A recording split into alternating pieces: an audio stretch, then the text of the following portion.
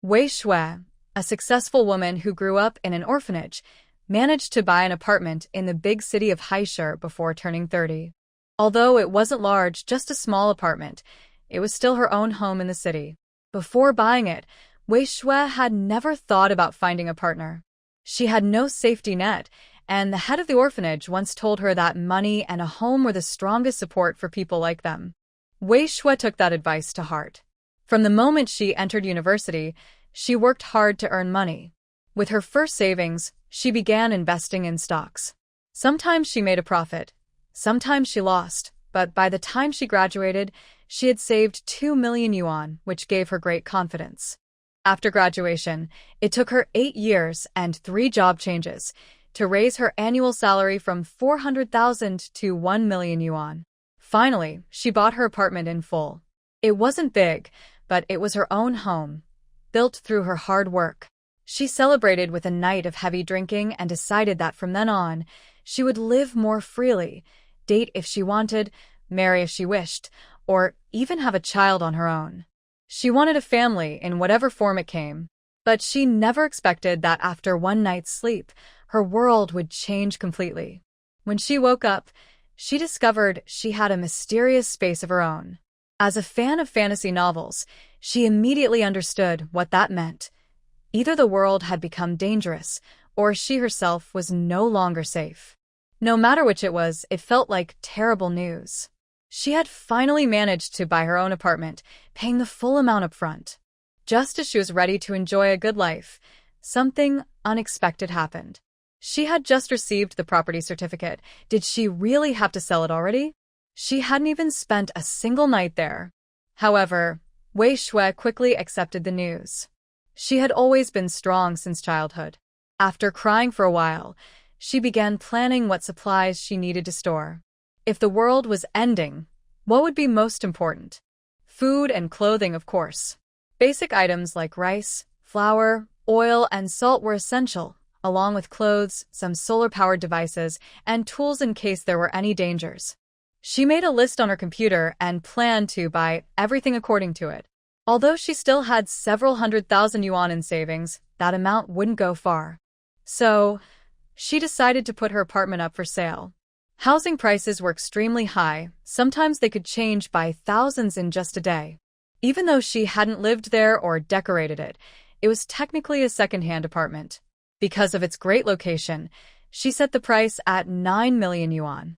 It was higher than what she had paid, but with prices rising so fast, she thought it was fair. The apartment was ready to move into after decoration, and buyers could design it however they liked. Sure enough, someone recognized its value and paid 9 million in full. Wei Shui resigned from her job, politely turning down her boss's attempt to keep her. She said the world was big, and she wanted to go out and see it. Under the envious eyes of others, Wei Shui began storing supplies. She didn't keep everything in one place but went to different locations, even traveling to Russia to stock up on meat. The meat there was cheaper than in her own country, and buying in bulk came with discounts. After spending most of her money, she even planted crops on the 100 acres of land inside her storage space. The soil there was incredibly fertile, stretching as far as the eye could see. It really tested her patience, but luckily, she could plant using her mind and harvest once a year. Anything grown on that land was completely under her control. Other items were stored in a warehouse where time stood still. Inside were carefully collected vegetable seeds and various other seeds, all high yield and capable of reproducing. After spending nearly all her money, she suddenly thought, what if it wasn't the end of the world but time travel instead? What if she ended up in a different era, an ancient world, or even a futuristic one? Shouldn't she prepare for that too? With that thought, Wei Shui, who had just settled down, became busy again. She visited vintage shops and bought 5 old-style bicycles. Coincidentally, the shop even provided matching receipts, designed to look authentic. She also prepared all kinds of old-fashioned items that might be useful in a historical setting: bright red fabric, army green cloth, and some more expensive materials. By the time she finished shopping, she had only 20,000 yuan left and returned to her rented apartment. The only regret about this space was that it couldn't be used for raising animals.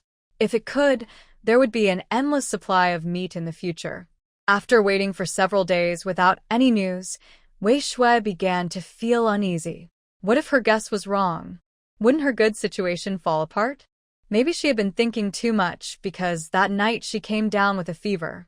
Wei Shui knew she was sick, but she was too weak to move. She couldn't even call for help.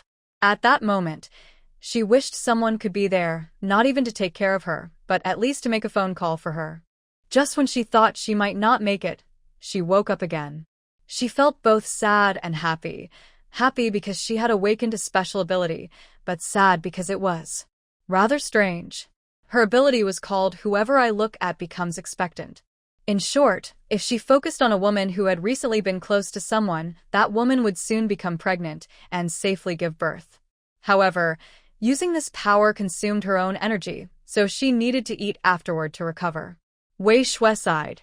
In ancient times, she might have been called a miracle doctor. But in modern society, where many people didn't even want children, what use was this ability? And if it were the end of the world, people would be too busy trying to survive to think about having babies. However, in the later stages, there would probably be a need for post-disaster reconstruction, which would also require people. By then, there might even be a wave of new births. But with such limited abilities, could she even survive until that time? With a body so weak and thin? Thinking about this, after being hungry for 3 days and with her mind running fast, Wei Shui fainted. As she lost consciousness, her face turned pale, almost as if she had been lifeless for days. A beam of light flew out from her body, soared into the sky, and disappeared without a trace. No one noticed it. That very day, 1 in 10 million people around the world awakened special powers.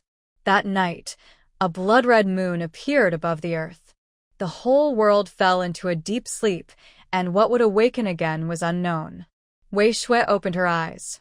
Just as she was about to rub her head, she saw her own hands, yellow and thin, and was so shocked that she sat up quickly.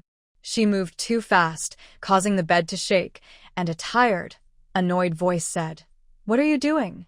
Can't you let people sleep?" Wei Shui hadn't figured out what was going on yet, but she realized she must have traveled into another world. Since she didn't understand the situation, she stayed quiet and slowly lay back down. Scenes began to appear in her mind, memories that must have belonged to the body's original owner.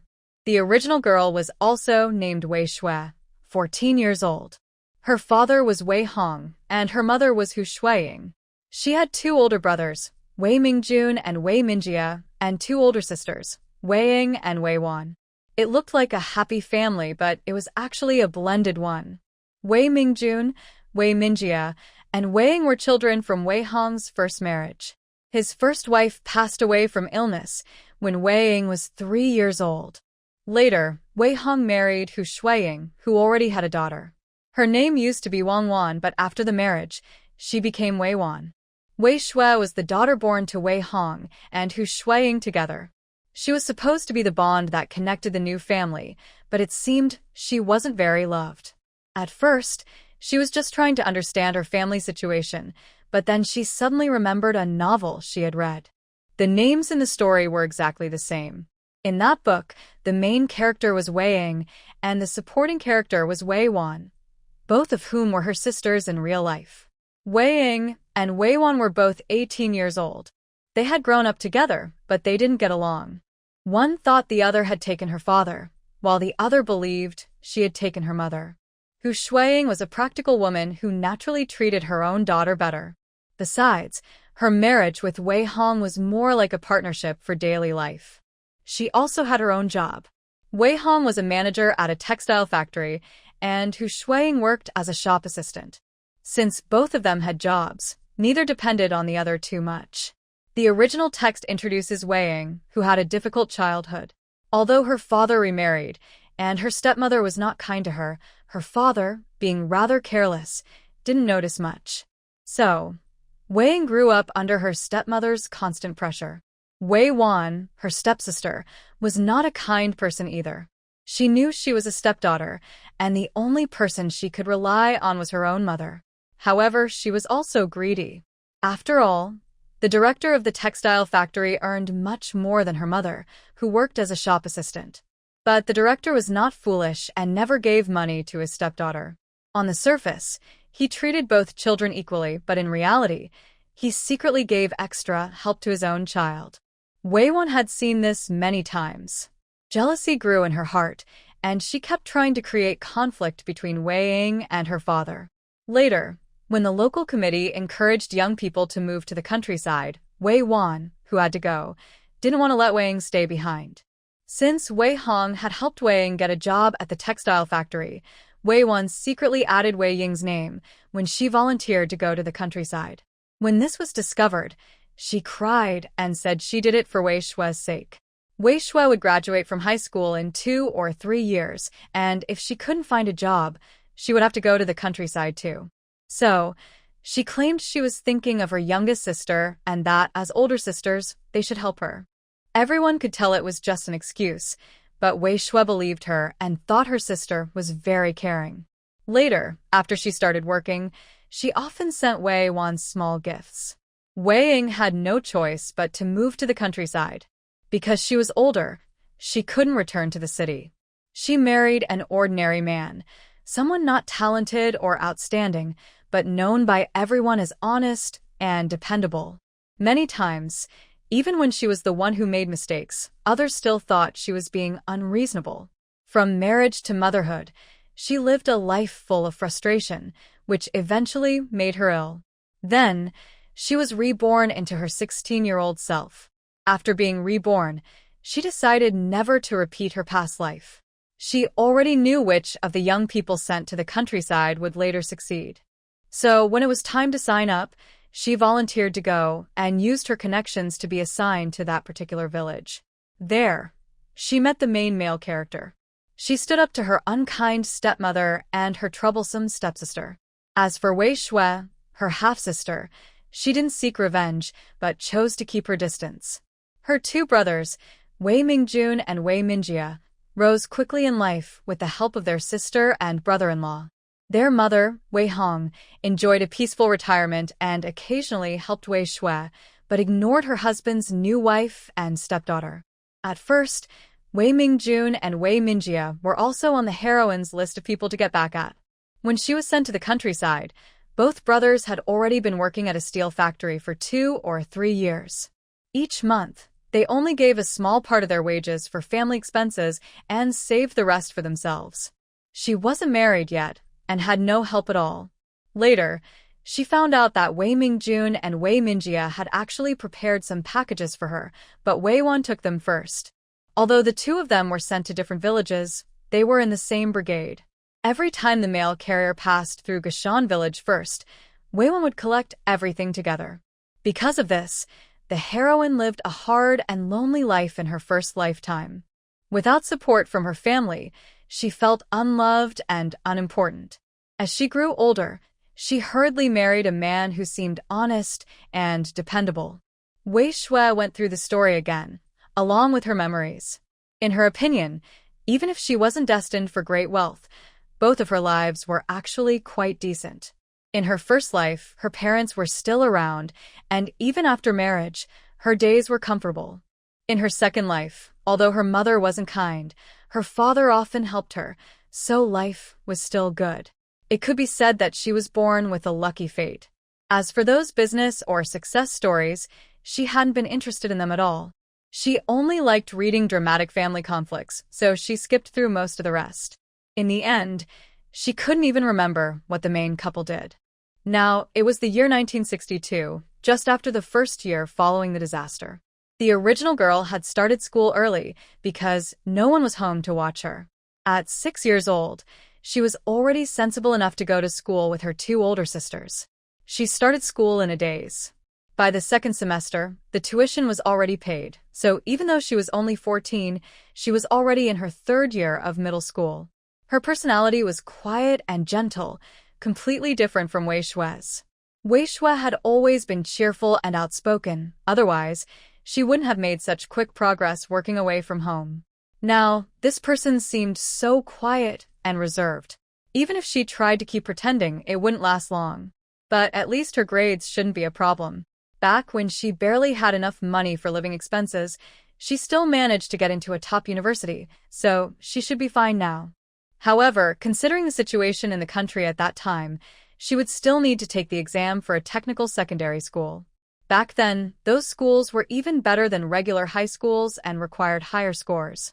Fortunately, her two older sisters were about to move to the countryside, so soon she would have the room all to herself. Wei Shui slept on the top bunk. Whenever she moved even a little, Wei Wan, who slept below, would get angry. Wei Shui cared about her pride and didn't dare talk back, always waiting for her sister to get up before she did. But this time, Wei Shui didn't want to put up with it anymore. Every night before bed, she avoided drinking water, afraid she might wake her sister in the middle of the night. Lying on her side, Wei Shui opened her eyes and looked around the small room. It was tiny, just enough space for 2 bunk beds and a small wardrobe. The narrow walkway between them was only as wide as an arm's length. The walls were covered with hanging items, making the room feel even more crowded. This was an old apartment building where several families shared one kitchen and one bathroom. If you got up late, you'd have to wait in line. Luckily, it was the holiday season now. Otherwise, with the children going to school, it would be even busier. Wei Shui thought for a moment and got up. It was already late in the morning, and the small room felt like a steamer. Sweat was already forming on her forehead. When she got out of bed, she couldn't help but move a little, and Wei Wan spoke impatiently. "Can you be quieter? If you're not sleeping, I still want to." The hot weather had already made sleeping uncomfortable. It was finally a bit cooler in the morning, and she had hoped to rest a little longer, but Wei Shui was already moving around. "So what?" Wei Shui replied lightly, slipping on her slippers. She picked up her washing things, opened the door, and went out. Wei Wan, still half asleep, thought she heard Wei Shui talking back. She suddenly opened her eyes, but all she saw was Wei Shui's back as she left the room. At that moment, Wei Ying opened her eyes too. She blinked a few times, then smiled. A gentle, genuine smile. When Wei Shui stepped outside, no one else was around. Their family was actually quite well off, but they only had a 3-bedroom apartment. Wei Hong and Hu Shuiying, the couple, shared one room. Wei Mingjun and Wei Minjia, the 2 brothers, shared another, and the 3 sisters shared the last one. Wei Hong earned more than 70 yuan a month, not including some extra unofficial income he received as the logistics director. For example, there were often temporary job openings, and most of those positions were bought rather than earned. Otherwise, how could a logistics director at a textile factory manage to get both his son's jobs at a steel mill?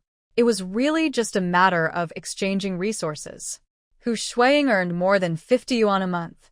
Her job as a sales clerk wasn't hard, and her salary mainly came from her years of experience. She was quite satisfied with it. Without this job, her former in-laws might still try to control her, which she would never allow. Wei Mingjun and Wei Minjia, aged 23 and 22, were both second-level machinists under different masters. Each earned 37 yuan a month, giving 20 yuan to their parents, 10 yuan for household expenses, and another 10 yuan to repay the money spent to get their jobs. It had been agreed that the family would pay half the cost of the 2 jobs, and the brothers would pay the other half. With 17 yuan left as savings, that was already quite impressive. Matchmakers had visited many times, but neither brother wanted to get married yet. The family was large, and the 2 still shared a room. The factory dormitory had big shared bunks with several people sleeping together, so staying at home was more comfortable. Getting a separate house wasn't easy, and they hadn't even figured out where they would live if they did get married. The matchmaker knew about their family's situation. Faced with these 2 promising young men, she could only sigh. The 2 older sisters were fine. The eldest was already 18 and could get married soon. But the youngest was only 14, so she would have to wait another 4 or 5 years. By then, who knew how old those 2 brothers would be? Instead of hoping to free up this room, it was better to hope the brothers could get their own housing from work. At the end of the hallway, Li Shui saw Hu Shuiying and instinctively called out, "Mom." Hu Shuiying was making breakfast. It was still early, though the sun was already up. She was chatting with Aunt Wang beside her. Hearing someone call Mom, she turned around, surprised to see her younger daughter walking over. "Isn't it the holidays? Why are you up so early today?" she asked in surprise. Usually, during holidays, it took several calls to get her out of bed. Was the sun rising from the west today? The child just wanted to help you cook. Why aren't you happy about that? Aunt Wang said cheerfully, as if trying to smooth things over, though it also sounded a bit teasing. Li Shui didn't really want to cook. At times like this, there was always something missing, no oil, no salt, and her cooking skills weren't great. Better not to take the risk. Aunt Wang, that's not right, Li Shui said quickly. No one cooks better than my mom. The ingredients are already simple enough. If I tried, I'd just waste them. Without my mom, this home wouldn't be the same. Aunt Wang's family is different now. She's really living a good life. Her daughters-in-law never let her do any chores. If her eldest daughter were home, she wouldn't let her work either. Aunt Wang, you've worked hard today, Wei Shui said with a cheerful smile. Hu Shuang was pleased by the compliment. It was true. None of her 3 daughters had learned her cooking skills. During those years of hardship, when food and oil were scarce, the family had relied on her ability to make tasty meals from almost nothing. But Aunt Wang wasn't happy. Now that her 3 sons were all married, she no longer had the final say at home. Her daughters-in-law seemed to guard against her, locking up the grain cabinets, so only they had the keys. Even when there wasn't enough time to cook, they would take out just enough food for their own families and then lock the cabinets again. They even told her 3 grandsons to take turns watching her, afraid she might save food to send back to her own family. When Aunt Wang heard Wei Shui's words, she forced a smile.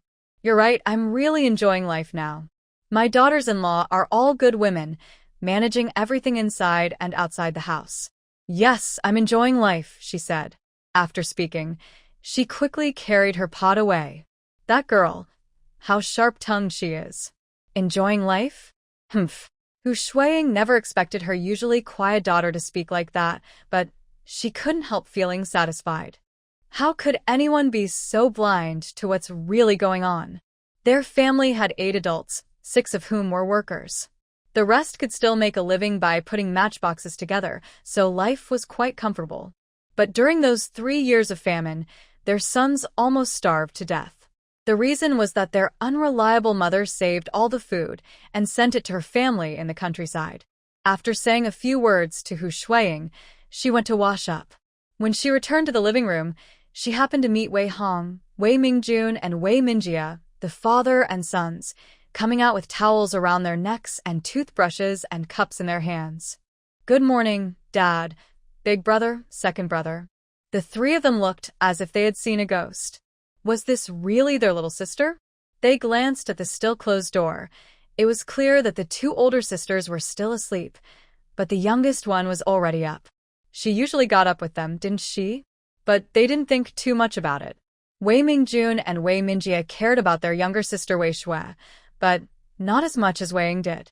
After all, they were born of the same mother, while the stepmother only treated them politely for appearance's sake. She didn't even try to hide her favoritism.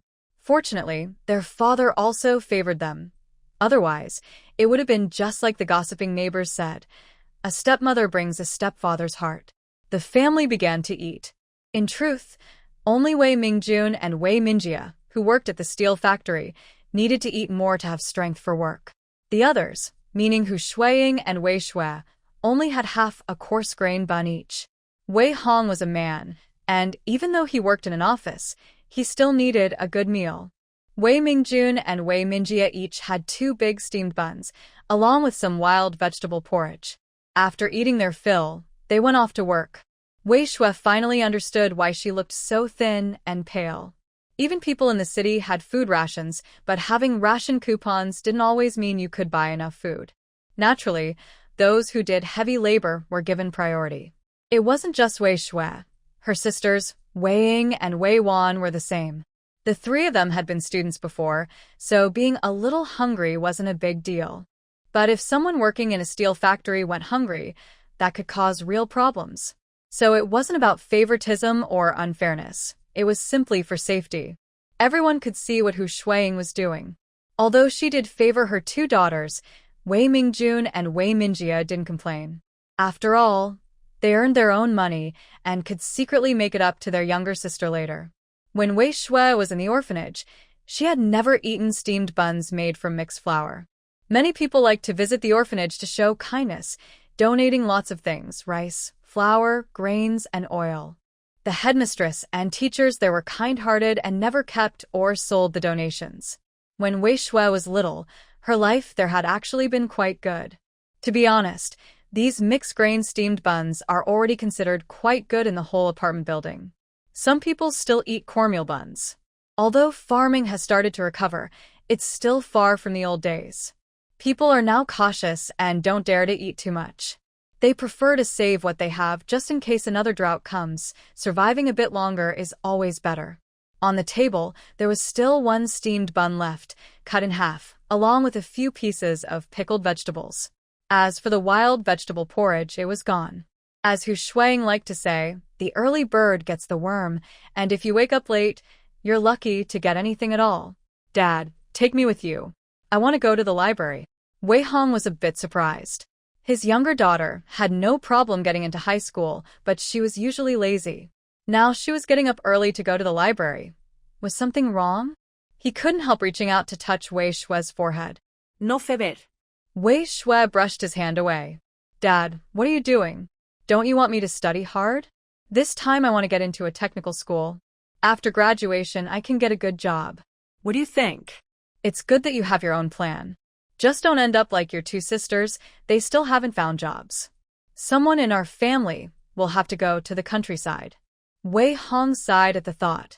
Even though he was the logistics director at the textile factory, he couldn't take too much care of his own family. Still, he had already decided. Wei Wan would be the one to go to the countryside. Since there was such an opportunity, of course he would look after his own daughter first. Wei Ying's job was already arranged, but she hadn't officially started yet. It would only take a few more days. As for Wei Wan, she would be compensated. 5 yuan would be sent to her every month as support for her time working in the countryside. When they reached the library entrance, Wei Shui got out of the car. However, she had arrived too early.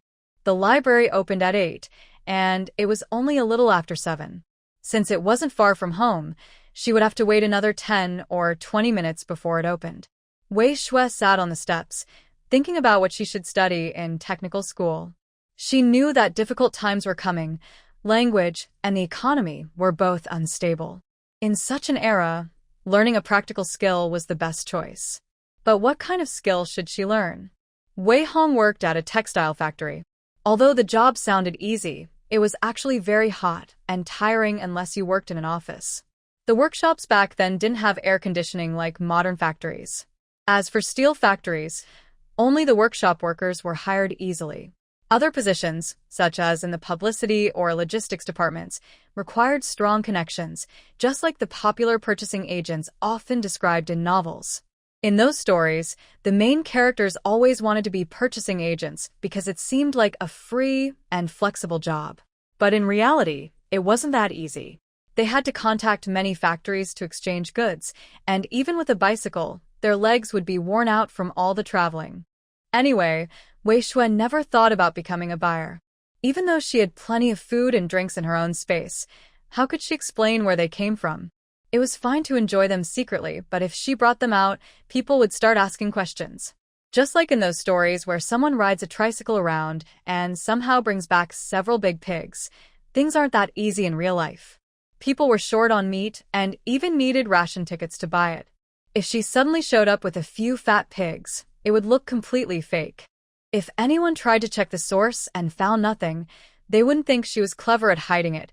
They'd think something strange was going on. So, what kind of work was most valuable now? Her older brother's jobs as machinists were indeed good once they reached higher levels, but with her small build, there was no way she could handle that kind of work. She had asked around and learned that to reach level 8, the lowest monthly pay was 99 yuan, and with bonuses it could reach over 120. At that time, that was an incredible salary. But it required not only time and talent but also a good teacher, and she didn't have that kind of luck. As for being sent to the countryside, She would never do that in her life. Finally, the library opened. Outside, not only Wei Shui was waiting, but also several others who seemed to be there to study. People in this era truly valued learning. There were still universities, but not everyone could get in. Wei Ying and Wei Wan hadn't been able to pass the entrance exams, which was why they had to go to the countryside. If you couldn't get into college and didn't have a job, going to the countryside was the only option. Wei Ying probably had a job arranged by now. Comrade Wei Hong would never ignore her own daughter. Hu Shuiying didn't want her daughter to go to the countryside either, but as a shop assistant, she didn't have the power to arrange a job. As for early retirement, that was impossible. She wasn't old enough, and besides, Comrade who couldn't stand the idea of being unemployed. Her relationship with her stepson wasn't very good to begin with. If she lost her job, wouldn't she be living under someone else's roof? Besides, her current salary was over 50 yuan, while her daughter's replacement position would only pay a little over 20 yuan less. There was one more option, marriage. But not only did Hu Shuiying disagree with that idea, even Li Wan herself refused. How could she marry someone so casually? Wei Shui walked into the library and found the section for literature books. At that time, the rules were not too strict, so there were still many books available. She wanted to cultivate her mind, just like many people who wrote fan stories to earn money.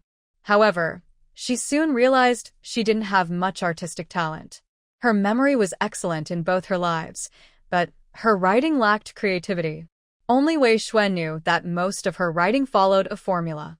Her essays could get high scores, but never full marks. They were too mechanical. She still preferred science subjects, where she could solve problems easily. In the science exams, which had a total score of 300, she could often get 290, sometimes even close to full marks. When she got into Qing University, it was truly because of her ability. She had great talent in science, but in her previous life, she studied finance, which had nothing to do with what she liked now. Was she crazy to study finance back then? She looked at the categories on the shelves and thought, maybe accounting would be better, it might be easier to find a job. But when she turned to the section on mechanics, she became unexpectedly fascinated. She even thought, why does this seem so simple? There weren't many books on mechanics, but they were enough for her to get a head start. Since that was the case, she decided to become a technical worker in this life. She had heard that people with technical skills were in high demand. Even if she ended up repairing cars, that would still be a valuable skill. Thinking about this, Wei Shui became even more determined to get into the technical secondary school. But compared to high school, it was much harder, so she needed to study well. She didn't have to worry about science, but she would have to work very hard on the humanities. When she got home at noon, it was just time to make lunch. On the way, she greeted people and smelled the aroma of stir-fried dishes. She dodged children running and playing along the road. Life in this era might be poor, but it was full of warmth and liveliness. However, when she opened the door, all that warmth disappeared. The living room was a mess. An enamel cup lay broken, a mirror was shattered, a chair had a missing leg, and the tin cookie box that held sewing supplies was thrown to the floor. Even the shoes were scattered everywhere. It looked like a battlefield. She hadn't expected to walk in on such a scene. One of her sisters had messy hair, a few buttons missing from her clothes, and was holding her chest, her face showing some bruises. The other sister was sitting in the corner, leaning against the wall, her eyes full of anger. Her thick braids had come undone, making her look wild and disheveled. The two of them had clearly fought seriously. Although Wei Ying didn't seem hurt, Wei Wan's hand was clutching a handful of hair, probably pulled out during the fight. Thinking of this, Wei Shui shivered. People in this era really didn't hold back when they fought. Wei Shui noticed the two people looking at her, quietly stepped back, closed the door, and ran off. She thought to herself, don't call me timid. Why should I get involved anyway? They were leaving soon, and whatever arguments they had, they could handle themselves. If things got worse, she could always call her father and stepmother back. Their daughters were their own responsibility. What Wei Shui didn't know was that after she left, the two of them started fighting again. It was noon break, and since the nearby kids were on summer vacation, She spent a small amount of money to ask two of them to run an errand. Holding an ice pop in her mouth, she waited downstairs. It was too hot to run around. By the time Wei Hong and Hu Shuiying came back, each riding a bicycle with a child on the back seat, her ice pop was already gone, and the heat was rising again. As soon as they got off their bikes and saw Wei Shui, they hurriedly asked, "What happened?" "Dad, Mom, I don't really know. I just got back from the library. When I opened the door, I saw my two sisters fighting. It was already over, but the living room was a mess.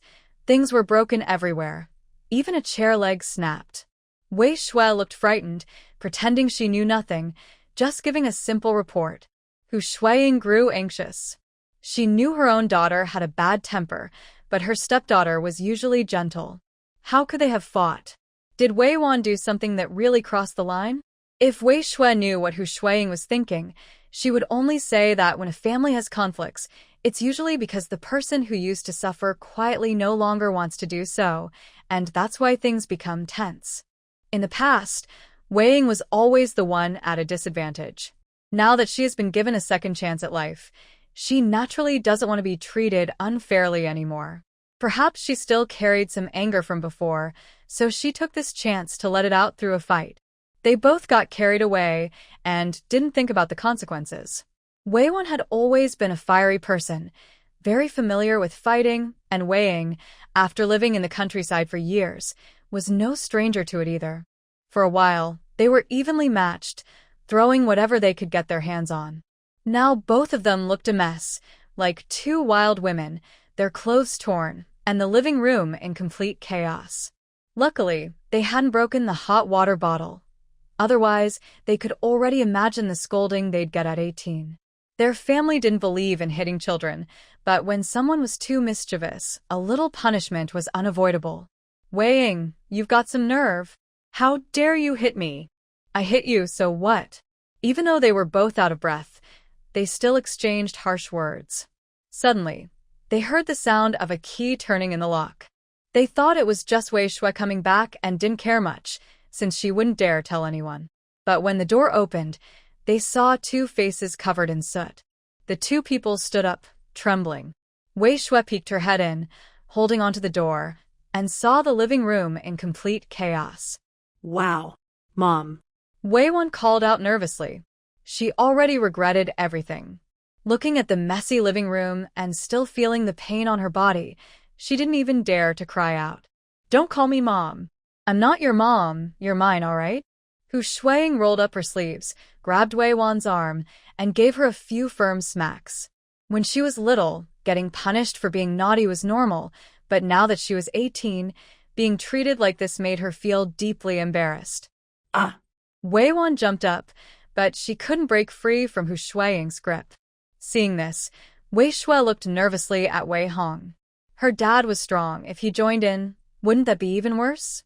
Wei Hong didn't step in, but Wei Shui, being the obedient daughter, looked at her father and said, "Dad, I know it's not right for you or Mom to do this. How about I handle it?" Before Wei Hong could respond, Wei Shui rolled up her sleeves and, imitating her mother, started giving a few light smacks. Wei Ying, already exhausted from the earlier fight, didn't expect her younger sister to be so strong and cried out in surprise. "Wei Shui, how dare you hit me?" Wei Ying couldn't believe it. Her usually quiet and gentle younger sister had actually hit her, and it really hurt. She had never expected her to dare fight back. The last time she and Wei Wan argued, that timid girl hadn't made a sound. Wei Ying thought she was just scared, but it turned out she had gone to tell their parents. And now, she even dared to hit her. "So, what if I hit you? Look at what you've done to this house. It's a complete mess. Even after a war, it wouldn't look this bad. You're old enough to know better, yet you still make Mom and Dad worry. Just look around. How much money do you think it'll take to fix all this?" At first, Wei Shui thought she might have gone too far, even if she wanted to teach Wei Ying a lesson. But after hearing her own words and seeing the living room in chaos, she couldn't help but start calculating the cost. Goodness, it would take at least 10 yuan to replace everything. "Xiao Xue, go ahead and teach her a lesson. Hit her if you must." Wei Hong quickly locked the door. Fighting was one thing, but he didn't want the neighbors watching. He knew someone outside was probably trying to listen. That command was like giving permission. It set off the battle completely.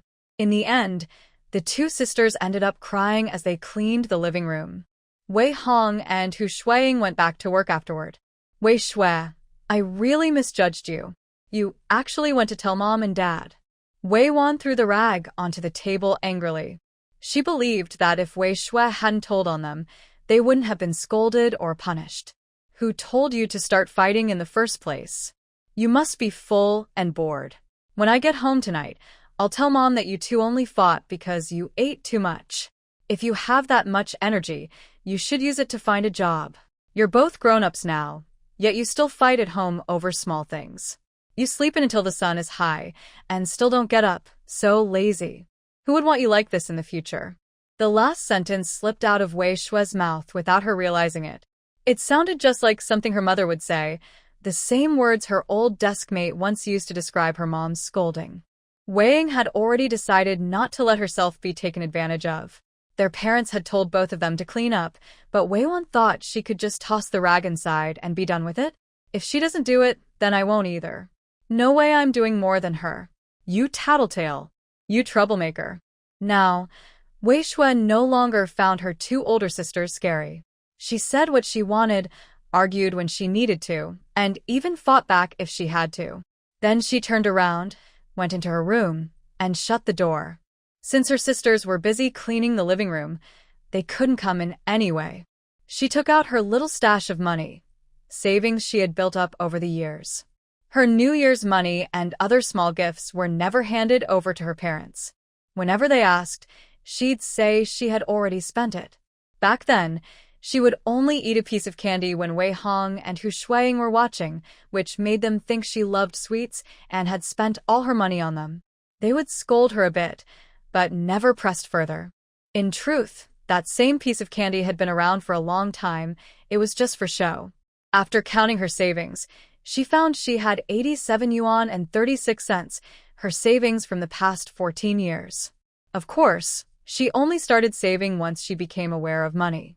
She never handled ration tickets herself, since her mother kept all the food coupons. She put all the money into her storage space. As for her two older sisters' savings, Wei Shui already knew exactly where they hid them. They thought their hiding spots were secret, but to Wei Shui, they were obvious. Every time her sisters hid money, they would close the door, but from her memories, Wei Shui had always been good at noticing small differences. Whenever she entered the room after they had been there, her eyes would naturally go to anything that looked moved or uneven. So, her sisters' hiding places never escaped her notice. She had even taken their money out to look at it before, and once she saw they had less than she did, she felt relieved. That evening, when Wei Mingjun and Wei Minjia came home, they noticed the living room looked unusually clean but also emptier than before. They were puzzled. Had their mother come back just to clean? They checked the time and realized it didn't make sense. Could she have come home at noon? It wasn't until dinner that they understood the reason. There was no food prepared for the two of them. However, the same number of steamed buns had been made as usual. This time, Hu Shuiying and Wei Shui each got one for themselves. No need to share. Wei Mingjun and Wei Minjia didn't plan to help either, because they were also angry about the matter. The stool Minjia was sitting on even had half a brick under it, since one of its legs had been broken. Only the person sitting on it would know how uncomfortable it was. Wei Ying hadn't felt real hunger for a long time. Even in her past life, no matter how hard things were, she had never gone hungry. Now, she was so hungry that her head felt dizzy. After drinking several big gulps of water, she lay down on the bed without moving. Wei Wan quietly took out the candies she had saved before, unwrapped 2 pieces, put them in her mouth, and lay down as well. During the famine, this was what they used to do, lie still to save energy so they wouldn't feel as hungry. But then Wei Ying thought, the famine was over, and she had money now. Why should she worry about not being able to buy food? So she took her small stash of money and went out. Wei Wan saw this, her eyes flickered, and she followed her out.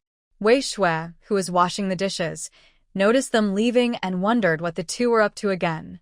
After all, the main girl, and the other one had never gotten along. In the apartment building, night fell. Everyone went back to their rooms to sleep. Going to bed early and waking up early was the normal routine at that time. Wei Shui, as always, spent her days in the library.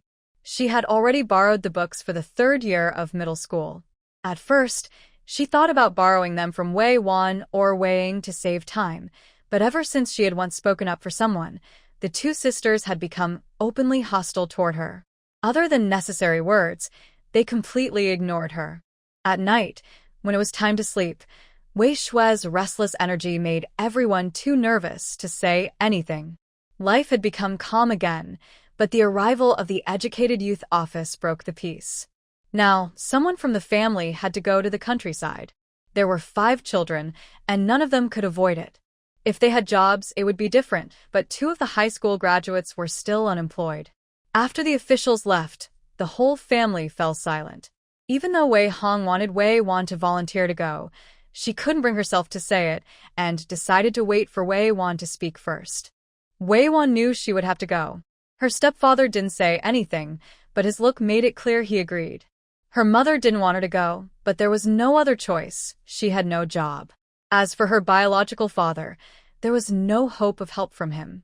If she hadn't insisted on following her mother back then, she might have been married off to help her cousins by now, instead of living this relatively good life. But asking her mother to give up her own job for her was impossible. Hu Shuiying valued that job more than anything. "I can go to the countryside," Wei Wan said, "but I'm doing it for our family. Mom, Dad, you both have to make it up to me." Wei Wan spoke directly, saying, "It's okay to go, but not for nothing. Besides the 100 yuan subsidy for the educated youth, you also need to give me extra money. Who knows when they will be able to return from going to the countryside? They say the educated youth go to build the country, but who really knows what life is like in the countryside?" Wei Wan, although living in the city, had visited her grandparents' rural home when her biological father was still alive. She doesn't remember it clearly now, but she still recalls the foul-smelling outhouse and the sweaty people. The smell was overwhelming and hard to get rid of. Wei Hong was very happy and said, "How about this?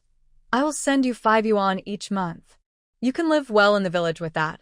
Hu Shuiying also felt sorry for her daughter and quickly added, "I will also send you 5 yuan each month, so together you will have 10 yuan. In the countryside, people often can't save that much in a year, but it's enough for you to live comfortably." Wei Wan didn't expect there to be such an advantage, but she also remembered to bring Wei Ying down. Then she thought for a moment, just a few days ago, she had visited the Educated Youth Office. Could it be that they wanted her to go to the countryside?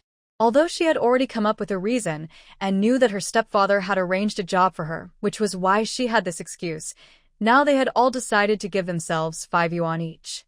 If she revealed her thoughts, would the money just disappear?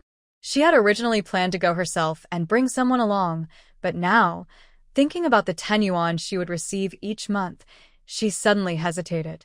Wei Ying still wanted to wait for Wei Wan to speak. Wasn't this how it was in her past life? She voluntarily offered to go to the countryside, making her father think she was considering the family. Every month, she sent 5 yuan, and her stepmother also sent 5 yuan. Then she got involved herself. She wondered why she still needed a job. She could save the money for her sister. She was still young, and when the time came, she could transfer the money to her. In a few years, she would probably be married anyway, so having a job didn't matter much.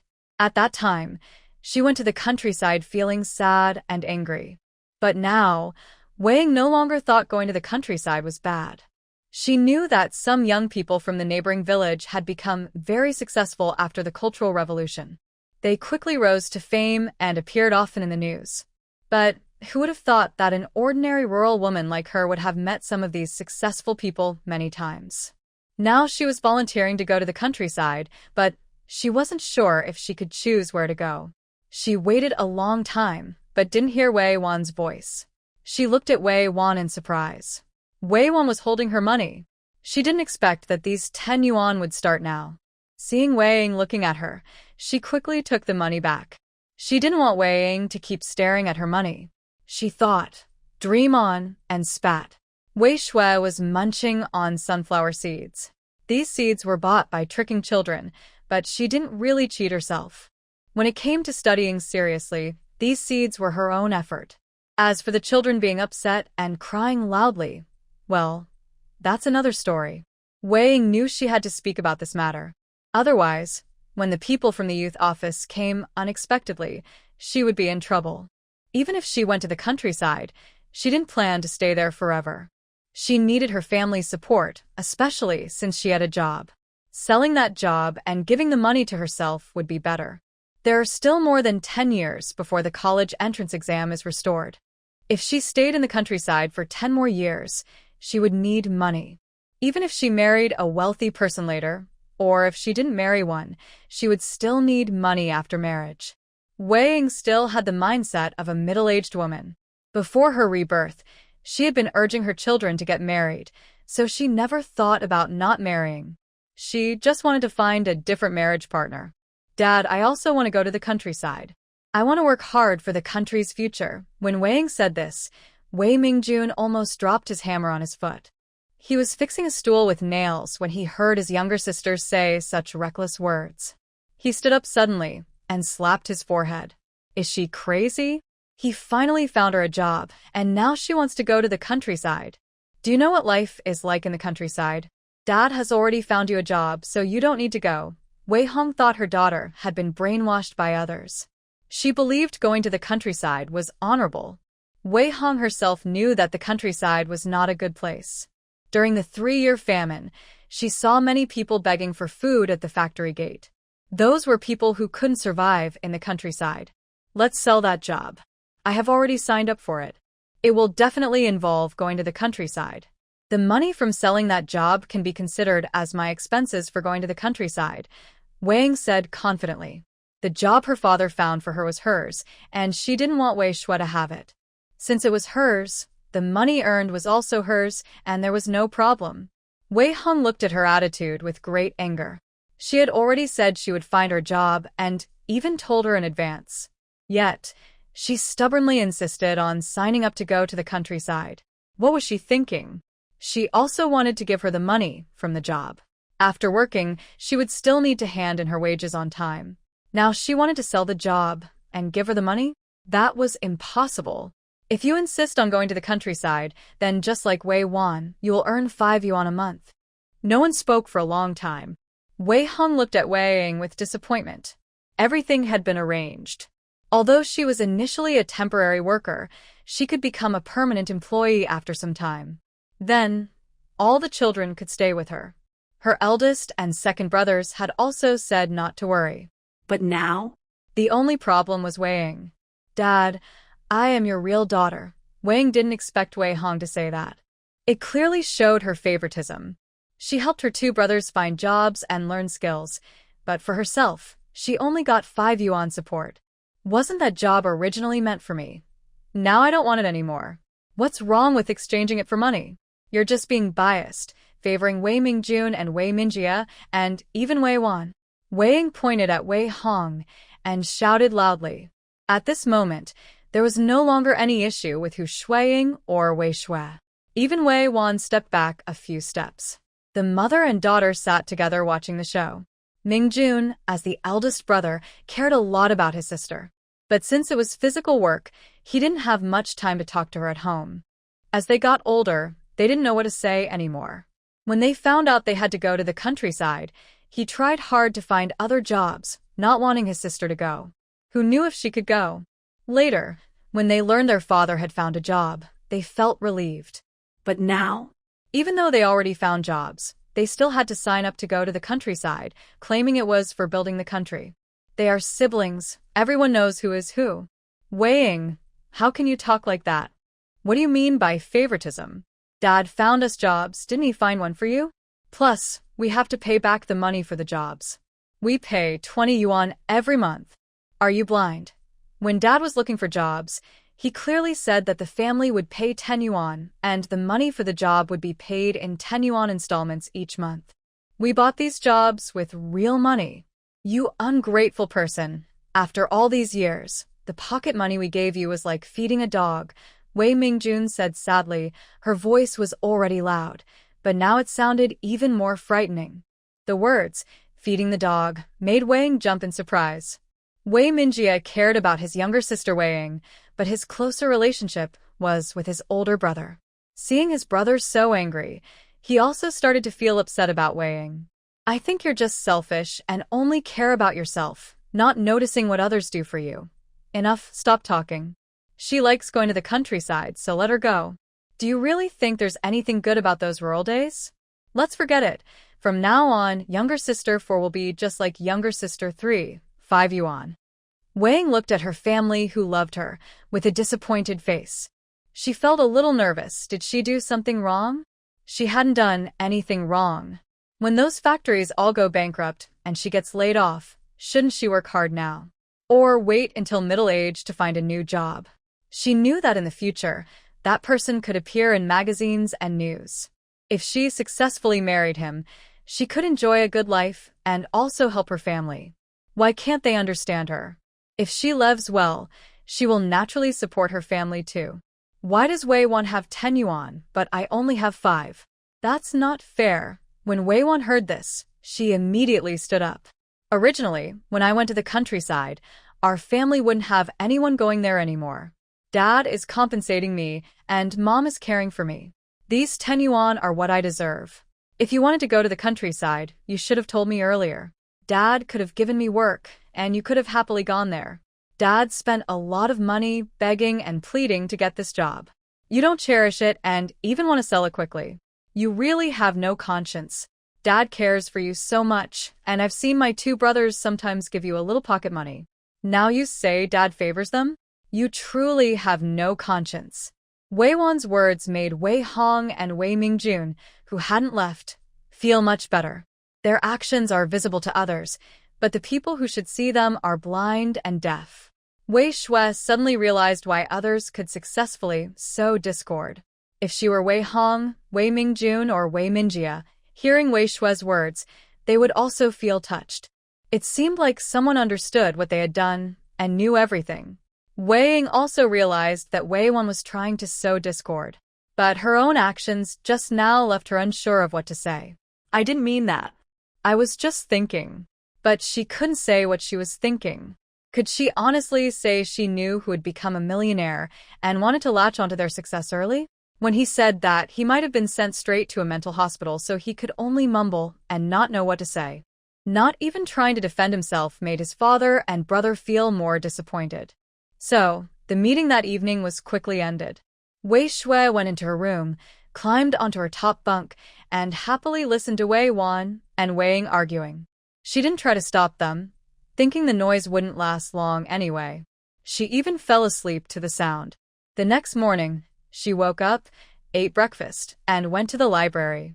As for the heroine and the supporting character, they had already received 100 yuan for their resettlement as educated youth and went to buy things. Since they had already registered their names, they couldn't change them. So, after 5 days, Wei Wan and Wei Ying, carrying big and small bags, took the train to Heilongjiang province.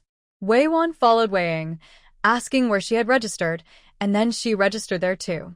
She didn't know who was in the countryside or what was good, but she thought, no gain without effort. Wei Ying must have had a purpose for doing this. She didn't know what it was, but if she went, she would find out. Anyway, going to the countryside wasn't really going far. Since she probably wouldn't get a chance around Beijing, going to Heilongjiang province was fine. I heard they only work half the year there, and the rest of the time they stay cozy. Thinking about it, they wouldn't have to do much work. Wei Hong and Hu Shuiying did not go to see them off. Wei Mingjun and Wei Mingjie also had to work. Perhaps because they were upset, Wei Hong, Wei Mingjun, and Wei Mingjie all stayed behind. Hu Shuiying simply didn't want to ask for leave and lose her small salary. In the end, only Wei Shui went to see them off. Wei Ying felt very sad. She didn't expect her father and brother not to come see her off. Only her younger sister came. Looking at Wei Wan, Wei Ying thought to herself that she must not have the same life as before. This time, she wanted her father and brother to always remember that she was the one who sent them things. Things in the countryside are hard to buy. Without money and tickets, you can't buy anything. So, before getting into the car, she pulled Wei Shui aside. Wei Shui was a bit confused. Just get in the car. Once I finish my task, I can go back to reading. Shui, I have something to ask you. Seeing Wei Ying's serious expression, Wei Shui nodded. What's the matter? Don't you want to go? Aren't you going to enjoy good food and drinks? From now on, you must mention me more often in front of Dad and brother. Tell them that life in the countryside is hard, and they should remember me. Wei Shui couldn't help but show a sarcastic smile.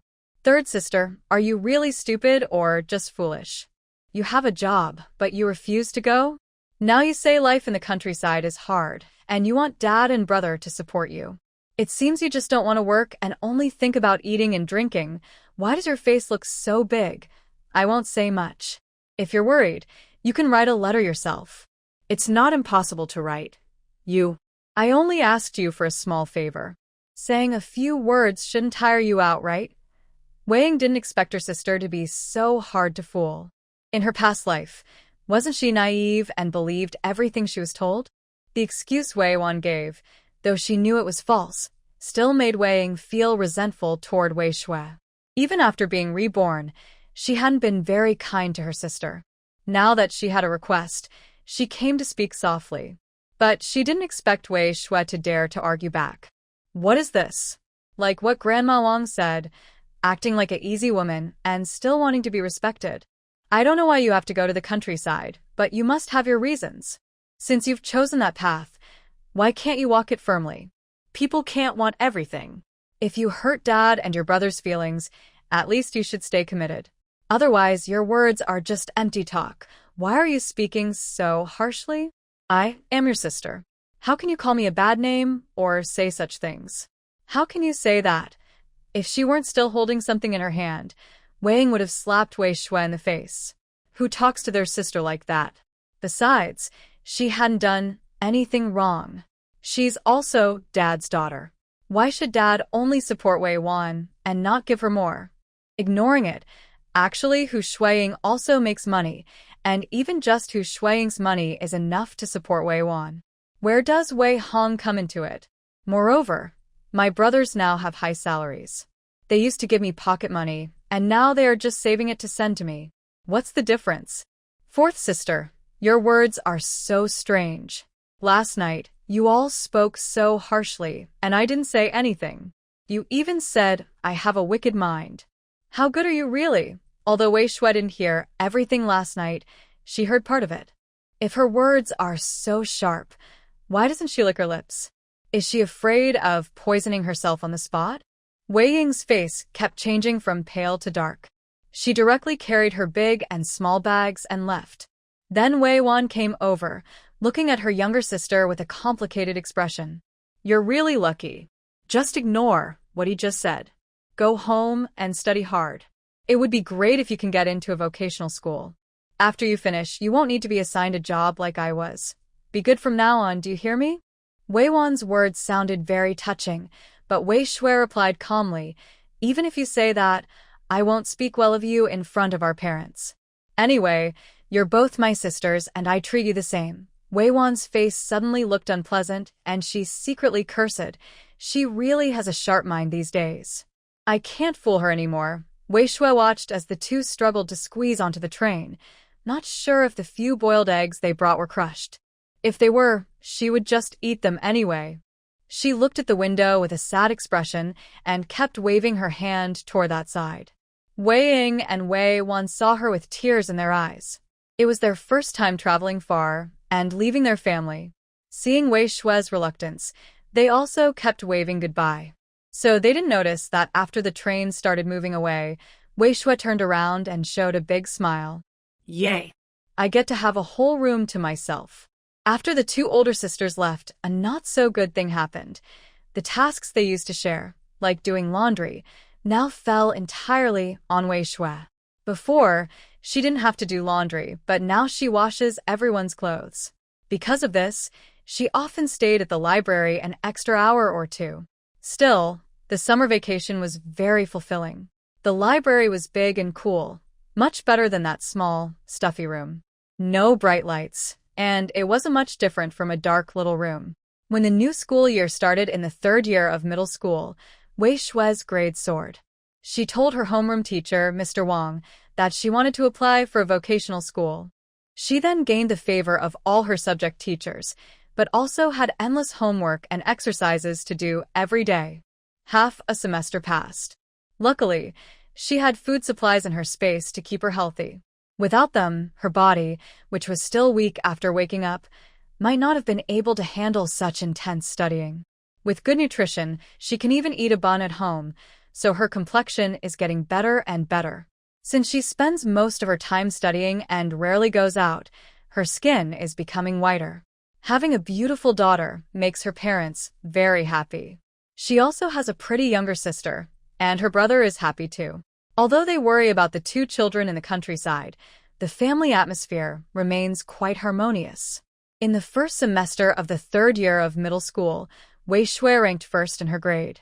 The family was very happy and also busy arranging her older brother Wei Mingjuan's marriage. He is not young anymore, and through his teacher, he successfully got a house. Once married, he will move into his own place. Although it's just a small house in a shared courtyard, it's a government-provided home, so it's quite nice. Marriage, in this era, happens very quickly. Not long ago, they were talking about finding a partner, and in less than a month, he brought someone home. Wei Shui was still a bit confused, and suddenly, she had a sister-in-law. They didn't even get to know each other well before they registered their marriage and moved into the shared courtyard. Mom, is it over so soon? Hu Shuiying, who was cooking, rolled her eyes. Isn't marriage like that? Your dad and I only met twice and we got married after just 3 days. Wei Shui's older sister-in-law is named Zhou Dahua. Although her name isn't special, she is a kind person. Like Wei Shui, she is from the city. Her parents work at a steel factory but currently have no jobs. She usually works on small tasks like fixing matchboxes at the street office and also takes on some odd jobs. Wei Mingjuan's salary is higher, so they live separately and pay 10 yuan each month. The remaining 20 yuan or so they spend on themselves, which is enough. They gave 200 yuan as bride price, which was a lot at that time. With a monthly salary of 20 yuan, a family of 4 could live well. The 200 yuan could buy many things. Zhou Dahua's parents also work at a steel factory and earn about 100 yuan a month. They didn't lack the 200 yuan bride price, but it was a sign of respect from the groom's side.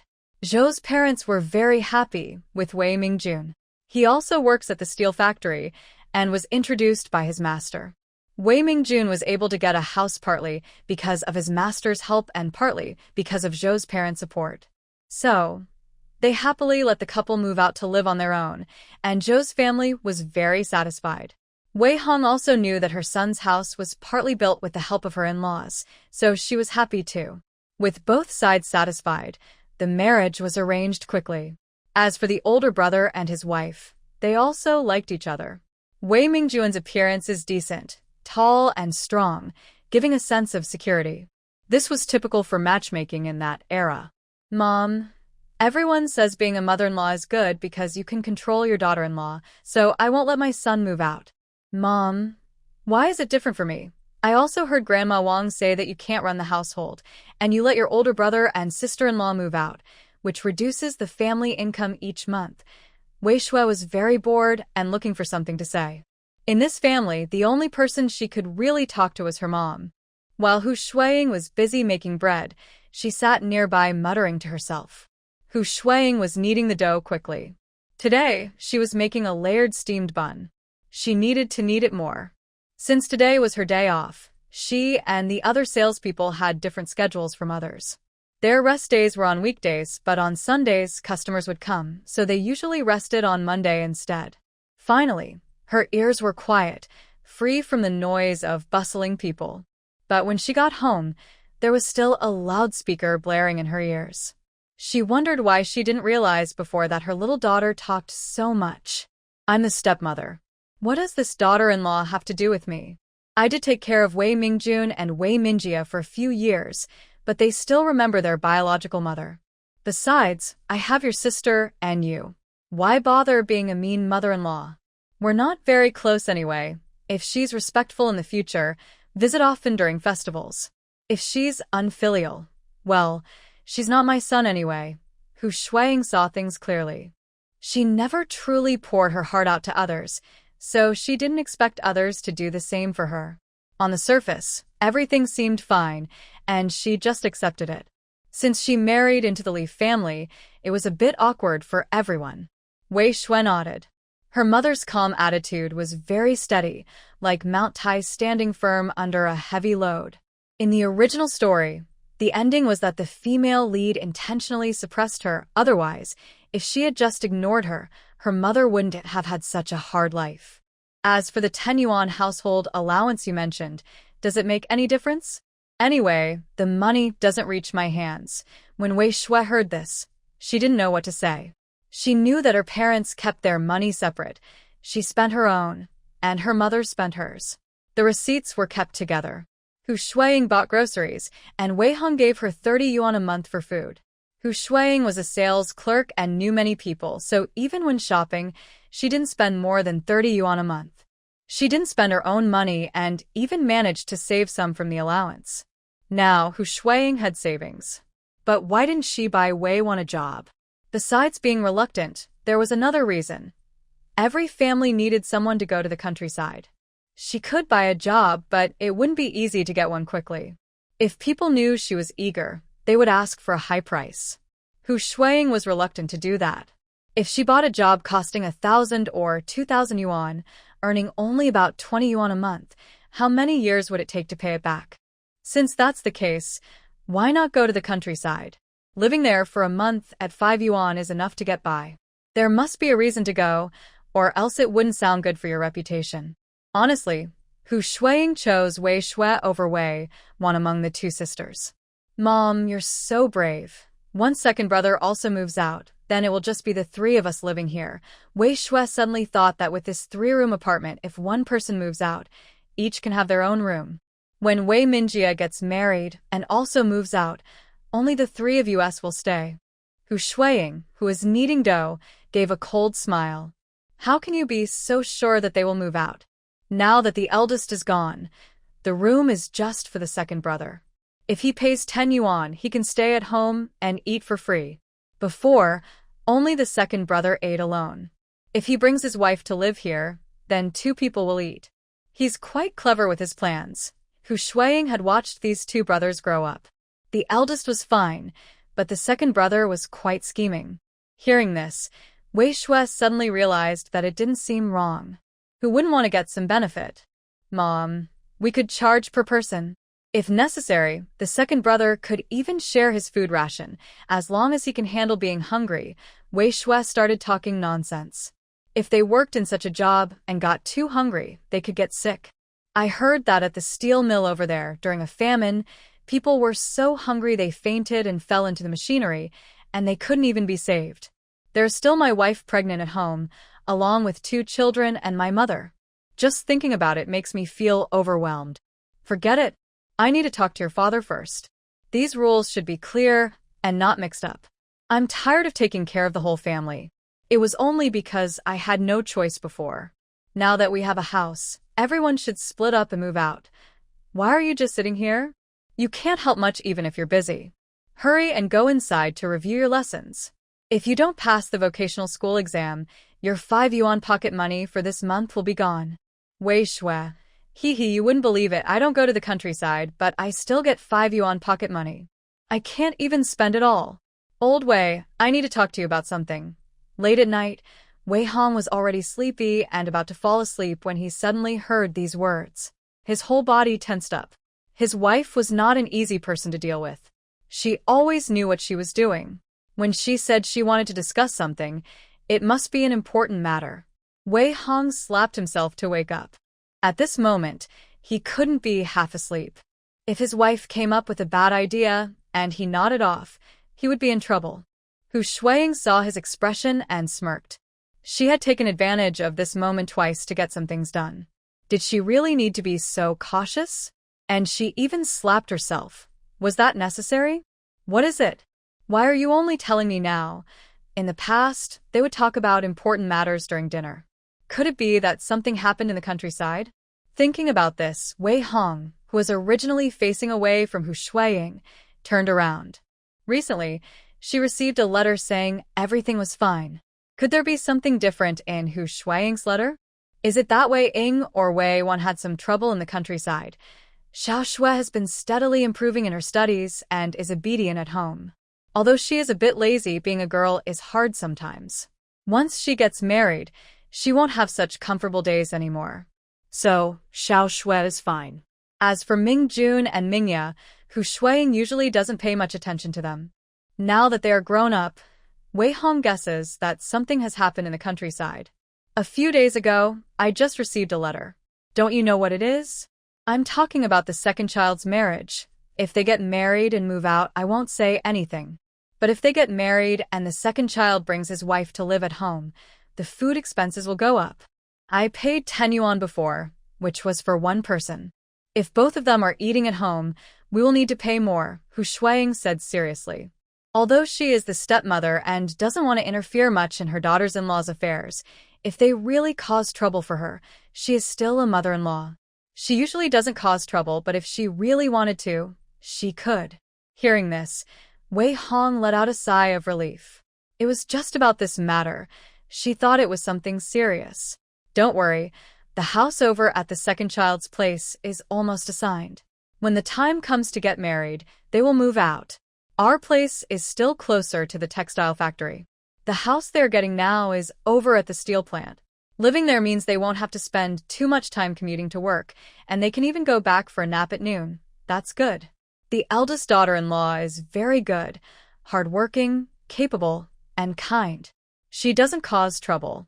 The second daughter-in-law needs to be more careful. Although they don't live together, if there was a troublemaker daughter-in-law, just thinking about it would make my face tighten. Suddenly, I think it's better not to have a son. If I had a son, I would worry about what kind of wife he would marry. Now, without a son, I don't have to worry about that. All right, go to sleep. Wei Hong is tired of hearing this kind of talk. He doesn't plan to have his son and daughter-in-law take care of him day and night. When he gets older and has a pension, he prefers to live alone comfortably. When he can't move anymore, they can discuss what to do then. Raising several children, Wei Hong feels he has fulfilled his duty as a father. How the future turns out depends on their own abilities. They will live as they can. Wei Shui received letters from her two older sisters. The content was pretty much the same. First, they talked about the situation there, then about their own lives, and finally shared their thoughts. They wrote as much as they could, trying to make the most of the stamps. Through Wei Ying and Wei Wan's letters, Wei Shui was able to roughly understand the situation. She hadn't paid such close attention when reading the novel before. Just remembering the names was already good enough. It must be said that the Red Flag Commune is truly a classic. They lived in Lu Family Village under the Red Flag Commune. There were 6 young people sent to the countryside, including 2 women, Wei Ying and Wei Wan, and 4 men, the male lead, 2 supporting male characters, and an antagonist. Wei Shui. Honestly, this setup is quite complete. Main characters, supporting characters, and an antagonist. Among the older villagers, there is even an antagonist. In the original story, it was written that the female lead went to the countryside for the male lead. At first, she didn't do much. She just silently helped him whenever he needed assistance. One scene shows the male lead going to the black market, getting caught and getting injured. When he fainted, the female lead helped carry him back. Later, the male lead was moved by her, and they became a couple. Since she was reborn, she understands many things better than others her age. She is good at caring for people. However, this time, Wei Wan is also with her, so things might be different. As a younger sister, Wei Shui treats her 2 older sisters fairly and equally, even matching the number of pages in her replies down to each line. So, other family matters, like the new sister-in-law joining the family or things happening while she was studying, are also included. That place in the Northeast might still be in winter hibernation, but as a 9th grade student, she has already started studying hard. In the youth commune, there are now 18 new and old young workers, originally only 12, but 6 more came later, so the number kept growing. With more people, disagreements became common. Wei Ying and Wei Wan, who normally didn't get along, were forced to stick together. They are sisters who have lived together for over 10 years, even though they are not related by blood, and they understand each other better than others. Their relationship is a bit awkward, but they don't betray each other. Compared to other young workers sent to the countryside, they still have family support. Some of the older workers have been there for 3 years, others for 4 or 5. At first, they were full of enthusiasm, but reality eventually wore them down. They see no hope of returning home, so their families stop sending money. Maybe during festivals, they receive some gifts, but that's all. So, when the young workers first arrived, they were ignored. After realizing they couldn't get any benefits, they started to mock and criticize. Now, Wei Ying and Wei Wan can't help but feel grateful. Luckily, they came together. Although their relationship is not good, actually it's very bad, they are now each other's only trusted person. Both Wei Ying and Wei Wan are new to the village, and neither knows much about the other. Today, Wei Shui brought a roasted sweet potato to school. This wasn't the kind of roasted sweet potato you find now. It was made in her modern time and still warm when she took it out. She ate it bite by bite, and it was very sweet and delicious. Wei Shui's deskmate, Zhang Yan, was still writing and moving her hand, but she couldn't help swallowing her saliva. In this era, girls going to school usually came from families that didn't favor boys over girls. Even if they did, they weren't very poor. Zhang Yan's family was neither rich nor poor. Her parents didn't pay much attention to her education, but as long as she could keep studying, they supported her. However, if she finished middle school and couldn't get into high school or vocational school, she would have to go back home and prepare to get married. Zhang Yan was pretty and proud of her looks. But she knew that without a good education, she wouldn't be able to get a good job or attract a good man. So, she planned to try for vocational school. If that didn't work, she would go to high school. Having a good education was important because if she found a job, she could apply for it herself. Having a job made a big difference in finding a partner. She was originally focused on her homework, but the smell of the sweet potato was too tempting. She found it hard to concentrate, so she threw her pen on the desk and said angrily, "Can't you go eat outside? Your eating is distracting me from studying." Wei Shui was quicker with her words and her thoughts. "Can't you go study somewhere else? Sorry to interrupt your meal. It's getting late now. If you don't start writing soon, the math teacher will come. If you have time, you might even write a few more words while talking to me here." After saying these words, I took a big bite, chewed twice, and swallowed happily. Zhang Yan was angry, but for her math homework, she had no choice. She turned back and tried hard to write, but everyone knows that if you understand math, you understand. If not, you don't. No matter how much you study, you just can't learn it. At noon, Wei Shui went home to eat. No one was there, but lunch was already prepared. When no one is home, Wei Shui can eat whatever she wants. There are so many delicious foods stored in her space. She wondered if she could ever finish eating them all in her lifetime. She wouldn't stay here or bring her lunch. Originally, her personality at school was gentle and quiet. Such people are easily bullied. It took a whole semester to change how others saw her.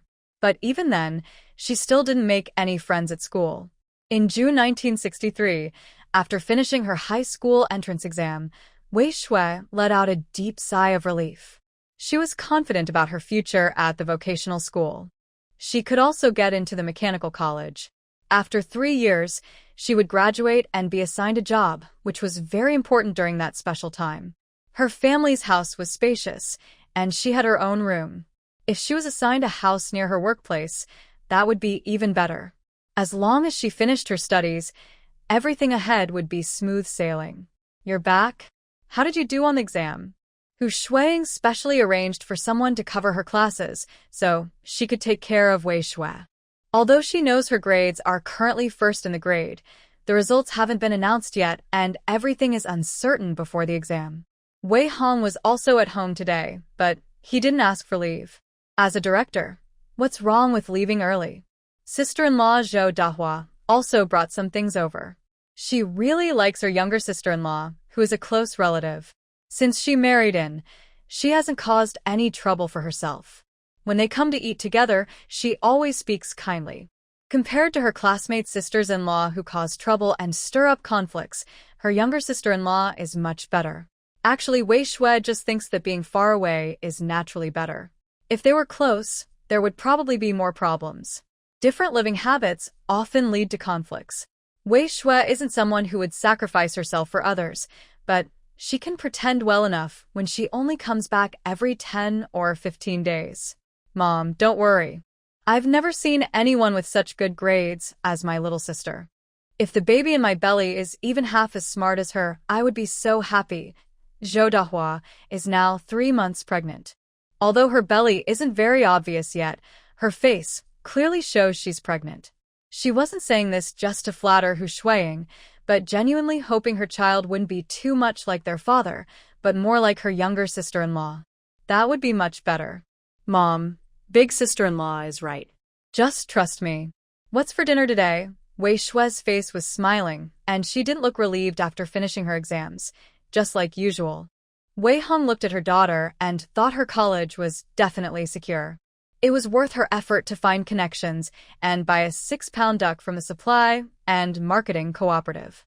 Tonight, they would eat it all, celebrating Xiaoxue finishing her exams. Your dad knows you've worked hard for the high school entrance exam and bought this duck especially for you. Thanks, Dad. I knew you loved me the most. Don't worry, I will do well this time. I'll make you proud at the factory and let others envy you for having such a daughter. Ha ha ha. I can't wait to see how amazing my little girl is. She'll definitely show off to old Zhang's son. That boy is spoiled and lazy. Wei Shui's personality was gradually changing, and everyone didn't mind. Seeing her politely patting Wei Hong's shoulder, Hu Shuiying and Zhou Dahua were very happy. Although they were wrapping dumplings, they could still talk while working. Tonight's main dish was pork and scallion dumplings, served with stewed potatoes and duck. It was a luxurious meal, even for a family with some wealth. They didn't often eat like this, so a special dinner like this made them very happy. Wei Shui leaned against the wall as she entered the room. Wei Mingjun and Zhou Dahua also left, holding their stomachs. The dishes still needed to be cleaned. Hu Shuiying quickly tidied up the table. She wasn't thinking about digesting after the meal. Once full, everyone would go back to their rooms to lie down. A good meal shouldn't be wasted on digestion. Right after eating, they lay down, saying it might make them gain weight. But now, who is actually fat? Being fat shows a family has good living conditions, but not everyone can become fat easily. Wei Shui hadn't paid much attention to the countryside for a long time. She received a letter once a month, but now it's been 2 or 3 months without any news. She thought most likely they were tired of writing. Weighing. Bah. Don't you know if it's busy farming now? Wei Wan. Now I finally understand what it means to be so busy you can't lift a finger. When the first year just ended, because they were new educated youths, they still had time to adapt. But this year, since spring planting started, they had been busy non-stop. Although winter rest was comfortable, it didn't mean they weren't tired before winter. They had to stock up on winter supplies, food, and firewood. None of that was easy. In anxious anticipation, the acceptance letter arrived. When Wei Shui heard someone knocking on the door, she instinctively looked over. Hu Shuiying was nearby, wiping her hands, and then she opened the door. Who is it? Outside was the mail carrier, smiling broadly. Is this Wei Shui's house? Her admission letter arrived. Congratulations on getting into the vocational school. The mail carrier delivered the letter and then left, busy with other tasks. Hu Shuiying held the letter, repeatedly looking at it. Wei Shui didn't expect that her long-awaited letter would arrive so simply, without much ceremony, just handed over directly to Hu Shuiying. She got in. She really got in. I knew my daughter, Hu Shuiying, wasn't a coward. Wei Wan over there, it must be because of the old Wang family's genes. I was able to become a sales clerk on my own, so my daughter must be just like me. Hu Shuiying's voice trembled, and her hands shook slightly. Tears welled up in her eyes. Honestly, as a blended family, there are quite a few conflicts, but they follow strict rules and communicate openly, which has kept things stable for many years. Wei Shui is the child who holds the family together. Hu Shuiying cares for her daughter, and Wei Hong cares for his son. Both sides don't pay much attention to Wei Shui initially, so her quiet personality didn't attract much notice. Only after Wei Shui changed her attitude did she start to receive more attention. Hu Shuiying has only had 2 daughters in her life. Both pregnancies were dangerous, so she won't have a 3rd child. It's not about choosing between a son or a daughter, but because she doesn't want to risk her life again. She is a strong-willed person who cares a lot about her work. She understands what is essential for a stable life. Although she loves her children, her greatest love is for herself. However, if her children have good futures, she would be very happy and proud. Mom, let me see. This is her 2nd acceptance letter, but she still feels very excited. Even though she previously got into a prestigious university, she wasn't sure what kind of job she would get after graduation. If she weren't an orphan and had to keep working hard, even with a top university degree, she would still lead a routine life. But now, things are different. She enrolled in a mechanical industrial school, which is a technical college. The training there is very practical. She is studying mechanical manufacturing, a new field for her, but she is determined to learn well to secure her future. She placed the acceptance letter on the table with a sense of ceremony, covering it with a cloth. The cloth was actually a towel that Wei Ying forgot to pack, but since she was no longer around, it could serve as a tablecloth. Hu Shuiying had already gone out because she suddenly wanted to talk to someone. When Wei Hong and Wei Minjie returned, they saw the neighbors greeting them warmly. They were a bit confused. When did they become so popular? Little Wei, don't you know? Your little Shui got into a technical college. Someone brought her acceptance letter this noon, and her younger sister has already told everyone. Once a worker at a textile factory, Mr. Han, now retired, explained that he didn't really want to retire. But as he got older and his health declined, and with no job to do, his grandson was about to go to the countryside, so he decided to retire. It's been a year since he retired, and his health has actually improved. However, being a worker isn't as good as being an officer. If he had graduated from technical school, he would have earned officer's pay. Compared to working hard in the workshop, that would be much better. But his grandchildren haven't been very successful. Just getting into high school is good enough, but even then, they can't get into university. Sai Wei Hong, who used to be the director of the textile factory, always had some authority outside. But now, he had no sense of power at all. He chuckled loudly. This is all Xiaoshua's talent. She's never been behind in grades. Now she's in technical school. Uncle Han, I won't bother you anymore. I need to go see what the admission notice looks like. Come on, have a cigarette. Wei Hong happily lit a cigarette. When that pack was finished, he reached into Wei Minjie's pocket and took out another pack, still smiling happily. Wei Minjie looked both happy and a little resentful. He was glad that his little sister got into technical school and finally their family had a student. But he was also upset because Wei Hong finished the cigarettes he had bought with his pocket money. Originally, I used to buy only small amounts of food. This time, I really wanted to treat myself, so I bought some expensive cigarette coupons. I only took out 1 pack, but it was already all gone. It seems I will have to do it secretly in the future. When I got home, I smelled a strong, delicious aroma. In the afternoon, Wei Shui was very happy. She found an excuse to go out and wrapped a big piece of fatty pork in oil paper. It was a local pig, and at the time, it was more expensive than feed pigs. The thick layer of fat was meant for future use as oil if times got hard.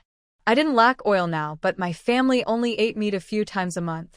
We had to combine all our meat coupons to have a good meal. Most importantly, there wasn't enough oil.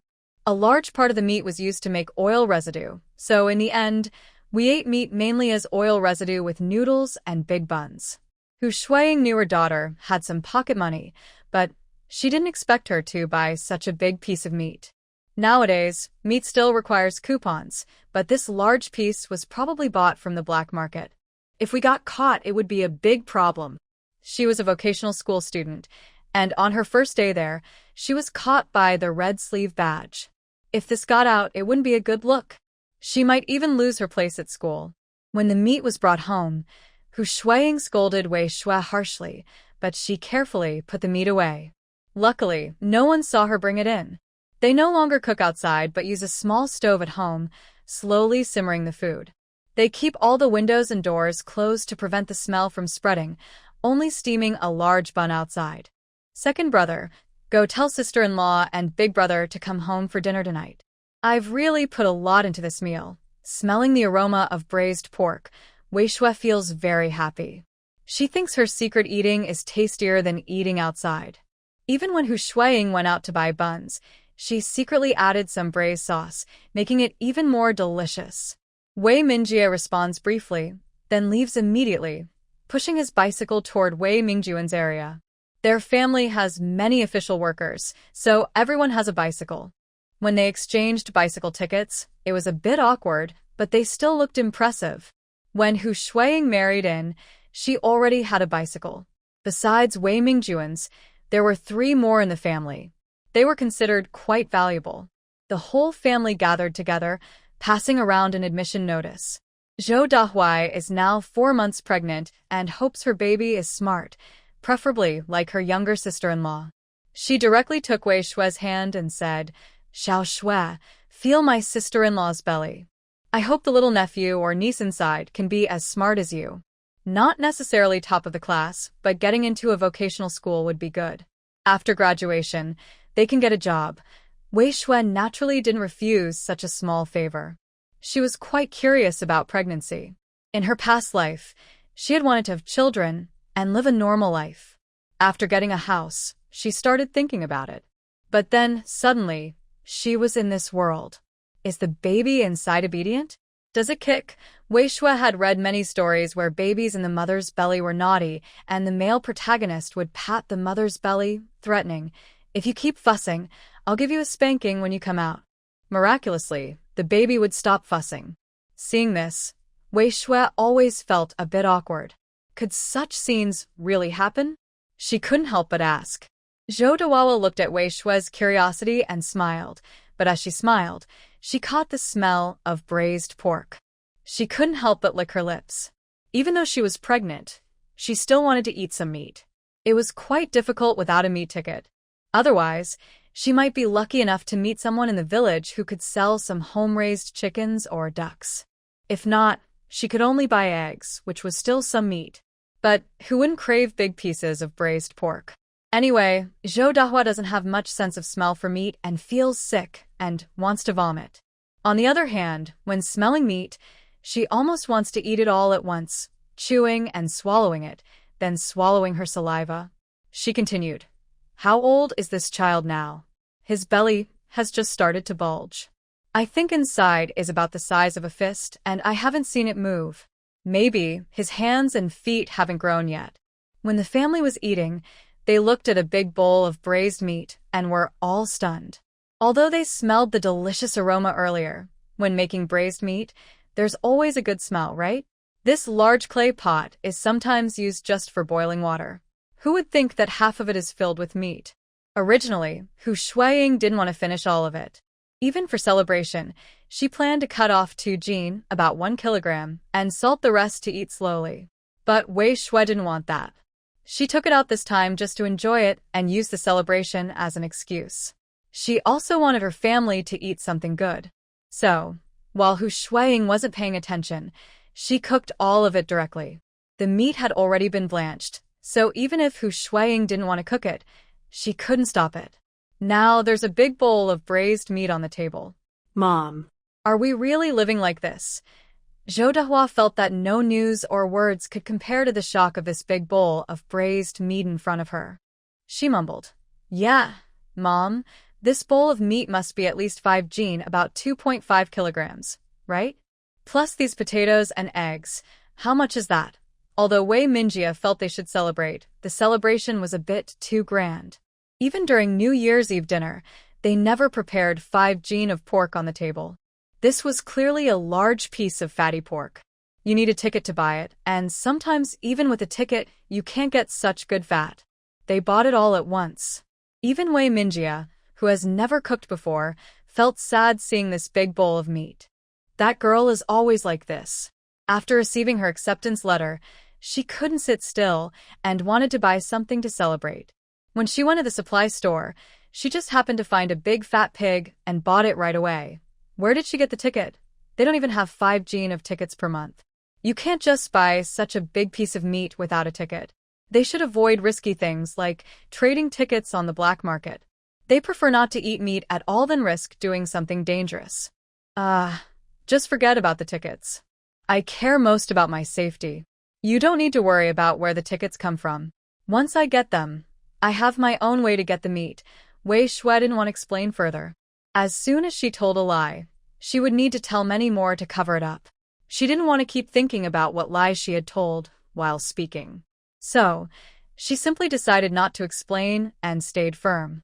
Wei Hong looked at her young daughter, confident and sure of herself. She knew her daughter could get into a vocational school, and she even scored first in the whole city. Naturally, she felt proud. As parents, they could worry, but they also trusted their child's abilities. All right, stop worrying so much. Just smelling this meat makes me hungry. In this weather, the meat won't last until tomorrow. Eat fewer buns, more meat, and more vegetables. Our goal today is to finish everything on the table. Let's eat. Wei Hong spoke with confidence for the first time. Before, she had always been careful with money, worried about saving every penny. Now, she was excited and loosened her belt a little, feeling like the main supporter of the family. Hu Shuiying saw Wei Hong look at her with a hint of disdain. Wei Hong was just sitting in the office, eating eagerly. Hu Shuiying wondered if her belly had grown again. It was strange. Wei Hong's belly grew big quickly when she ate well, but during hard times, she lost weight just as fast. Sometimes, when she ate well, her belly would swell, and during shortages, she would become thin again. It was almost magical. When she ate well, she gained weight. When she didn't, she lost it. Sometimes, Hu Shuiying would glance and feel she had gained a little, then blink again and feel she had lost it. It was like a game. Eat. As soon as she said this, all 6 pairs of chopsticks reached for the tempting, beautifully cooked braised meat. They stabbed at it, then pulled back, almost without even putting the food in their bowls, directly bringing it to their mouths. The rich, thick flavor of the sauce, with its burst of oil in the mouth, was truly wonderful. Plus, the skin had a slightly sticky texture, like a big bite of plain rice. After swallowing, Wei Shui felt that all the waiting time was happiness. It was so delicious. Feeling too full to go back, and knowing it would take effort to move again, Wei Shui decided not to return immediately. Once the braised pork in her stomach digested, she would feel empty again, and that seemed a waste. So Wei Mingjun and Zhou Dahua didn't go back either. Zhou Dahua squeezed into Wei Shui's room. There were 4 beds inside, 2 bunk beds, plenty of space. Wei Mingjun went to share a room with Wei Mingjia. The 2 brothers had slept together since childhood. After Wei Mingjun got married, he moved out, and Wei Mingjia was still not used to sleeping alone. Now, Wei Mingjun was back sleeping beside him, and Wei Mingjia felt uncomfortable. If he wanted to leave, he would, but why come back? What made Wei Mingjia even more scared was what happened later. Maybe because he was used to sleeping with his wife, he reached out and hugged her during the night. Wei Mingjia immediately ticked him away, and both of them woke up. Why did you kick me? Why did you hug me? One brother was sitting on the bed, touching his butt, while the other was sitting on the bed, stretching his leg. They both said the same thing at the same time, understanding each other's meaning.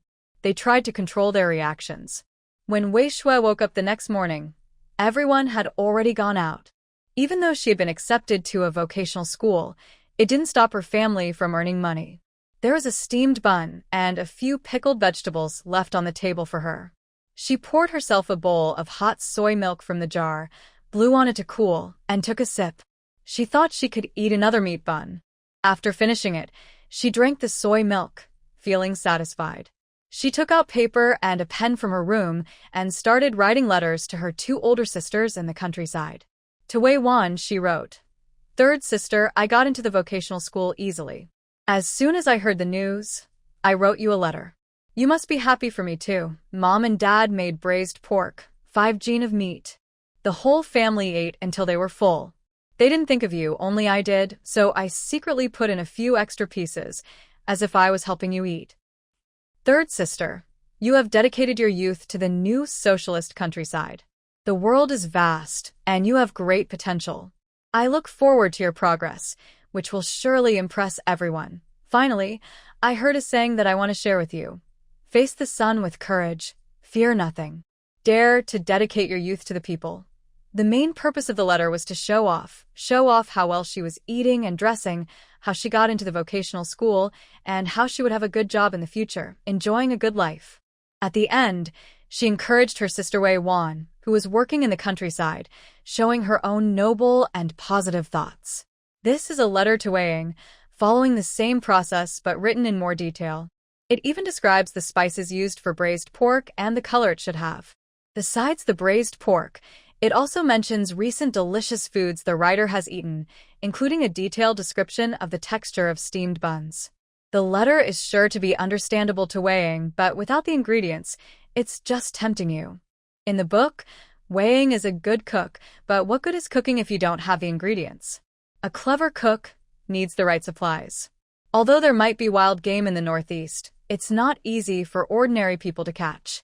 There are hunters or villagers who organize hunts, so meat isn't scarce. But where can you find tasty, fatty wild meat? The writer carefully finished a letter that's like a recipe and a review of the meal, encouraging their second sister. Hope you can work side by side with the farmers, writing your youthful vows on the land. Get covered in mud, and forge a strong heart. This perfect ending uses the letter to its fullest. The bulky letter contains some meat coupons, showing how kind the writer is. They gave quite a few meat coupons, but they were all free. The writer secretly saw others hiding theirs, acting sneaky. Most likely, there's something fishy about where they came from. If others found out, it wouldn't be good. So, the writer played the good person and kept the coupons in their pocket. After returning home, I saw that I had 8 jeans of meat coupons, but all of them were marked with black ink on the corners. If someone stole them or used them, and there were others involved, it would be easy to tell who was responsible. Such cleverness. So Wei Shui thought, she must not be discovered or cause trouble for others. Who knows if these sneaky people are good or bad? No, they are probably bad or very bad. If they sell the meat to others and harm them, that would be bad. But giving some to the heroine and the supporting character should be fine. Being far away makes a difference. More importantly, they have the main character's aura. Supporting characters, besides not being as good as the main, are still quite impressive everywhere. I don't have that aura. So, I put 4 1-jean meat coupons into a letter. Go ahead, make as many as you want.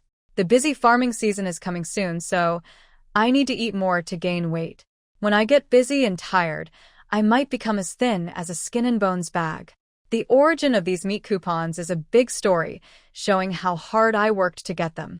If you have a conscience, send me some local specialties. If not, next time I cause trouble, I'll return the favor. People at the post office already know Wei Shui because the postman told everyone yesterday that she was admitted to the mechanical college with the top score in the whole city. So, the staff there are very friendly. Sending letters to your 2 older sisters again. You really get along well. A woman in her 30s, while knitting a sweater, proudly said, "Our 3 kids are only a year or 2 apart. They've driven the dog crazy. Unlike your peaceful family. Nowadays, every household has 3 or 4 children, sometimes even 7 or 8. Just being able to eat enough is good, and only when you're full can you have the energy to fight." So, although Wu Chunhua said this, she was secretly showing off her good family environment and that they ate well. Wei Shui felt annoyed. She had just been scolded earlier. What's wrong with writing a letter? The stamps don't cost you anything. You're acting like you're paying for it yourself. And calling me a money waster? Do you think I can't hear you? Aunt Wu, you don't need to envy. I have a plan that will definitely stop the fighting. When my younger siblings grow up, I'll send 2 of them to the countryside, 1 north and 1 south. The 3rd one will stay with you. That way, they won't argue. Phone calls are too expensive and telegrams cost too much too. Writing letters is fine. When the letters arrive at your place, you can open them first. If there are any nasty words or dirty language, just destroy the letter. That way, they can't insult each other through letters. What do you think? Wei Shui smiled warmly. Next time she came, If her sister said anything rude again, she had even nicer words ready. She knew her two sisters didn't get along well, as they had remarried, but she still said this. She was watching her, pretending not to understand. Wu Chunhua was very angry. She was proud that she had managed to marry from the village to the city, had a decent job, and had given birth to 3 healthy sons. No matter where she went, she could hold her head high. She knew Wei Shui had scored first in the city and entered a technical school, but Wu Chunhua thought, why should a young girl like her get that spot? If only that place could be given to my eldest son. Her son was smart and clever, and such talent deserved to go to school. A young girl like her, studying so much. What's the use? She would just get married someday. So, she couldn't help but hint at her own thoughts. She even thought, we're just a family living together. People in the South must care about their children, and the woman's family must also care for their kids. But she's just someone who's not loved by her father or mother. What can I do if I say a few words? But she didn't expect Wei Shui to dare to argue back. Uncle Wu, you really don't understand good intentions. What do you mean by a bad idea? I think my idea is perfect. You said you're worried about the kids arguing? Well, with us being so far apart, they can't even argue. Isn't that solving your real problem? If you can't solve problems well, that's one thing. But when others give you advice, you should judge whether it's good or bad. It seems like you should talk to your leaders. Some people just aren't suitable to serve the people. Wei Shui sighed and looked at Wu Chunhua with pity, as if she were looking at someone with a mental illness.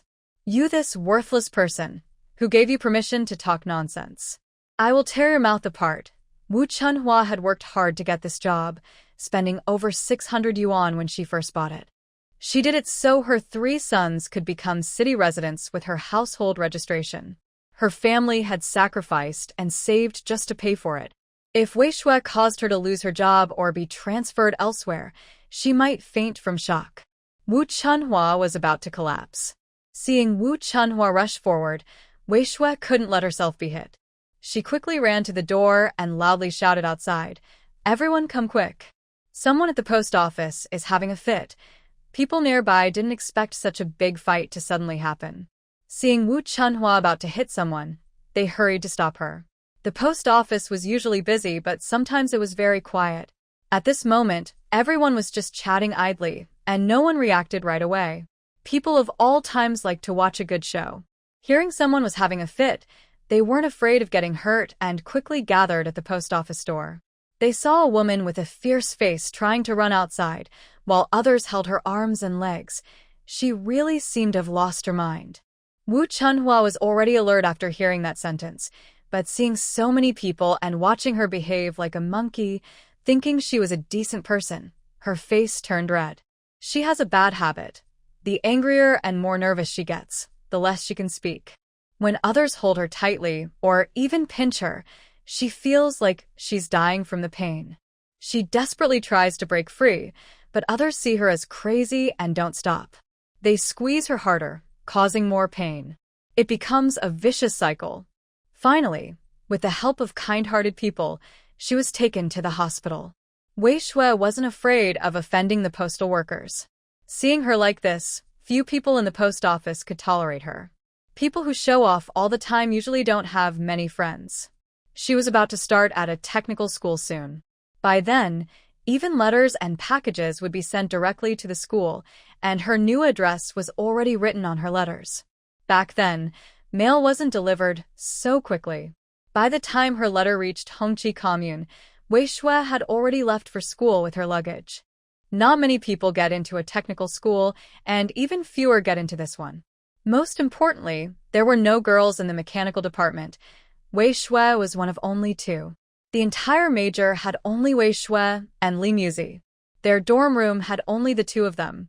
Usually, students from other majors would share rooms, but the teachers from the mechanical college said they were talented students.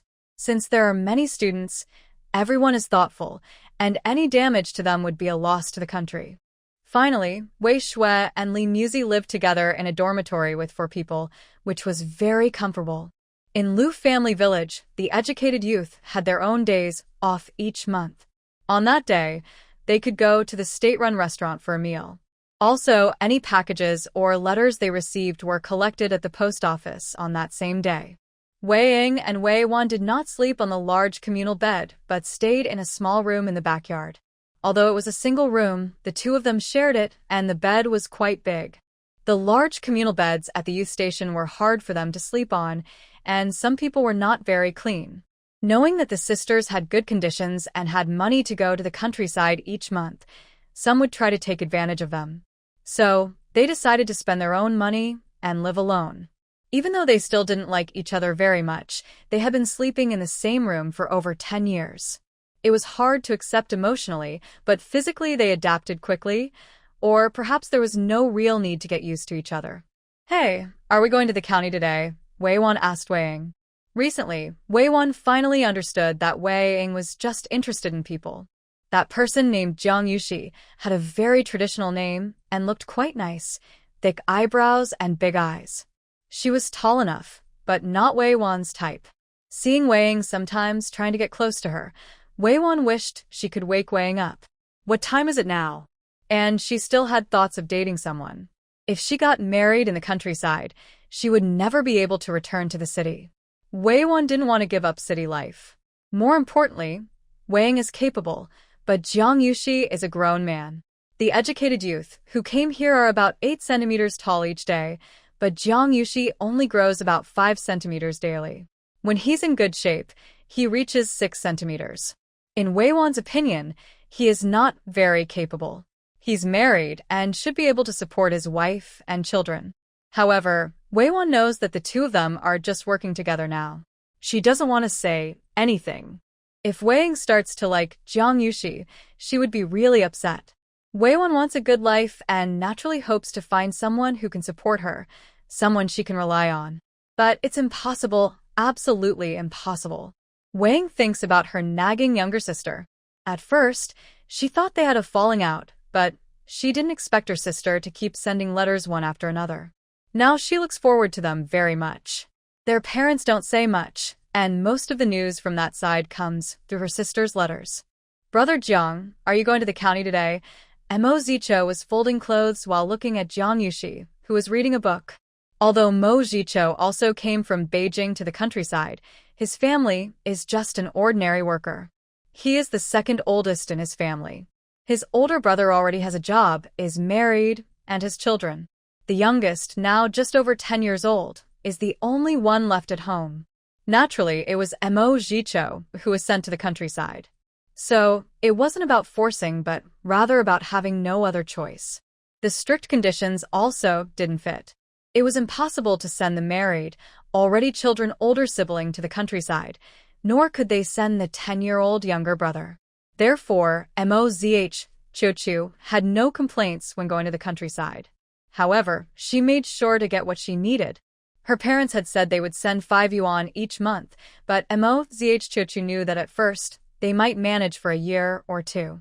But if she had to stay in the countryside for 10 or 8 years, enduring this slow loss of money for so long, who could bear it? So, she decided to ask for 200 yuan at once, plus 100 yuan from the youth support subsidy. With 300 yuan in her pocket, she went to the countryside alone, carrying her bedding, a new cotton quilt, and warm clothes. Because she didn't know what the future held, she was very careful with her spending. But being frugal is different from being stingy. Mozh Chochu was quite popular at the youth station and even made good clothes. Mozh Chochu and Jiang Yushi came together, and they were the best of friends. She admired Jianga the most because, often, she was the one making things for them. However, the money, tickets, and even grain were brought back by Jiang Yushi. They were more like partners sharing life. Wei Ying and Wei Wan, the two sisters, moved out to live alone. Jiang Yushi and Mozh Chochu also moved out, but their place was a bit bigger. They couldn't sleep in a small bed together. Fortunately, the place was large enough, so they had options. After hearing this, Jiang Yushi nodded and put down the book. Next month will be busy with farm work. If I have some extra money, I want to buy some nutritious food. I heard it's different from last year's heavy workload. Jiang Yushi had already checked. At first, the young workers couldn't handle the tough work. After the autumn harvest, many would get sick or rest for 10 days or half a month. Jiang Yushi wasn't very good at farm work. Usually it was okay and no one scolded for taking it easy. But if they dawdled during the harvest, Jiang Yushi swore that Lu Fugue would shout loudly with a loudspeaker right next to his ear. The team leader was really too impatient. Although Jiang Yushi brought Mo Ziqiu along, she only thought Mo Ziqiu was good at cooking and sewing. So, she didn't charge Mo Ziqiu rent for this room. Usually, Mo Ziqiu did the sewing, mending, and cleaning. But only when Jiang Yushi bought food, the cost was shared. If they bought any nutritious supplements, each person would pay for their own. Then I'll follow Brother Zhang's advice. He's right. Mo Ziqiu knew she had some skills, so she trusted capable people. There was no need to worry about the rest. Just follow the smart ones. Jiang Ziziking, are you there? When she heard a voice outside, Jiang Yushi showed a look of annoyance. Clearly, she was very irritated by that voice. Mo Ziji raised an eyebrow. Her usually plain features became friendly and lively because of her expressive eyes and eyebrows. She quietly said, Brother Jiang, are you here or not? Mo Ziji usually went out to handle things. If he was here, she would invite him in. If not, she would use her clever words to persuade others to leave. Right now, they were young people sent to the countryside, with the dragon lying curled up and the tiger resting quietly. Lu Qingqing is the daughter of the accountant. She finished middle school. Her looks are not special, but not completely ordinary either. The only notable thing is her thick, black braids and her fair skin, which she didn't have to work hard for. Many people in the village liked her, but they were mostly Lu family members. Outsiders with different last names were rare. Marrying outside the family was frowned upon, and now they even avoided marrying someone with the same last name. Lu Qingqing finished middle school and thought highly of herself. In Lu family village, few had better conditions than her. She looked down on the local rough people. Jiang Yushi, with his thick eyebrows and handsome face, caught her eye as soon as he arrived in the village. He often wandered around in front of her house. After a month or two, he started greeting her. Now, he even came to call her personally. But Jiang Yushi had already made it clear that he was just pretending not to understand her hints. Every day, she kept asking to visit, so besides going to work, Jiang Yushi didn't want to go out at all. But today was her day off this month, and she finally had a chance to go to the county. Even if she just went for a short trip, people wouldn't stare at her ox cart, right? So Jiang Yushi refused, shook her head, stood up, and went to open the door. At this moment, Wei Wan was already sitting on a small stool at the door. Every time it was like this, she became especially interested, thinking how could someone be so shameless? Jiang Ziqing had already refused early in the morning, but it was as if she didn't hear anything. She looked at Wei Ying, who was almost tearing her sleeve in frustration, and sneered. Wei Ying was even more persistent. At least Jiang Ziqing was openly pursuing, but Wei Ying was secretly in love. What a failure, such a disappointment. Wei Ying had heard in her previous life that Lu Qingqing was hard to deal with. It seemed she also liked Jiang Yushi back then. Anyone who got close to Jiang Yushi was targeted. There were complaints, but since Lu Qingqing was local, her father was an accountant, and her uncle was the head of the brigade, she was well connected in her family.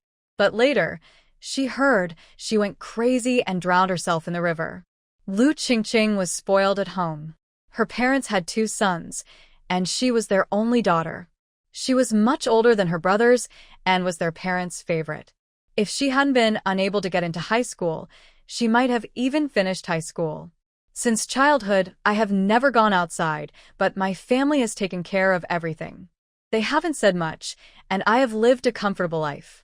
However, compared to others my age, I really am lucky. But Lu Qingqing thinks this isn't true happiness.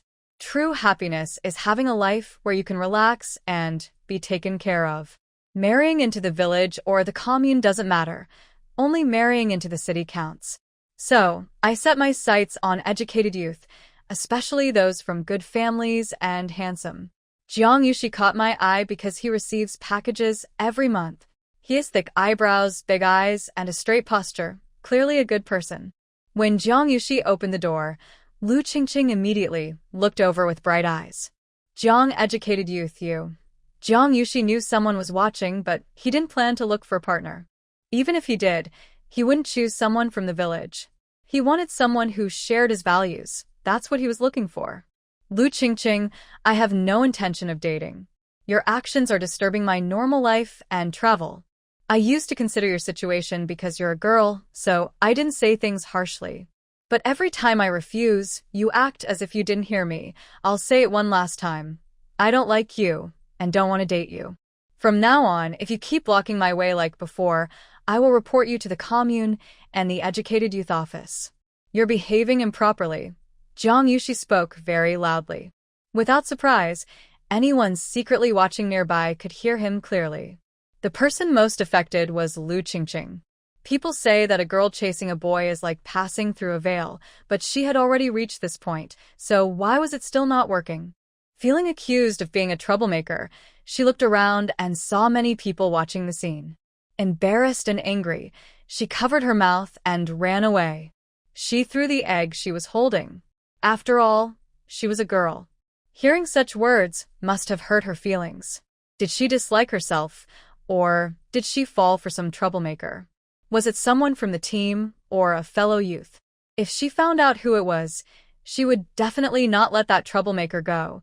Someone daring to flirt with the person she liked. Wei Wan watched the egg fly up. She quickly jumped up and crouched down to catch it, avoiding it from falling to the ground. Seeing the white, cooked egg, she smiled happily. One egg a day is painful, but eating this white egg feels so good. Wei Wan cracked the shell open and ate it quickly. Others looked on with envy, thinking that Lu accountant's family was really wealthy. The egg was thrown away easily, but they wondered why they hadn't thought to catch it just now. They had gained a lot from Wei the youth. Finally, all the young people from the Knowledge Youth Point gathered and went to the county to pick up their letters at the post office. Wei Wan and Wei Ying both looked at the letters in each other's hands and felt relieved. It seemed that their younger sister treated them equally and fairly. However, after returning to their room, they were stunned to see the meat coupons inside the letters. They read the letters quickly and realized that their younger sister had sent them these to help them stay healthy during the harvest season. Both of them cried loudly with happiness. Wei Ying didn't expect that, through rebirth, she could change so many things. Her younger sister had been accepted into a vocational school, and it was the best one. Wei Wan and Wei Ying had been sent to the countryside together, and they even lived in the same house. Most importantly, they kept writing letters back and forth, and their relationship had become much better. It was even happier than when they lived under the same roof before. Now, their younger sister had also collected meat coupons to help them strengthen their bodies. Wei Ying looked at the 4 coupons and secretly vowed that once she became successful, she would never forget her younger sister. Although these days had already passed in her previous life, going through them again was still very painful. But compared to her past, she felt more calm and composed. On the other side, Wei Shue's life at the vocational school was very fulfilling. After entering the school with the top score in the city, she seemed to attract the attention of all the teachers. The assignments kept coming like waves, one after another, and she simply couldn't keep up. Wei Shue is someone who never gives up. In her past life, she was so strong because she was determined. Now, with a clear mind and her past experience, she refuses to let her teachers down. Wei Shue has almost lost her hair from studying so hard. If it weren't for the steady supply of meat and milk powder samples in the storage room, she might have already gone completely bald and become very thin. But she has no choice. She must learn quickly. The school is still stable now, but after 1966, things will change. The technical school only lasts 2 years, and those years are for learning theory. To practice skills, she needs to finish her theoretical studies first. So now, Wei Shue is trying to shorten her theory study time. Her strength in this life is just normal. She plans to study well and become a technician. Although she might need to check the workshop sometimes, it's not physically demanding and the pay is good. 2 years pass quickly. She graduates from the technical school. At that time, the school arranges jobs for students. Wei Shue's grades are the best in the school, and all her teachers recommend her. The Ministry of Education directly assigns her to the Shijingshan steel plant. When she receives the job offer, Wei Shue feels a bit confused.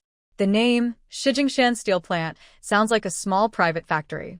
Shouldn't it be called Red Star Steel Mill? That sounds big and bright. But does Red Star Steel Mill really exist? Suddenly, she remembers another TV drama. What was it called? Sehiyuan? I don't remember the exact details of the scene, but it probably took place in the family courtyard of the Red Star Steel Factory. It was a story about monsters and ghosts, but after the founding of the country, becoming a spirit was not allowed, so it wasn't really true, just exaggerated stories about some people. Wei Shue looked at her older brothers, who were helping her carry things, and happily said, "Thanks so much, big brother and second brother." Wei Mingjun and Wei Minjia, although they had taken leave to come, didn't feel at all bothered. They had taken half a day off from the vocational school, and being able to come here was a rare treat in their lives. "We're your brothers. Helping you carry things is what we should do. Besides, this is a vocational school. If Wei Jianzhong can get into this school, I would be so happy." Wei Mingjun was now a father. His fatherly tone was obvious.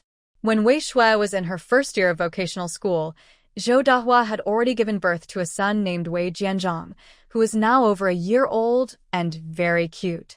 Wei Mingjuan's salary was enough to support one child. Zhou Dahua was a hardworking woman who made some matches to sell.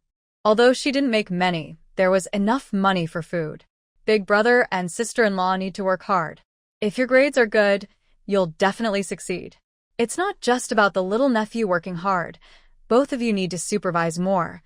In the past 2 years, the siblings had gotten along pretty well, so Wei Shue didn't feel anything special when she said these words. Wei Minjia was also married and had moved out. However, her marriage was only confirmed after they divided the house. They have been married for less than half a year and are still feeling excited. They are also very hopeful about having children. Hopefully, her younger cousin will be half as smart as her. Thanks to her good grades, she has become the nightmare of the new generation of students in the entire residential building. Wei Minjia's wife is also named Zhou, called Zhou Xiahua, but she is not related to Zhou Dahua at all. Their families are not even nearby. Zhou Xiahua works in the cafeteria, while Wei Minjia is a fitter at the steel factory. Zhou Xiahua's job was purely by luck. She saw the job opening and applied.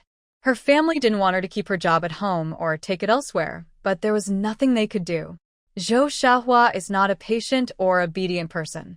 She often causes trouble when upset, insisting that if others make her life difficult, they shouldn't expect to be comfortable either. Her sister-in-law from her family once tried to take her job, but Zhou Xiahua went straight to her sister-in-law's family to cause trouble. In the end, what kind of family raises such an unashamed daughter? Her sister-in-law's family is also a working-class family. Being a worker is a respectable job, and respectable people care about their reputation. After this incident, her sister-in-law never dared to say anything more to Zhou Xiahua. She hasn't been able to visit her family for 3 years, claiming her family is ashamed of her and can't support a sister-in-law who would steal her job. Mother Zhou Xiahua cares for her daughter, but she also dislikes the chaotic atmosphere at home. She prefers a peaceful and harmonious family life. However, because of Zhou Xiahua's actions, their family became well known. Their relationship naturally became tense. Additionally, during the matchmaking process, Zhou Xiahua was never satisfied, which made her relationship with her mother even colder. In the end, Zhou Xiahua chose her own partner, Wei Minjia. The bride price was the same as Wei Mingjuan's, both 188, plus a bicycle. Zhou Xiahua only kept 50 yuan at her parents' home. She took everything else. Even if her family had opinions, they couldn't say anything to her. After marriage, she maintained a polite relationship with her family. However, Zhou Xiahua was still very kind to her in-laws. Family relationships are complicated but also simple. It's complicated because this is a blended family. Her husband, his brother, and a young sister-in-law from the countryside share the same mother. The countryside sister-in-law was brought in by the mother-in-law, and there is also a half-sister at school. It all sounds very complex. If they hadn't planned to move out after marriage and live separately, Zhou Xiaohua might not have been able to make up her mind. Later, it proved she was truly fortunate. She has 3 younger sisters-in-law. 2 moved to the countryside, and 1 is still studying. The eldest sister-in-law and eldest brother live nearby, but not together, close to their workplace. During their days off, the family often goes back to the textile factory to enjoy good meals. These days are the most comfortable for them. Even when Wei Mingjia occasionally sends some money to her sister-in-law in the countryside, Zhou Xiaohua has no strong opinion. She can earn her own money, her husband can earn money, and her sister-in-law is having a hard time living in the countryside. As the older sister-in-law, she feels sorry for her brother's sister, but she can't say much. Besides, she doesn't send money every month, only during festivals or special occasions. In the textile factory staff courtyard, today is lively and busy. Everyone knows that their middle school graduate has finished school. Although no one knows exactly where she will go, it's certain she will get a good job placement. Such a talented person will surely go to a good place. People in the neighborhood are very jealous of Wei Hong and Hu Shuiying, the couple. Even though their 2 sons don't live at home, they come back every weekend with lots of gifts.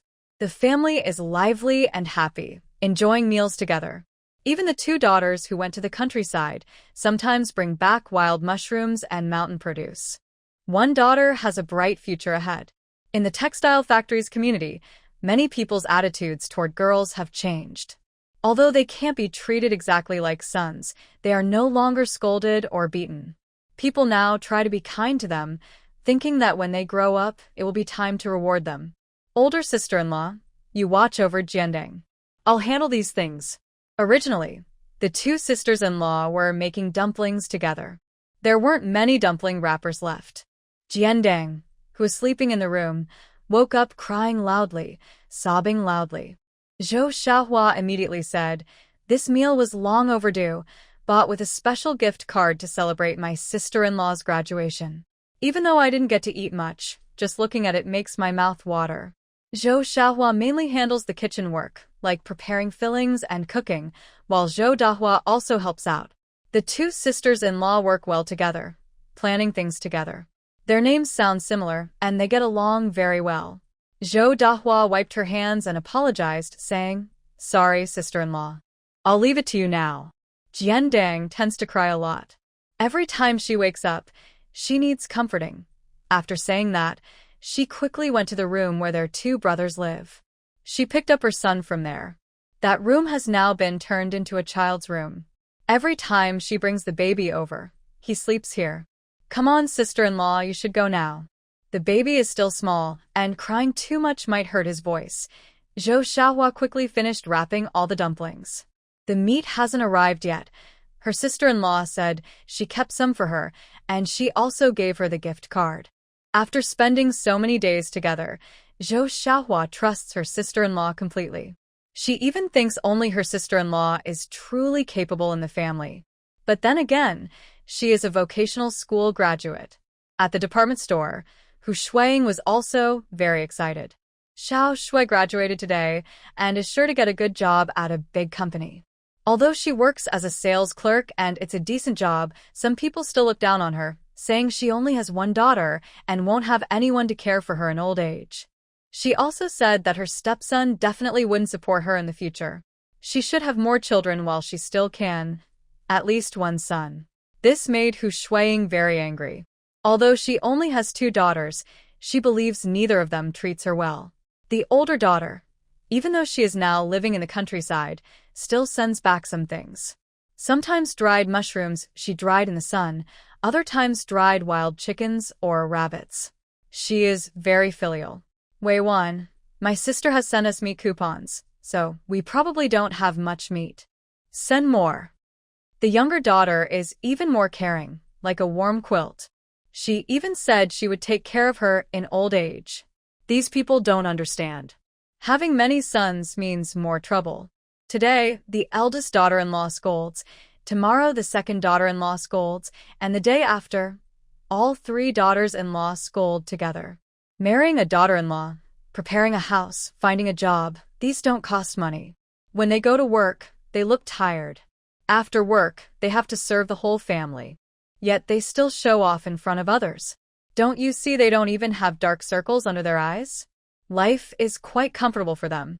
Some people want to leave work before the official time and still get paid. Isn't that undermining socialist principles? A sharp, sarcastic voice sounded. Hu Shuiying didn't need to turn around to know who it was. Yes, Sister Hua is right. Leaving early is like undermining socialist principles. I'll report it to the supervisor right away. Someone already left early yesterday. Hu Shuiying immediately stood up, seeming eager to go to the director's office. Yesterday, only one person left early, and that was Hua Chunchao. I heard it was because her son had some problem, so she hurriedly left. But clearly, the person speaking didn't realize that she was the one who left early yesterday. Seeing Hu Shuiying do this, the whole person looked a bit confused. She also said to Xiaozhong nearby, Hu Shuiying, that fool, doesn't she know I'm talking about her? And someone actually reported herself? Hua Chunchao was amused. She didn't expect Hu Shuiying to be so silly. Xiaozhong felt speechless. If she wasn't working at the same counter, she wouldn't want to get involved with Huadishan. I just want to remind you, Huadishan, only you left early yesterday. Who do you think Hu Dijie is going to report? The moment Hua Chunchao heard this, instead of stopping her, she angrily said to Xiaozhong, we're the same age. Why do you call her Dijie and me Auntie, Xiaozhong? No. Isn't that the point right now? The important thing is, if you don't stop her quickly, you'll be the one reported. Besides, look at your face, then look at Hu Dijie's face. I still think I look pretty. Calling her Dijie makes me feel old. And besides, you're the same age, but you're so old. Shouldn't you reflect on yourself? Oh no. Oh no. Hu Shuiying, stop right there. Before Xiaozhong could answer, Hua Chunchao suddenly realized what was happening and quickly headed toward Hu Shuiying. Hu Shuiying naturally didn't want to really complain because everyone faces unexpected situations. Moreover, the director wasn't unaware of this, but since it didn't affect the department store and she didn't say anything, she was walking slowly, just waiting for Hua Chunchao to come over. She didn't want to complain openly. She thought she should at least give something in return. So, under Hu Shuiying's cold glare, Hua Chunchao paid 2 yuan to make her return to her original position. It's important to note that Hua Chunchao has 3 sons, but only her and her husband have jobs. All 3 sons are temporary workers. They don't always have work, so when they have work, they earn money. When they don't, they have none. It's not easy to get married in such a situation. After marrying off all 3 sons, the family fell into hardship, barely able to afford food. That 2 yuan was very painful for Hua Chunchao, and she looked at Hu Shuiying with a spiteful gaze. Hu Shuiying didn't care. She was no longer afraid of her because she had more seniority, having been promoted through exams, while Hu Shuiying was hired directly. Her husband was more capable, and her children were more successful. She was also more beautiful and better maintained than Hu Shuiying. For someone who was inferior in every way, there was no need to take it seriously. After work, I rode my bike straight home. By then, Wei Shui had already given the things to my older brothers. She went somewhere to buy meat herself. She bought a lot of fatty pork, enough for 7 people. She wanted to eat it all at once so that she wouldn't need to go to the bathroom tomorrow, worried that the meat wouldn't digest and she would have to go out. She had 5 jin of meat tickets, which meant she could only buy 5 jin of meat. But in her space, she had many big pigs. She had rented an entire pig farm and bought pigs from different places. In total, there were thousands of pigs. Since the stuff wouldn't spoil, she dared to do this. If her space had a limited storage time, she wouldn't buy so much. She cut 5 jin of pork, mostly fat with some lean meat. It was mostly fatty. This time, she planned to make braised pork in large chunks. The last time she ate like this was when she received her acceptance letter. She also took 2 pig legs. Because of the heavy bones, she decided to buy them with money instead of tickets, just to save face. 7 adults eating 5 jin of meat was a bit little. Wei Shui has been living in this era for 3 years, so she knows people's appetites are different from modern times. Modern people only eat a little meat, claiming it's for weight loss, and they don't even dare to eat plain rice. But if someone from this era has white rice and a meal of braised pork, it would be like heaven. On the way back to the residential area, I moved quietly. Luckily, I had a woven bag, originally used for carrying books. I used it to carry the meat. Since the raw meat didn't have a strong smell, as long as I walked quickly, no one would notice. I hurried home and handed the woven bag to second sister-in-law. Wei Shui sat down in a chair and sighed with relief. Although her mind had become sharper, she still lacked physical strength. Carrying those 10 pounds of meat was quite a challenge for her. Wow, there's pig's trotters too. Zhou Xiaohua opened the woven bag and saw a big piece of fatty meat inside. She felt very satisfied. Cooking such a large pot of meat would smell delicious. After quickly preparing everything, she started using a big jar to braise red-cooked pork. She also added pig's trotters because Wei Shui kept encouraging her. Since she had bought them, she wanted to eat fresh. Hu Shuiying and Wei Hong weren't there, and even Wei Mingjun and Wei Minjia had gone to work. So now, only the 3 women, her sister-in-law, her sister, and herself, were at home.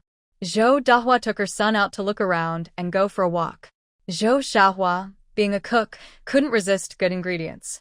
Wei Shui just wanted to eat enough and make sure everyone enjoyed the meal.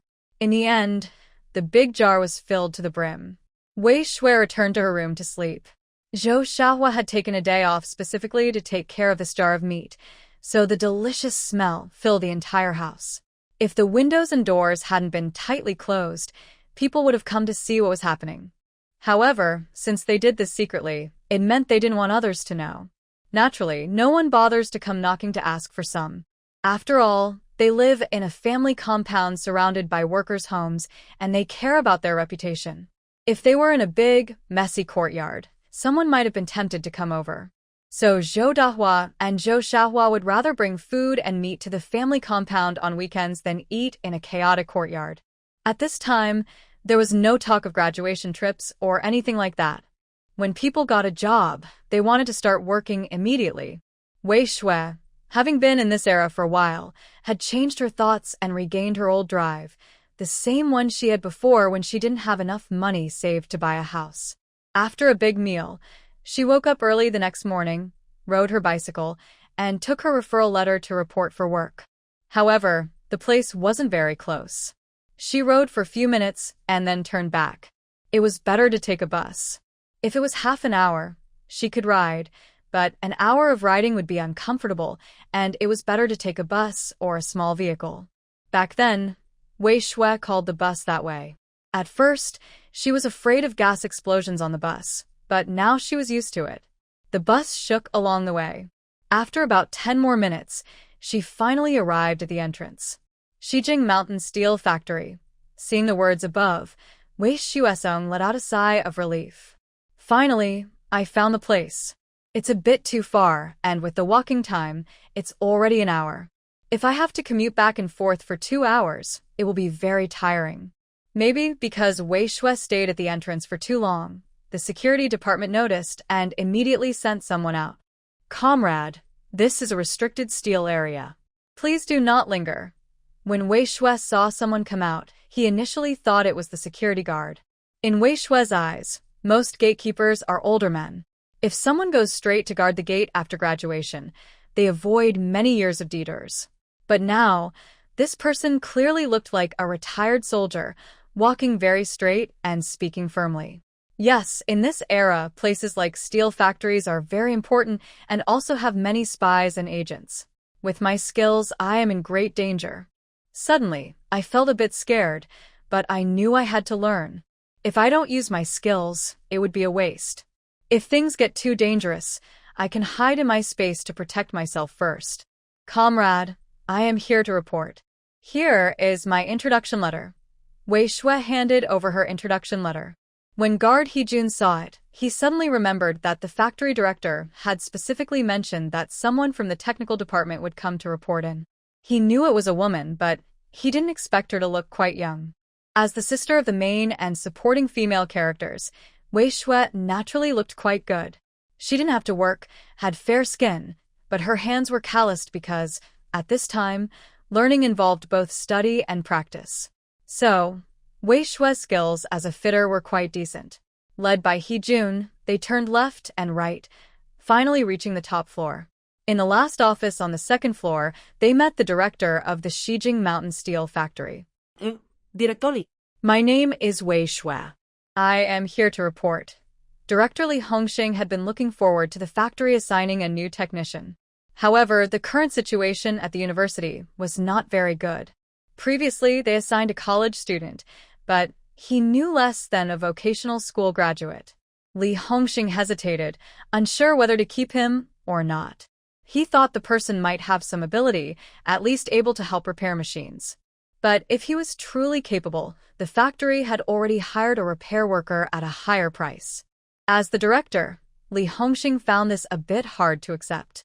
This time, the person assigned was carefully chosen by Li Hongxing because he no longer trusted college graduates.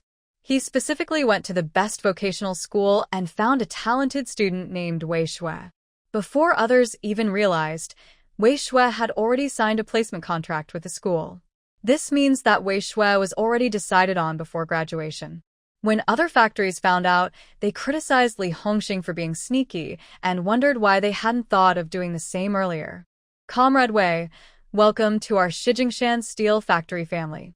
I've known your talent for a long time. I hope you can show your value here. When Wei Shue heard this, she understood immediately. The factory director is a practical person who wants to hire capable people. If the leadership is like that, it's very good.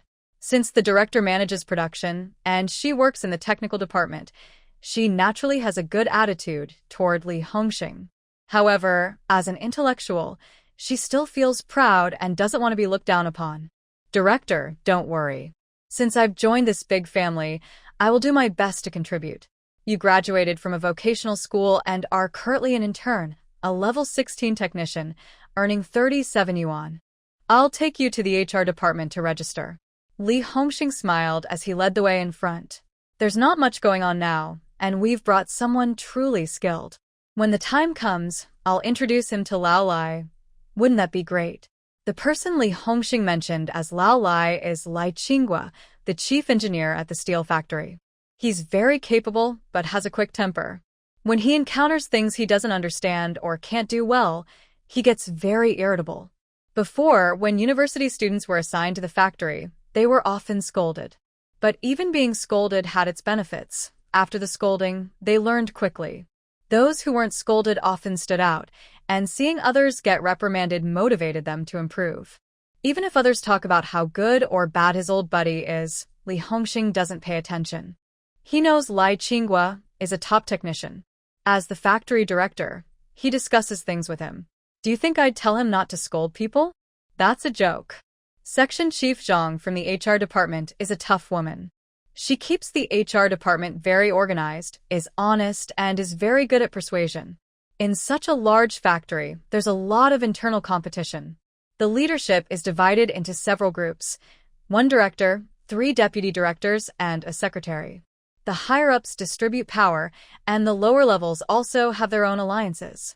The HR department handles personnel appointments, transfers, salary and benefits, and political reviews. The leaders know all the tricks involved. Everyone wants to get their people in here. Zhang is open to anyone coming in, whether by exam or purchase. But if you can't complete the tasks she assigns, you'll be transferred elsewhere. The reason is that I am not capable of doing this job. I lack the skills. Anyone who can stay is directly influenced by Section Chief Zhang. Even the niece of the deputy factory director, who is now on Zhang's side, ignores what her uncle says. She admits that she used to be naive, but under Zhang's guidance, she has become an honest person. How can someone be biased? The factory director went straight to the HR department, making the staff there tense. He was a factory leader and he brought someone with him. Could this be a connection? Director Li was quite bold. The HR staff in the office were quietly thinking. Section Chief Zhang, this is Wei Shue, a technical student assigned here. She will be in the technical department. Director Li knocked on the door. Zhang responded with a yes, and then entered. Their relationship is just that of colleagues. To hold this position, Zhang must be strong and well-connected, especially in the metallurgy department. He doesn't want to get involved in the factory's internal conflicts, so he treats the deputy factory directors and Director Li equally. Is this the technician way that was assigned from above? I heard that the director took the initiative and brought in a talented person for our factory. Zhang stood up and extended his hand. Wei Shui quickly shook it. Please give me your guidance, Section Chief Zhang. Sure. If you have any questions about our HR department, feel free to ask. Qing Shui, help this colleague with the onboarding process. Section Chief Zhang called out, and a woman around 30 years old entered. She took the documents that Wei Shui had placed on the desk. Although Director Li valued her highly, she was still new and looked quite young. She had performed well at school and had some work experience, but practical work is different from classroom learning. When she arrived at the technical department, there were quite a few people inside, all busy with their tasks. Wei Shui looked around and noticed only one female technician among them.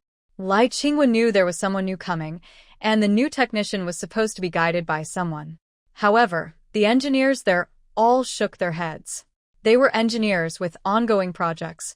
When university students were assigned to them before, they hoped to help out. But what kind of students have been assigned over the past 2 years? They don't know much, and some can't even handle basic tasks. They only talk about theory and don't know how to do practical work. Teaching them step by step takes a lot of effort, and sometimes it's easier to do the work themselves. There are 8 engineers, and not one is willing to mentor newcomers. When university students were assigned before, their performance was like this. Who knows how middle school or technical school students would do? It's not about discrimination based on education.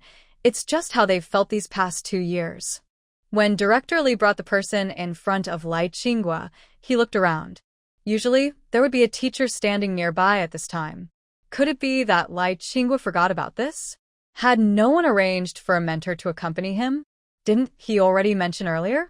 He said a new technician would join in a few days, and arrangements would be made for someone to guide him. He even specifically said that this person is truly skilled. Lai Qinghua naturally saw Director Zhang's gaze, but he couldn't do much. If others didn't want to take on the role, could he force them? Although he is the chief engineer, many projects are not solely his responsibility. Engineers who handle projects alone are quite capable. He became the chief engineer not only because of his strong skills, but also because he is good at dealing with outsiders. There are others with similar abilities, but they prefer to focus on research and not on external communication. So Lai Qinghua couldn't force others to do it. He rubbed his nose nervously under Director Li's gaze. Forget it, if he's upset, he can bear it himself. The engineers and technicians should just focus on their work. If they get angry, who will be able to carry out these projects? Anyway, his own project has mostly finished. Guiding a newcomer is fine. His reputation is already known, and anyone who follows him will surely get scolded. Old Zhang, I trust you a lot. You say the person you sent over is truly skilled. I didn't plan to have anyone else guide him. I will do it myself. When Wei Shui heard this, her eyes lit up. This is the chief engineer. Becoming his apprentice means she can learn a lot, and she also has strong support. Master, don't worry. I will study hard. Wei Shui immediately accepted the apprentice-master relationship. Lai Qinghua's mouth twitched a little. He only planned to teach her as a student, so why is she so eager to call him master? Although he is an engineer, he still has his ideas. Teaching students and sharing knowledge is normal, but a master is different. A master is both a teacher and a parent. There will be many responsibilities. He has many students, but only 3 true disciples. Li Hongxing still has a good impression of Wei Shui. Seeing how clever she is, he also helps out nearby. Lai, not bad. You're at a great age now. Take more apprentices, contribute to the country and our factory. I remember you in my heart. Director Li looks like a good buddy, standing shoulder to shoulder with Lai Qinghua. His words suggest that Lai should accept Wei Shui as his apprentice. Lai Qinghua also knows that if Wei Shui wasn't good, Director Li wouldn't say this. When Director Li says this, it shows that Wei Shui is a very capable girl.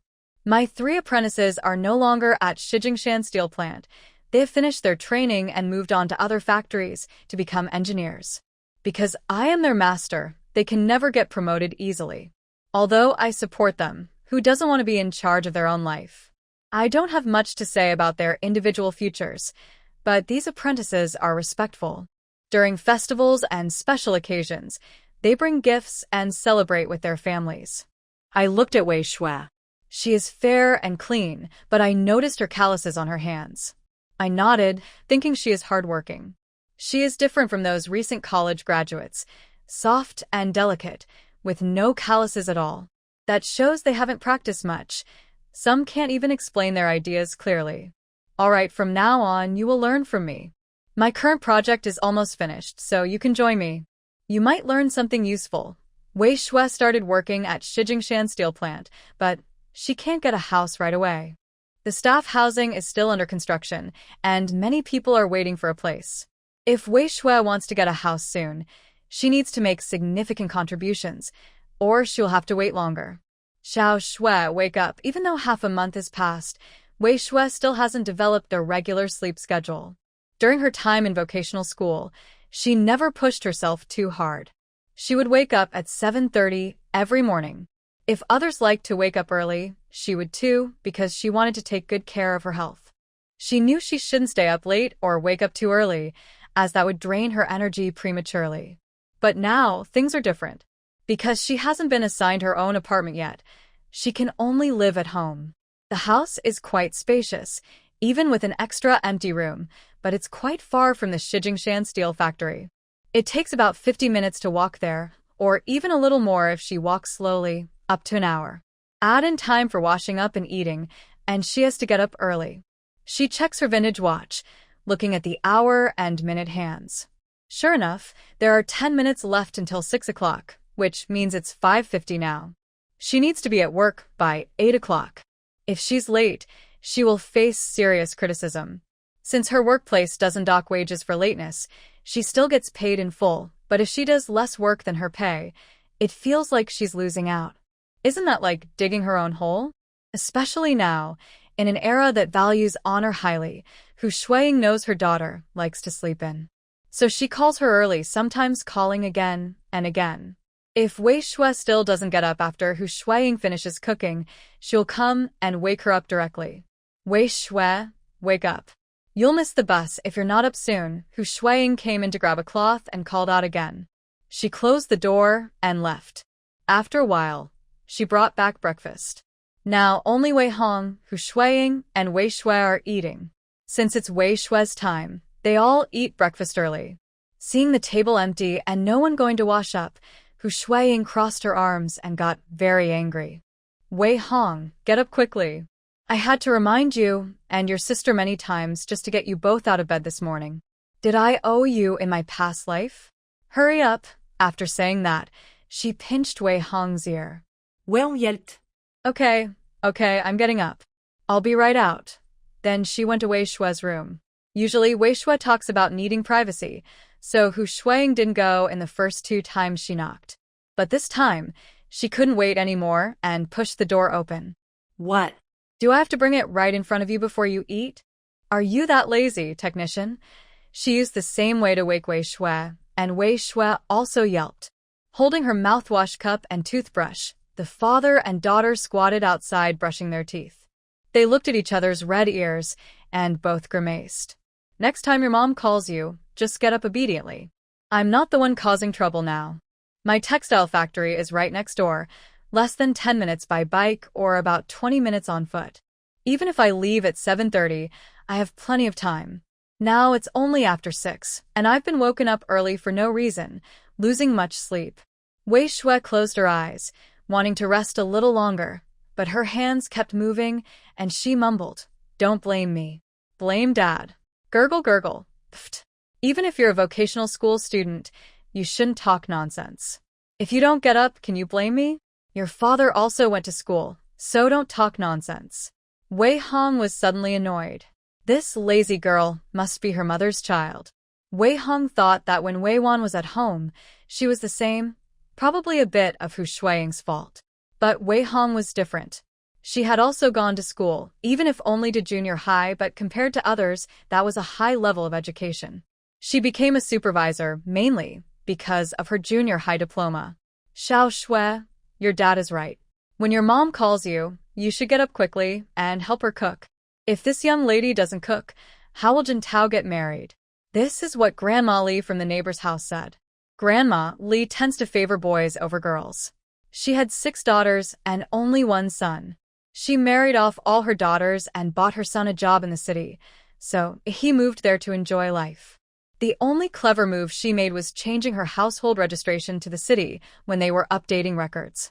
She never planned to go back. She was a widow and often bullied in the village, so she just changed it without thinking much. During the 3 years of famine, her daughters came to visit but were turned away.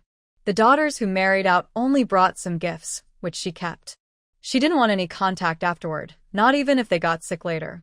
She couldn't afford to hurt her son's feelings for the sake of her daughters. Grandma Li's main goal was to care for her own old age.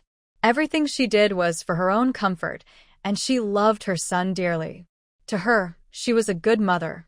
But after her son married, conflicts between his wife and her began. In the apartment building, at first it wasn't clear who could live there, only leaders or officials. So, both leaders and workers lived there. Grandma Li's son, Qian Yong, got a small single room. Compared to Wei Hong, who was a director and had a 3-bedroom apartment, Qian Yong's room was much smaller.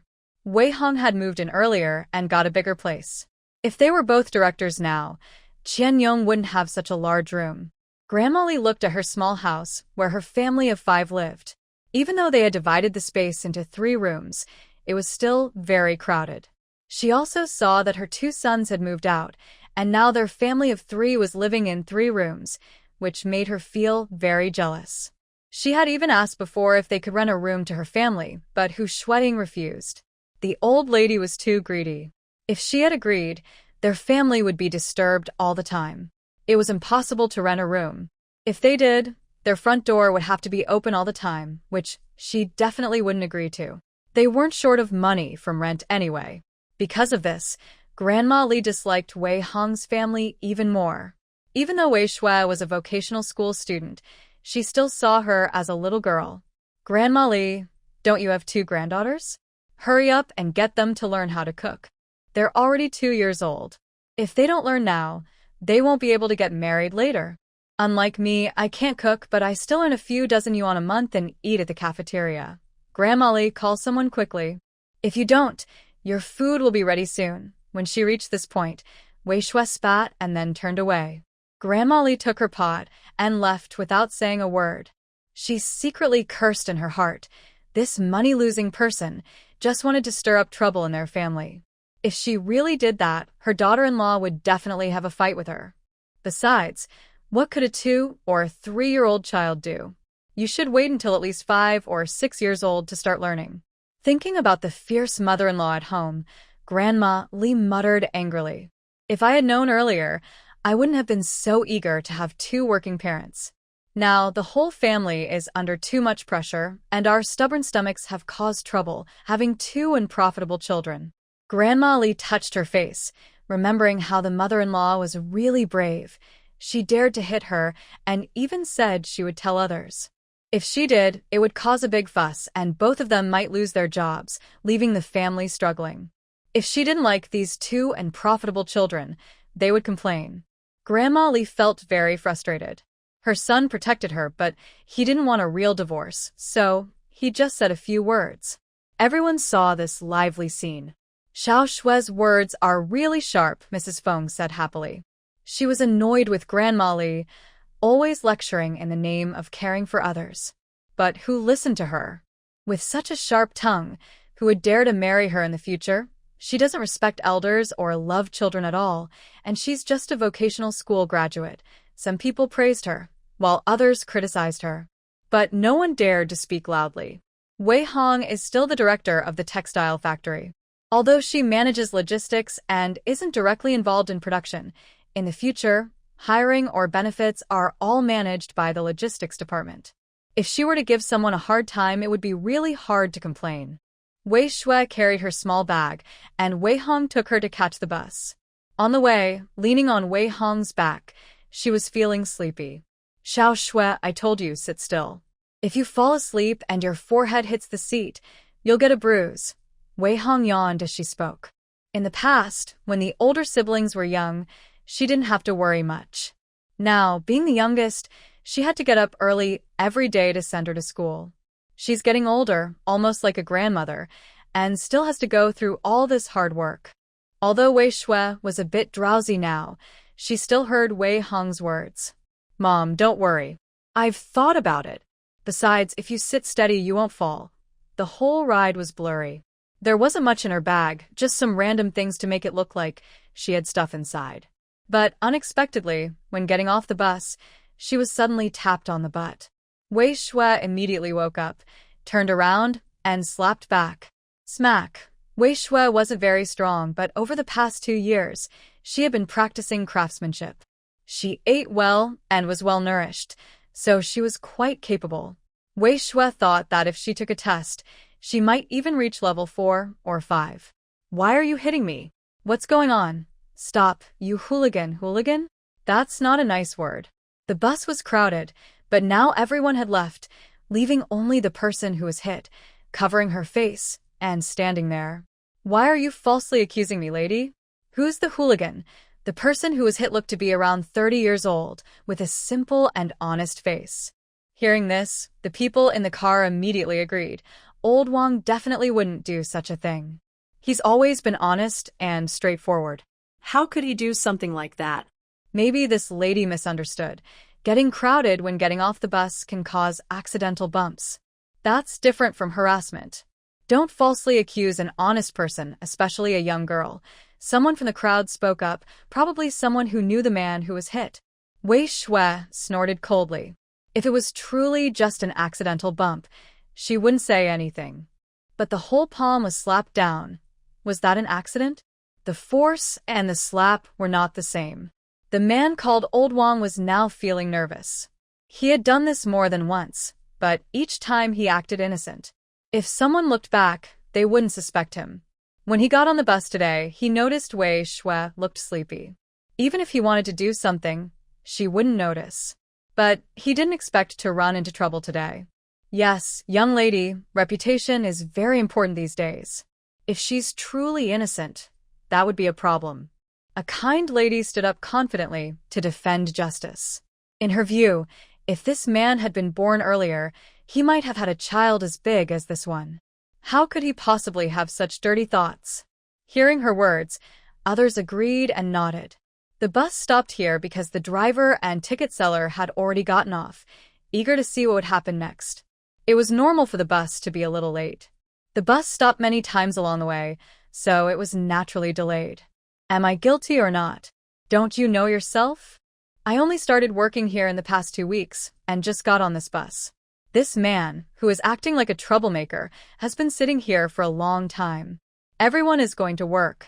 Ladies, think about it. Have any of you ever been suddenly touched or grabbed without knowing who did it? This person took advantage of the moment when the lady was getting off, probably because the crowd was busy and it was hard to see clearly. More importantly, he might have been worried about his reputation and kept quiet. After Wei Shui finished speaking, the other women who had been watching suddenly realized. It seemed like a few times before, someone had suddenly touched them, but when they turned around, they didn't see anyone. Looking at the face of this man called Lao Wang, they suddenly remembered. Wasn't he the person standing just behind them at that moment? Old Wang looked at the other female colleagues with increasingly unfriendly eyes. Although he felt nervous inside, he still appeared innocent on the outside. Comrade, it's one thing to wrongly accuse me, but slapping me is another. I won't hold that against you. You're young and know how to protect yourself, which is good. But if you say things like that, aren't you just making others judge me unfairly? I have an elderly parent and a young child. If something happens to my work, what will my family do? Old Wang lowered his hand from his face and pointed at Wei Shui, speaking passionately as if he had truly been wronged. The other male colleagues nodded in agreement, but the female colleagues, especially the one who had been slapped, felt more and more that something was wrong here. My pants have a special chemical. Just spray alcohol on them and the color will change. You touch my pants, so your hands are also contaminated. Let's go report this to the police. Some of them weren't wearing work uniforms and planned to change clothes later. Now they were wearing their own clothes, so others couldn't tell which factory they belonged to. But seeing how confident she looked, it seemed she was telling the truth. People from the Women's Federation got off the bus and started to bully the women comrades.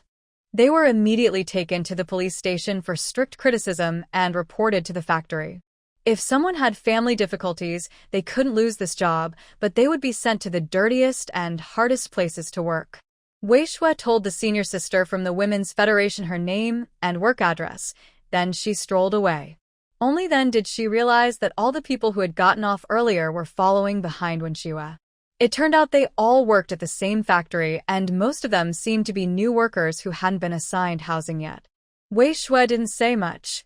She had just lost some time, and now needed to hurry.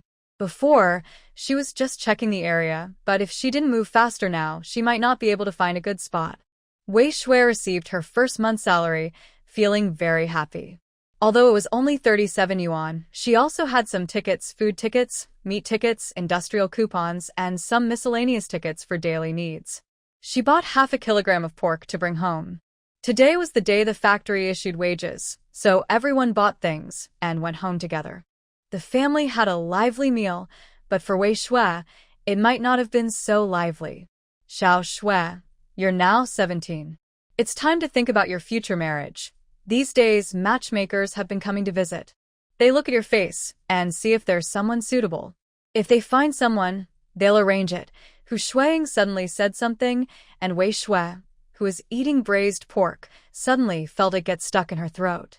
It wouldn't go up or down. Zhou Xiaohua saw this and quickly poured her a glass of water. Luckily, it was hot water from last night, so it wasn't too hot to drink now, and she could swallow it. Cough, cough. Mom, are you trying to kill me? Mom, I'm only over 16, almost 17. The country says you have to be 20 to get married. I'm not even 17 yet. Wei Shui knew she would have to get married eventually, but it was too scary to think about now. She was only 16, just 2 months away from 17. She wasn't fully grown yet and wasn't ready to marry. Finding a match isn't something you do in just 1 or 2 tries. It takes time. Plus, those men pretend to be good before marriage, but show their true colors afterward. The women suffer. So, the process needs to be longer, and you should be prepared. If you don't choose a good man, others will take him. You might as well accept what's left. Hu Shuiying didn't expect Wei Shui to be so resistant. Usually, when people talk about matchmaking, they are shy and politely refuse. But her daughter was different. Her voice was so loud that even the neighbors could hear. Do you think men are like leftover meat? Still, you should pick the best. Besides, I graduated from a technical college. If I get a better job and earn more money, wouldn't that mean others are taking advantage of me? Hu Shuiying cares most about money. Her daughter just graduated and already earns 37 yuan a month. After becoming a regular employee, her salary will increase to 42.5 yuan. Both her older children earn only this much. You're right, we should really think carefully. She needs to find a government official or someone similar. An ordinary worker isn't good enough for my little Shui, Hu Shuiying said. Wei Hong nodded helplessly, but she also thought the same inside. Her daughter graduated from a technical school and has a bright future. She shouldn't marry just anyone. Okay, if you want me to go on a blind date, I have some requirements. He should be tall and handsome, able to cook, not violent, earn about the same as me and not less. He should be respectful to his parents, but not blindly obedient. He should be able to judge right from wrong. It's best if both his parents have passed away. When she heard the last words, Hu Shuiying couldn't hold back anymore. She gave Wei Shui a gentle slap on the back of her head. What does it mean to say both parents should be gone? Losing parents means no burdens, but it also means no support. At their age, they could still work for decades. How much money would they need to earn? Without help, how would they raise children in the future? That's not something you should say so casually. I'm not talking nonsense. Think about it. Right now, I stay at home, don't do laundry or cooking. I just wait for my mom to take care of me. I even get up only when she calls me. Does my mother-in-law cook and do laundry for me? Which mother-in-law would allow her daughter-in-law to marry in? She does everything herself. Today, she's waiting to be served and cared for. Only my dear mother can do that. Can my father-in-law take me to work? Besides, I think my dad is the best. When there are good things, I want to give them to my dad, not others. If my father-in-law is involved, I might not be able to show my respect to my dad as much. Wei Shui thinks she makes a good point, but Hu Shuiying doesn't see it that way. She feels that Wei Shui doesn't want to get married because, once she's married, no one will take care of her anymore and she won't enjoy life. She believes she deserves it. She's been spoiled by this little troublemaker, and now she's lost her chance. At this moment, Hu Shuiying has already grabbed the broom. One hand pulls Wei Shui out, while the other swings the broom and hits her on the backside. What are you saying? Do you plan never to marry? Are you waiting for me to take care of you forever? Starting tomorrow, you will make breakfast. Let me enjoy some peace and quiet, and see what it's like to have a daughter to serve. Since Wei Shui traveled here, she's never been hit before. Now she's crying out loud. It doesn't hurt, but it's embarrassing. Still, she doesn't feel resentful. Instead, she finds it warm. Hu Shuiying was a bit rough, but it didn't really hurt her. Wei Shui's chaotic life was just to ease the anger of comrade Hu Shuiying, who often felt like a caretaker being treated like a servant. However, Wei Shui was telling the truth. As a child, she ate at the orphanage. At school, she ate in the cafeteria. After working, she ate in the company cafeteria. She basically had no chance to cook for herself. The only dishes she knew how to make were hot pot. Just put the hot pot base in a pot, add water, and let it boil. She also knew how to make instant noodles. Boil the noodles, add seasoning. As for real cooking, maybe only frying a steak. At home, Hu Shuiying cooked for her. At work, she ate in the cafeteria. Wei Shui had no cooking skills at all. What would she do without her mother? All these conditions were difficult, but more importantly, she was still young and inexperienced. She could think about marriage and dating in a few years. In the blink of an eye, Wei Shui had been at the steel factory for a year. During this year, she worked very hard to qualify for a housing assignment. She had collected a lot of information in her space, thinking she might travel to a historical novel world. She imagined the kinds of jobs there, so she gathered many details. However, her knowledge about steel and related technology was limited. She had only seen some things about oxygen top-blown converter technology in her research. Now that the project had started, she wasn't involved, so she decided to give up on that idea. I was originally thinking about how to show my own value increasing, but suddenly I found some information about an adaptive steel rolling guide device. This device is installed before and after the roller grooves. It helps guide the steel accurately and steadily into and out of the grooves, following a set direction and position. It is called a guiding device or induction device. This device is very useful. If it can be made successfully, it can reduce accidents during rolling. Not only does it ensure personal safety, but it also protects the equipment. Back in the 60s and 70s, honestly, equipment safety was more important than human lives. Sometimes, human lives are worth just a few hundred yuan plus an extra workstation, but equipment can cost hundreds of lives. With this guiding device, I am confident I can get promoted. As I continue to think about it, I kept wondering where this information came from. Did I keep it at that time? But no matter where it came from, now it is my reason for a promotion and a salary increase. Once I turned my ideas into a plan and asked my teacher, Lai Qinghua, for guidance, Lai Qinghua himself eagerly joined the project team. This wasn't just to help me, his apprentice, but because he truly believed that if we could develop this device, it would bring many benefits to our steel plant. However, since this project was originally proposed by Wei Shui, Lai Qinghua hadn't fully understood it yet. So, for a year, he worked with Wei Shui on the research. Unexpectedly, in the end, they really managed to develop it. Over the past year, I have been promoted twice. Every time I made a new discovery, Lai Qinghua couldn't help but go to directorly to take credit. After a year of effort, we finally developed this guiding device perfectly. The adjustment time was reduced from 45 minutes to just 3 minutes. Its lifespan is now 8 times longer than traditional models, and it can even work with various rollers. The entire technical team witnessed this moment. Even the workers transferred from the workshop, upon seeing the machine, shed tears. These steel factory workers are basically pioneers, figuring things out step by step. Many of them didn't know much at first. They learned through trial and error, risking their lives to find a way. This shows how great the workers' older brothers are. Everyone was afraid of falling behind, so they worked very hard. They only had one day off each week, and the rest of the time, they worked overtime. Few could leave work on time.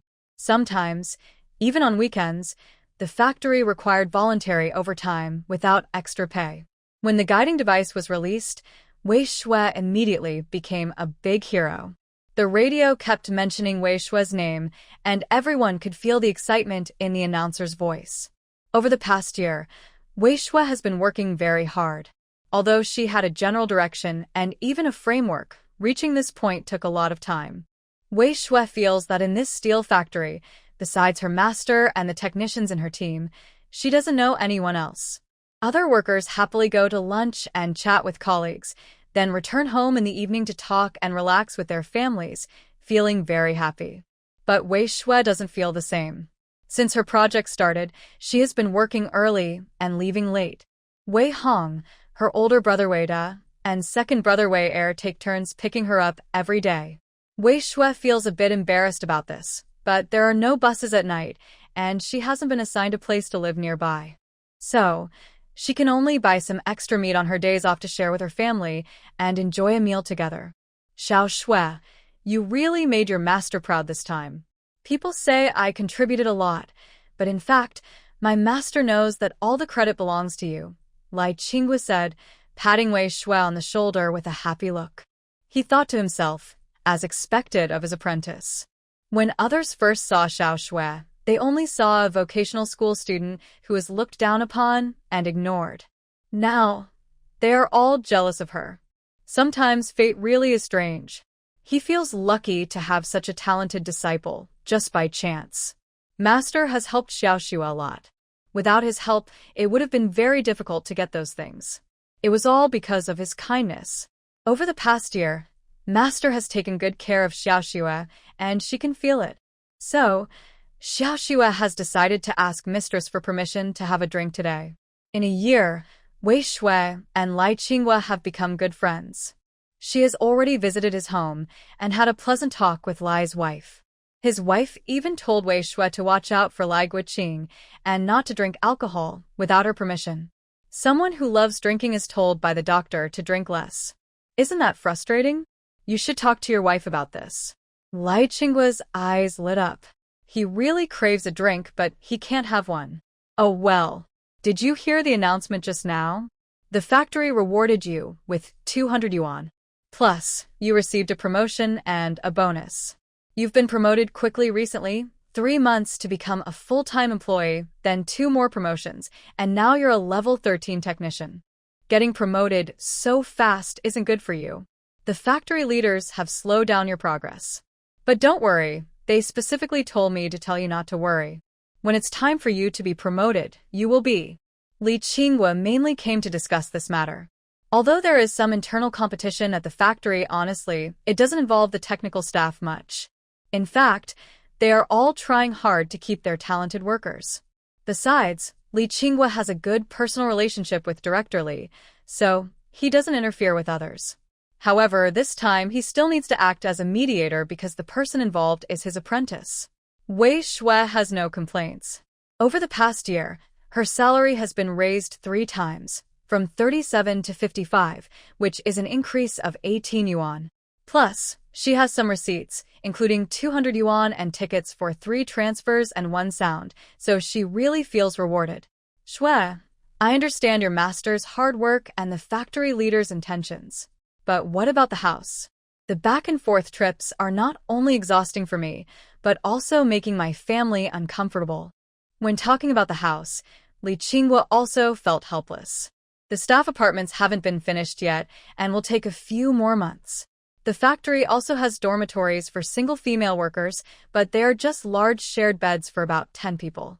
Wei Shui immediately refused.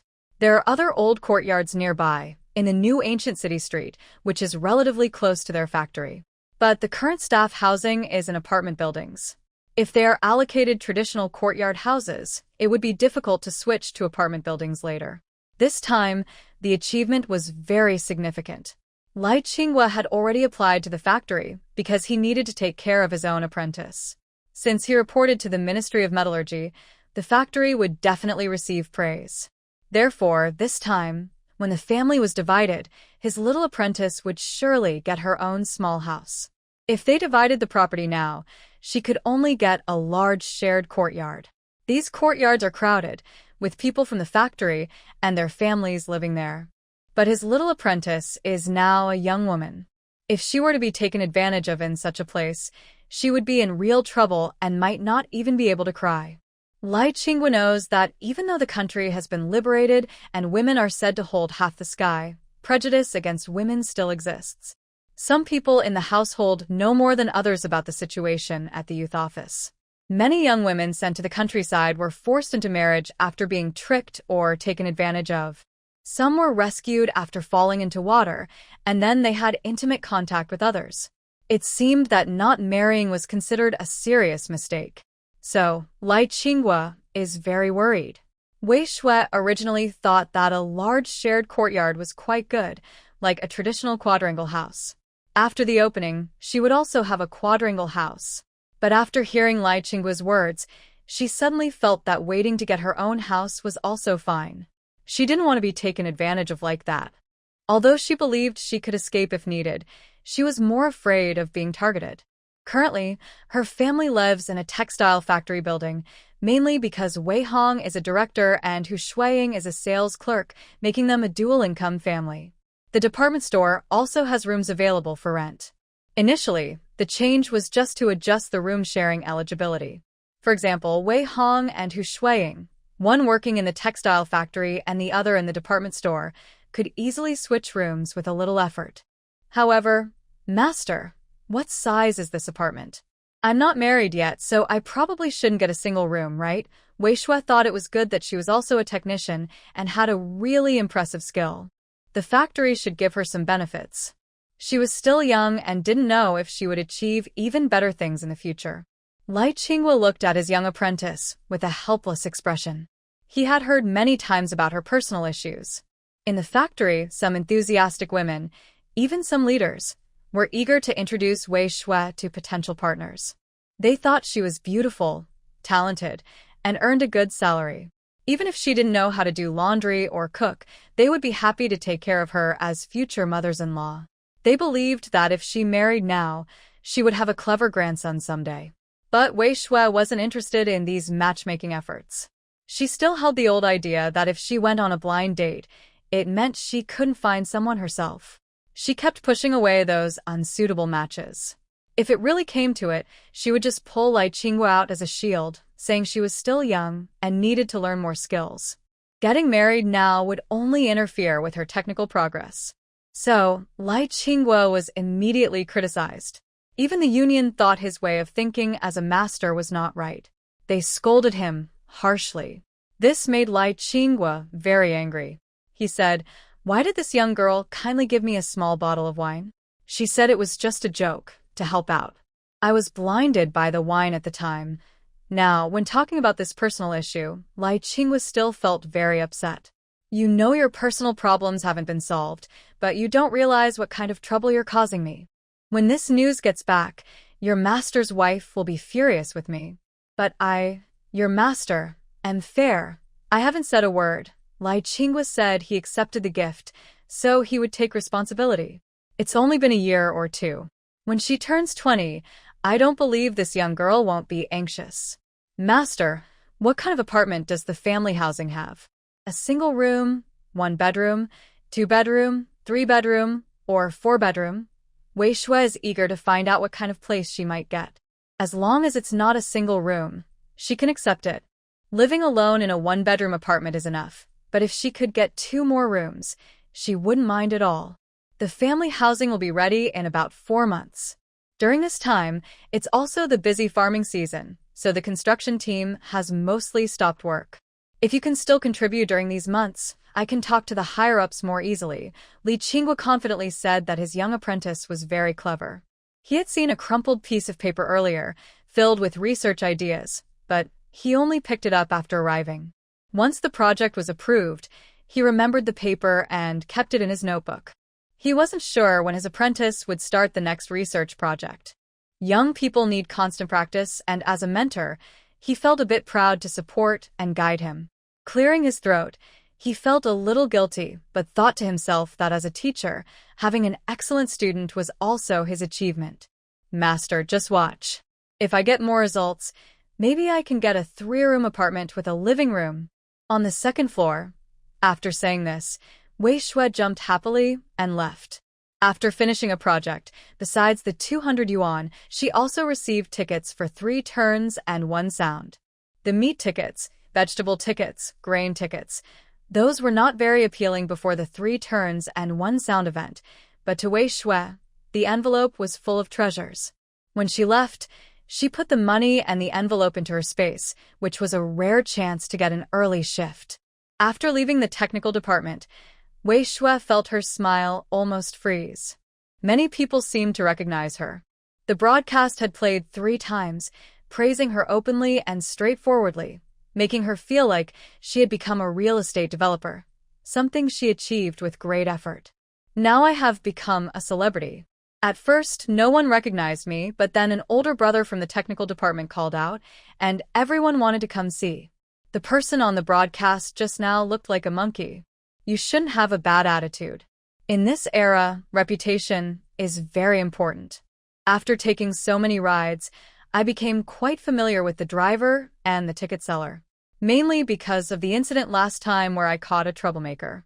Both the driver and the ticket seller had a very good impression of Wei Shui. You should know, people despise such bad characters. Morality is still high in this era. Why are you back so early today? Master Su has been driving the same route for a long time. There are 3 drivers and 3 cars, all on this route. About every half hour, 1 car comes by. Every time I go to work by bus, it's always the last trip driven by Master Su. When I get on, he always gives up the front seat. That seat is usually used for the ticket seller's stuff, and there's a small stool next to it just for the ticket seller. Yes, it's rare to see you now. Isn't your dad or brother supposed to pick you up? Ticket seller sister Fong quickly moved her things to the side. After collecting the tickets, it was time to chat. After a busy period, I've been really busy lately. If it weren't for the fact that my home is far away, I could work overtime and help the factory more. That would be a proud thing. But my home is far away, so after working overtime, I always bother my family to pick me up. I feel a bit embarrassed, and I don't dare to go back alone. Wei Shui was cautious and didn't share too many details. Others only knew she worked at the Shijingshan steel factory, thinking she was just an ordinary worker. The last time she mentioned chemical reagents, it had already been clarified that she didn't have any of those substances. Since it's a large factory with thousands of employees, not everyone knows each other. However, many people in the train carriage recognized Wei Shui. If one person knew her, then almost everyone around would recognize her too. Wei Shui felt uncomfortable, as if she was being watched closely. She felt like she was a big piece of meat. Although she did have some wealth, her money and valuables were well known. Publicly sharing that was good because she could spend openly and confidently. But revealing her wealth also meant everyone knew she was rich, which didn't feel entirely comfortable. That's true. I heard your steel factory is so big that they're even building a new housing area for families. Since your time working there is short, you probably won't get a house yet unless you and your partner both work at the factory. Fang Jie, who often chats with passengers as a ticket seller, knew quite a bit. Considering Wei Shui had only been working there for a little over a year, it would be difficult for her to get a house unless both she and her partner worked at the steel factory.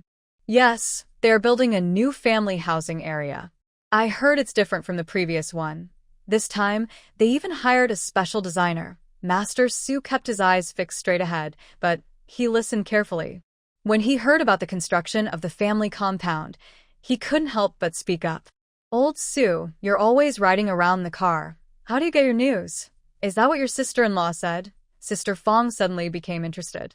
What kind of family compound was this? Could it really be built with flowers? Sister Fong lives in a railway family compound. Her husband and in-laws work for the railway system. After raising her children, her in-laws put her here as a ticket seller. She thinks her job is pretty good. It's not tiring and she has plenty of time to relax. However, the railway system doesn't connect with the steel factory over there. If it did, she might get more news. Sue's sister-in-law works in the logistics department at the steel factory, which is why Sister Fong suddenly asked that question. Can't say. This made Wei Shui very curious. What kind of family compound was so secretive that Master Su couldn't talk about it? After about 50 minutes of wandering around, they finally got off the bus. It only took about 10 minutes on foot to reach the destination. Honestly, the bus was too slow. Every time Wei Shui saw it wobbling along, she wished she could just get off and push it herself. It was less than 20 kilometers, but it felt like a journey to the end of the world. But it was still faster than riding a bicycle. After all, burning oil was better than burning grain. When I returned to the family compound, I found 2 pieces of meat wrapped in oil paper in my bag. I had brought a large bag today because I thought the factory might give a reward, so I packed 2 pieces of meat inside. Sure enough, the meat tickets were for 8 jin, about 4 kilograms. This isn't a regular benefit, but a special reward just for me. The 2 pieces of meat I took were from the storage space. When the time comes, I will consider the meat tickets used up and send them to Wei Ying and Wei Wan. Wei Shui isn't a fool. Maintaining good relationships is important. From the Black Province, I also received many local specialties. Stewed chicken with mushrooms was made from dried ingredients sent back by my 2 sisters, along with some dried chicken and dried rabbit. These are all types of meat. At first, I was worried that giving those meat tickets might cause trouble if someone marked them.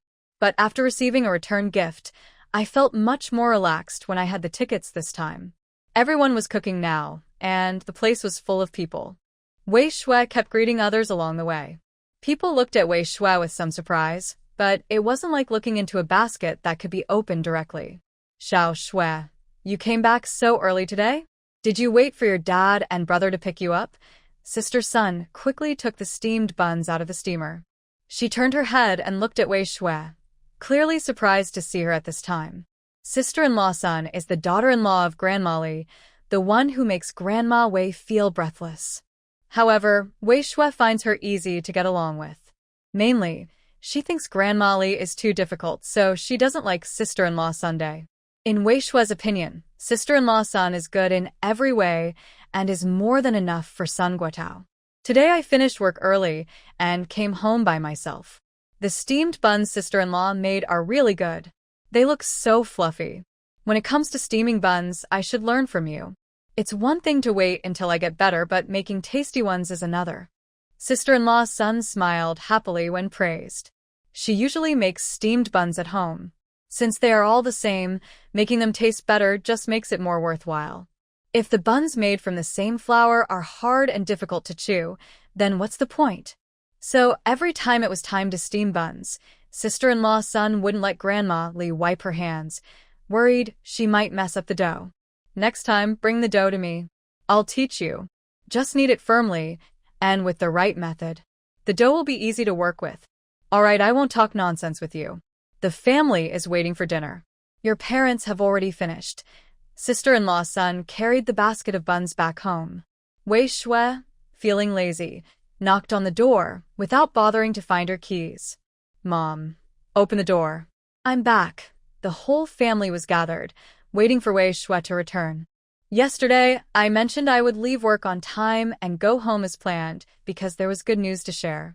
I told Hu Shuiying to only steam buns and cook rice, and to prepare other dishes when she returned. Although the family doesn't know what the good news is, if Wei Shui says it's good, it must be really great news.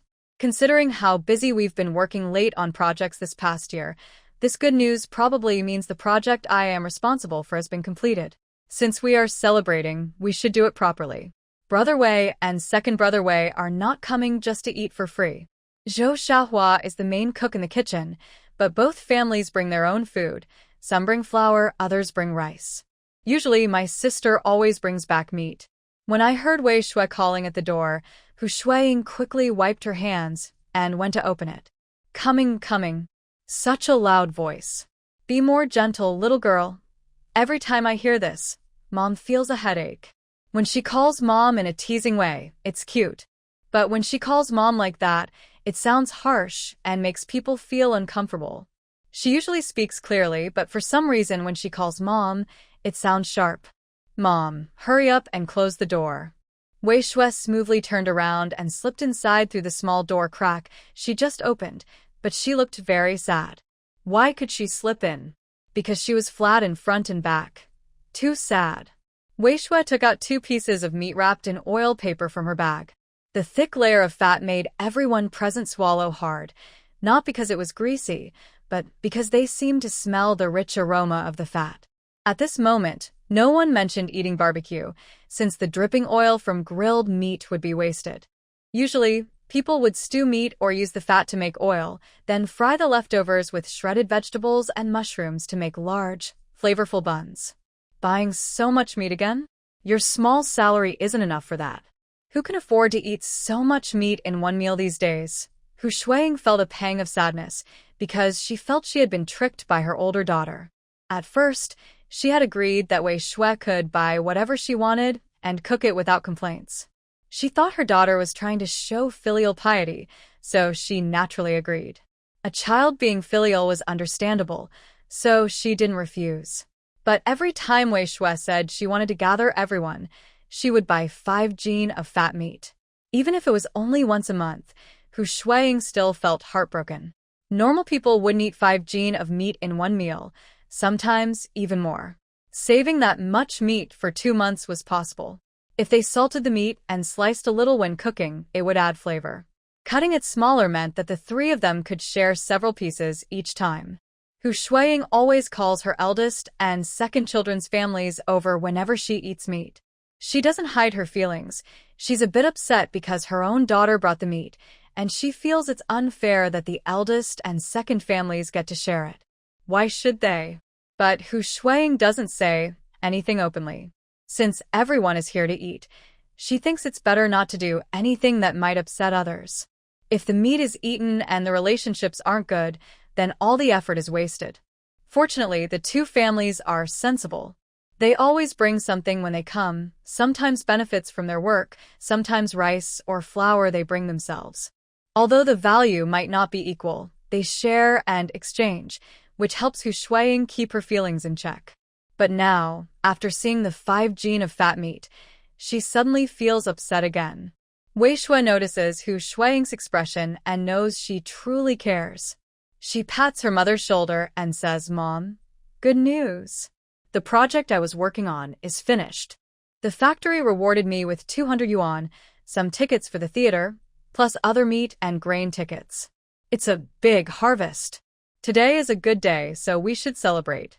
Second sister-in-law, make those 2 pieces of meat, and let's all enjoy it together." Zhou Xiaohua happily gets busy, and Zhou Dahua also helps. As daughters-in-law, they naturally want to do more. Since it's about cooking meat, they work faster. One cuts the meat, the other washes the pot. Zhou Xiaohua works in the cafeteria, where she can sometimes enjoy some meat dishes. Zhou Dahua stays at home to take care of the children. Now, during her free time, she only has a matchbox. Their monthly meat coupons have been used up. Since the child can now eat well, they only have 1 child, so they won't be neglected.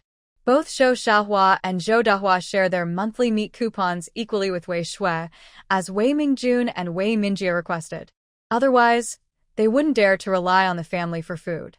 Every time they get a big supply of meat, they look forward to a feast. They enjoy large pieces of fatty meat, which they really savor. Usually, after such a meal, they don't want to eat meat for half a month. The remaining coupons can last another half month, which is enough.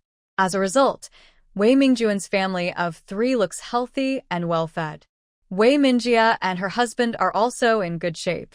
Wei Shui reaches into her bag and takes out her money and coupons from her space. There's no need to hide them. These can be easily found out. Their family lives in a community where some workers also work at the steel factory. It's better to hear about it from their own family than from outsiders. She takes out an envelope and dumps the coupons onto the table. Dozens of coupons are stacked together, which is quite shocking. Even Wei Hong, as a director, has never had so many coupons.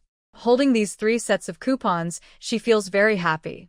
These 3 sets of coupons will be used as dowry for Xiao Shui. Now that we have these, your mother and I will work hard to get everything ready for you. Sometimes, what matters most is not money, but tickets. Without tickets, no matter how much money you have, you can't buy anything. Zhou Dahua and Zhou Xiaohua could hear their parents talking even while they were busy. After hearing what their father said, they exchanged glances and could see the displeasure in each other's eyes.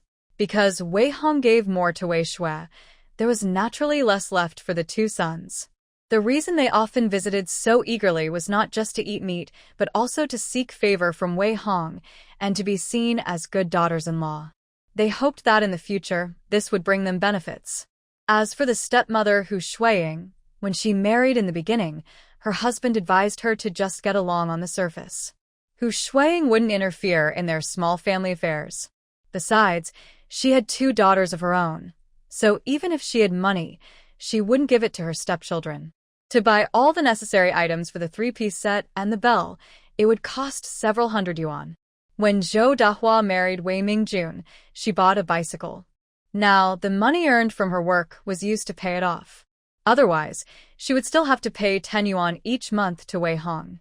Zhou Xiaohua also bought a bicycle when she married Wei Mingjia. Both daughters-in-law received 100 yuan as bride price, which was quite a lot at the time. But compared to the 3-piece set Wei Hong promised to buy for Wei Shui, it was insignificant. But they all knew that they couldn't cause trouble here. Once they got married, they would leave the family. Their impression of Wei Hong and Hu Shuiying was mostly based on what Wei Mingjun and Wei Mingjia told them.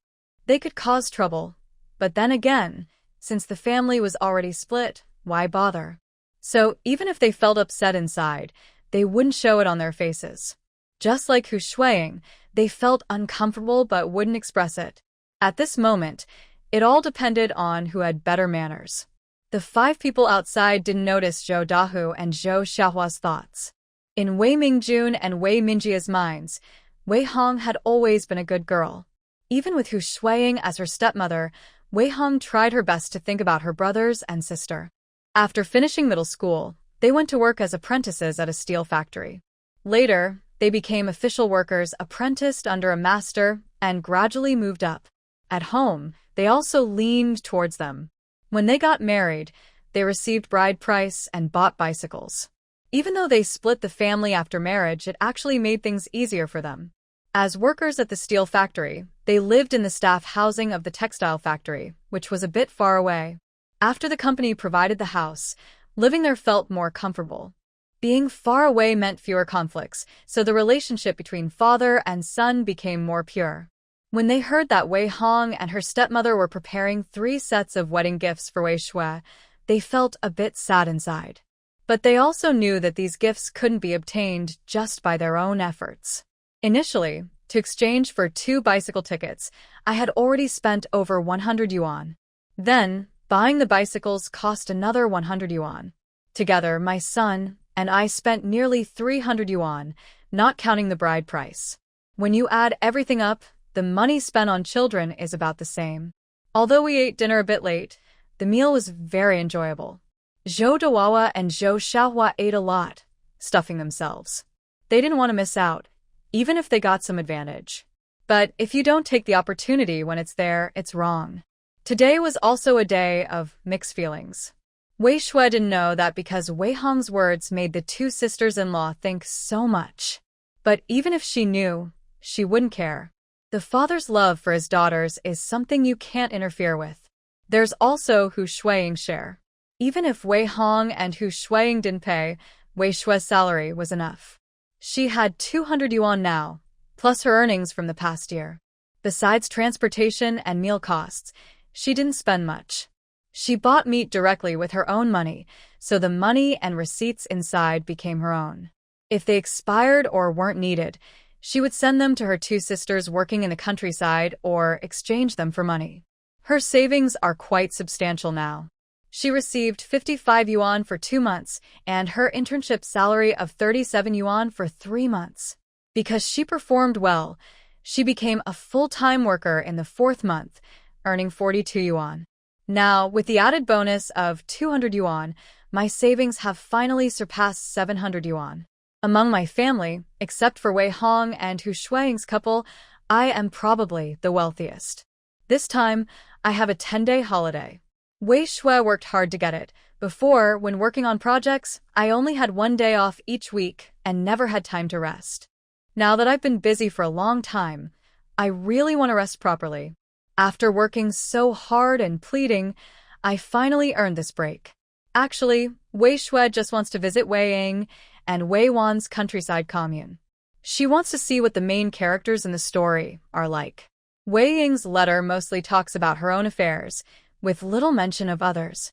Although she experienced a harvest last autumn, she still felt exhausted from the work. Wei Shui's trip to the countryside isn't during harvest time yet. In the north, it's colder and less warm, so harvest usually happens around late September or early October. It's only August now. When the time comes, my 2 older sisters can still host me. They currently share a room, and I will have a place to stay too. The 3 sisters sharing a room is normal for us. I told Wei Hong about this the next day. She was chewing on a steamed bun and was in a good mood. She's proud of her daughter, and as a father, I also feel proud. Currently, this situation makes Wei Hong worry again about her daughter in the countryside.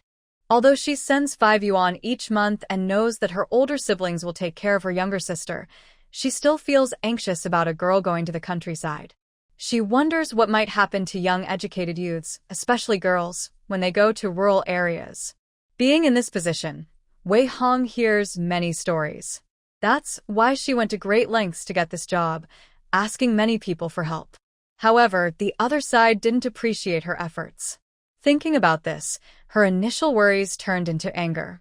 Hu Shuang heard this and first felt happy, then worried. She was glad that Wei Shui was going to visit her daughter in the countryside, bringing some things and seeing the real situation. She didn't want her worried friends to be anxious, so she usually only shared good news. Actually visiting would be best, but she still worried about what might happen to Wei Shui there.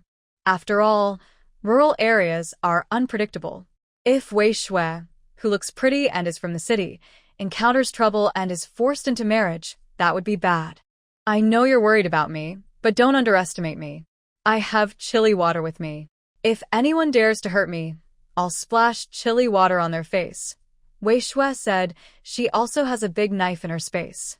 She once thought the world was ending with zombies and all, and she got a big knife from the black market. If someone tries to do something to her, she's ready to fight back with all her might. Wei Shui had prepared the introduction letter, bought the train ticket with it, and after a day of traveling by train, finally arrived in He Province. Before leaving, she had sent a telegram, so Wei Ying and Wei Wan had already received it. They chose to depart at night, so they arrived in the county in the afternoon. After leaving the station, she saw Wei Ying and Wei Wan, who had darkened quite a bit. Standing nearby were 2 tall men. One was handsome, with a healthy skin tone despite being darker from working outdoors. Judging by their looks, they were probably important or well-known people, like leaders or officials. Wei Shui no longer clearly remembered the scenes from that book, but she thought the main character's surname was Jiang. The man next to him was taller, about 1.8 meters. Even when food was scarce, being that tall was impressive. He wasn't particularly handsome, but his lively eyes made up for it. These 2 men were Jiang Yushi and Mo Jiqiu. For years had passed. Wei Ying and Wei Wan had integrated into Lujia village and had gotten to know some other young workers. However, with many people at the work site, conflicts sometimes arose. In the past 2 years, a few more people had arrived. Those living in shared dormitories seemed to have some distance from those living in large communal beds, which was natural. People's hearts often felt uneasy about these differences. Behind the youth station, there are 6 single rooms. Currently, 2 are unoccupied, and 4 are full. However, the rooms are called singles, and Wei Ying and Wei Wan share 1 room, as do Jiang Yushi and Mo Jiqiu. They all know that, since there are still few people at the youth station, 1 person can stay in each room. But if more people come and the team leader arranges for them to stay, can they refuse? Instead of this, it would be better to have 2 people share a room from the start. Choosing your own roommate is always better than being assigned one forcibly. Today, after receiving a telegram, Wei Ying and Wei Wan timed their visit to the county to pick up their younger sister. They were very happy that Wei Shui was coming. The sisters had been here for 4 years and had never seen their family. In fact, the youth exchange program allowed family visits after 3 years. But the winter in the north is very cold, especially in the Black Province. Going outside in winter takes a lot of courage, not to mention carrying luggage to catch a train. Plus, they often wrote letters. After discussing, Wei Ying and Wei Wan decided not to go back. Traveling back and forth was tiring, and now their family has a sister-in-law, a second sister-in-law, and a little nephew. There would be no place for them to stay if they returned. So, they decided to stay in the northeast and keep warm through the winter. But even so, how could they not miss home?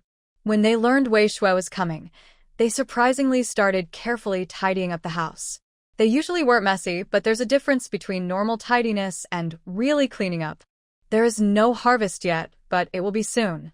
Before the harvest, the team leader is quite lenient with these young workers taking leave. However, once the harvest begins, no matter what, as long as they are alive, everyone must go to work. Wei Ying and Wei Wan took leave and rode a bullock cart to the commune, then transferred to a bus and traveled to the county. They happened to meet Jiang Yuxi and Mo Jichou by chance. Since they all lived alone, the 4 of them knew each other quite well, and many things had happened among them. Although the 4 were familiar, Wei Ying and Jiang Yuxi knew each other even better. One was scheming with a purpose, and the other was quietly getting closer. Now, only a thin barrier remained between them. After learning that they were going to pick someone up, the 2 volunteers offered to accompany them. If they were picking someone up, it would probably be dark when they returned to the commune. At that time, they could only walk back. Although it was only an hour's walk, a lot could happen in that hour. 3 girls together might face danger. Not to mention the relationship between Jiang Yuxi and Wei Ying. If they really became a couple, Jiang Yuxi would now be Wei Ying's sister-in-law. With the desire to show off, she naturally wouldn't want to leave. Mo Zichou knew Jiang Dage's feelings well, so she firmly supported Jiang Yuxi's side. It was just a matter of returning a bit later, not that she wouldn't go back at all. Wei Zichou, I remember you said your sister had a job. Why are you coming to see us now? Mo Zichou suddenly remembered that Wei Wan had said her younger sister graduated from a technical school and already has a job. Now she is going to the countryside, but the timing doesn't seem right. This question had already been discussed by Wei Ying and Wei Wan when they received the telegram. They considered many possibilities, even wondering if the family had taken her sister's job away. The family has jobs, but the older sister-in-law is unemployed, and they have a new nephew. Could that be the reason? Zhou Dahua. Even though you wouldn't be as wronged as I am. Our sisters haven't seen each other in years. Maybe my younger sister took leave just to visit us. Wei Wan didn't reveal her suspicions. She still smiled and said that her younger sister is a worker who often sends meat coupons and some cloth coupons. This shows they are proud of her in Lu Village. Not only does their family lend money, but their sister also sends coupons, which shows the family cares about her. So, the villagers naturally don't dare to bully the sisters too much. My younger sister is good at studying. She was the top student when she entered the technical school. Luckily, she went to a technical school. When Wei Ying said this, she also breathed a sigh of relief. If her sister had gone to high school, she wouldn't have been able to go to college now. After 3 hard years of high school, if she couldn't get into college, it would have been a big disappointment. Getting into a technical college isn't easy for everyone. People nowadays are very calculating. Studying at a technical college takes 2 years, high school takes 3 years, and university takes 4 years, totaling 7 years. Although these are for job placement, by the time someone graduates from a technical college, they've already been working for 5 years. It's still more cost-effective to attend a technical college, so their entrance scores are much higher than high school scores. Those who don't get into a technical college usually go to high school instead. The other 3 also thought about how the college entrance exam has been paused recently and felt that Wei Shui is quite lucky. Jiang Yuxi looked at Wei Ying's sweaty forehead and silently handed her a handkerchief. Wei Ying shyly accepted it and quietly wiped her forehead. Wei Wan and Mo Jiqiu, who were chatting, fell silent. They felt they might have disturbed the two of them while they were having a romantic moment. Now, both of them are not young anymore. Jiang Yuxi is 24 and Wei Ying is 22. In today's age, where many marry at 16 or 17, being 22 is already quite old. People say the heroine will meet human traffickers or thieves on the train. Even if she is a doctor, she might encounter important people who suddenly fall ill, or meet the village head's mother going to the countryside and help her out, eventually gaining a strong backing. Perhaps Wei Shui is not the main character. She arrived safely in Daxing County, feeling a bit disappointed when leaving. She had prepared many angry words, like criticizing those who spoiled children or eat in public and for people who asked questions, but she didn't encounter any of that. Others still thought she was a rural youth sent to the countryside because there was a group of young people heading there at the moment. Several train cars were filled with people from all over the country, all young and looking like they were going to the countryside. Wei Shui, now 19 years old, looked like a typical young person heading to the countryside. She carried big and small bags, but she arrived safely, even without her money being stolen, which she found strange. She didn't think she was lacking in charm, but maybe she just felt she lacked the main character aura. After all, she was a time traveler with a space ability. Her family wasn't perfect, but she didn't think she should have no presence at all. Thinking about all this, she looked outside and saw two familiar figures. Although she hadn't seen them in a long time, she could still recognize them. These two were Wei Ying and Wei Wan. Since her crossing, she hadn't interacted much with them, but in Wei Shui's memory, they still held a significant place. Over the past few years, they have exchanged many letters, and it's clear that the two people haven't fought as fiercely as in the stories. Maybe because Wei Shui has a job now. During these years, she has received many monetary gifts, probably because her family is doing well and can support her two daughters. With a comfortable income, she naturally doesn't mind small expenses. If she were short of money, she might argue over even a single scallion. Wei Shui noticed that these two people are taller than she remembers. That's understandable. She was only 18 when she went to the countryside, and people do grow taller over time. But if she wanted to return to the city, it might take another 10 years. Now is just the beginning of that decade. By then, she'd be over 30. Would she still be able to take the college entrance exam? Wei Shui doesn't know if there's an age limit for the exam back then, but missing it would make returning difficult. However, Wei Ying probably knows. Otherwise, why would she be so determined to go to the countryside? Maybe she's hoping to come back after passing the exam. Xiao Shui. Over here. Wei Wan's sharp eyes immediately spotted Wei Shui. In fact, she also noticed Wei Shui's unusual skin color. After working in the countryside for a few years, honestly, she's quite dark. Even when they wear thick clothing during work, it can't fully block the sun. It's also very hot, and they're worried about heat stroke. Usually, they cover up during the hottest midday hours. Luckily, they can also take breaks, rest a bit, and become a little fairer. Unlike Wei Shui, who works in a technical job, she doesn't need to be in the sun at all. Even when she researches during the day, she stays inside the factory building, protected from the sunlight. Just seeing you come to visit us makes me happy. Why are you carrying so many bags? Wei Ying, what are you standing there for? Hurry up and help carry things. Wei Wan looked at Wei Ying, who was still acting shy and affectionate, and said impatiently. She didn't care where they were. If someone reported them for inappropriate behavior and they were taken to the street for public scolding, that would be funny. She didn't understand what was happening in the world lately. Before, when she visited the county, she saw people wearing tall hats, with strange haircuts, and old shoes hanging around their necks. Many people were criticizing and protesting. Seeing this made Wei Wan feel very scared. If she ever ended up like that, she would rather die. So, even in the countryside, she was careful with her words. Sometimes, when she wanted to say harsh things, she would tightly pinch her thigh. When it hurt, she would stop herself from speaking and instead let out a moan. Here you are, little sister. You're really something. You just started working, and you're bringing so many things. Are you not tired of this life? Wei Shui only said she worked at a steel factory. She didn't mention what exactly she did or how much she earned. Based on Wei Ying and Wei Wan's impressions, she had only worked for about a year, and it was only recently that she officially became a regular employee. She still had expenses to cover in her daily life. As girls themselves, they naturally understand how strong a girl's desire to shop can be. Now, carrying many bags and packages, they, as older sisters, feel a bit embarrassed. It's not all my shopping, some are from my parents and some from my older brothers and second brother. When we get back, we'll divide everything. It feels a bit easier now. My parents saw me off to the car, and now you two are here to pick me up. I'm not too tired. Wei Shui handed over her packages, rubbed her wrists. The weight wasn't too bad, but with so many things held in her hands felt a little sore and swollen. Her gaze unintentionally shifted to the two men. Should I introduce them?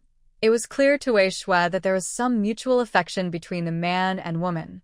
As soon as she said this, Wei Ying immediately blushed. This is Jiang Jiqing, and this is Mo Jiqing. We all live in Lijiakan, and today we just happened to meet in the city and decided to go back together.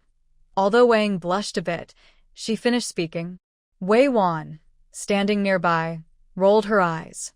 With so many people and so many eyes, it was enough to mention. If she kept talking, someone might overhear, which wouldn't be good. When they got back to the Jiqing spot, she was determined to expose this fake woman's true face. She clearly liked him, but kept making up stories. The days of going to the countryside have been many, but the days of returning seem far away. Many people here have married and become locals, but only those young educated youths who haven't been there long are still holding on. They are probably the oldest group now. Every year, several come back, this year, even 8. Those who have married or rebuilt their homes are no match for those who are still being sent back. Later, Wei Wan realized that as soon as the youth stations are vacated, someone else will take their place. So, as long as the youth stations are full, there will be no more redistributions. When Wei Shui heard the words youth, she suddenly remembered a character.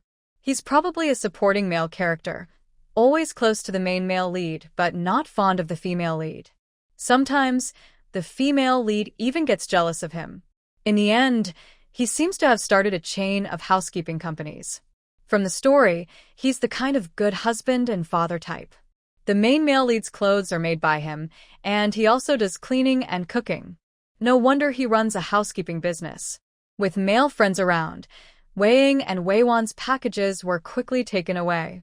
Holding them separately wasn't too heavy. We caught the last bus back to the commune, but the smell was really bad along the way. Wei Shui didn't dare to speak, afraid that if she opened her mouth, the smell would go straight into her body.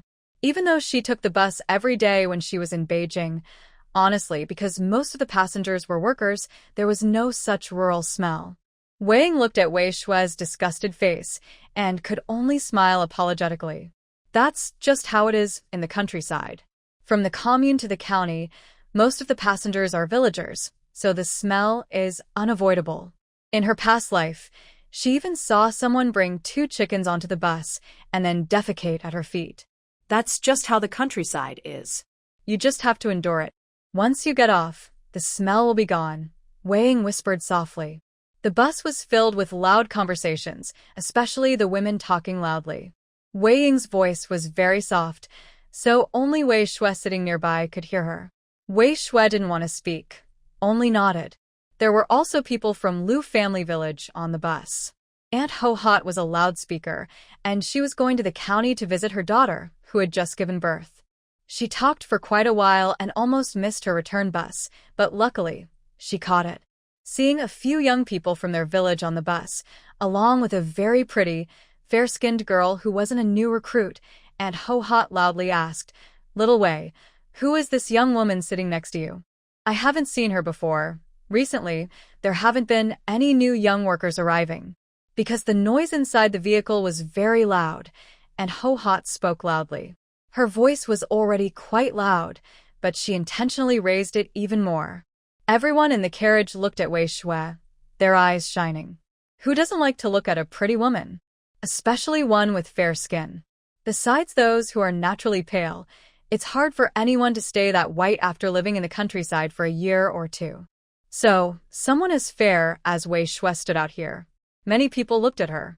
At first, Wei Shui might have felt shy and unsure, but after that day, when she became brave, she became more calm. It's just a train full of people. Before, she was part of a factory team. Aunt Ho-Hot, this is my younger sister. The youngest. My third sister and I have been working in the countryside for a few years. My sister came to visit. Shui, this is Aunt Ho-Hot. In our Lu family village, she's quite knowledgeable. If you need anything, asking Aunt Ho-Hot is the best choice. Wei Wan quietly added in her mind. She knew how to talk, turning black into white and white into black. She loved spreading rumors, listening to gossip, and passing on stories. When the story spread and she asked about it, people would deny she said anything. She was just a troublemaker. However, working together with Aunt Ho-Hot was always very pleasant. Whether what she said was true or false, she always had something to talk about, and it was all interesting. But never leave suddenly, because once you do, Aunt Ho-Hot might start talking about you. In the whole village and the youth team, has anyone not been talked about by Aunt Ho-Hot? Now, everyone knows that what she says is mostly false, with a little truth mixed in. Still, everyone is bored and naturally wants to hear her talk more. Hello, Aunt Ho-Hot. My name is Wei Shui. I took a few days off to visit my two older sisters. Seeing how kind and friendly you are, I can tell that my third and fourth sisters are doing well in Lu family village. When I came, I was worried because my third and fourth sisters grew up in the city. Our parents and two brothers always worried that they might only share good news and hide worries. So they asked me to come and check. When I got off the train, I almost didn't recognize them. They've grown taller, and though they're a bit darker, they look healthy and strong. Lu family village is really a good place. Wei Shui's words made Aunt Ho-Hot very happy. Although her husband isn't the village leader, he is the brother of the village leader. Wei Shui's praise was really praising Lu family village as a good place. If Lu family village is good, it must have a wise leader, and that makes it a great place. That's because our Lu family village has plenty of land, and the work points are valuable. As long as you work hard, you can definitely support yourself and even earn some extra. Your two older sisters are diligent and hardworking. Everyone in your family cares about them, so life can't be too bad, right?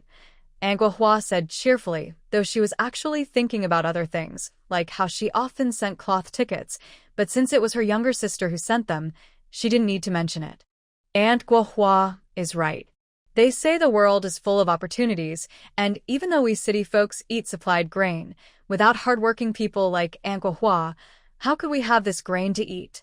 So, people in the city and the countryside shouldn't look down on each other. We all support each other. I feel very close to Aunt Guohua. Wei Shui didn't want to say much at first, but when she met this person called Aunt Guohua, she couldn't help but speak more.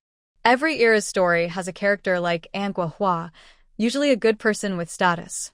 So, just out of curiosity and wanting to join in, she said a few more words. These words really touched a nerve. Emo's Kia looked at Wei Shui. She considered herself good at talking, and even though she didn't think she looked down on rural folks, she still felt a bit superior when dealing with villagers.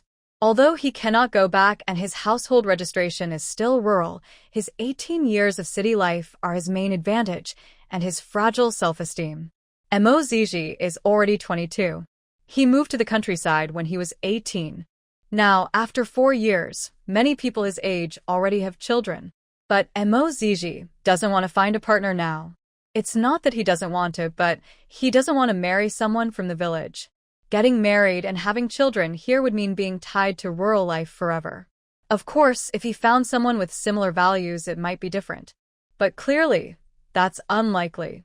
As for the educated youth, it's even more impossible. They can't carry heavy loads or do hard work. He can support himself now and even save a little, but why should he help with poverty relief? Mo Ziji originally had no particular thoughts, but after seeing Wei Shui, he suddenly had some ideas. Honestly, it's not just women who want to climb higher. Men also sometimes want to enjoy an easier life. Although Wei Ying and Wei Wan never said what kind of work they do, Mo Zhizhi could guess from small clues that they probably have good jobs. Otherwise, they wouldn't send meat vouchers every month. Even in the city, meat vouchers are limited, unless they are issued by their workplace. Getting 1 or 2 jin of meat vouchers each month is considered a good job. Mo Zhizhi doesn't want to stay in the countryside. He just doesn't have better options. Mo Zhizhi had a new idea in mind, but it was still not fully developed. She needed to go back and think carefully about it. Wei Shui felt strangely like she wanted to sneeze, as if someone was plotting against her. She rubbed her nose, turned her head left and right, but didn't see anyone. The others in the carriage were touched by Wei Shui's words. They went to the city not only to see a doctor, but also to visit their children who lived there. Every time they went, they carried many bags, yet they still received cold looks. They didn't just stay one night. Sometimes they only ate a few more bites of food, but people would criticize them. If parents didn't truly worry about their children, who would go to the city to endure such treatment? They brought food with good intentions, but in the end, it seemed like they were just being taken advantage of. Some looked down on rural folks, yet they ate food grown by themselves. An old man, angry, said, "Madam, does it make you feel better to talk like that? Whether you're from the city or not, no one is better than anyone else. My daughter-in-law from the city wants to kick us country folks out. If my son wasn't capable, we might have been bullied to death." Grandpa Wang, is your young son's wife causing trouble again? I think people like her should be disciplined more. Sometimes a few hits would do her good. She has 2 sons and acts like she's better than everyone else, and Ho Hot immediately stopped talking to Wei Shui. Although the conversation was pleasant, knowing new gossip was more important now. As long as she knew the latest news, she could talk about it when she went to work later. She couldn't stand working quietly all day. She needed to talk more so that time would pass faster and she could work more, feeling less tired. Wei Shui also became interested at this moment, showing a curious expression. Wei Ying tugged at Wei Shui's sleeve, and Wei Shui patted her back. "Wait a moment, I'll tell you later." Mo's Kia had been watching Wei Shui. Seeing her expression, she couldn't help but smile. She had seen this kind of look many times on others, but she had never found it so adorable. She knew many things, and if she wanted to, she could share them. For example, Lu Qingqing, who kept pestering Brother Jiang, was the daughter of Lu, the accountant. Her father was involved with Widow Wang. Mo's Kia had bumped into them twice. They were secretly working together on the mountain, not caring about the world, which made her afraid to come out. She had to listen to their gossip for over 10 minutes from the corner. Another example was Xie Jiqing, who was eyeing Brother Jiang. She looked gentle, but in fact, she was ruthless. She was the one who caused Zhou Jiqing to be harmed. It was all part of Xie Jiqing's plan. Zhou Jiqing had expressed her admiration for Brother Jiang, and that was when Xie Jiqing set her trap. Zhou Jiqing married into a good family. Xie Jiqing's plan was halfway successful. After Zhou Jiqing learned what happened, she directly took revenge on Xie Jiqing. Now, with 3 scars on her face, Xie Jiqing's gentle appearance is gone. Although Zhou Jiqing said it was mutual love and she married him willingly, and Xie Jiqing claimed she fell accidentally and got hurt, the truth is, only Mo Zichio truly knows what really happened. There is also Lu Xiaomei, who has her eyes on Brother Jiang, and Lu Dahui, who also has her eye on him. Mo Zichio carefully counts in her mind. Many people seem to have some connection to Brother Jiang. Oh, and Wang Onghua, who also doesn't like Brother Jiang but likes Wei Ying. Meanwhile, Wei Shui is listening to Grandpa Wang talk. It turns out that Grandpa Wang's youngest son, Wang Chunsheng, passed the factory worker exam. He was very promising and was supposed to get a house smoothly. But just when everything seemed to go well, he was betrayed. Wang Chunsheng saw someone fall into the river. People back then were kind, so he went to help. After pulling the person out, he was accused of improper conduct. The person insisted they had a close relationship and threatened to report him as a troublemaker if he didn't marry her. Wang Chunsheng was furious. He already liked someone else and planned to get married after moving into his new house. But now he was falsely accused. To protect himself and keep his job, he had no choice but to marry her, despite his anger. But I didn't expect that after returning, he would still act strangely, looking down on his rural parents and older brothers. However, Wang Chunsheng was able to finish high school thanks to his parents and brothers supporting him, and he was grateful for that. So, he disliked their attitude very much. Every month, he received over 30 yuan, sending 20 yuan home for Wang Dafei to keep, with 10 yuan added to the family fund and another 10 yuan saved by Wang Dafei. Even after having children, he continued the same. He would send the same amount each month. If his wife took the money back to her family, he thought, let her go hungry. He could still eat well at the factory, and even if he ate less, he wouldn't let himself go hungry. His young wife thought this was unfair, so she stubbornly became pregnant again. She thought that once she was pregnant, Wang Chunsheng would start caring more for their small family. But she was wrong. After getting a raise, he even sent more money home. Her brothers came to ask for an explanation, but Wang Chunsheng was very stubborn. He said, "Isn't this what you wanted when you married into the family? Why are you unhappy now?" Even after having 2 children, Wang Chunsheng's attitude didn't change. Grandpa Wang was a kind man. Although he didn't like his young daughter-in-law, he still loved his grandchildren. But every time he visited, he would get so angry it hurt his liver. Every time Mr. Wang leaves, Zhou Chunsheng would take the child outside and tell the people around how unfilial his wife is. The main focus is on mutual accusations, attacking each other and her family, showing they don't care about their reputation at all. Aunt Hohat's eyebrows twitched with anger, and Wei Shui didn't hold back either. Clearly, to enjoy gossip, you need big, juicy stories, and rural gossip is always the sweetest. When Wei Shui got off the bus, someone bumped into her.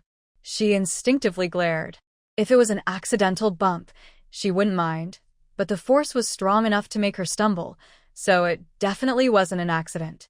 However, Wei Shui usually thought her special ability didn't work much. She would get pregnant just by glaring at someone. But pregnancy doesn't happen out of nowhere. It requires intimacy between spouses. Only then could her ability help her get pregnant.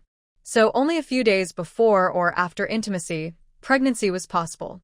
In that era, most people didn't mess around because if caught, they would be criticized and sent to work on farms. Ordinary people wouldn't dare do such things. But married couples, of course, wanted to have children. So her glare might even have helped someone get pregnant. Over time, Wei Shui learned to control herself. Still, sometimes you can't immediately control your gaze.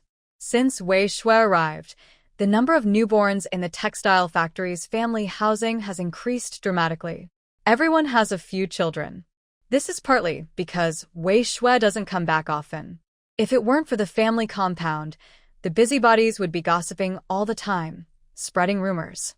Wei Shui wouldn't get upset easily. So when she instinctively glared earlier, her eyes weren't focused. When she turned her head, she only saw 2 black braids. She wanted to go over, but was pushed aside by the crowd. Since many people were getting on and off the vehicle, Wei Shui had to wait on the side until the crowd thinned out. After they left, she planned to find Wei Ying and Wei Wan. "How is it? Nothing's missing, right?" Wei Ying saw Wei Shui standing there, waiting foolishly, and quickly went over. Having lived here for a long time, Wei Ying knew that some pickpockets would take advantage of such moments to sneak close and quietly steal money from people's pockets.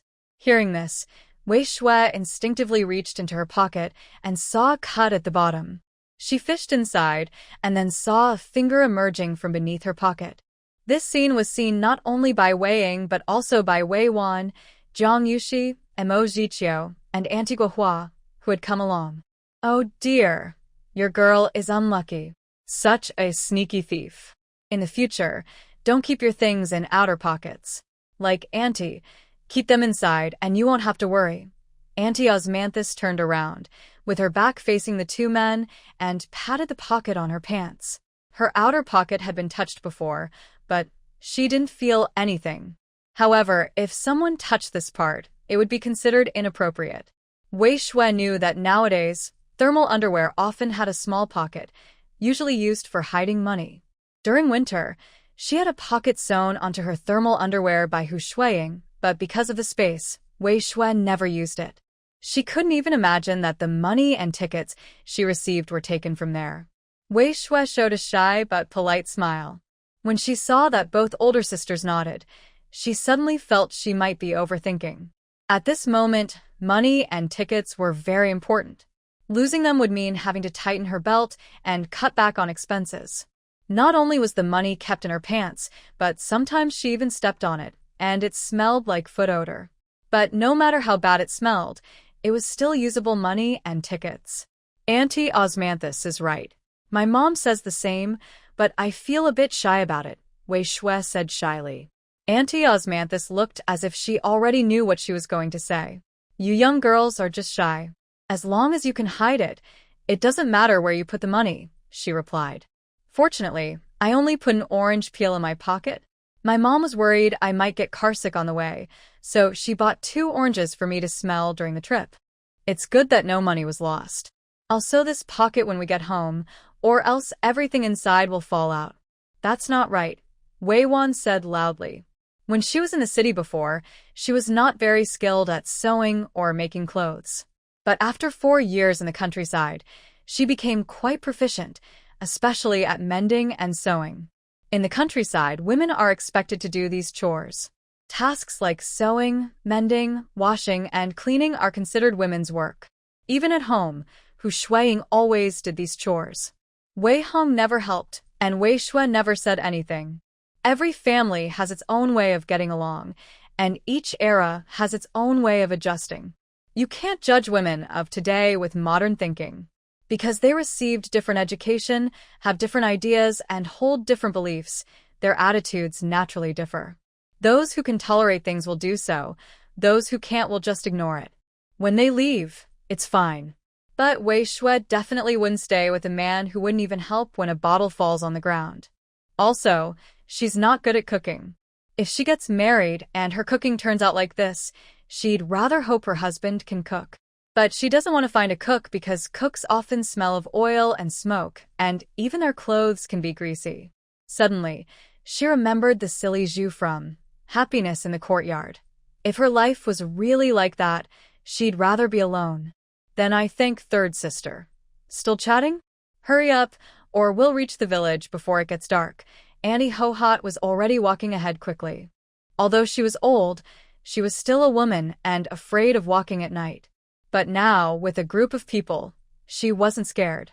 Only a few people who had gotten off earlier had already gone far ahead, so she could only follow the young people and girls.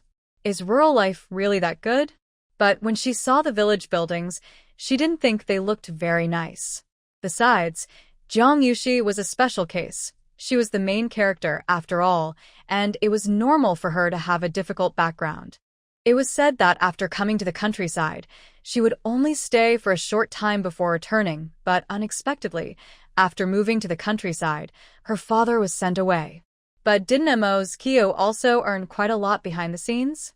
Could she not buy a job and go back to the city? And what about Wei Ying and Wei Wan? Why were they always in the countryside? It seemed that Lu's village wasn't a place full of talented or famous people, but Wei Shui didn't say much. She let go of her desire to help others and respected their choices. Because a few days ago, Wei Ying and Wei Wan were cleaning, everyone knew that Wei Ying and Wei Wan's sister was coming to visit them. She would go to the place where Wei Ying and Wei Wan lived alone, passing through the front yard of the youth station. So no one slept, all waiting to see what kind of generous sister she was. Who wouldn't be jealous of these two always receiving packages, continuous family support for 4 years, and a caring sister sending meat and cloth vouchers? Everyone wished that such a wonderful sister was their own. They ignored the fact that Wei Ying and Wei Wan also sent packages back and forth, which is the true way of getting along. Wei Jiqing, is this your sister? On the way, many people kept greeting her. Wei Shui just smiled and nodded, not saying much, since only Wei Ying and Wei Wan remained. As for the large and small packages, they were already in the hands of the 3 sisters before entering the youth station. Although Wei Ying and Jiang Yushi's relationship was almost about to be revealed, it wasn't proper to openly help someone carry things. Wei Shui suddenly felt two jealous eyes looking at her with malice. Turning her head, she saw two unfamiliar people. They looked like they hadn't been in the countryside long, but compared to herself, their skin was darker and rougher. Wei Shui suddenly turned her head, causing the two people's reckless gazes to soften a bit. Wei Shui felt she couldn't do much. They hadn't said anything harmful, just had bad intentions. So, Wei Shui glared at them and activated her special ability. If there's no love life, it's naturally fine. But if they leave and have bad ideas, that could be funny. Looking at them now, they probably think a lot during the day. Third sister, who are those two people staring at me just now? I just arrived, and you haven't caused trouble at the youth point, right? Could it be they don't like you too? Wei Wan poured a cup of hot water from the thermos, added a spoon of sugar, and was about to hand it to Wei Shui when she heard Wei Shui's question. Those two are probably jealous.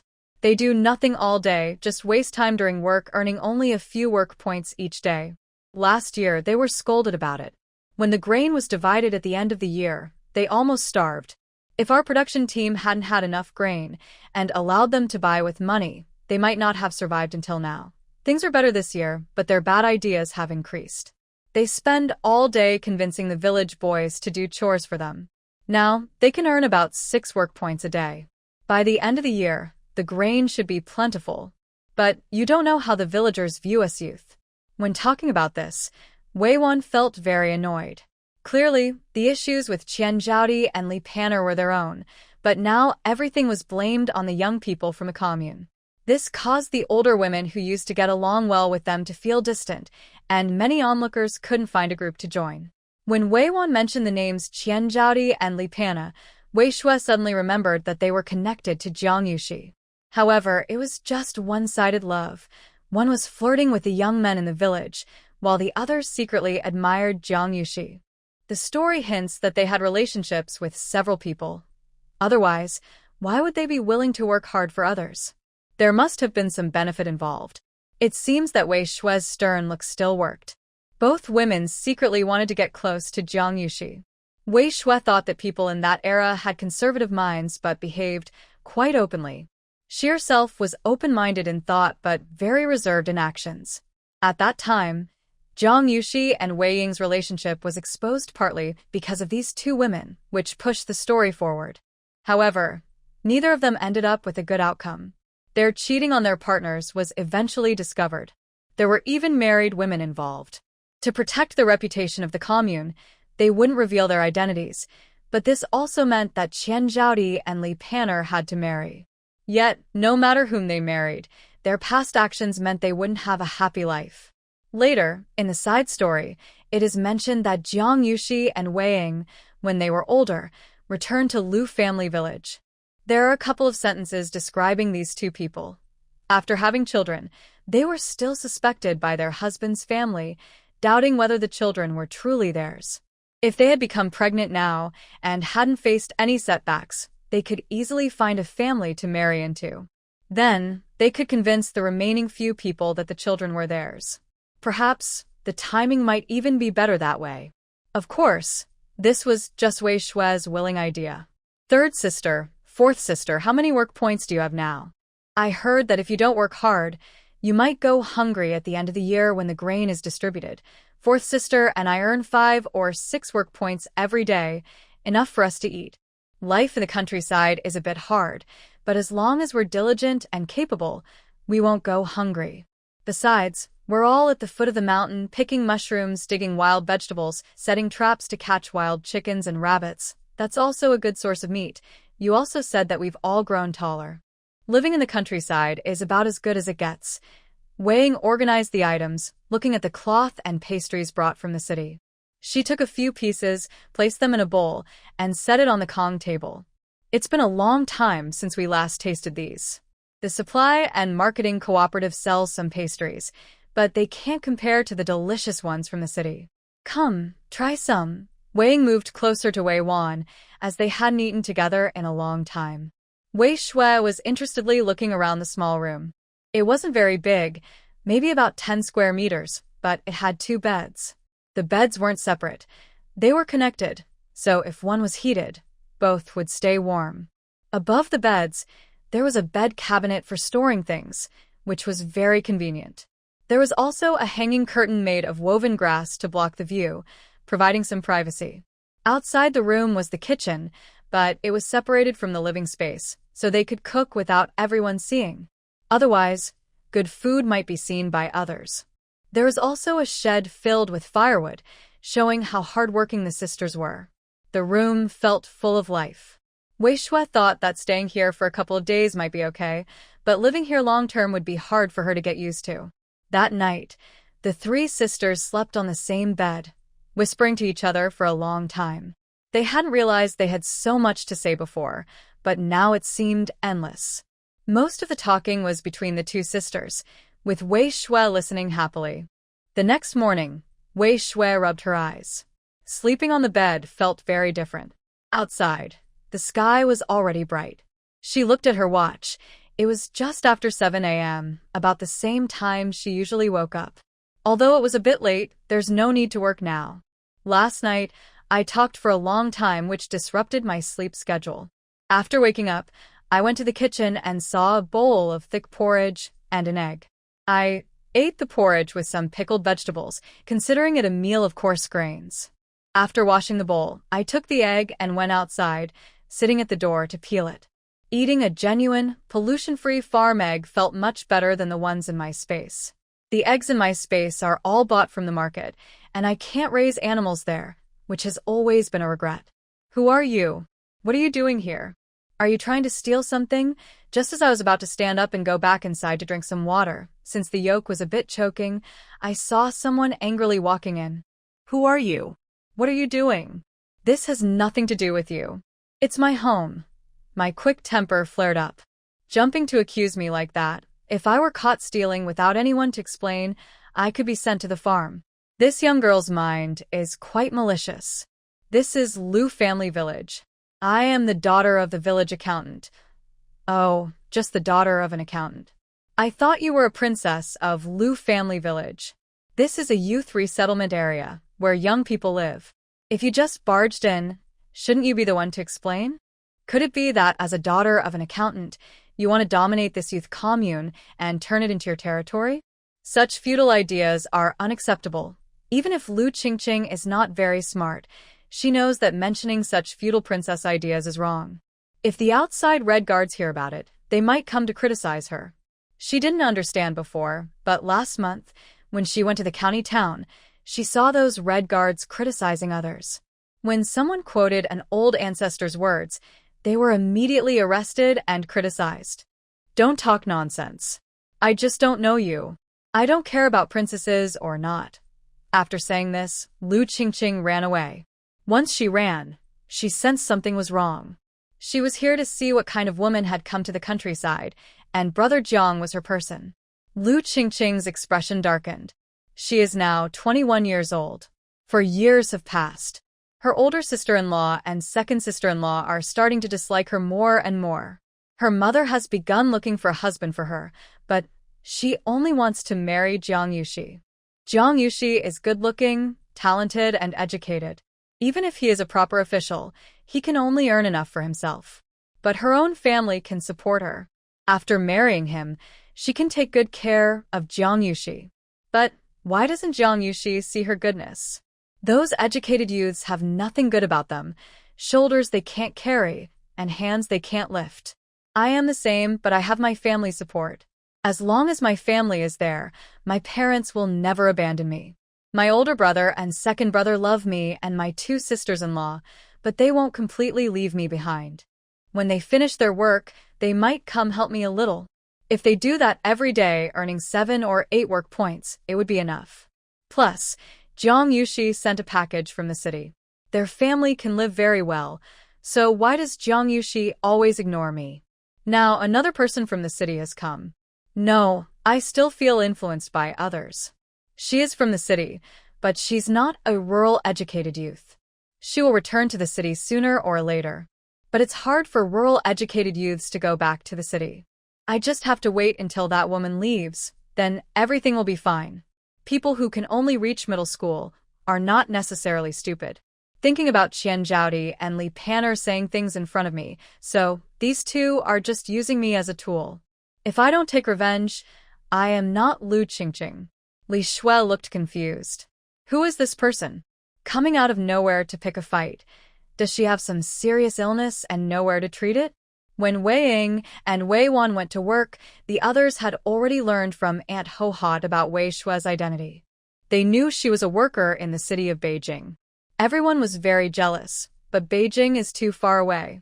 If it weren't, some people might have different ideas, like planning to arrange for Wei Shui to marry someone in the countryside and then have her give up her job. If this were a local county, maybe some would take risks and do that because most women care about their reputation. If their reputation is ruined, it's considered shameful. But in Beijing, it's too far away. Even if someone moved there unfamiliar with the place, they might even get bullied. Still, it didn't stop the older women from learning about Wei Shui's situation. They couldn't reach her, but knowing the details meant they could brag about it when they visited their families. Her monthly salary was about 20 or 30 yuan. In the past 2 months, her wages could match what her whole family earns in a year, maybe even more, and they might not see that much cash at once. Thanks to Wei Ying and Wei Wan's stories, like skipping grades in elementary school, getting top scores in middle school to enter a vocational school, or going straight to work in a factory after graduation, everyone who went to high school knew what a vocational school was. They understood how much money someone could make there. Even now, during her internship, Wei Shui earns over 30 yuan. So, even before Wei Shui left the house, stories about her had already spread. Wei Ying and Wei Wan rarely spoke so kindly. They really had good reason to boast about their little sister. She is very pretty. They are all quite attractive, but her darker skin makes her look less fair. A fair complexion can hide many flaws, so her beauty is still noticeable. Wei Shui didn't really want to go around the village. Every village has its troublemakers and lazy people. A wise person avoids dangerous places. There's no need to go mushroom picking or hunt for wild game. Who knows if there are dangerous animals like tigers or bears? She decided not to go anywhere and just stay put. After enough time, she would go back home. At noon, Wei Shui went to see the pigs raised by Wei Ying and Wei Wan. There was one male and one female pig. Of course, Wei Shui didn't notice this herself. It was Iron Egg, who was passing by with pig feed, who told her. "What's your name? How old are you this year?" Wei Shui looked at this small, dark, skinny boy and couldn't help but ask. Was he being too harsh? Being dark is understandable, maybe from the sun, but he was so thin and he wasn't wearing any clothes. His ribs were clearly visible. Knowing that rural children often lack fabric, most of them wear only their shirts, but seeing his prominent ribs, Wei Shui couldn't help but feel a little sympathetic. Perhaps because I have lived a good life, I feel sympathy when I see others. However, I wouldn't say I can offer much help. Helping one person doesn't mean I can help everyone in the world. Still, giving a piece of candy is possible. Tai Dan put the pig feed into the pig pen, then turned around and saw a girl who looked like a fairy, just like Grandma Ho Hot had described. His face turned bright red, but since his face was dark, it was hard to see the blush. "My name is Tai Dan. I am 6 years old. Are you the sister of Wei Jiqing?" as Grandma Ho Hot said. She appeared behind the youth camp, someone he had never seen before. Instinctively, Tai Dan remembered what Grandma Ho Hot said last night under the big locust tree. That Wei Jiqing's sister had come from the big city, and she looked like a fairy. "When I grow up, I want to marry someone like her." Tai Dan chocolate. Wei Shui didn't understand what Tai Dan was laughing at, but she took out a piece of candy from her pocket. It was just a plain hard fruit candy, but Tai Dan couldn't help but swallow hard. His family was actually quite well off compared to most families in the village. Of course, well off here didn't mean rich in money, but enough food to eat, usually about 80% full each day. During busy farming times, they could even have meat once a day. Compared to most families, this was already a big improvement. He Tuan is very dark-skinned, which is simply because he spends a lot of time in the sun. His thinness and lack of weight are due to his body type. Auntie Daya has often been criticized for neglecting her grandson. Zhang Daya really wants to sigh deeply. With so many workers earning points in their family, is it really necessary to have a 6-year-old child? Hetuan eats a lot but doesn't gain weight. What can they do? Luckily, he is healthy. Although very thin, he has never been sick. Every time they go out, they have to explain. Compared to his 2 other grandsons and 1 granddaughter, Hetuan is so thin that it makes people worried. Now I know you recognize me. I am Wei Jiqing's sister. Did you go to cut pig grass? Do you know which pig is my sister's? Wei Shui knows that the pig farm is located here, mentioned in the letter. It's at the downwind side of the Jiqing Point. If it were upwind, the Jiqing people definitely wouldn't agree, since no one wants to smell pig manure every day.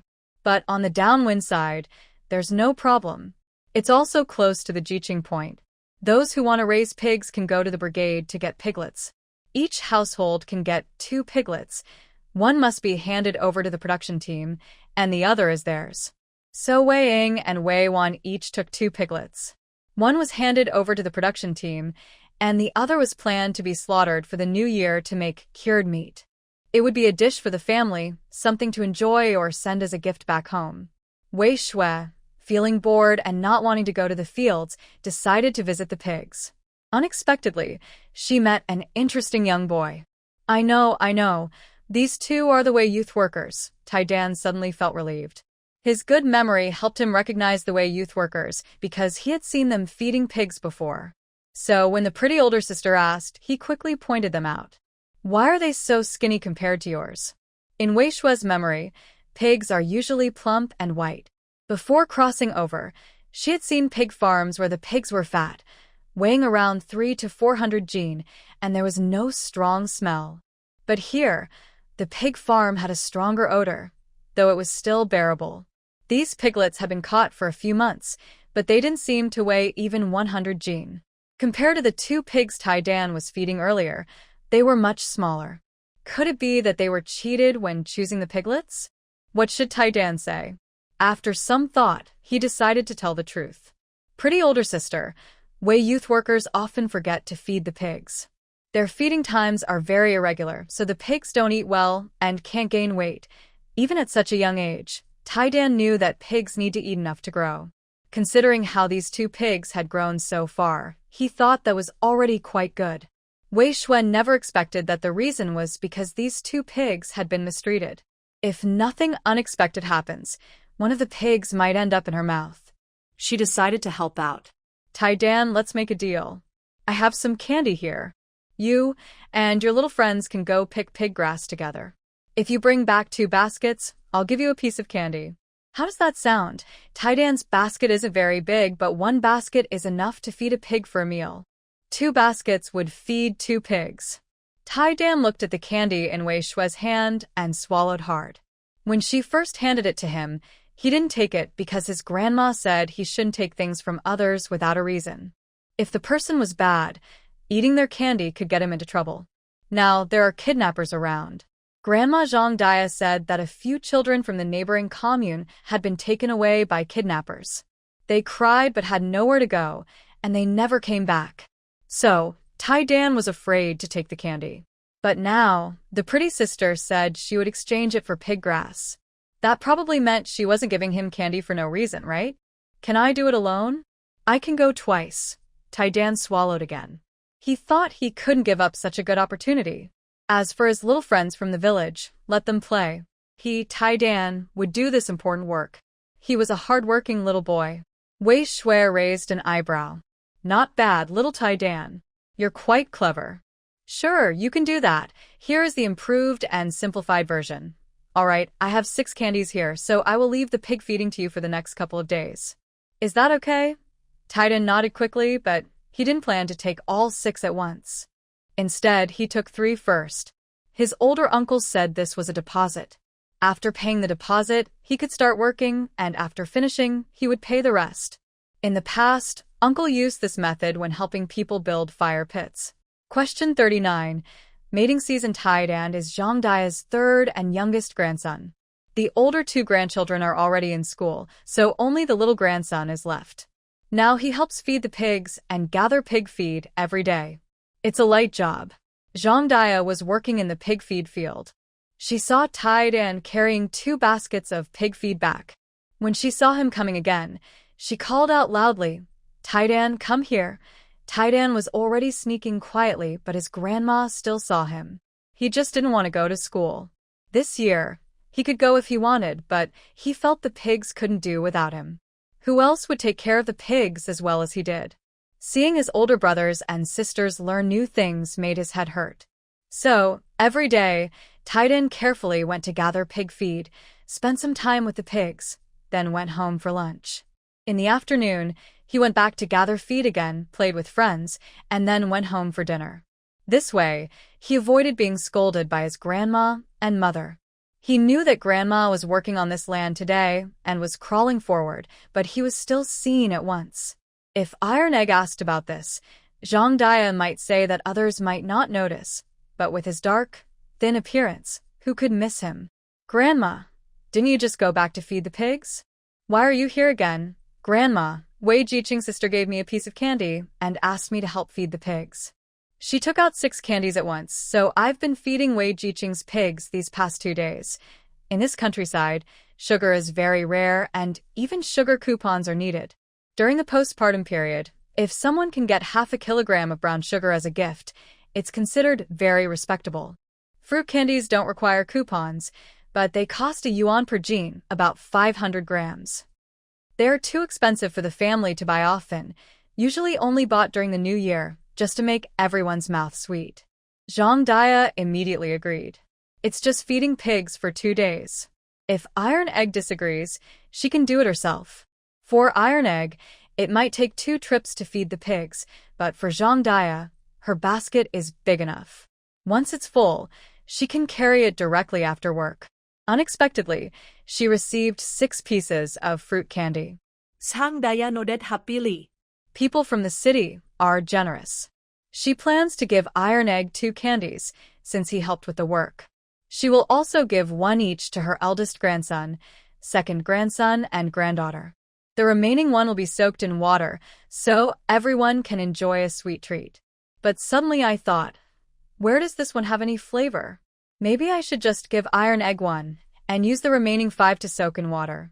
After dinner tonight, the family can sit outside in the yard, drinking sweet water. Wouldn't that be wonderful? We can wait until busy farming season to drink it. When we have sweet water, we will have more energy for work. Iron Egg doesn't know that his 6 candies have already been shared out. But even if he knew, he wouldn't mind because that's just how their family is. Everything bought by the eldest uncle is shared among him and his 2 older siblings. Even at his young age, he can earn candies now. Compared to others, he has much more. Wei Shui is still at the pig farm. Actually, someone is watching over it, but they are only there to clean the pigsty. Everyone in the village knows about Wei Shui and understands she's just here to see something interesting, so they don't interfere. Wei Shui is thinking about how her special ability might work on the pigs. She hasn't had a chance to try it in the city, so now might be a good time. She stared at the 30 or so pigs, one after another. Old He, who just came out, saw this strange scene of a girl from the city staring at pigs and quickly backed away. He thought, does this girl have a problem? I heard she's a worker. They just stared at each other, pig and girl. No matter how big a person's eyes are, they can't compare to a pig's. Of course, Wei Shui didn't know that after she left. Old He spread the news. As a result, others suspected that Wei Shui had eye problems and even comforted themselves by thinking, so, what if she becomes a worker? Her health is not good. She is sick. That night, Old He didn't sleep at all. Both male and female pigs went into heat.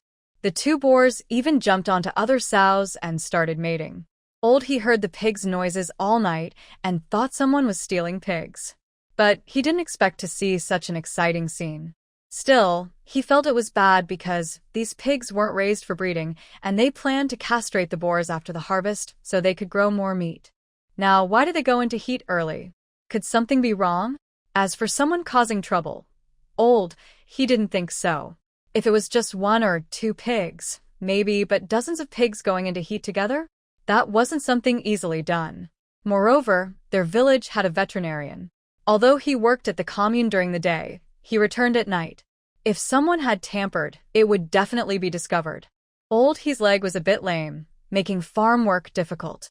So, he was assigned to clean the pigsty, earning 5 work points each day. Others were jealous, but who could blame them? He was a martyr's family member and had to live here. Old Mr. He is running very fast now. Soon, the village officials arrived, and even the young workers from the youth station came too. Since the pig was making such loud noises, and the youth station was nearby, they were naturally awakened. The outside was bustling with noise, and the young workers couldn't sit still. Wei Shui was watching the pigs beside Wei Wan and Wei Ying, feeling a bit sorry. She didn't know that her special ability used on pigs would make them go into heat. When used on humans, people don't go into heat, probably because of different species. The veterinarian checked and found that the pigs were in natural heat, with no signs of medicine. Wei Shui went back to sleep. Wei Ying and Wei Wan naturally wouldn't stay there. When they first brought the pigs home, they were excited, but later they often forgot about them. As a result, the pigs would sometimes be hungry and sometimes full. They found it strange that such thin pigs could go into heat.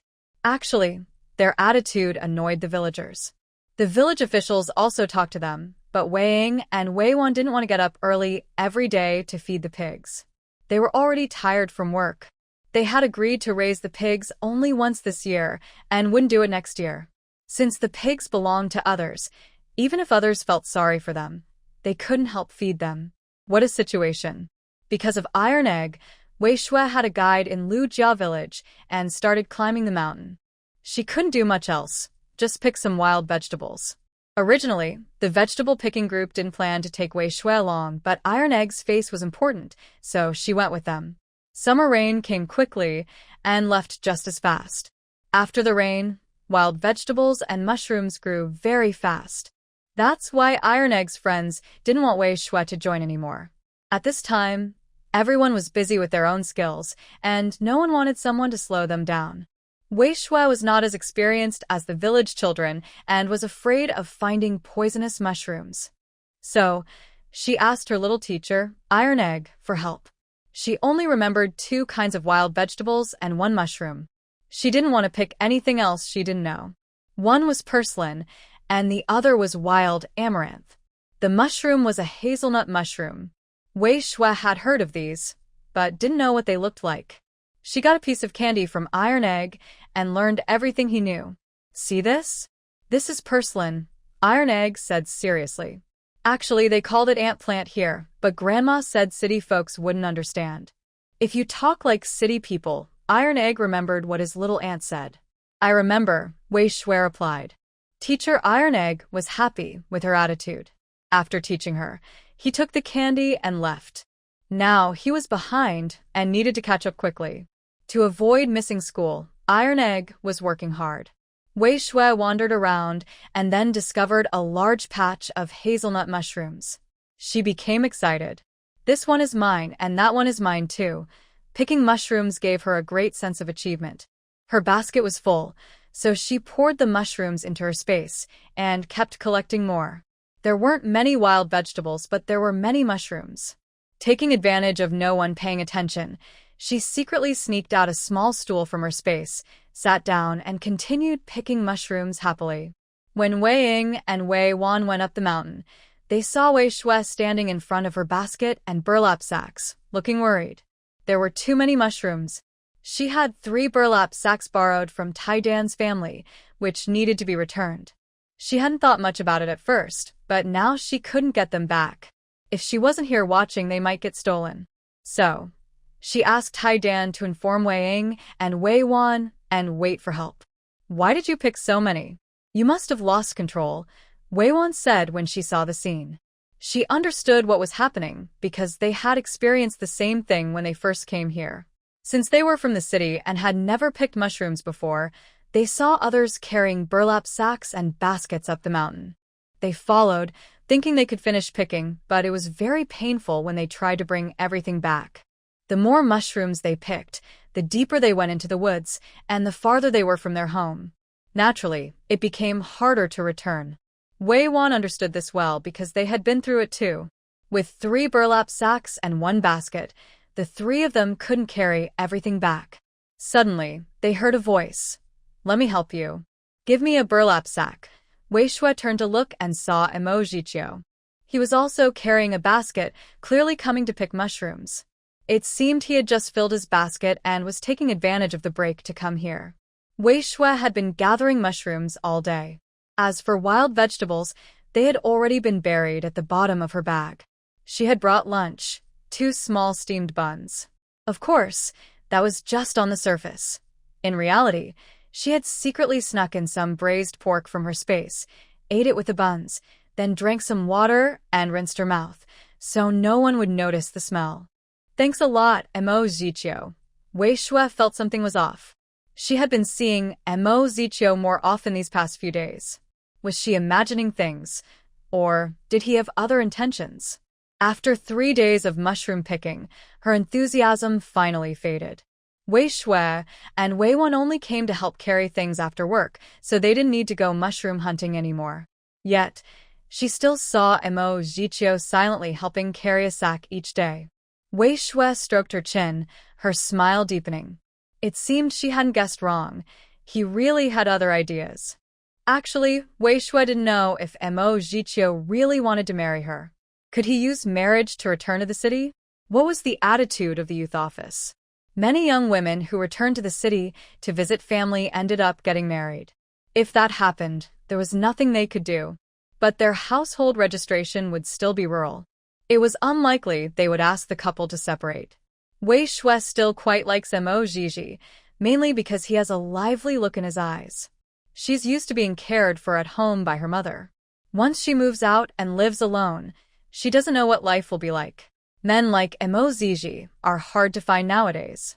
Not having a job isn't a problem because he earns a good salary, but relying on others is not honorable.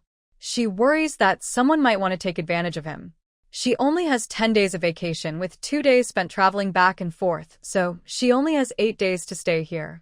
4 days have already passed. On the 5th day, something shocking happened.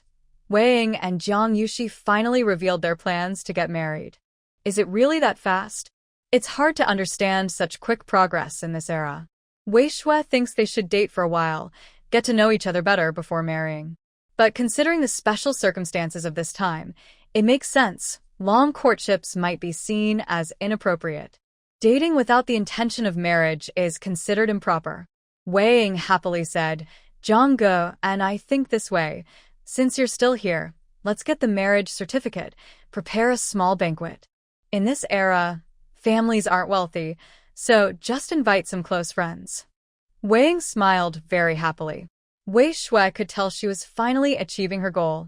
Wei Ying was eager to go to the countryside because she knew Jiang Yuxi would become wealthy, so she came to enjoy a good life. Now that her wish has come true, she should be happy. Jiang Yuxi and Wei Ying decided to get married, so they settled in Lu family village. After registering their marriage, they went to see the village leader, who approved a piece of land for their house. They started building a small house with 2 rooms and a yard. Wei Ying had some money, and Jiang Yuxi had some too, so they spent over 80 yuan, all entrusted to the village leader to handle everything. At that time, preparing a simple celebration was easy. Mushrooms were plentiful, and they had 2 chickens. They cooked a pot of chicken soup with lots of mushrooms, just a simple, decent meal. Wild vegetables grew wildly, and they made some plain steamed buns. That was enough. Because the house wasn't finished yet, the 2 of them still lived separately. During the few days they stayed there, Wei Shui felt like many things happened, and she thought about it for a long time. 3rd sister. What do you plan to do? 4th sister is already married in the countryside. Do you want to stay in the countryside, or should I find a way to bring you back later? Under a tree near the youth training station, Wei Wan and Wei Shui were relaxing, not paying attention to the gossip. When Wei Shui said this, Wei Wan was surprised. Honestly, she didn't expect to be able to go back after moving to the countryside. It had been many years, and there was no precedent for a youth sent to the countryside returning. It wasn't mandatory to go, it was just that Wei Hong was a leader, so she set an example. Everyone wants to go back if they can. Honestly, although I've gotten used to life in the countryside, it's still not as good as living in the city. Wei Wan actually didn't believe that Wei Shui's words were true, but Wei Shui really could do it. Before her vacation, Wei Shui had already found out that someone wanted to buy a job. It wasn't from the factory, but from a state-run restaurant staff. Although the pay wasn't as high as factory work, it was easier and more respectable. Wei Shui's acquaintance, Sister Fang's sister-in-law, who worked as a cashier on the bus, was going to join the military. The state-run restaurant job was up for sale. Her family didn't lack work, and they would arrange a job there, so she wanted to sell it. Wei Shui's reason for going to the countryside was also related to this. She was thinking about how to say it. After all, she had 2 older sisters. One was married, and now the one who was married couldn't return to the city. She had already asked Sister Fang to hold on to it, saying she needed to prepare money. She expected it would take about 10 or 15 days. Sister Fang agreed, so it shouldn't be a problem. The price was around 600 yuan. Wei Shui didn't plan to pay. She was just acting as a middleman. Not making a profit on the difference was already a sign of sisterly affection. It could only be Wei Wan's. She initially thought not to say anything and just stay in the countryside, so they wouldn't argue anymore. Seeing Wei Shui silent for a long time, Wei Wan knew she was probably joking. When she turned around and saw Wei Shui's serious expression, she couldn't help but get excited and hold Wei Shui's hand, saying, "Xiao Shui, is what you're saying true? Is there really a chance for a job? Is Dad's textile factory job still available?" Wei Shui looked at Wei Wan with a complicated expression. This was a job from 4 years ago. How could it still be around? Since they both went to the countryside, they quickly sold this job, and it was sold to their father's boss. Getting this job was already quite difficult. It involved money and favors, and it had long been exchanged for something else. It's a job as a waitress at a state-run restaurant. The pay isn't high, only 27.5 yuan, but it's easy and decent. Since you need a job to return to the city, I thought it was good, so I kept it. If you want this money, it must be your own. I don't have it. Only 660 yuan. Wei Shui explained both the job and the money needed to buy it. Even if Wei Wan didn't want it, she could buy the job herself and sell it later.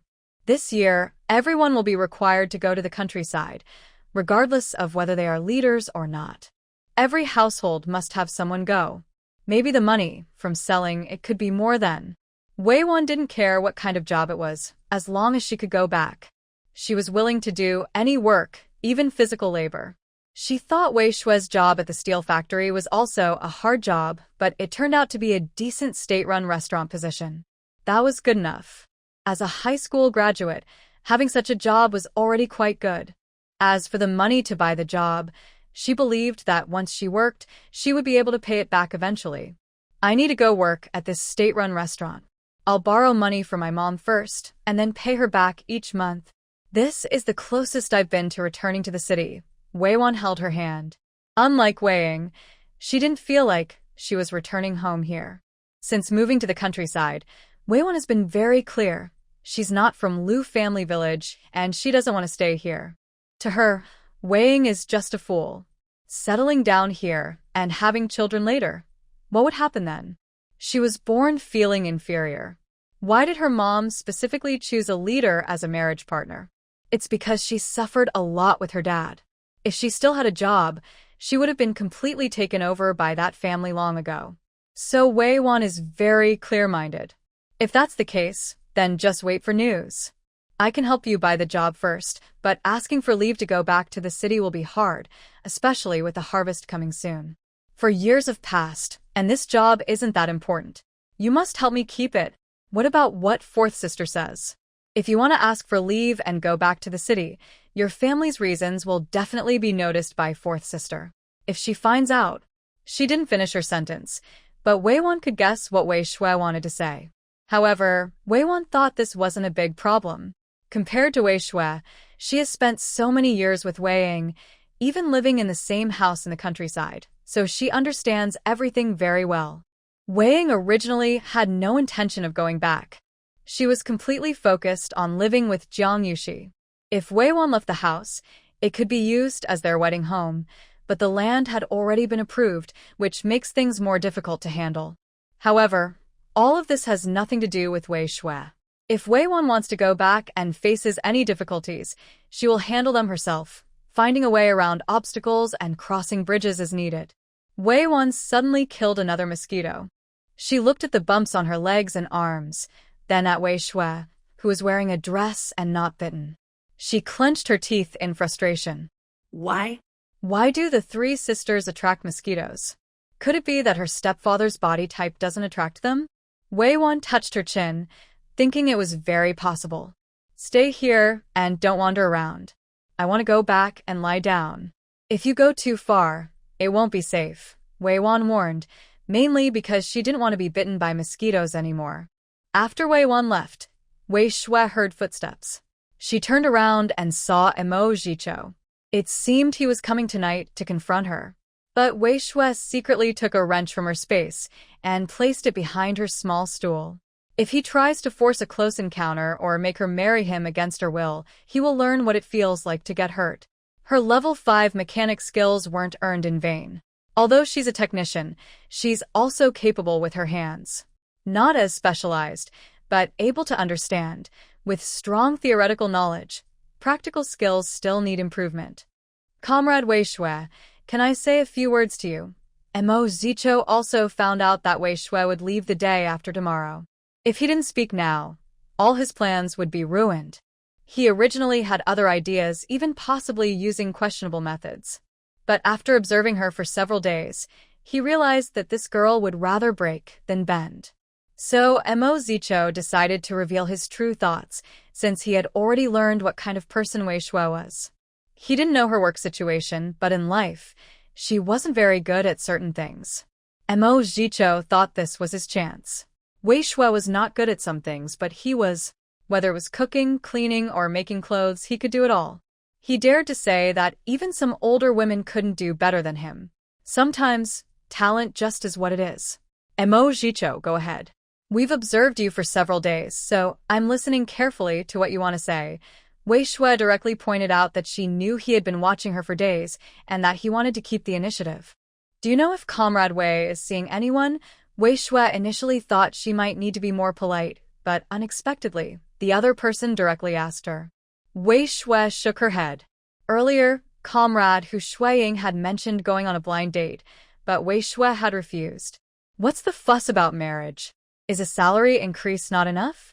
Finally, she was able to focus on her work again, and she felt the same determination she had when she was short of money in her past life. How about listening to my conditions, Comrade Wei? My family is also from Beijing. My parents are workers at the 3rd steel factory. My older brother is a steelworker too. My sister-in-law stays at home to take care of the children. I have a 7-year-old nephew and a 14-year-old younger brother. I live at number 95, Namlo Guxiang. I've been working in the countryside for 4 years now, the same as 2 other comrades Wei. I can do laundry and cooking. Later, if I have children, I can stay at home full-time to take care of them. What do you think of my situation, Comrade Wei? Emo Zichio laid out her conditions clearly, showing her sincerity. This was the best she could do. If it didn't work out, she would just stay here. Emo Zichio wanted to return to the city. Staying in the countryside was just a necessary choice. In fact, from reading novels, one can see that Emo Zichio is not a kind person. Someone who can run a domestic service business across the country must not be very kind. But it's true that her conditions are quite suitable for herself. In modern times, she doesn't need to worry about cooking or cleaning. She can eat out or order takeout, and her salary is enough to cover everything. There is a housekeeper for cleaning, and she doesn't even have to wash or dry clothes herself. When she moved here, all these chores were taken care of by Comrade Hu Shuiying. So, when she moved out to live on her own, finding a place to eat, dress, and live became a big problem. Mo's Kia doesn't have that big male mentality, nor does she believe that men should work while women stay at home to serve. If Emo's Kia plans to get married and expects her to give up her job so Wei Shui can take care of the family, she would be mistaken. Not everyone can do that. After Emo's Kia finished speaking, she nervously waited for Wei Shui's answer. Wei Shui knew that once she returned to Beijing, even if she didn't want to go on blind dates, she would have to. Since that's the case, compared to others' uncertainties, Emo's Kia was at least somewhat understandable, even from a higher perspective. From what I understand about Mo's Kyu, I am quite satisfied with your conditions. However, I need to discuss this with my family first. If they agree, you can take leave and come back to Beijing later. However, it might not happen so quickly. I will be able to move into my own place soon. After I get the house, we can get married. How does that sound? After hearing this, Mo Zhio's eyes flashed. He graduated from a technical school, so he is indeed capable. He knows Wei Shui has only worked for a little over a year, yet she already has the right to a house. Even if it's just a single room, that's impressive. He was thinking about whether to stay at his father-in-law's place or rent a house. He still has some money saved up, enough to pay rent for a few years. But having a company-provided house is better. Since that's the case, he decided to wait. Others might see him as a man who depends on his wife or as someone who married into the family, but Mo Zhio doesn't think so. A good family environment is very important for a person. As long as he can take care of his family, does it matter if he's a man or a woman?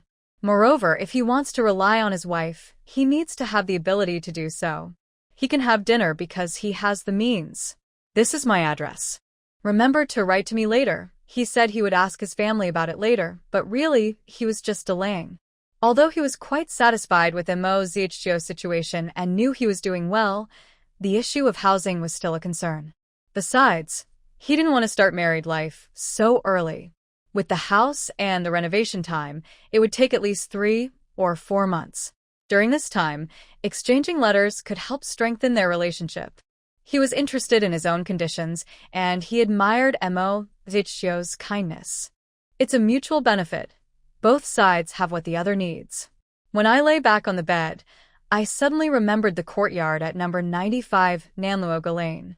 Out of nowhere, I sat up in surprise, thinking, why does Nanluoga Lane feel so familiar? And then I thought about the third steel mill. Oh my, could this be that traditional courtyard house?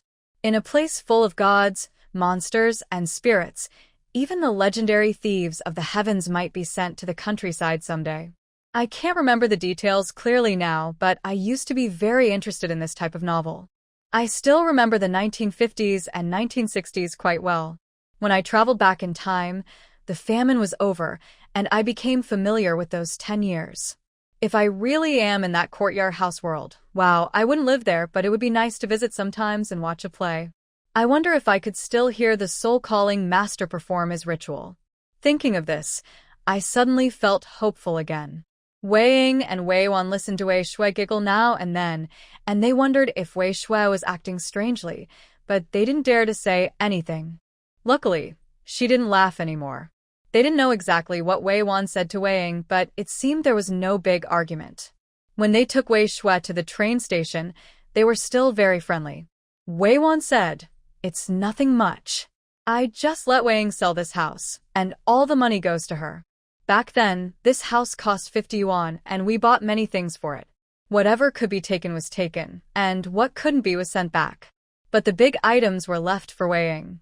If the house could be sold, it would bring in more than 50 yuan. There are quite a few pieces of furniture, and even the bed costs money. I never really planned to leave. Winning this time was like earning a big fortune. Now that I am married, I should focus on saving more money for my small family." Wei Shui got on the train. This time, thanks to my cheap brother-in-law, I managed to buy a hard sleeper ticket. After all, he is the main character. Even when he goes to the countryside, he still has connections. A simple hard sleeper can't really highlight the main character's aura. During these 10 days of vacation, I was quite efficient.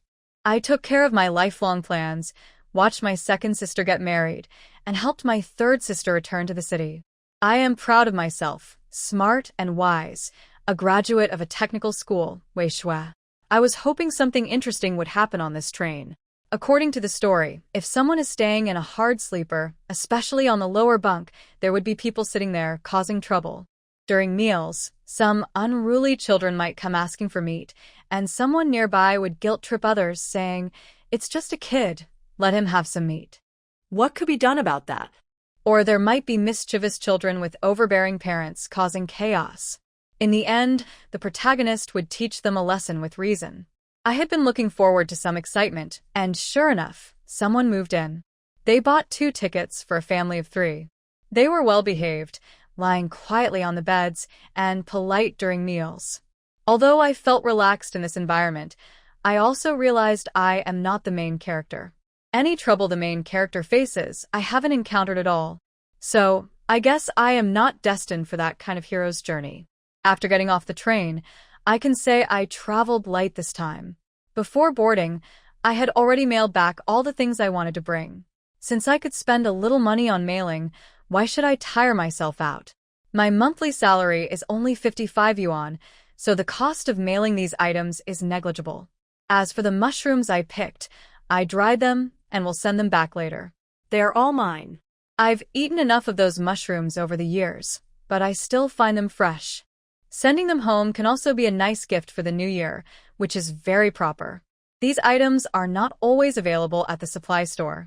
Although they are not impossible to find, you might not always come across them when they are for sale.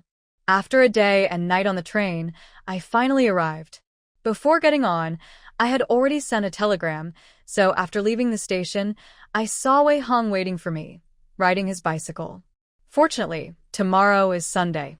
Otherwise, it's already past 9 p.m., and it would be after 10 p.m. By the time I get home. We will definitely chat more then.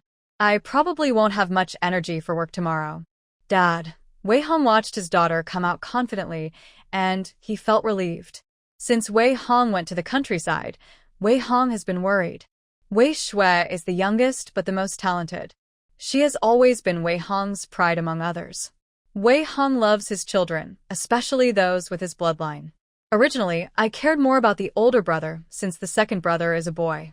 But now, Wei Shui is so wonderful that she has taken the biggest place in Wei Hong's heart with her excellence. Being good is one thing, but always being around is another.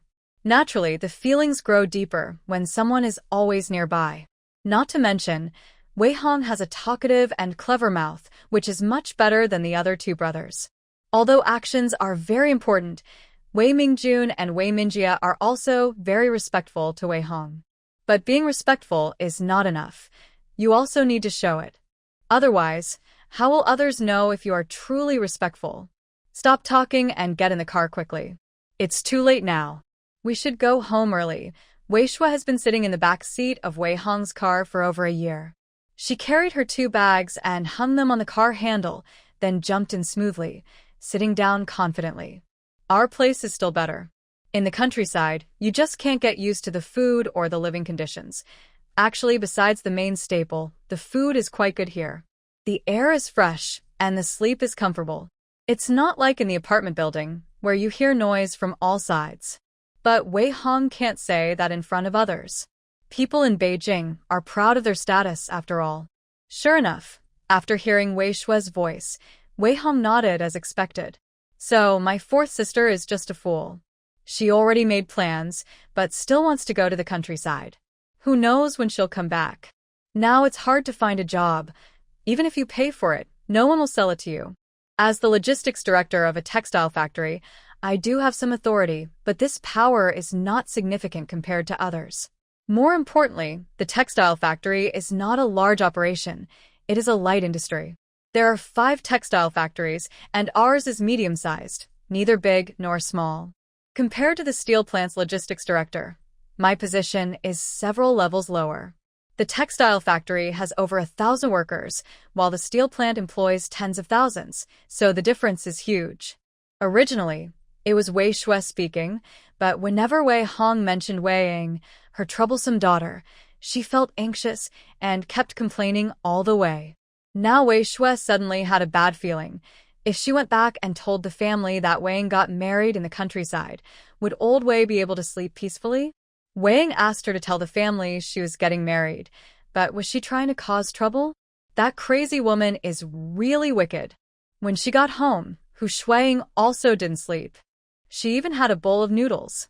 The arrangements for meals, dumplings when going out and noodles when returning, were clearly planned. Wei Shui was indeed hungry. She was eating tomato and egg noodles, her favorite dish. The noodles were made from fine flour, which was expensive. The couple watched Wei Shui eat the noodles eagerly, feeling hungry themselves. Besides sending money to their daughter in the countryside, they had no other expenses. They were generous with their clothing and food. Right now, they had no ready-made noodles. If they did, even without the sauce, mixing them with soy sauce would be very good. They decided not to make new dough. Hu Shuang thought it would be better to look out for dried noodles next time. No need to roll out dough, just add the noodles directly. It would save a lot of time. After Wei Shui finished eating, she decided to tell everything. She couldn't sleep because she was holding things inside. She thought shifting the hurt might help. Eat up, then go to bed. The bed is already made. I'll wash the dishes tomorrow morning. I've been on the train all day and night, and I'm very tired. Wei Hong stood up. He was also very tired. Riding the bicycle so much was exhausting.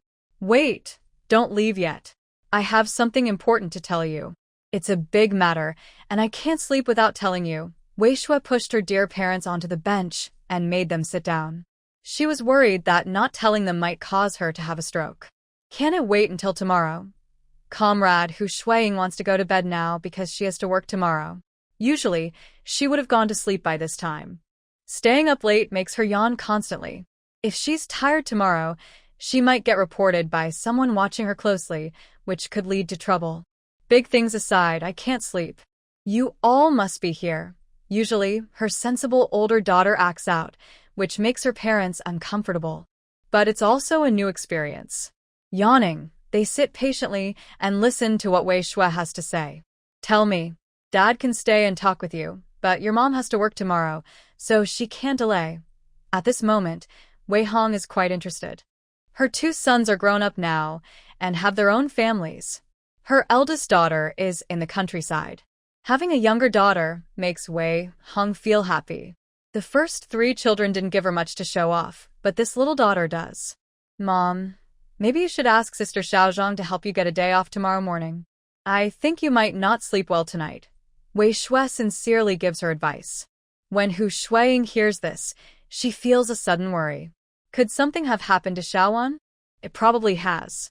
Xiao Shui is right there watching, so nothing serious could happen, only Xiaowan. Hu Shuang could only think about this matter. It was normal communication, but they had never met in person, and she didn't know if she was married in the countryside. If she wanted to hide something in her letter, there was no way to find out. This time, Xiao Shui suddenly went to the countryside. Could it be that she discovered something? Speaking of this, Wei Hong, who was leaning back in his chair, suddenly sat upright. He and his wife had two daughters who were now grown up. If they married in the city, they wouldn't be able to return once married. Now they were thinking of spending money to buy two jobs. It was better to have their daughters nearby. Recently, they had been asking around to see if anyone was selling jobs. But jobs were very hard to come by now. Even if they wanted to buy a job, they had to notify their family first. By the time they received the news, the job had already been transferred. Wei Shui didn't expect Hu Shuang to be so sharp. She immediately guessed what was happening and awkwardly said, as expected of Mom, "You're really clever. But it's not Sister Wan, it's Sistering." What? Wei Hong's voice immediately rose. Luckily, he remembered it was late at night, or the roof might have been torn off. Wei Hong had been thinking that it was good it wasn't Weiing. As for Wei Wan, he, as a stepfather, didn't have much to say. But now, knowing that Weiing was the one getting married, Wei Hong couldn't take it anymore. He would have a country girl as a daughter-in-law. Just thinking about it made him feel crazy. Now I really can't sleep.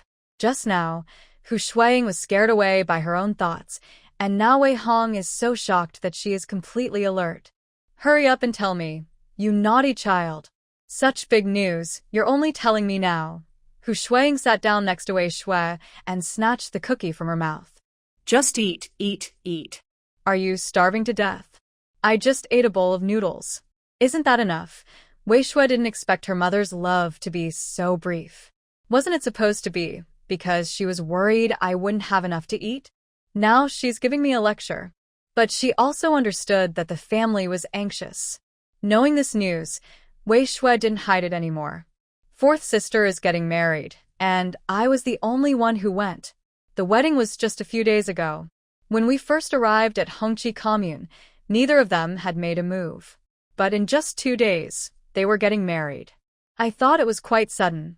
Fourth sister and her fiancé told me they were getting married on the first day, went to register the next day, and held a wedding feast in the village on the third day. By the way, her fiancé is also a young educated youth. They didn't say much about his family, but it seems someone was sent down. From what I know, her fiancé's parents divorced after he went to the countryside. I heard that after he was sent down, his father was also sent away and his parents divorced. He took his younger sister with them. But in the village, they still receive packages often, probably sent by his mother. Life isn't too hard for them. Wei Hong didn't feel happy at all. Now they have all become educated youth, and her family members are still sent down. What's the point? Do two educated youths really have to spend their whole lives digging in the fields just because they got married? She can buy a job for Weiing, but why add a son-in-law into the picture? If she really does that, how will the other children see her? Isn't that favoritism? Moreover, even if they plan to pay back the money used to buy the job later, where will they live? Once married, they can't keep living with her. Her son and daughter-in-law can stay, but just the thought of her daughter and son-in-law living under her roof makes Wei Hong feel uncomfortable. It's also influenced by traditional ideas. Living under her roof would mean her son-in-law is like a guest in her home. She has two sons and doesn't need a son-in-law who lives with them. Why is she like this?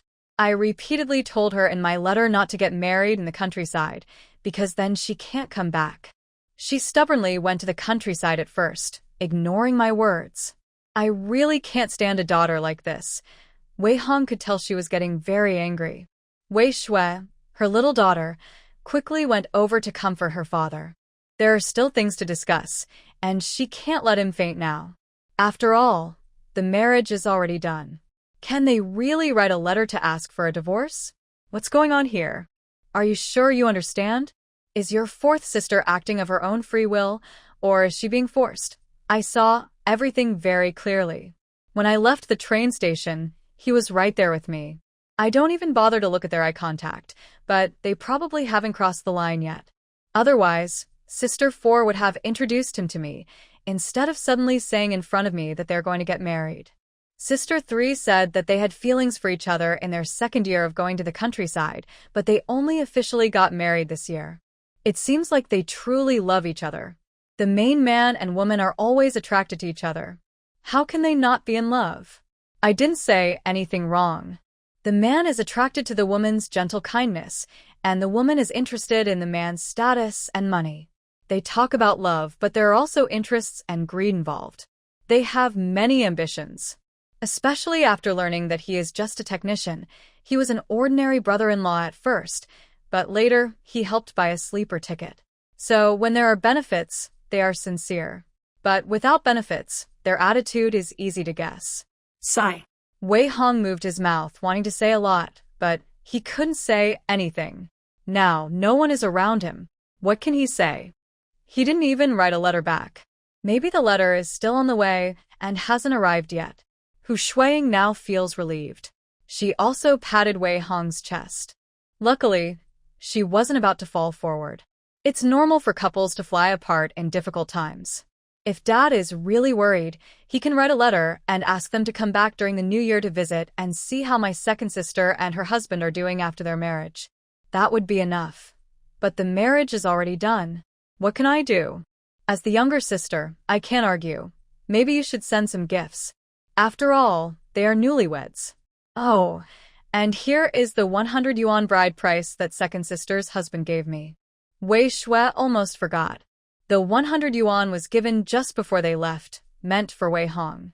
It was Wei Ying's bride price. Wei Ying didn't really want to give so much, but Jiang Yushi thought that since he married a daughter, he should show proper respect. After all, her father-in-law also cares for his daughter. He sends packages regularly, and even sends money every month. He doesn't need this 100 yuan. Seeing the neat and tidy black 10, Wei Hong didn't want to take it. She didn't really want to marry off her daughter, and even if she did, she wouldn't want her to marry in the countryside. Having been a daughter for so many years, she naturally knew what Wei Hong was thinking. Since the man and woman are already together, if you keep causing trouble, you'll just become the villain. It's like those heroic stories where today you look down on someone, but tomorrow they will be too high for you to reach. Dad, fourth sister is already married. No matter how much you oppose, it won't change her decision. The place is so far away from us. Don't let the money go to waste. Even if you're unhappy, you can exchange this 100 yuan for supplies they need and send it over. That way, it shows your love for her as a father and daughter. Wei Shue's words made Wei Hong realize the truth. He looked at the 10 big black notes, covering his face with a bitter smile. Yes, what can he do? As a father, it's hard for him to even ask for leave to visit. He has already arranged a smooth path for her, but if she wants to try on her own, what can he do? Xiao Shui is right. It's easy to buy things at the department store. You see, what should I send to fourth? Make a list for me. Tomorrow, when I go to work, I'll see if I can buy some defective items or vouchers. By the way, didn't Xiao Shui send a lot of vouchers last time? Do we have any industrial coupons? Industrial coupons are more useful than those for bicycles or other items because they can be used to buy any industrial product. You can buy sewing machines, bicycles, fans, or even a kettle. Compared to coupons that only allow specific items, these are much more flexible. However, they are hard to accumulate. You need a salary increase of 20 to get one. At most, you can have 4 coupons. To buy a bicycle, you need at least 30 coupons. If the brand is different and the quality is good, it might take 50 coupons. For a sewing machine, you need 100 coupons. Wei Shui counted again. She still had quite a few on hand because she hadn't used them up. As for others wanting to buy, she didn't sell them. There was no time limit, and if she wanted to buy something big later and couldn't find the tickets, these industrial coupons could come in handy. I have some here. How many do you need? I'll get them for you. Wei Shui was generous about these things. Hu Shuiying definitely wouldn't mistreat her precious daughter. Since she was sending things to Weiying, she would surely take the money for these coupons from Wei Hong and feel at ease. Since we've sorted out the matter, let's go to sleep first. You naughty girl, I really can't sleep because of you. Wei Hong felt that even lying in bed, her mind was full of various thoughts and she couldn't feel sleepy at all. Seat, seat, seat. Don't be in such a hurry. There's another matter. It's about third sister. Hu Shuiying, don't worry, it's not about marriage. Wei Shui just finished talking about Wei Wan, and Hu Shuiying immediately stood up. Then she said it wasn't about marriage and continued with her actions. You really gave me a fright, talking and panting so hard. At this moment, Wei Shui felt she was more wronged than Dou. How could she be panting while talking? She hadn't finished speaking, and you were about to stand up. She could only say not married first, or she might have let out a scream again. I arranged a job for someone. I was thinking of giving it to third sister or fourth sister, but fourth sister is already married, so I can keep it for third sister. It's a position as a waiter at a state-run restaurant. The pay might not be high, but it's a formal job and respectable. The best part is that I can eat at the state-run restaurant for free. Many people wish for this opportunity because dining expenses are a big cost. If meals are included, it saves a lot of money. Plus, you don't have to work in a messy kitchen or serve food. You just call out numbers at the front. You don't even need to carry trays. The restaurant opens and closes on time, so it's very easy. Really? How do you know about this? Hu Shuiying no longer cares about what kind of work she does. As long as there is a job opportunity, she wants to take it. She has only 2 daughters in her life, and she prefers to keep them close. Now that Weiying is married, she doesn't mind paying for her daughter's jobs anymore. It's from Sister Fong, who works on the same bus I usually take. The ticket seller's younger sister-in-law plans to join her husband's family and doesn't need a job, so she wants to sell this position. She told me about it first. I told her to hold on to it for now, but she won't keep it long because she's eager to join her husband's family. Tomorrow, I will go and finalize this. Just tell me how much it costs, and I will pay. Later, your third sister can pay me back slowly. Hu Shuiying and Wei Hong share the same idea. Buying a job is okay, but it is not free. You have to pay the money back. Once the money is repaid, how you choose to spend it is your own business. Moreover, giving a daughter away is a special occasion, and buying a job is a different matter. These 2 things should not be mixed. Jobs that are easy to get are not good for them or for the parents. Although they have the money, it was earned by the parents working hard. Why should they spend it on you? Furthermore, once given, it might lead to a second, third, or even fourth time. The couple has already planned that each child will be treated the same. 660 yuan, Dad. Don't say I didn't tell fourth sister. She's just a love-struck girl. Wei Shui guessed that Wei Hong might be thinking whether the job was not offered to Wei Ying but to Wei Wan. However, Wei Hong didn't think so because she had previously worked hard to find a textile factory job for Wei Ying, and Wei Ying didn't want it. Compared to being a waiter in a state-run restaurant, working in a textile factory has more potential. As your level increases, your salary will go up. Although being a waiter is easier and more respectable, it doesn't have much future. You know your third sister's personality better than I do. If you find someone suitable, just go ahead and settle it quickly. Wei Hong took a deep breath. Tonight was the second thunderstorm. Though it wasn't very strong, it still felt big to Hu Shuiying. Her eldest daughter was back, and she was very happy, but 660 yuan was hard to accept.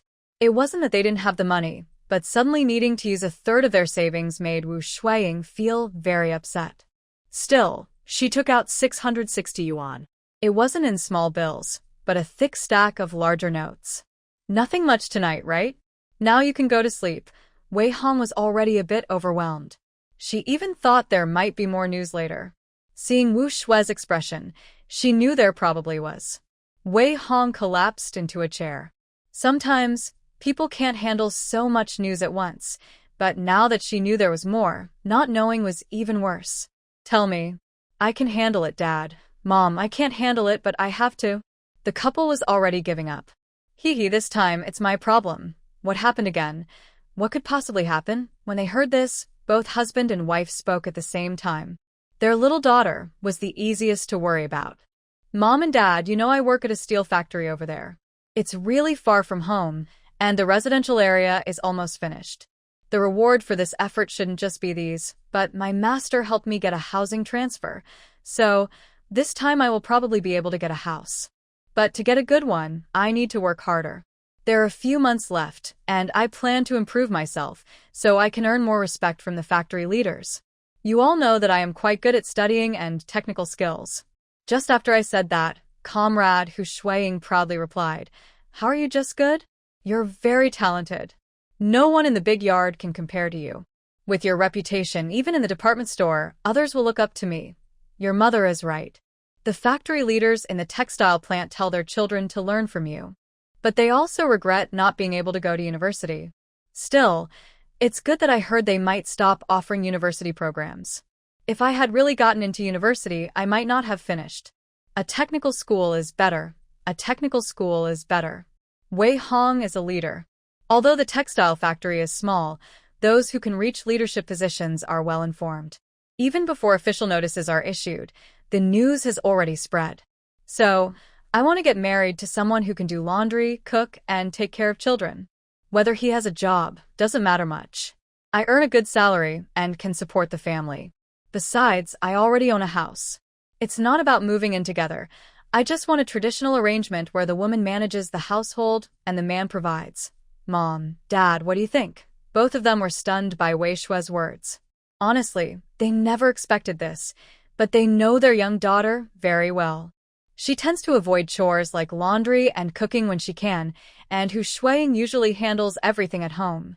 It wouldn't be a problem for her to help her daughter wash clothes now and then. As for cooking, they thought, since they eat every day, it doesn't matter if it's for 2 or 3 people. They never imagined that their well-off daughter would be someone who doesn't do laundry, cook, or sew, unlike what they expected of a woman. In modern society, even after the founding of New China, traditional ideas still linger.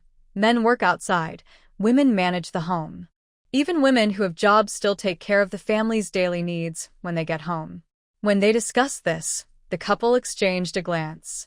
Wei Shui's conditions are good, but finding a man who can do laundry and cook is very difficult. It seems she's looking for a man who relies on her, but how many of those are truly good? Hu Shuiying thought for a long time. She gathered information about unmarried men she could reach, but they all had jobs and good prospects. However, she also considered that her daughter didn't know how to do anything. If she let her daughter learn how to serve a family, she would feel reluctant. She had raised her precious daughter for so many years. The thought of her marrying into someone else's home to serve others made her angry. But why would a promising man want to marry a wife who couldn't do anything? Isn't marriage supposed— Who was it? It was like throwing a thunderbolt in the middle of the night, 3 times in a row. Maybe we should quietly look around. See if any family has a son who is good at chores, has a good character, and looks decent. Wei Hong didn't want her daughter to do laundry and cooking every day. Her daughter was a technical school graduate and a skilled technician. Her hands were used to machines, not water. No, she had to find a good match. Her eldest son-in-law was already like that. She hadn't even met him. But her younger son-in-law must be different. After dropping these 3 ideas, Wei Shui brushed his teeth and went straight back to bed. He closed his eyes and started to sleep, feeling very happy. As for why he didn't mention Mo Jiqiu, it was to give the older couple some time to relax. Losing 2 little helpers at once might make people feel a bit upset. Moreover, the house hasn't been built yet, and there are many uncertainties. It's better to think about what research can be done quickly and be useful to the factory. This way, they can have a bigger house, and with his master Lai Qingguo's support, his achievements will be recognized and protected. The next morning, after eating 2 steamed buns and some pickles left by comrade Hu Shuiying, he took out a bottle of milk from his space. That was his breakfast for today. Holding a notebook and a pen, he wrote down his plan. Hand-crank multi-purpose dry land farming machine. Wei Shui now plans to research farm machinery. His reason is that the equipment already exists, and he needs to gain some experience by going to the countryside. He thought of this idea while in the village. After returning, he immediately wrote a project proposal. He's not sure if his master will approve. If it were a machinery factory, researching farm equipment would be normal, but since he's from a steel factory, he feels a bit guilty about it. However, all research related to the steel factory requires a long-term plan, which goes against his original intention. Never mind, just write it first. The design goal is a small farm tool suitable for dry northern lands, capable of tilling, breaking soil, and making furrows. It should be operable by 1 or 2 people and cost no more than 50 yuan, suitable for collective use by production teams or farmers. Next is the idea for the power system, which is basically human effort conversion. In rural areas, human labor is the least valuable. If such a machine exists, more land can be cultivated. It would help compensate for the shortage of strong rural workers during steelmaking and prevent the problem of no one farming. I believe I should have contributed to this. Once a person gets into work mode, they forget everything else, just like Wei Shui. From the moment she had the idea, she kept writing diligently. She would occasionally go to her space to browse books, then take a ruler and draw again, completely absorbed. After lunch, she took 2 steamed buns and a bottle of milk from her space and continued working. Usually, she wouldn't feel sleepy during her nap time, showing she was fully focused. When she heard noises outside, she looked at her watch and realized it was already time to get off work. She didn't know whether Wei Hong or Hu Shuiying had returned. She stretched lazily, opened the door, and saw Zhou Dahua. Big sister-in-law, why did you come over? Is it the anniversary of the founding of the party? Zhou Dahua was holding some food, enough for her family of 3, plus a little meat. She looked at her sister-in-law's messy hair, but didn't feel sleepy. She even had a few ink lines drawn on her face, showing that her sister-in-law was working hard in her room again. No wonder she got promoted so quickly. Even during her rest time, she didn't slack off. It seemed they had forgotten today was a day off. Don't they usually come back on their days off? It's about time to cook dinner now. Grandma Zhou Dahua knew that the stores took turns closing, so there was no fixed day off. Usually, Zhou Dahua and her sister-in-law, Zhou Xiaohua, took turns coming back to cook. Relying on their sister-in-law to do it was impossible. They've been married into the family for a while, but they've never seen Wei Shui, their sister-in-law, cook a meal. However, it's understandable because her salary now is higher than theirs. If they had such skills, maybe they wouldn't want to cook at home either. Also, their sister-in-law is a technician working in a workshop, not like them, who work in a clean office every day. Today is Sunday, so it's my turn to cook. That brat Jiandang is out playing again. When he gets here, he can't even be hugged. When Zhou Dahua mentioned this, her eyes showed a smile. A 3-year-old child loves playing with older kids. Zhou Dahua wasn't worried about Jiandang being bullied. They are neighbors after all. Although he doesn't live here, he comes back every week, so they're very familiar with each other. Wei Shui listened and suddenly understood. Oh yes, today is Sunday. However, she didn't have anything to prepare today because she didn't go out at all. Still, her sister-in-law brought some meat, which was enough to add flavor. Sister-in-law, what are you making today? I want to help. Wei Shui stretched lazily and yawned. Her voice sounded a bit deeper. Zhou Dahua looked at her, tired from the whole day. She had been busy with many small and big tasks but still felt energetic. Aren't you supposed to rest today? You look like you're working overtime again. You should go rest. I'm worried you'll knead the dough too much and faint into the basin. Zhou Dahua quickly prepared the dough, following her mother-in-law's instructions. She used more white flour, about 70%. Although she brought some grains, they were for her family. Only her son could eat the white flour. She and her husband ate a mix of millet flour and some white flour. Now, they were trying to improve their meals. The small amount of meat was a joint effort between her and Zhou Xiaohua. They planned to make big steamed buns with pork and cabbage filling and also prepare a vegetarian filling for variety. One pot would be enough. They also planned to fry some shredded potatoes. That would make a hearty meal. Zhou Dahua could handle all this alone. If her younger sister-in-law helped, it might be different. She was very quick and efficient, but she felt that having someone nearby sometimes slowed her down and disrupted her rhythm. Cooking is usually nothing special. When there is tasty food, it makes me feel happy. But if someone annoying is nearby, cooking becomes frustrating, and I don't dare to complain. In that case, it's better not to let anyone join in from the start. Wei Shui doesn't want to cook either. Since my older sister-in-law said so, Wei Shui is straightforward and never polite. Then I'll go rest for a while. By the way, sister-in-law, make some tomato and egg soup later. There are tomatoes in the cabinet and some eggs. If we get choked on the buns, a bowl of soup will help. Zhou Dahua doesn't think it's a waste. She came back to improve the meals. While kneading dough, she sighed, if my little sister wants to eat, just make it. We're lucky to share in it. Wei Hong had been outside all day. At noon, she had a quick meal outside. When she returned, she was carrying a lot of bags, which looked lively to the neighbors. Jiandang followed behind Grandpa and came in. When Wei Hong put the things in the living room, Zhou Dahua was still making buns. Seeing Grandpa buy these items, her eyes lit up. Could they be for us? But it doesn't seem like it. There's a quilt, a thermos, an enamel basin, and enamel cups. These look like things for a wedding. Whose wedding could it be? Dad, what is this? Zhou Dahua asked with doubt, but Wei Hong sighed deeply and said, this is for your 4th sister. When she comes back, we'll talk about it together. Zhou Dahua quickly understood that her 4th sister was her own biological sister. Over the years, she had occasionally sent things, sometimes clothes or supplies, sometimes a few dollars.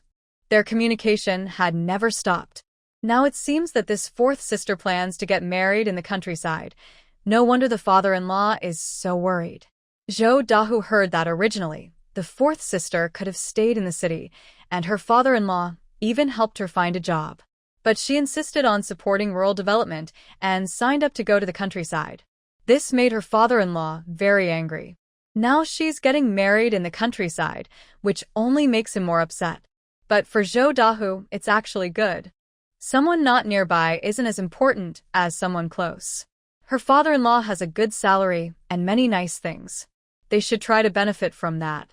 When they returned in the evening, Wei Mingjun and Wei Mingjia looked very complicated after learning their sister got married in the countryside. It was hard to say what they thought. They had already been helping their sister find a job. If they could find one, they could bring her back to settle down and then transfer her household registration. Now, it's not so easy. After the educated youth got married, they can't just come back freely unless both spouses return together or one of them has a job in the city and brings the other along. But how is that possible? Even if they help their sister find a job, Where would she live? If she wants to live with her husband in the family home, even if there's an empty room, no one would agree.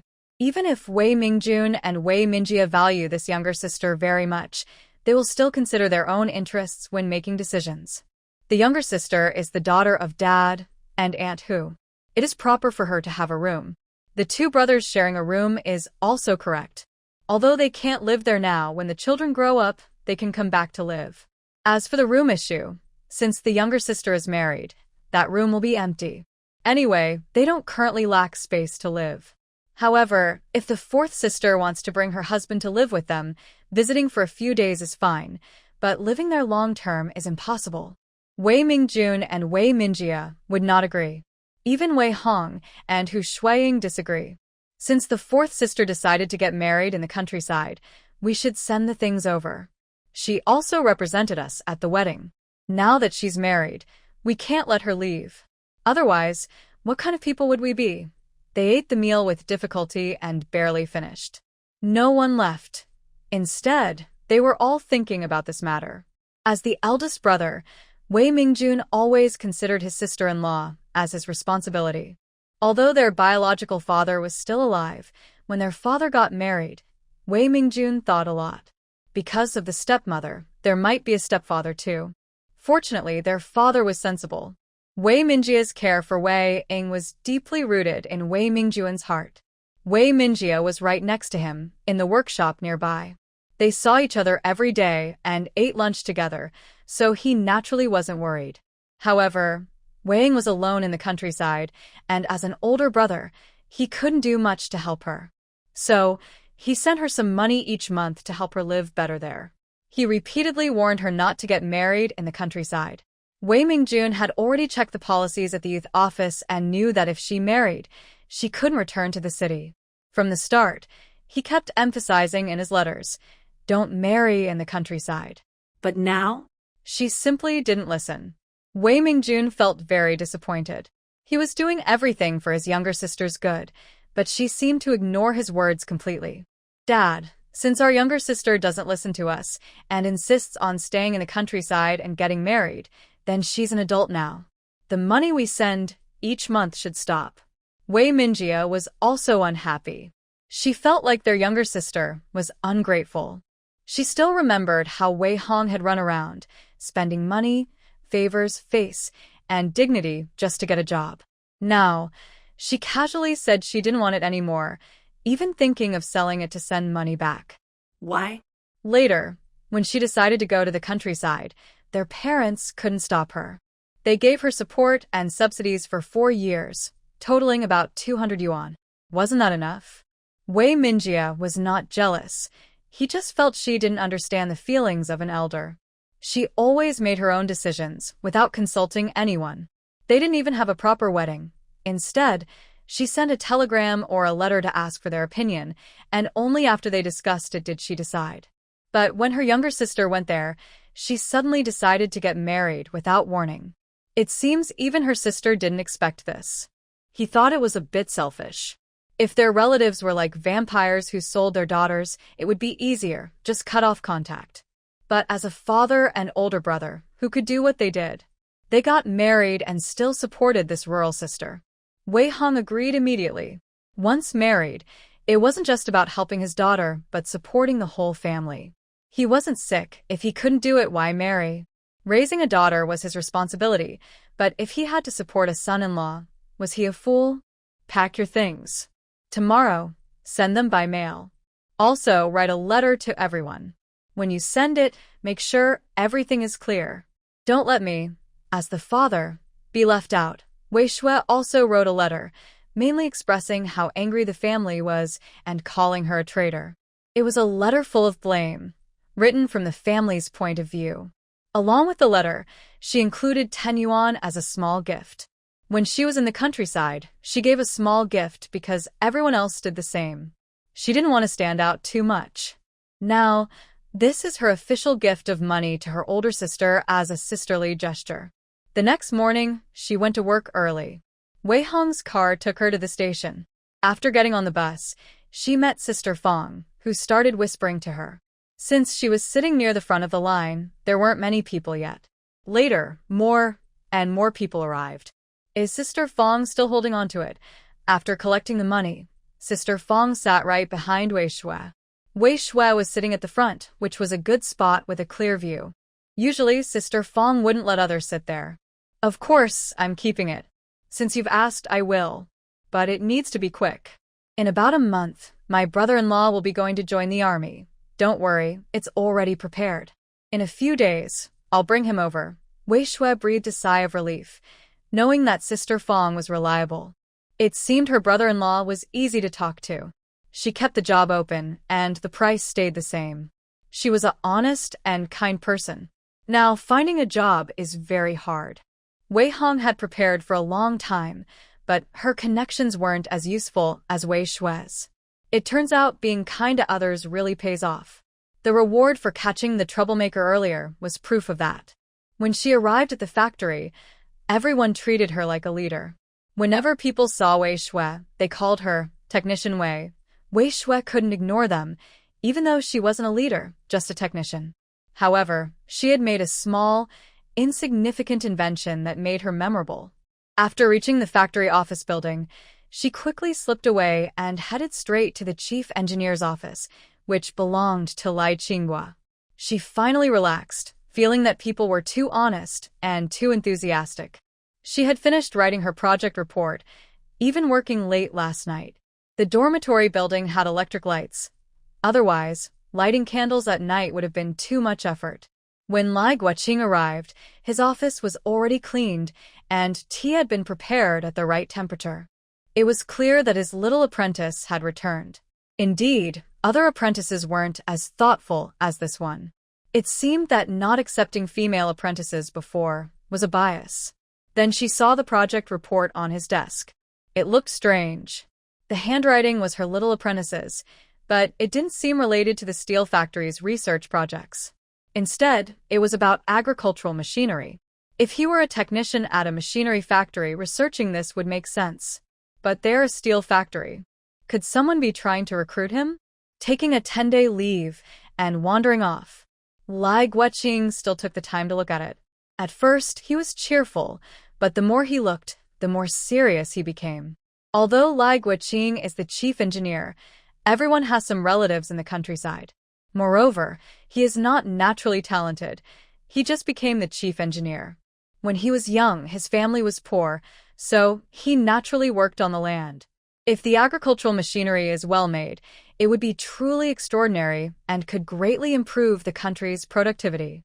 Someone outside, call Wei Shui over to me. As the chief engineer of a large factory, he didn't need to personally handle such small matters. Just call out, and someone would go immediately. Wei Shui was still refining her ideas. Once her master approved, she would go to the workshop right away to work on some key parts. Then she would apply for some wood and find a couple of familiar workers in the workshop to help process some items without affecting her own work. If it really couldn't be done, she could borrow a machine to process the parts herself. After all, she had passed the technical level exam. She once thought her skills were quite impressive, but after hearing her master say that people only believe in your skills after you pass the level exam, she understood. So she took a level 6 fitter certificate. It caused a small stir at the time. But in such a large steel factory with thousands of workers, there are also geniuses. If there are only 1 or 2, they are well known. But if there are 10 or 20 geniuses, it wouldn't be so special. Master, you called me? Wei Shui knocked on the door and entered. She looked at Lai Qinghua holding her project plan without saying a word. Her expression was very serious, and she became more obedient. Wei Shui is quite good at reading people's faces, especially when it comes to flattering others. I've looked at this plan. Why did you think of making agricultural machinery? Master, I know my idea might not fit our factory's development. Because there is a machinery factory nearby, I took a leave of absence and went home to a black market, not the illegal kind, but where my 2 older sisters live in the countryside.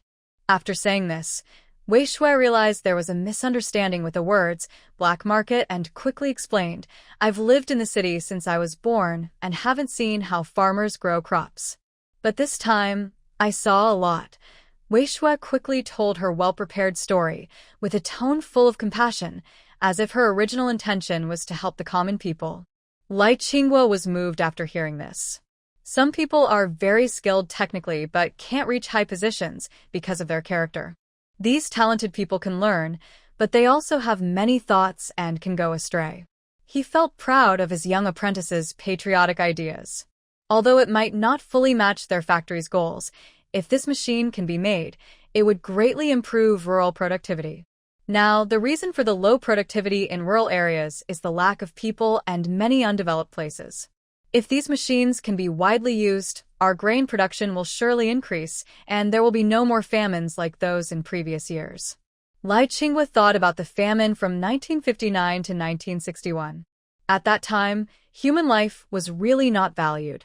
People might have been harmed just for a pound of flour. Luckily, he was in a high position then, or his family might not have been able to stay. Even though he was in a high position, he couldn't always buy food. But if there was food, those in high positions who could buy it would be the first to get it. This project is approved by me. Even if the factory can't produce it, the factory leaders can talk to the higher-ups to exchange some resources. But I won't give you less, master. I don't have many dreams in life. I just want a bigger house. I know there's a family building with the largest apartments. You see, Lai Qingguo didn't expect such a good opportunity. His silly apprentice was just thinking about a house. There are better things to aim for, like a better job position or a quota. Even if the steel factory doesn't have it, maybe the machinery factory does. Wei Shui didn't know about these good things. But in her view, she didn't lack work. For her family, the women who didn't have jobs work in the steel factory workshops, which is quite difficult. However, if I switch to logistics and my salary drops significantly, I might as well just give the money. After all, it's for myself, and this house might be needed to live in for a lifetime. Naturally, it should be bigger and more spacious. I am thinking about having 2 more children in the future. I want a lively family. If my parents grow old and want to come live with us, there needs to be enough space. The largest apartment is 4 rooms, 1 living room, 1 kitchen, and 1 bathroom. Even if I can't afford that, I should aim for at least a 3-room, 1 living room apartment. You should know that this kind of family housing is from the first batch. The ones I saw before were similar to the old textile factory dormitories. Now it's different. Who knows if future buildings will be like this?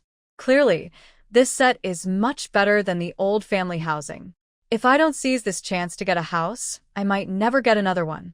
Waiting for the time when houses can be bought and sold could take 10 or 20 years. Plus, if I get used to living here, it won't be easy to get Wei Shui to move out, and she doesn't want to leave either. All right, let's go. I don't want to bother with you. You're always stuck inside your house.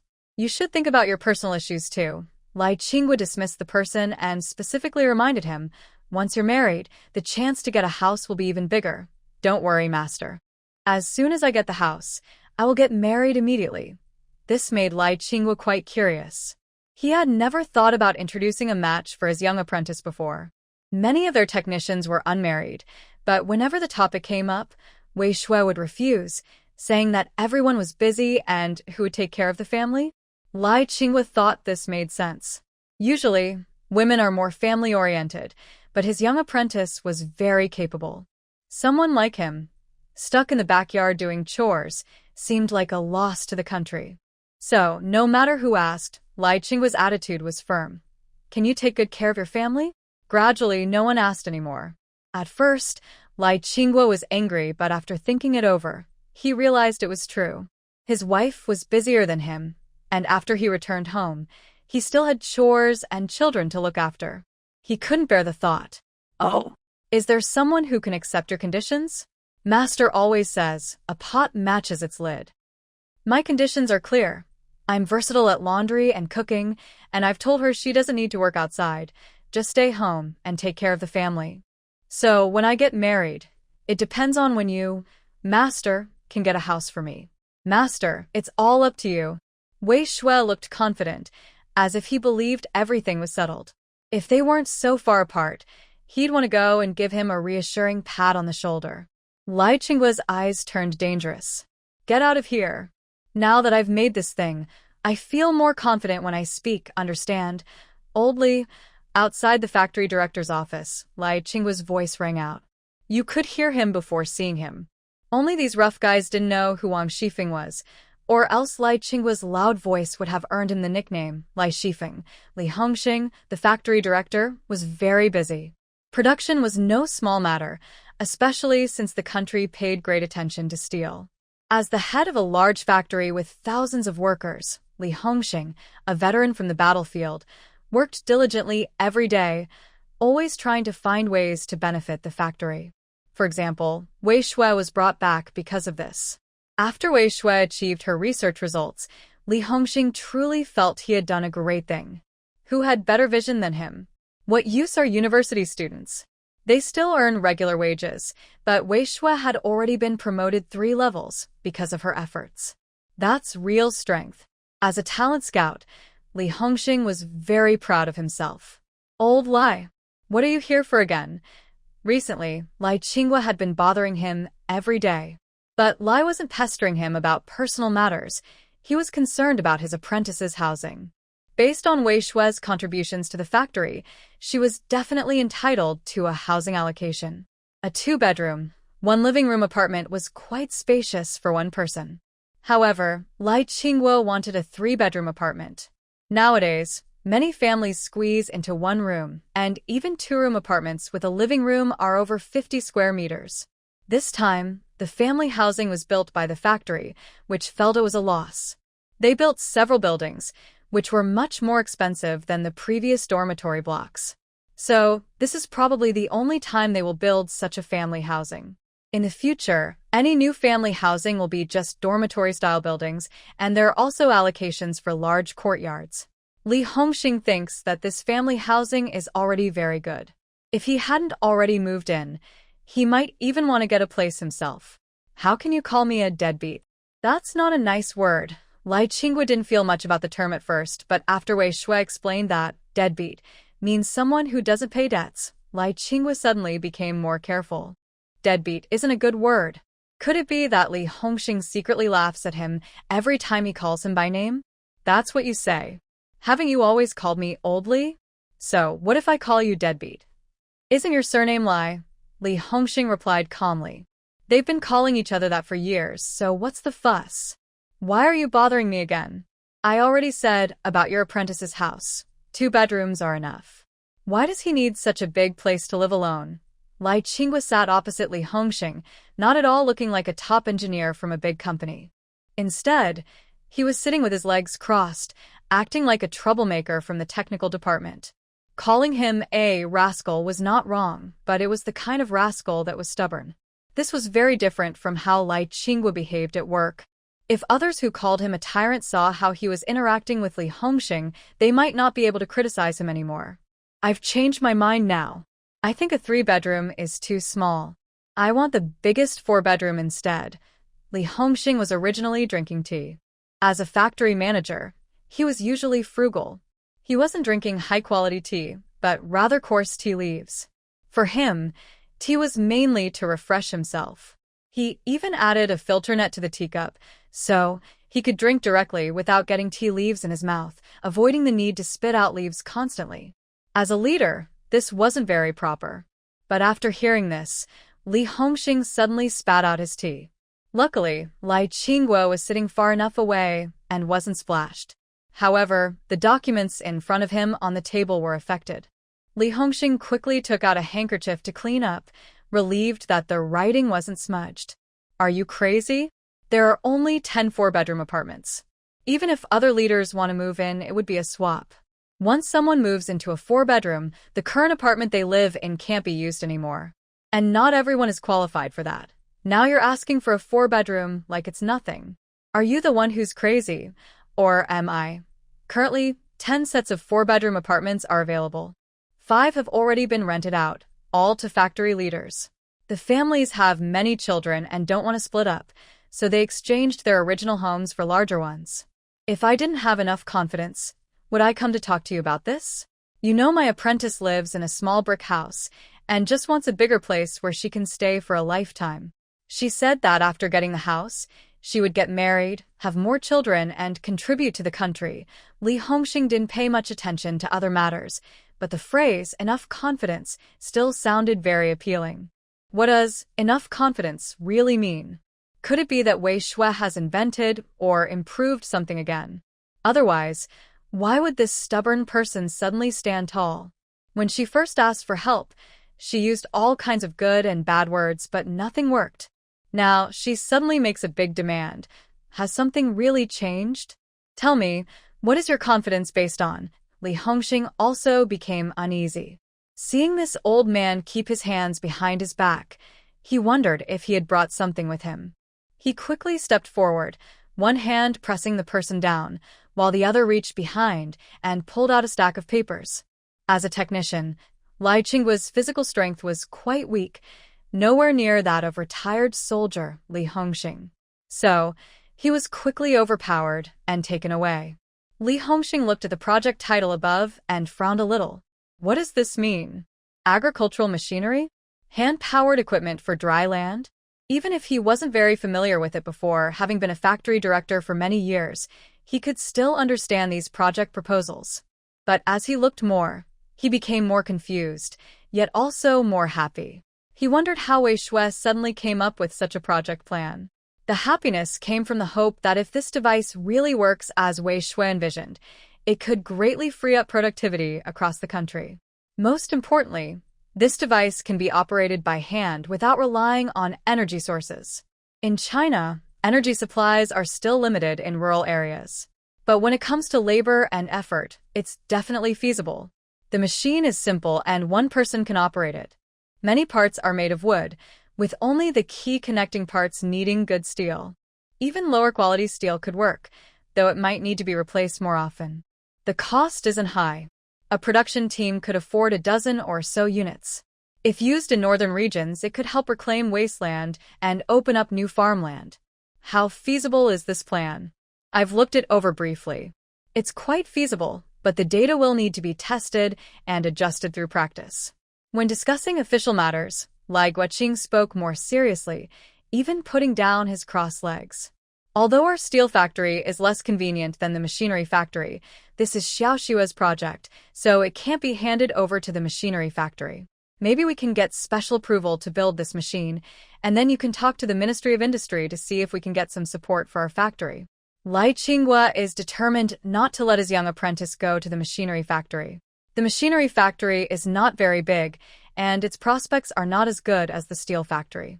Remember, a factory with tens of thousands of workers is very different from one with only a few thousand. He could go there on a business trip to give guidance, but sending someone there is impossible. This was just a sudden idea, not a plan to focus on agricultural machinery in the future. This idea came after seeing the actual situation. It took many sleepless nights to come up with this project plan. It doesn't look difficult, but in reality, it will require many tests. When the time comes, we might have to go outside to get some sunlight. Lai Qingguo thought about the weather outside. No, once the research is done, it might take another 1 or 2 months or even 3, and it won't be hot anymore. But that's not right either. If it snows and the ground freezes, then we still can't carry out the plan. Lai Qingguo's idea made Li Hongxing feel excited. Yes, doing things that benefit the steel factory is worth trying. I will call a meeting with the factory leaders right away. The leaders of the industrial department can't be spoken to by me alone, but we must ensure this project can be completed. Otherwise, my big talk will be empty and I won't be able to take it back. What do you think I should do?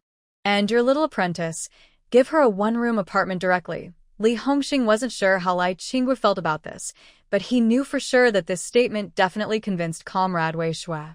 Although he didn't have much contact with Wei Shui, he often met with Lai Qingguo for drinks. Don't worry, I will pass your words to her.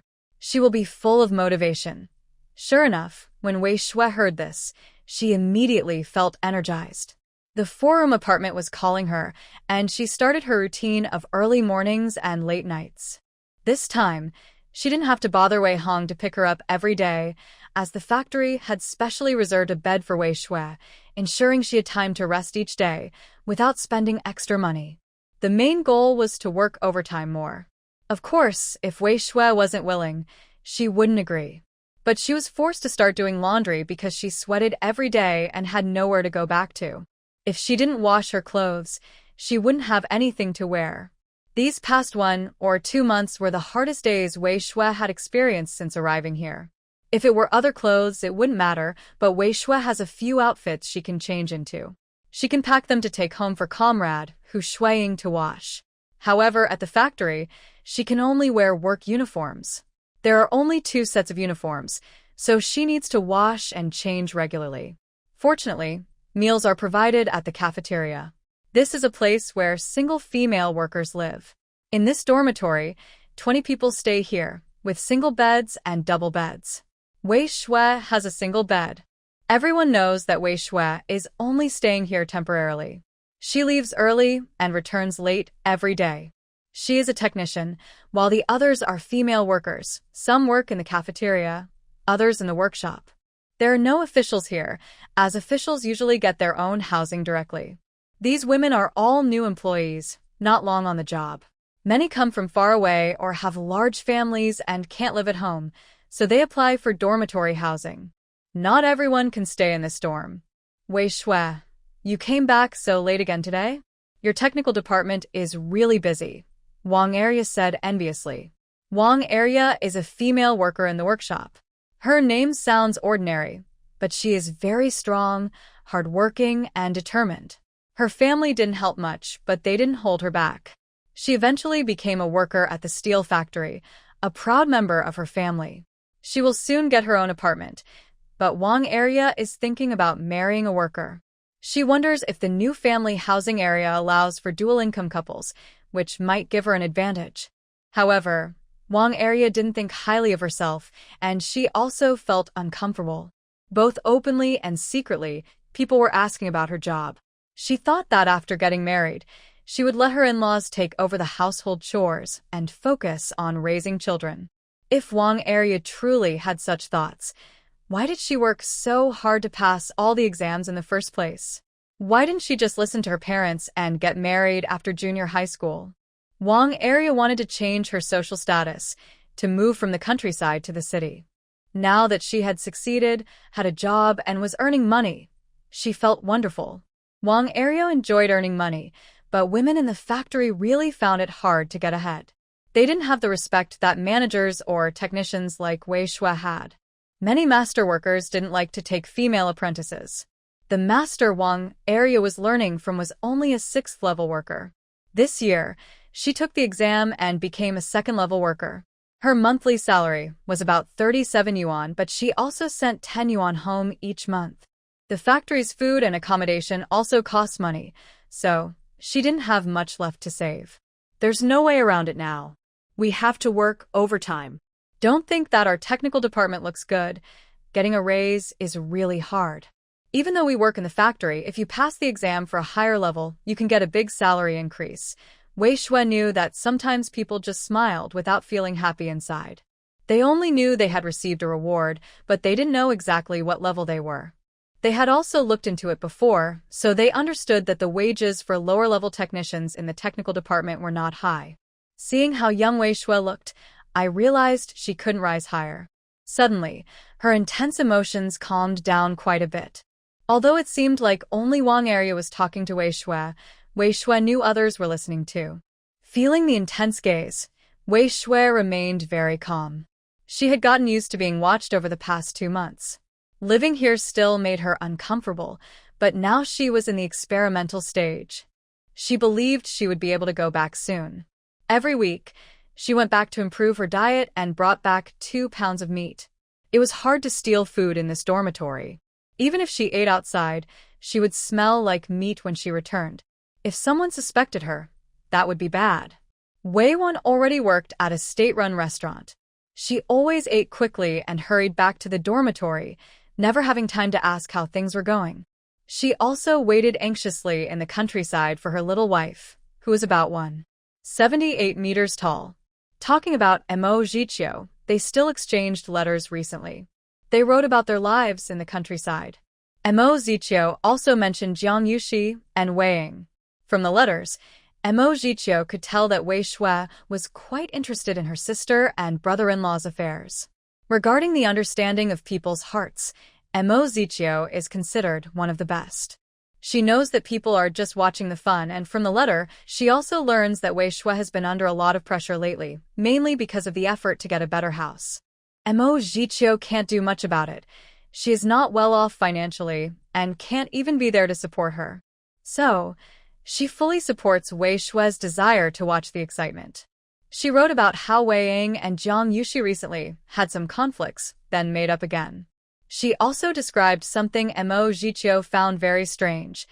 All the sows in the village were pregnant.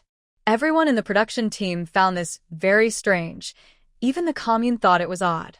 Usually, only the pig farm has sows, and selling piglets is a big source of income. No one expected that someone in the production team would dare to do this kind of business. No matter how they explained, the people from the commune didn't believe it. This was too unbelievable. All the pigs suddenly went into heat overnight, and they mated randomly. Who could accept such a thing?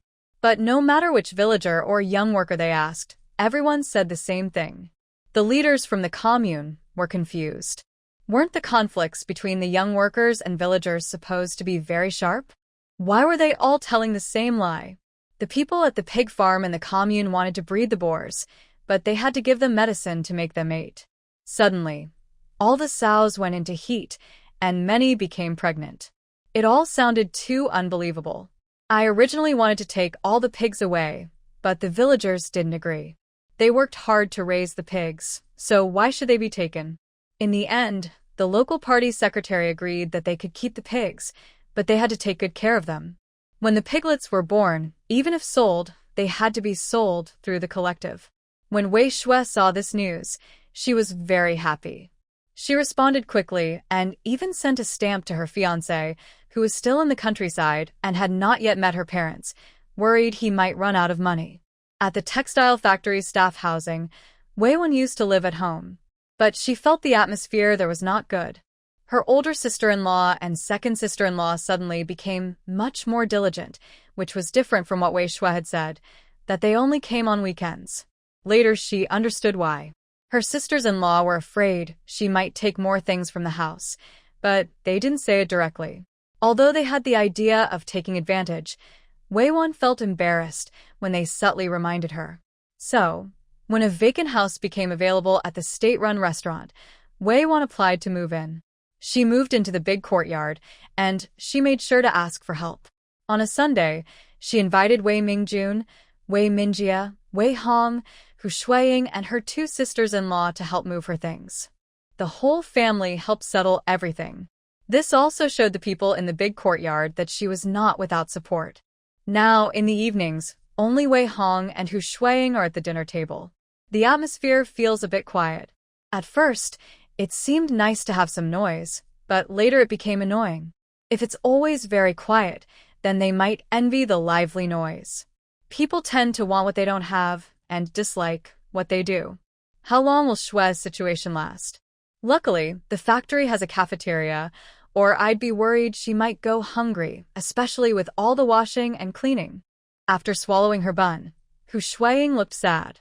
Even though she had only been living outside for 2 months, she felt like she was giving her daughter away. No one knows for sure about the factory's work. Shui is working overtime. She's contributing to the factory. I heard that the new product they made last time can even help reduce accidents among workers, Wei Hong said proudly. Although it wasn't useful in the textile factory, the news had spread, and Wei Hong was secretly proud at home, not showing off outside. It's true, but Shui has been living at home except for school. Now she's in the factory's single dormitory, but the environment there is different from school. If she gets bullied, that would be bad. The saying, "A mother worries when her son goes 1,000 miles away," is true. Since she never left her parents before, she's now very worried. When she was in middle school, she used to bring clothes home to wash. She was lazy, but Hu Shuiying still spoiled her child. "Your daughter is very clever. Don't worry, it's just that she's busy with the house now. Once the house is done, she won't be like this anymore." Wei Hong knows her little girl well. She always gets up early for good things. "Is that how you talk about your daughter?" Hu Shuiying started clearing the dishes. "What are you eating all the time?" coming back every day like an old man, acting as if no one has to work. Hey, you. Wei Hong looked at her hands, which no longer held chopsticks, and quickly ate her steamed bun. She muttered to herself, wondering why her wife was getting more and more irritable. In Liu family village, the pig farm used to be a quiet place, only visited by the old man in charge and the children feeding the pigs. But now, things are different. This is everyone's source of income. When they caught pigs before, villagers were happy when they caught a boar. Now, no one is happy because the boar can't get pregnant. Growing meat is one thing, but selling piglets is more profitable. Whether they can continue breeding or not, they could sell piglets twice. A piglet is one thing, and a sow is another. Wei Wan and Wei Ying were tricked when they went to buy piglets. They ended up with a sow that wouldn't gain weight. Now, everyone envies them. Some people might have bad ideas, but they've already settled in Liu family village. Although they are still young workers, they are no longer connected to the youth camp.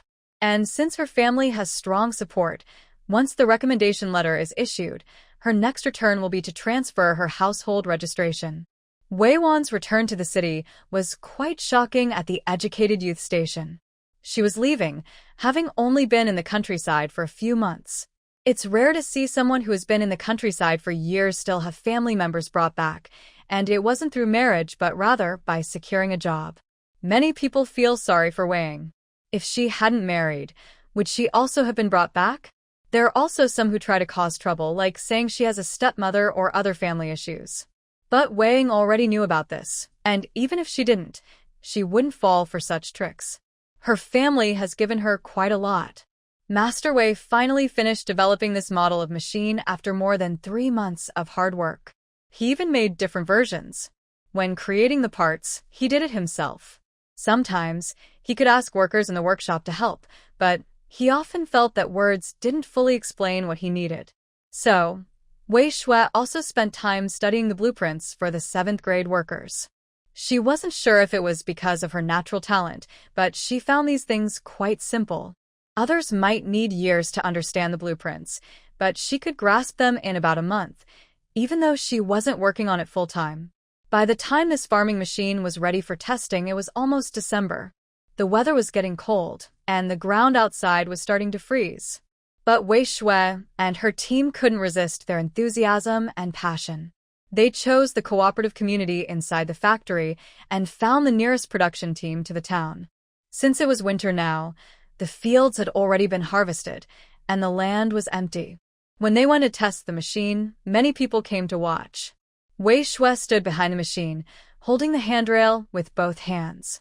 One foot pressed the pedal crank, turning it clockwise. The gears and conveyor belt moved the plow into the soil, braking and turning the earth.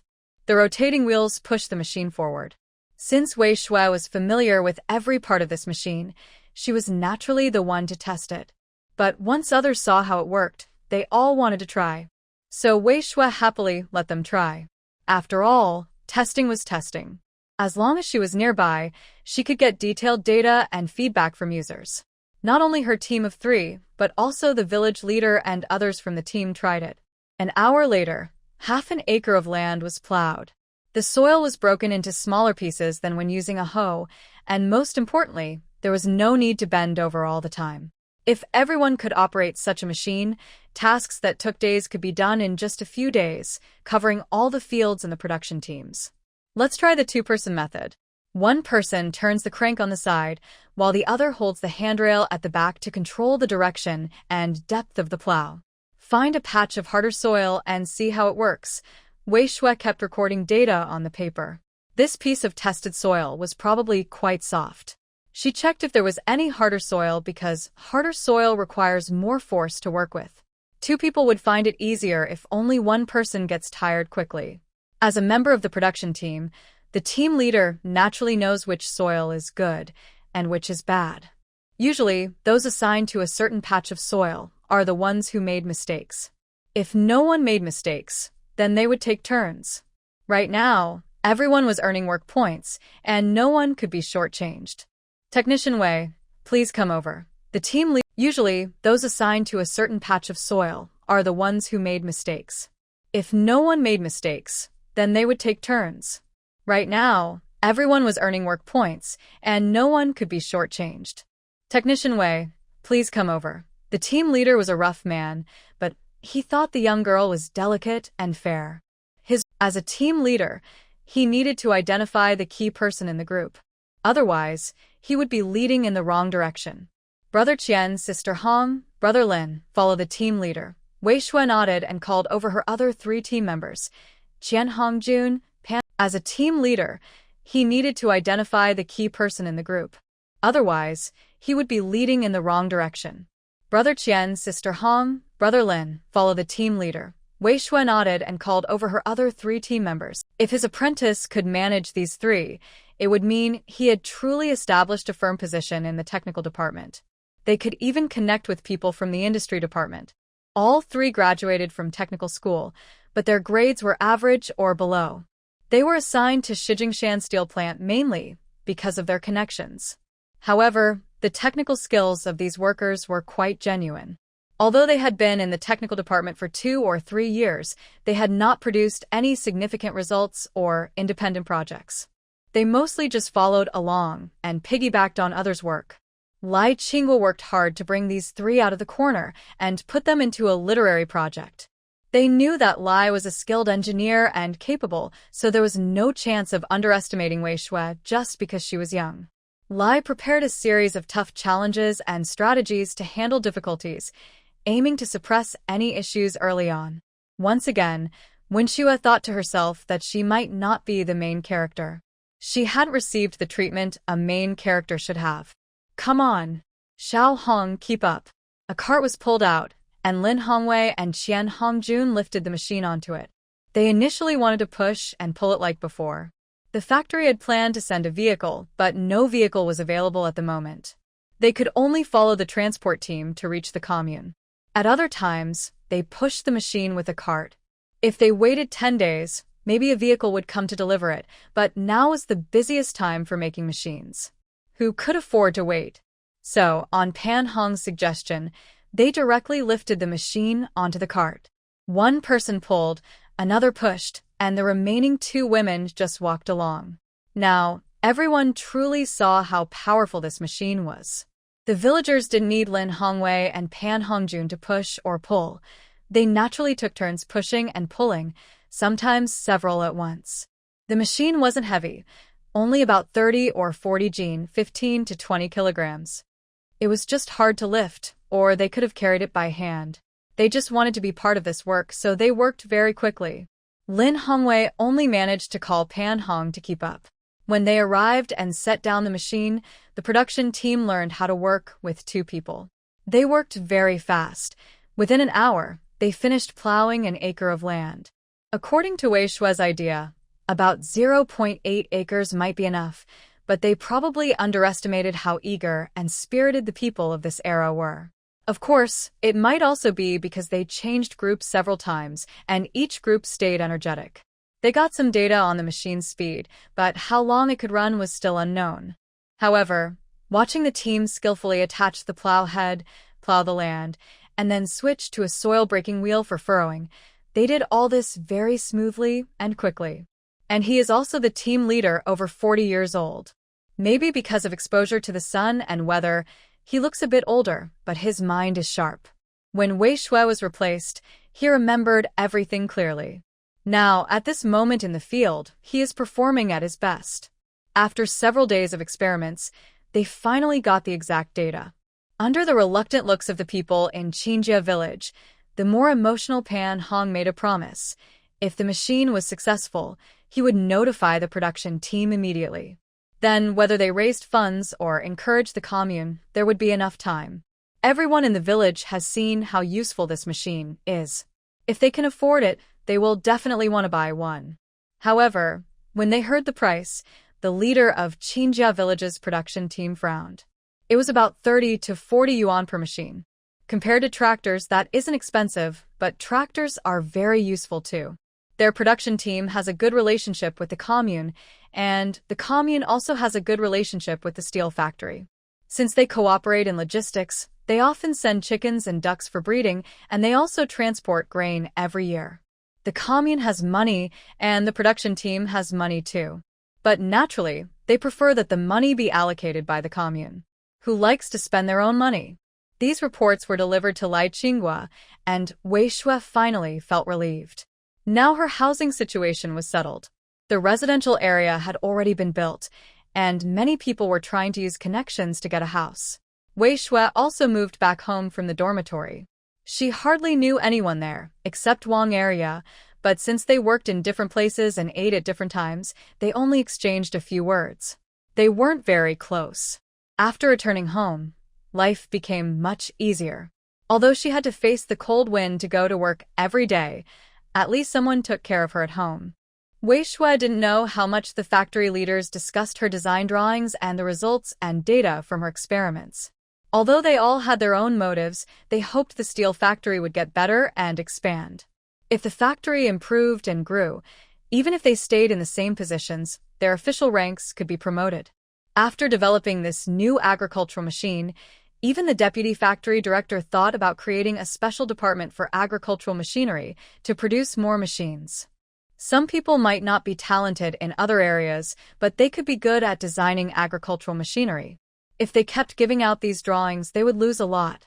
Adding a new agricultural machinery department and opening a branch factory to produce more models could be very beneficial.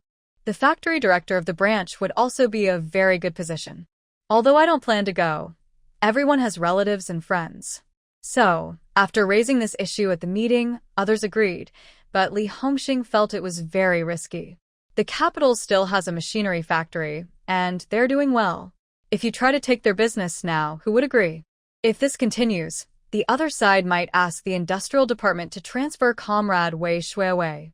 That would be a big loss for us, like losing the laying hen that lays eggs. So, we need to prepare a backup plan. During the month before the new year, factory leaders were arguing with higher-ups. If this agricultural machine can be popularized, it will greatly improve the country's productivity. But if you want to take it from the steel plant, you should offer something in return. The leaders of the industrial department personally met with Wei Shui. The factory leaders already knew about this and had offered Wei Shui attractive conditions during the meeting, which Wei Shui found very tempting. No matter what the industrial department said about transferring Wei Shui to the machinery factory and giving her a promotion, she was not swayed. She could get a promotion at the machinery factory too, but she was originally from the steel plant, and she was the apprentice of Lai Qinghua, who had influence. Plus, her team members also had connections. Why should she go far away? Most importantly, transferring to the machinery factory would be an outsider move. How quickly can a newcomer adapt? She has worked hard for a long time to get her own house. Now, the factory leader has agreed to assign her a house, a 4-room apartment on the second floor. There are only 10 2-room apartments in total, and she already owns one. Plus, she receives full subsidies, and her rank can be upgraded. What more could she want? Therefore, Wei Shui behaved very modestly. Naturally, the factory leader's decision to transfer her was well received. The leaders had a good impression of Wei Shui because she was young, humble, eager to learn, and her original intention in developing this agricultural machine was good. Who wouldn't like someone like her? Now, a notice from factory director Li Hongxing will be read out. Comrade Wei Shui from the technical department led her team to develop a hand-pumped multi-purpose land tiller, greatly improving work efficiency and contributing to the country. After unanimous approval from the factory leadership, she was promoted to level 11 technician. She was also awarded 500 yuan and some vouchers. When this notice was announced, everyone was surprised. Wei Shui's name had only appeared once recently, and now she had invented something new. Although they were workers, many of them had relatives in the countryside. They didn't know how powerful this hand-pump tiller was, but seeing the generous reward from the factory leaders, it was definitely not an ordinary achievement. As for those who knew about literature, only the people who previously lived alone in the factory dorms knew her better. It was only when they heard this that they realized how great Wei Shui's research and inventions truly were. Wang area was stunned. She didn't know how skilled a level 11 technician was, or how powerful this work machine could be. She only knew that women could also climb to such high positions. Being a technician was respectable, but she lacked that ability. However, her skills as a fitter were good enough. If she kept advancing, she could live the life she wanted. Chen Hongjun was overjoyed. He had been a level 15 technician for 3 years since becoming a regular employee after vocational school. Now, with this experience, he had been promoted to level 14. Pan Hong and Lin Hongwei felt the same way. They had finally been promoted by 1 level. The technical department was different from others. Promotions weren't just based on seniority, but earned through real skills and experience.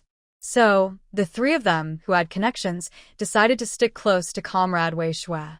Whenever there was a project, they would work hard to get involved. Thinking about the house allocated by the factory, they had already decided. They would tell their families to ensure they were assigned near Comrade Wei Shui. Ideally, the 3 of them would surround her, keeping others who wanted to share away. Master. Big move this time. They said 500 yuan, plus a bonus from the industry department. That's a big gain. Wei Shui happily counted the money. The factory's 500 yuan plus the 300 yuan from the industry department totaled 800 yuan. With the envelope of tickets, she had already saved enough for a complete set of 4 major items. This time, no matter what ticket she received, she could handle everything calmly. If it weren't for your obsession with the 4-bedroom house, maybe there would be more options, he said. But there are also times when you can earn extra money. If the machinery factory invites you to give guidance, you'll get additional pay. My master has negotiated for you, 10 yuan a day. But you must not have the idea of slowing down just to make more money. Lai Qinghua often had to go to other steel factories to give advice, and he received extra pay for that. Whether it was money or grain, Lai Qinghua didn't mind. Usually such work meant big problems, so he often stayed for 10 or 15 days. Now, the young apprentice can also earn this extra income. When Wei Shui heard this, she secretly gave her master a thumbs up.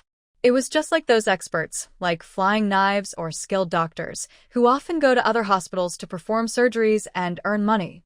And the money earned this way was much more than their regular wages. Don't worry, master. I definitely won't do that. Besides, working at the machinery factory is more comfortable than staying here. The leaders of the industry ministry have promised me a big opportunity. As soon as I speak up, I can take a big bite out of it. I still love our steel factory, Wei Shui said happily. By the way, master, when will you give me the key? I want to go see my house first, she added. Lai Qinghua knew that once his young apprentice spoke, he would quickly hide the house key in his pocket. He just wanted to know when this time the topic of the house would come up. Here, here. This is the key to your house, Lai Qinghua said impatiently. This time, the family compound was still a bit far from the steel factory, about 4 or 5 kilometers away in Bajia Street. Many people from the factory had gone to see Wei Shui, and naturally, he was no exception. He was in Building 2, Unit 1, Room 201. Not bad, not bad. Wei Shui was quite happy. But now he needed to arrange his bicycle. Riding 5 kilometers on a bike was a good workout. Master, can I borrow your bicycle for a while? I'll be back after work. Wei Shui didn't have much to do now, just going to and from work on time. The factory was a big one, so the benefits were good, especially with the new year approaching. Lai Qinghua, who was already focused on writing, didn't say much. He just handed over the key. Wei Shui often borrowed Lai Qinghua's bike, so he knew which one it was, and where he usually kept it. Wei Shui was a bit glad that Lai Qinghua didn't treat his bicycle like a treasure, but saw it as a tool like himself. Otherwise, borrowing and returning wouldn't be so easy. Suddenly, Wei Shui thought of his little wife from Nanluo Guxiang, who was 1.78 meters tall, and always wrote to him. There was an old man there, and it seemed that anyone who borrowed his bicycle had to pay a fee. However, I need to be honest when I go back. The house is ready, so it's natural to get married. Just now, the master subtly hinted at it. Besides, dating without the intention of marriage is just playing around, and I can't do that. Wei Shui rode her bike through the cold wind all the way home. She pedaled quickly and started to feel warm. When she arrived at the residential area, she found Building 2, Unit 1, Apartment 201. She used her key to open the door. Inside, she saw a layout with 4 rooms, a living room, a kitchen, and a bathroom. It was exactly the modern home she imagined. No wonder the construction cost was high. Compared to old-style buildings, it was quite expensive. At first glance, it looked to be about 145 square meters. Building it herself was a bit luxurious, but she earned it through her own efforts. She planned to hire good people to decorate the place properly. This would be her home for life, so she wanted quality furniture. As for antique furniture, she couldn't enjoy it. Just thinking about how many people had been on those beds, alive or dead, made her feel sick.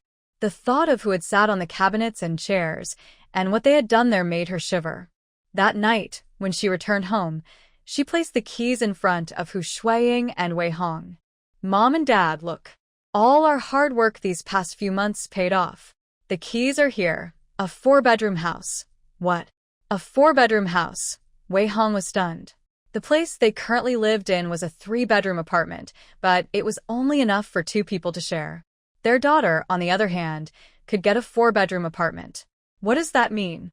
Even if the 4-bedroom apartment was small, it still had 4 rooms. Although they now had many children, usually boys would share 1 room, and girls another. The unmarried ones had 4 rooms. How luxurious! Hu Shuiying quickly took the keys and looked at them. No, she had to find time to go and see it. She needed to tidy up everything properly. Although she wasn't counting on old age support now, she thought about living with Wei Shui when she got older.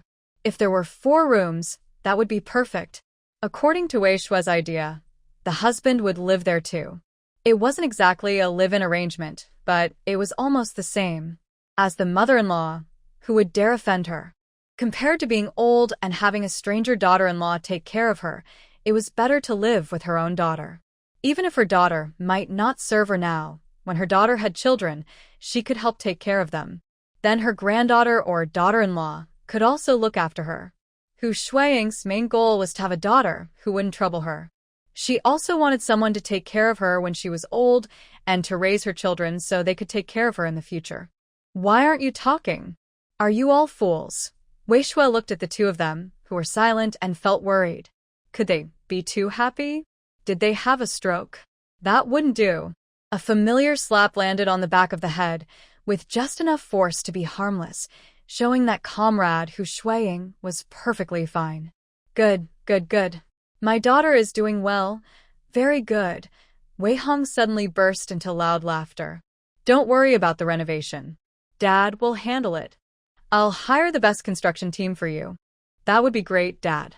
Here's 300 yuan, plus some receipts for wood materials. If there's any excess, keep it. If it's short, don't make up the difference. Wei Shui joked, and Wei Hong didn't mind. He wasn't sure if 300 yuan was enough, but the receipts for the wood materials should be sufficient. The factory leaders were thoughtful. They knew Wei Shui wanted to renovate her house, so furniture was definitely needed. Besides a set of 4 major furniture items, there were also various food coupons, but most of those had been exchanged for wood materials. All right, if it's not enough, I'll add more myself. By the way, Dad, this is the cabinet I want, and this is the bed. I've drawn the plans. Please give them to the workers when the time comes. Can you ask sister-in-law to help keep an eye on things? I always feel uneasy when no one is watching. Actually, it would be better if a man supervised, but it seems only sister-in-law is unemployed at home. If possible, bringing Mo Ziqiu over would be even better. She's careful and naturally more attentive. Mom and Dad, now that the house is ready, it's time to think about personal matters. We can start introducing potential marriage matches. When Wei Shui said this, the excited smiles on the couple's faces instantly froze. It was as if they had hit a sore spot. Every night, the couple discussed the news, but they hadn't found the right person. Many young people wanted to move in as a son-in-law, but only if they had a job and didn't need to go to the countryside. This was opposite to Wei Shui's original intention. She just wanted to find someone who could take care of the family. Such a person was hard to find. Even Wei Mingjun and Wei Minjia had started to act. Because of their age, they knew more people. At first, they didn't understand Wei Shui's requirements, but Zhou Dahua and Zhou Xiahua did.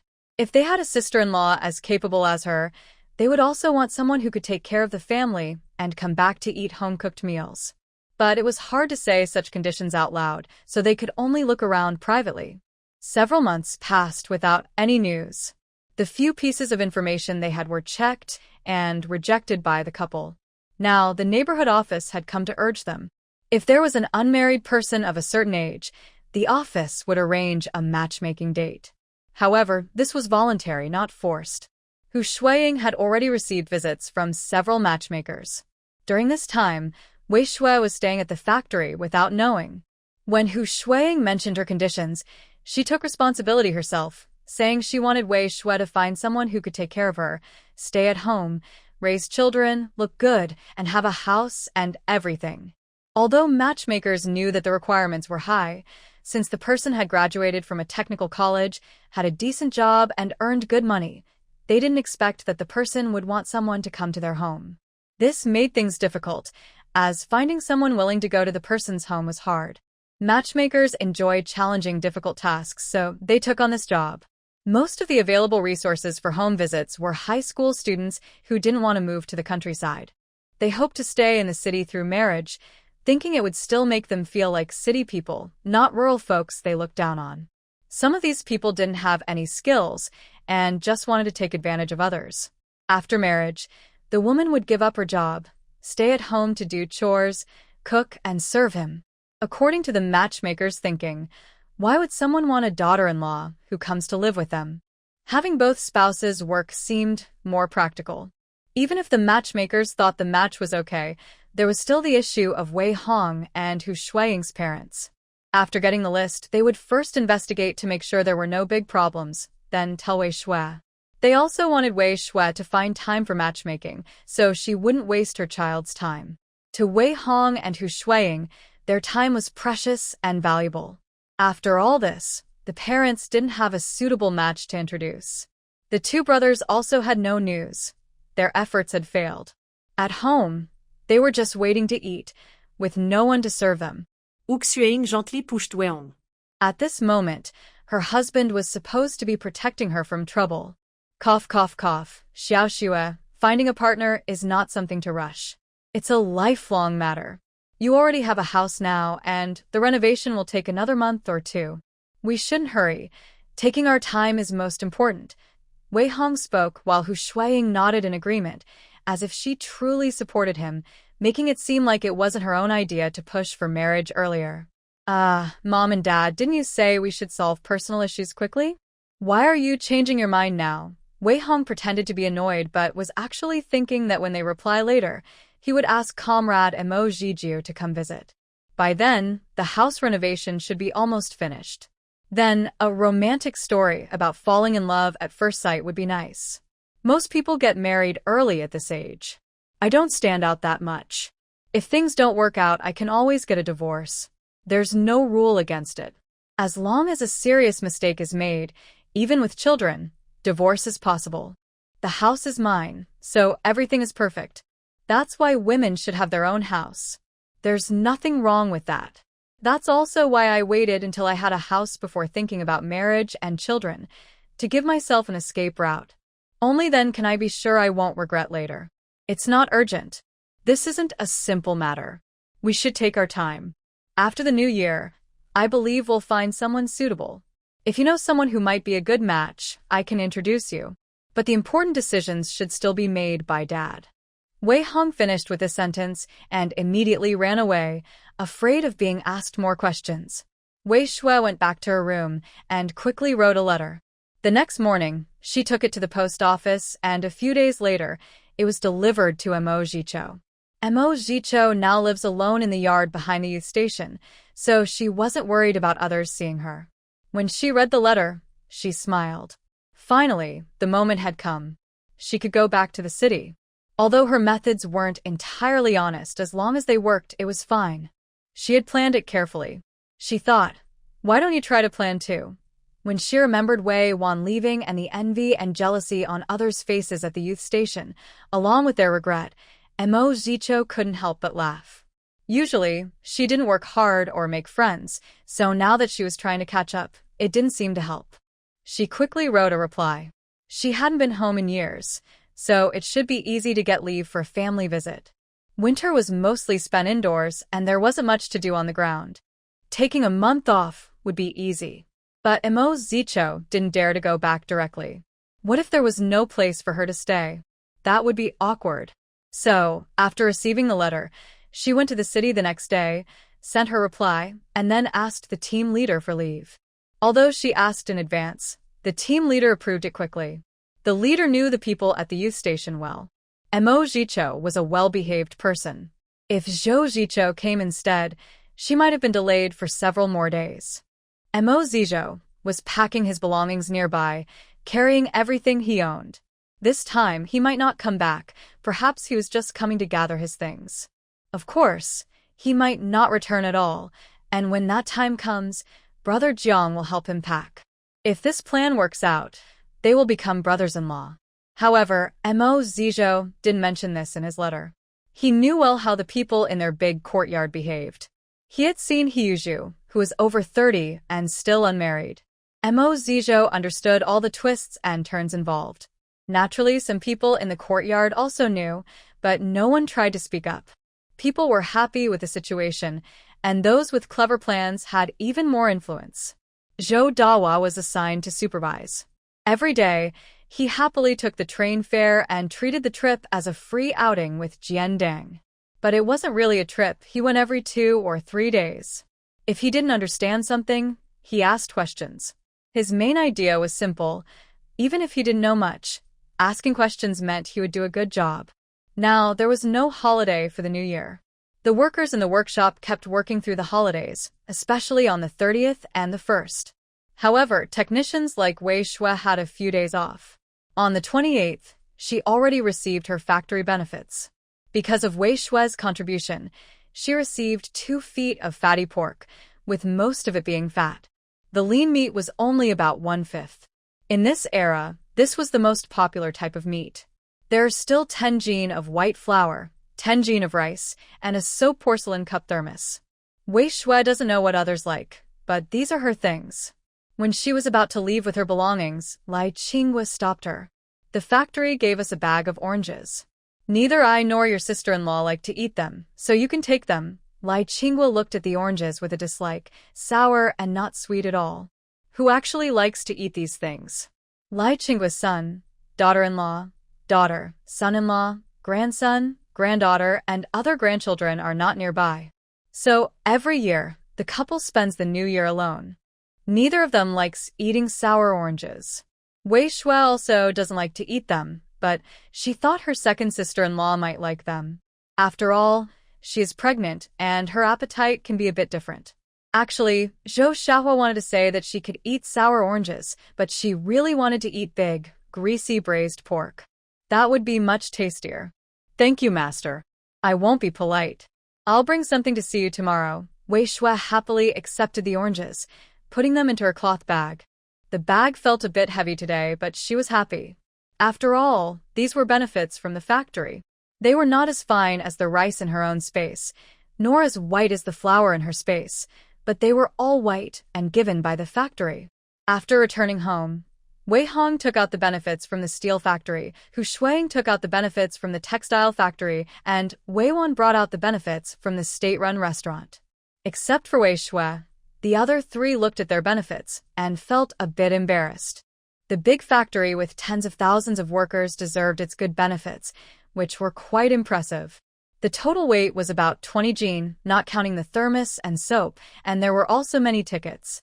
Although everyone received some meat, the quality varied. Their family was doing well. The state-run restaurant definitely wouldn't lack meat for its workers. As employees, they could choose whichever piece they wanted. Hu Shuang, being experienced at the department store, naturally wanted to keep a good face. She received mostly fatty meat with little lean meat. Wei Hong, as the logistics director and similar to Wei Shui, also received mostly fatty parts. So in terms of meat, their family was fairly equal. But compared to other items, the amount was quite small. You guys even got oranges? That's rare in winter. Hu Shuang looked at the basket of oranges and nodded. No wonder it's a steel factory. No wonder it's the biggest one. Its benefits are truly good. Wei Wan was also very envious. She had been working at the state-run restaurant for a month or 2, and her diet was much better than in the village. She ate more oil and fat, which made her face rosier and her body healthier. However, I don't see her often in daily life, so I didn't feel it before. But now, every time I see her, I realize I am still a bit weak. I need to work hard to improve at the state-run restaurant. Still, Wei-won hasn't given up on the idea of climbing higher. Having a job is good, but marrying well while working is even better. This job was bought by my mother. If I find a rich man, he could pay back the 640 yuan directly, and I wouldn't need to give my mother my salary every month. Usually, there are people showing interest, but Wei-won doesn't like any of them. Even though she works as a waitress outside, she always dresses carefully and neatly before going to the state-run restaurant. Those who come to eat there are usually either just for a quick meal or for matchmaking. So Wei-won is secretly looking around, wondering if there are any good families for matchmaking. If it doesn't work out, she plans to take some pictures or find some opportunities to get a good catch. As for feeling embarrassed, Wei-won doesn't think she would be ashamed of this. If she marries well, she doesn't care about losing face. Getting a good deal is the most important. The next day, Wei Shui brought 2 jin of pork, not fatty pork, but high-quality pork belly and ribs. The meat was frozen, and she knew that this kind of meat is the tastiest. In times when oil and water are scarce, the fattier meat is even more desirable. Lai Qinghua is younger than Lai Foreign by about 5 or 6 years. Lai Foreign is 5 or 6 years older than Lai Qinghua. She is already retired and stays at home. Before retiring, she was the director of the Women's Federation. During weekdays, I also work part-time as a matchmaker. However, when I met Wei Shui, I had to give up for the first time. Wei Shui's requirements seemed not too difficult, but finding someone who fully matches was actually quite hard. If I couldn't find someone, I wouldn't force it. Madame Lai would make things difficult for me. When I saw Wei Shui bringing some items and a bottle of Shifeng wine, Madame Lai looked a bit reproachful, but still had a smile on her face. The children are not around, and my husband has taken in these apprentices who are like our younger generation. During festive times, the apprentices come to pay New Year visits. They come before the New Year to bring gifts, and after the New Year, they visit again. The eldest and second children said they could come back this year, but due to unexpected events, they couldn't. Even if I think about grandchildren in my heart, I can only keep it inside.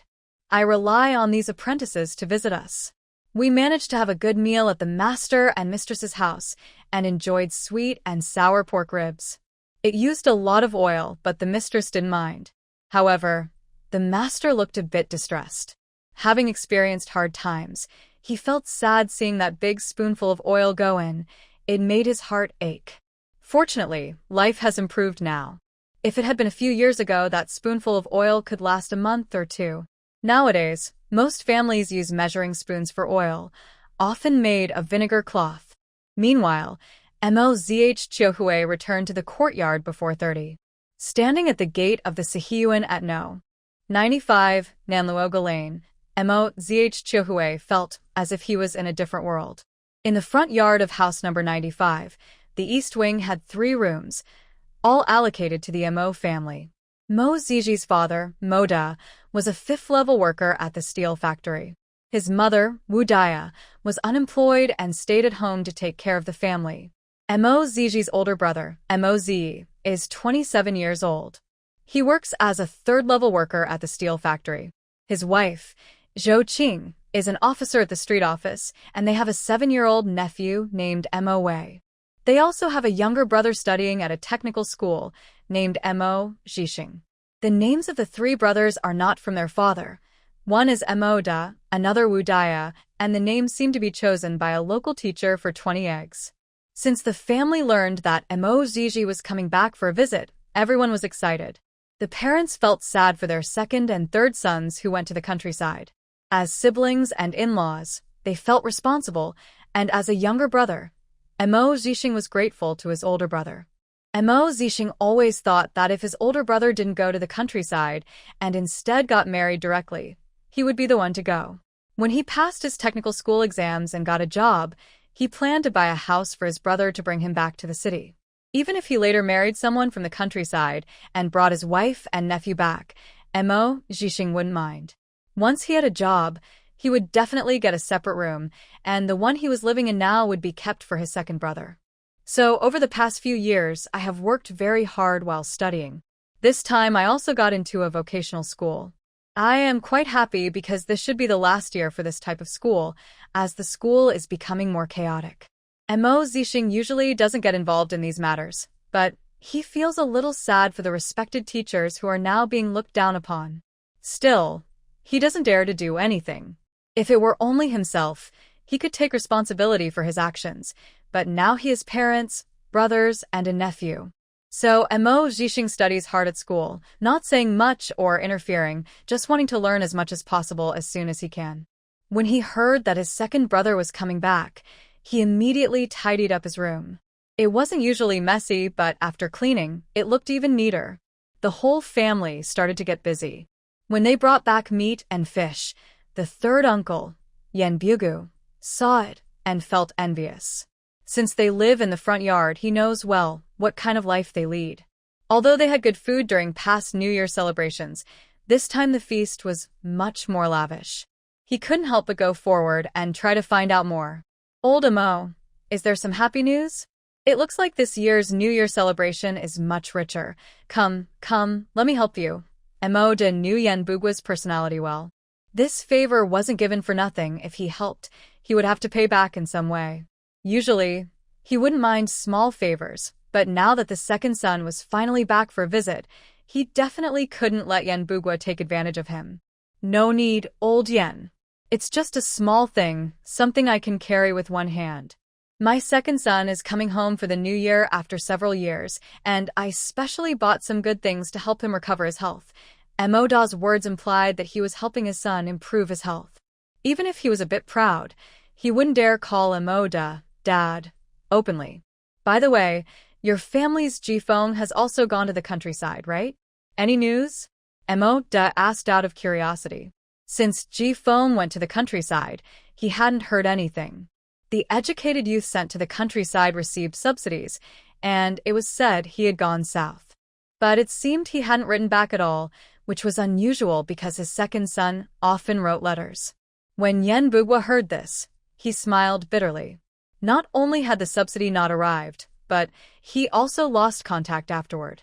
For a whole year, there was no news, as if the person didn't exist. No idea. He wrote a letter, but no reply. Yen Bugua looked a bit disappointed. He didn't want to take advantage anymore. Alricht, man. You go ahead with your work. I'm leaving now. Emoda knew he had asked a question that might upset others, but so what? He was not someone without temper. Facing someone who always took advantage of him, he felt no guilt at all. Moreover, if Yen Bugwai kept scheming like this, who knew what the final outcome would be? They were all his own children and had a duty to raise them, but Yen Bugwai's behavior was truly shameful. He even questioned why the couple didn't have children. How dare they? Having children meant enduring hardships? When Mo Zichio returned, he didn't see third uncle and found it a bit strange. What was going on? Had something changed in the yard? Why was third uncle no longer guarding the door? Had third uncle become rich? Meanwhile, the joyful atmosphere continued. The family members at the textile factory's courtyard were also gathered together. There were 9 people in total, not counting the one still in the mother's belly. Next year there would be one more.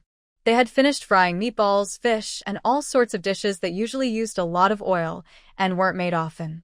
Wei Shui couldn't help much, only sneaking bites with her little nephew. Little aunt, one more, please. Jian Dang had now learned what was tasty and what wasn't. Sister Hu Shuiying's fried meatballs were loved by both the aunt and nephew. 3-year-old Jian Dang walked steadily and spoke fluently, just like Wei Shui. He loved the food. I wish I could be like my second aunt and have children so I could eat more delicious food. Now, little comrade Jian Dang has changed his mind and decided to come with his little aunt. That way, he can enjoy cookies and malt drinks. Our family's meals are simple but hearty. There's a pot of braised pork, 2 plates of braised fish, shredded potatoes, cabbage, and even a plate of spicy stir-fried meat and tomato with eggs. We also have a pot of chicken soup. It's a very filling meal, and 9 people can't finish it all even if they eat a lot. Little comrade Jian Dang feels worried inside, but he has a small mouth. Watching Dad, Wei Mingjun, eat a piece of braised pork in one bite, he holds his own piece carefully. He's afraid he might not get enough, so he keeps saying, "Eat slowly, take your time, enjoy it." Wei Shui looks at Jiandang, who is so young but already knows the importance of healthy eating. She thinks that if he keeps this up, he will live a long life. She praises him. Jiandang is right. Eating too fast isn't good for your health. As his mother, Comrade Zhou Dahua quickly interrupts. He just knows that because he's worried you might eat too much, and there won't be enough for him. This immediately makes everyone laugh. When I was in the second year of middle school, I visited relatives. Only Wei Hong and Hu Shuiying went.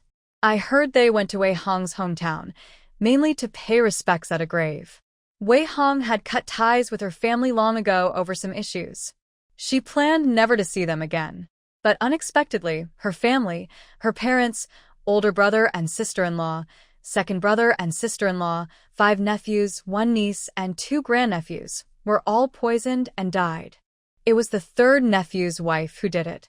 Usually, in Wei Hong's family, only boys survive because girls are not allowed to live. They are killed at birth. The 3rd nephew's wife had already lost 2 daughters, and when a healthy girl was born, she was killed right in front of everyone. She went crazy after that. Wei Hong didn't know this before, but now she did. It didn't matter anymore. During the New Year's dinner, she used rat poison to kill everyone in the family. The villagers had to call Wei Hong back to handle the funeral. Because Wei Hong had studied abroad earlier, she had different ideas. She cared about her son but never wanted to kill her daughter. After Wei Ying was born, she realized how twisted her family was. She tried to persuade them, but they didn't listen. She was even beaten and once tried to kill her 2-year-old daughter. She fought hard to escape and cut ties with her family. Sadly, Wei Hong's wife, who had passed away, was heartbroken and died within 2 years. Wei Hong still went to collect the remains and received an inheritance. He bought a house with the money. Now, in the second year of middle school, he just needs to go and check on things. The situation is serious, so burning paper money is not allowed. If someone is short on money below, they should just wait patiently. Wei Shui had never asked about these things before. Now, it was Wei Mingjun who explained. At that time, Wei Mingjun also remembered, so he naturally knew. When he talked about it, his tone was full of dislike for their hometown. As the current eldest grandson, Wei Mingjun never intended to go up the mountain to pay respects. Similarly, Wei Hong never called, and it was decided that everything would end here. He is their biological grandson, but he had no choice. His parents' favorite grandson was taken away. Wei Hong secretly thought at the foot of the mountain that he was indeed an unfilial son. He went up empty-handed. Plants and grass also have life. He was kind by nature and would not do evil things. When he went to work on the 3rd day of middle school, he greeted Sister Fong with New Year wishes. After getting off the bus, he felt a cold wind blow and shivered. He hurried inside the factory. During this time, he wasn't thinking about new projects but wanted to solve his personal problems as soon as possible. Using the master's bicycle skillfully, he took a break at noon to check the progress of his house renovation. It looked good. The workers were very responsible, even working during the new year. Now, they were already back to work. "Boss, look at this. In 3 days, we'll be finished. You can come to inspect and settle the remaining payment. As the leader, there's no shame in saying this." She completed the work on time and with quality. If anything had gone wrong, it would have damaged her reputation. No one would trust her again. So, when it comes to collecting the final payment, she feels confident. "Thank you very much, Master. Your skills are truly impressive," Wei Shui gave a thumbs up. Although he wasn't the typical craftsman from the traditional courtyard style, he dared to take on the job, which shows he has real skill. Plus, the house was new, and during the cold New Year season, the work was a bit slow, but it should have been finished by now. The furniture will arrive in the next few days.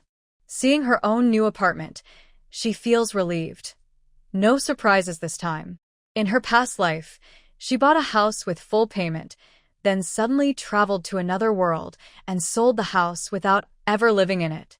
Now, in this life, she finally has her own home.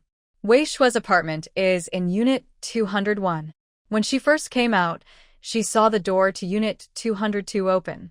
A capable-looking, middle-aged woman stepped out, probably someone with a job, like herself, taking a break during lunch to look at the apartment. "Are you Wei Shui?" the woman suddenly asked. Wei Shui looked a bit surprised and nodded. Was she famous? The residents in the community all knew her? That seemed unlikely. "I am Wei Shui. You don't know me, but I know you. Thank you for bringing the Red Army along. I am the mother of a Red Army soldier." Just call me Aunt Tang. "Are you Qian's mother? What a coincidence. Is the house next to his?" Wei Shui asked in surprise. With some background and being in the technical department for 3 years, he still doesn't have a house. Now he finally got one. Isn't that strange? The Red Army soldier used to live with us. Now he's grown up and ready to get married, so he applied for a house. There was a new residential area built, so he moved in. Tang Wan knew how her son, a level 14 technician, got his position. He had been there for 3 years. Moving from level 16 to 15 was just a regular promotion, nothing special, just fixing machines. If it was just about waiting, he could have moved up. But old Qian didn't like that. He thought waiting didn't prove real skill. The other 2 children are in the army, so there's not much to worry about. The only one to care about is the Red Army soldier. He used to say he didn't want to marry and wanted to focus on his work. Now he's finally realized otherwise. Even if he forced the house to be near Wei Shui, Tang Wan convinced old Qian to agree. They can't change the rank, but they can arrange the house. That's a small thing they can do. He was already qualified for a house, just in a different location.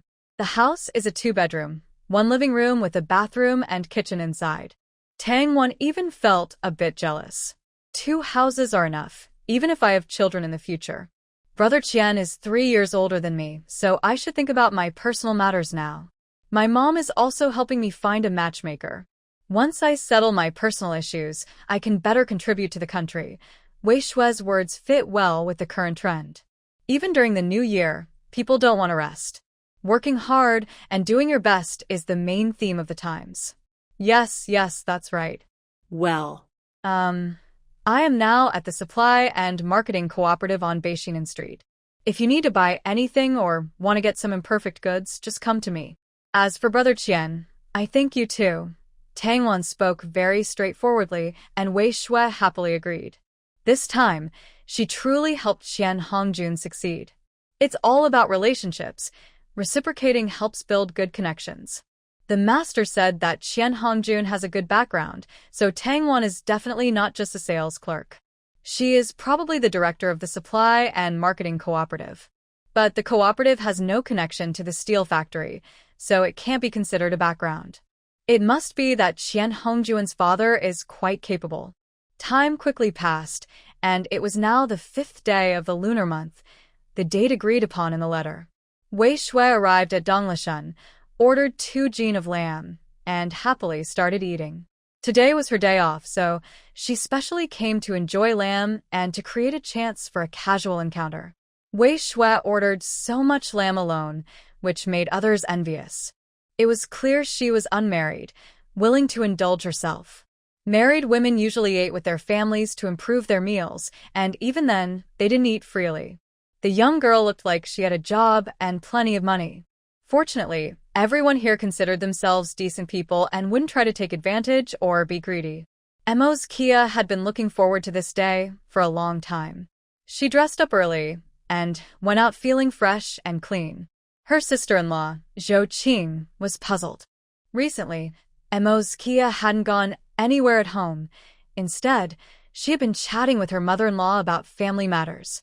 She wasn't interested in other things. When she left early in the morning, Zhou Qing thought she must have some secret plan. As a street office worker, Zhou Qing had a sharp intuition. She knew something was going on. But she also believed she didn't need to know everything. Her uncle's affairs could be left to her mother-in-law to worry about. She was just a sister-in-law. She shouldn't overthink it. As long as the family was fine, there was no need for her to worry. Moreover, Mo Zhqiu is not a bad person. There's no need to fear him causing trouble outside. If anything happens, he will surely tell us when he returns. When they entered Donglishan, Mo Zhio's first glance was at Wei Shui. Maybe at first he was just looking for a way back to the city, but after months of exchanging letters, Mo Zhio felt hopeful about the future. "Hello, comrade Wei Shui." With excitement, Mo Zhio strode confidently to Wei Shui's place. At that moment, Wei Shui was also watching the lamb meat inside, waiting for the right time to reach in with chopsticks. When he heard the sound, he looked up and saw Mo Zhio. Compared to the last time they met, Mo Zhio looked much healthier, probably because he had been resting indoors after the harvest. Wei Shui had mentioned before that Mo Zhio's looks were not outstanding, but his eyes were very lively. With those eyes, his features seemed more animated. "Mo Zhio, sit quickly." After saying this, Wei Shui called the waiter over and added a set of bowls and chopsticks. At this moment, there was no extra charge for the table, or else they might have had to pay more. "Don't say anything else. Just eat first. We'll talk after we're full." Wei Shui didn't know what Mo Zhio wanted to say, but right now, he just wanted to eat. The fine lamb meat couldn't be wasted. Although Mo Zhio also brought money, she knew she needed a token for meat, and her own token wasn't enough. So, she thought maybe she should just watch Wei Shui eat. "Hurry up and eat. We can still afford this meal. Besides, we came here just to enjoy ourselves. If we don't eat enough, it would be a waste. Don't worry." After saying that, she ordered 2 more pounds of lamb, along with some pickled garlic and other condiments. The dipping sauce was prepared by someone else, not a professional chef, but someone more experienced. Seeing another 2 pounds of lamb brought out, Mo Zhio nodded. It seemed Wei Shui was much wealthier than she had thought. That was good. She originally wanted to return to city life. She didn't plan to stay at home relying on Wei Shui. If Wei Shui's salary was high enough and they had no children, she could go out and do part-time work. After having children, she could give up part-time jobs and stay home to take care of them. They ate a total of 4 pounds of lamb. Wei Shui ate a little over 1 pound, and the remaining 3 pounds all went into Mo Zhio's stomach. For the first time, she felt the pain of eating until she was full. Luckily, she had done physical labor in the countryside, so her appetite gradually grew. Otherwise, before going to the countryside, she wouldn't have been able to swallow 3 pounds of lamb, even if it was stuffed down her throat. "How is it? Are you okay? Maybe I overestimated myself and tired you out." Seeing Mo Zhio walking a bit unsteadily after paying the bill and leaving Donglishan, Wei Shui said with a slightly embarrassed smile, "Don't say that. Eating meat until you're full isn't a painful thing. You should know when I was in the countryside, it was very hard to get meat. The pigs in the village were only slaughtered during the New Year. Even when we went to the government restaurant for a treat, we needed a meat ticket. Apart from the wild game from the mountains, where else can you find such tasty lamb?" Mo Zhio felt she shouldn't be so ungrateful, complaining about being full from eating meat. If she could eat until full every day, that would be a very happy life. From what you say, life in the countryside was indeed tough. But it wasn't too bad. Back then it was really hard. Things were so bad that the trees were stripped clean. Both of them had experienced that time, one personally, and the other from memories of those scenes. After dinner, since it was still early, Wei Shui took her people to the family courtyard to look at the new house. Today was the day to take possession, and she planned to settle the remaining payment then. At that time, Wei Hong only paid a deposit of 100 yuan, which was the same as what Wei Shui had paid. But it was still quite a bit short. She had planned to wait until the house was ready, and Wei Hong would pay the rest herself, but Wei Shui just paid it directly. Wei Hong had said that as long as she got married, Wei Shui would pay for the wedding tickets, but she would pay the money herself. At that time, it would cost a few hundred yuan, so Wei Shui thought that if Wei Hong was too biased, her older brothers might have some ideas. If the eldest and second brothers have no ideas, then perhaps the eldest and second sisters-in-law might have their own thoughts. Since I am capable, why should I bother over these small issues? Moreover, having more savings gives more confidence. Whether I live with one of my children in the future or alone, I will feel more secure. Wei Shui has never refused to care for Comrade Wei Hong and Comrade Hu Shuiying in old age. Hu Shuiying is okay, she has only 2 daughters. The eldest daughter is already married, so it's more comfortable for the younger, capable daughter to take care of her parents. However, Wei Hong might not be the same. She has 2 sons and a daughter. The daughter is not a concern now, but if in old age she chooses to live with her younger sister instead of her sons, others might think badly of Wei Mingjun and Wei Minjia. But it's still early. Their house will definitely have a room reserved for Wei Hong and Hu Shuiying's family. When the workers leave and take away the trash, Mo Jiqiu feels like shouting inside. She's really climbed up high now. Who else is there? And Mo Jiqiu looked around inside and out. The rooms are all proper and nice, with good lighting. The most important thing is that there is a kitchen and an indoor bathroom. Is this the kind of apartment that a cadre can live in? Wei Shui looked at Mo Jiqiu, who was so excited she couldn't hide her expression. She also smiled, feeling like a successful woman now. After the reopening, passing the college entrance exam again was impressive, but there are still 10 years ahead. Right now, she is enjoying 10 years of happiness. In the future, she will surely keep rising, maybe even reaching a higher position in the department. Who said she was not living well? Don't think too much about the future. The most important thing is to focus on each step in the present. How do you like this house? It's pretty good, right? Yes, it's very nice. My family's place has 3 rooms, but actually it's 2 rooms separated, plus a living room for eating. It's really small. It can't compare to this spacious place.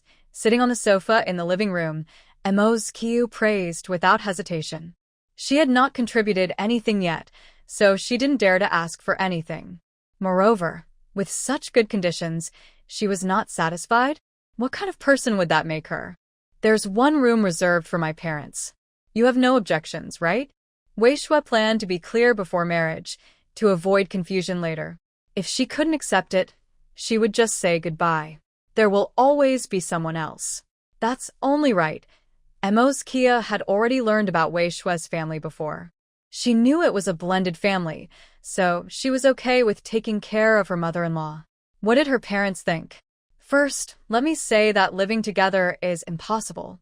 Please don't be upset with me for being blunt. I can't handle any trouble. I don't do household chores, except maybe washing a dish or 2, but that's all.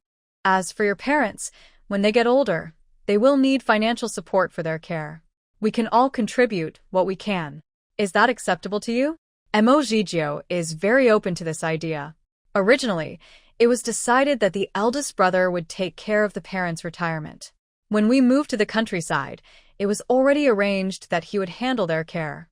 We asked for money to move, so from then on, the eldest brother was responsible for their support. He might not even come back now. But since our parents treat me well, I definitely won't just watch and do nothing. Now that Wei Shui has said this, I have no reason to disagree. I can accept this. Taking care of our parents is mainly my eldest brother's responsibility. If they get old, giving some money for their support is fine. Seeing that I agree no matter what, Wei Shui feels a bit embarrassed. She didn't plan for me to come over, but now, with the current situation, whether I go or not doesn't seem to make much difference. After all, I live here, and in the future, my parents will come to stay and be cared for. It's not much different from a typical son-in-law living with his in-laws. But don't worry. In the future, the child will still have your family name. As for caring for my parents, I don't need to worry about my father's side because I have 2 older brothers. However, on my mother's side, it's just me and my 3rd sister. You know Wei Wan, she now works at a state-run restaurant, and her conditions are definitely not as good as mine. So in the future, I will take care of my mother. If my father comes over, I will support him. If not, then that's fine. I'll send some money for his care. Everything has been explained, clearly. Mo Jiqiu and Wei Shui kept talking about their situations. By the way, do your parents have any opinions about you marrying and coming to live here? If they were in the countryside, Wei Shui might not ask this question, since she is a rural educated youth. But now that we are in Beijing, if her parents are proud and make a fuss, Wei Shui wouldn't be able to accept that.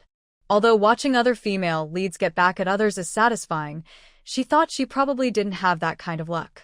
Mo Zizhou smiled and said, "You don't need to worry about that. Our house isn't big enough for everyone. If we get married and still live at home, where would we stay? So, I can find my own place. Being able to stay in Beijing is already very good. My parents won't oppose it. Even if they do oppose, as long as I show them our situation, it's obvious their objections won't hold. Because once they oppose, where would I live when I go back home? Right now, the whole family is too busy to spare time. When my little nephew grows up and they need to divide the house, it won't be easy. Although I am not with them now, I still have some affairs in the city that can be handled quickly, unlike being far away as a young worker. Even if people say a few words, so what? I am the one enjoying life. Others' opinions don't bother me. When I go back, it will just be for holidays. As long as I don't interfere with their affairs in the courtyard, I don't care how they plan things. This time, I heard about someone different called Li Debao. He used to be quiet and reserved, but now he seems to have suddenly become more open. Maybe after Grandpa Li passed away, he grew up. In just 3 years, he went from a first-level mechanic to a sixth-level mechanic. His salary increased a lot, and he also became more strategic. It seems that going through hardships really changes a person. We should try to finish everything in the next few days. After we go back, tell your parents that I will talk to mine. We should find a time for me to visit your home and for you to come to mine. Then we can go through the process and get the marriage certificate. It's good that you have enough leave. Otherwise, I would only have time on my days off. But you've already been sent back. Wei Shuesong sighed in relief. After starting work, he hardly had any free time. For now, it's better not to start any new projects this month. After Wei Shui returned home, she took out the roast duck she had specially packed. Wei Hong was not at home. He was probably out fishing. Usually, during his free time, Wei Hong would carry his fishing rod, which he had used for over 10 years, and go fishing. He often went quite a lot, sometimes even using plain flour to fish, but he only caught small fish or miscellaneous creatures, never the larger fish weighing a few jin. At that time, no one questioned why Wei Hong never caught big fish. But now, Wei Shui started to suspect something, recalling Uncle San from the 95th courtyard. Could it be that he caught fish and then sold them, saving money secretly? It's possible, but she also thought it unlikely because, apart from regular living expenses, Wei Hong and Hu Shuiying kept their money separate. So, there was no secret stash or hidden savings. Mo Zhiqiu returned to the courtyard and finally saw Uncle San. He felt a special sense of closeness. A few days ago, he hadn't gone out or something, so he hadn't seen Uncle San before. Similarly, Yan Bugwai also knew that Mo's second son had come back, but they hadn't met until now. This was their first meeting. "Uncle San, you don't mind the cold on such a cold day, do you?" Mo Zhiqiu looked at Uncle San approaching and said with a look of helplessness, holding nothing in his hands, yet still coming over. Yan Bugwa was someone who only got up early if there was profit. Seeing that Mo Zhiqiu wasn't carrying anything, he naturally didn't think much, and just went to say hello. But a gust of wind blew by, and Yan Bugwa seemed to smell the scent of lamb on Mo Zhiqiu, so he couldn't help but step closer and take a sniff. "Mo Shao Er, are you going to Donglishan to eat lamb?" Mo Zhiqiu instinctively sniffed himself and indeed detected a faint lamb smell. But it wasn't strong. How could someone so far away from the big master smell this? What kind of nose do they have? Big Master Yan, your sense of smell is amazing. It's been a long time since you came back. I've missed Donglishan's lamb, so I thought I'd go home now and have a little treat. Big Master Yan spends most of his time in the city, so you've probably eaten there many times, right? Otherwise, how could you tell at a glance that it was Donglishan's lamb? Hey, Brother Jiecheng, is Donglishan's lamb delicious? Mo Zhiqiu just happened to see Yan Bugwa's eldest son and raised his voice to speak. Yan Jiecheng was confused. He felt like he only had 10 coins in his pocket and couldn't even afford that. So how could he go to Donglishan to eat lamb? Where did this come from? If others found out, he might be attacked. In their family, even pickled vegetables are counted by the root. Mo Ziji looked confused and said, I really don't understand why third uncle can go to Zhonglishan to eat lamb. But as third uncle's son, I have never been there. Yan Jiecheng looked at Yan Bugwai with anger in his eyes. They say that poverty comes from not being able to eat well, wear well, or plan ahead. Since childhood, their father Yan Bugwai had always been calculating and scheming against his 4 children. At first, he seemed to treat them equally like himself, sharing everything fairly. So, even if he felt some unfairness, it was less noticeable. But now? It turns out he secretly went to eat lamb at Donglashan, while they continued to live in poverty, unable to eat or wear well, and unable to plan ahead. He married Yu Li and hasn't dared to have children. Why? Isn't it because pregnancy needs good nutrition? He lacks the ability, and the family doesn't rely on him. Isn't it because raising a child costs money? He can't do it, and the family doesn't expect him to. So, if he can't rely on anyone, why have children? Would the child suffer? If the child was born and then died of hunger, wouldn't that be heartbreaking for him and Yu Li, the parents? If they had a place to live, Yan Jiecheng really wanted to leave this place and go far away. He and Yu Li are capable. Why can't they do well? Yan Bugwai did feel a bit guilty. He had gone to Donglashan a few times, but always with colleagues, and they split the bill equally.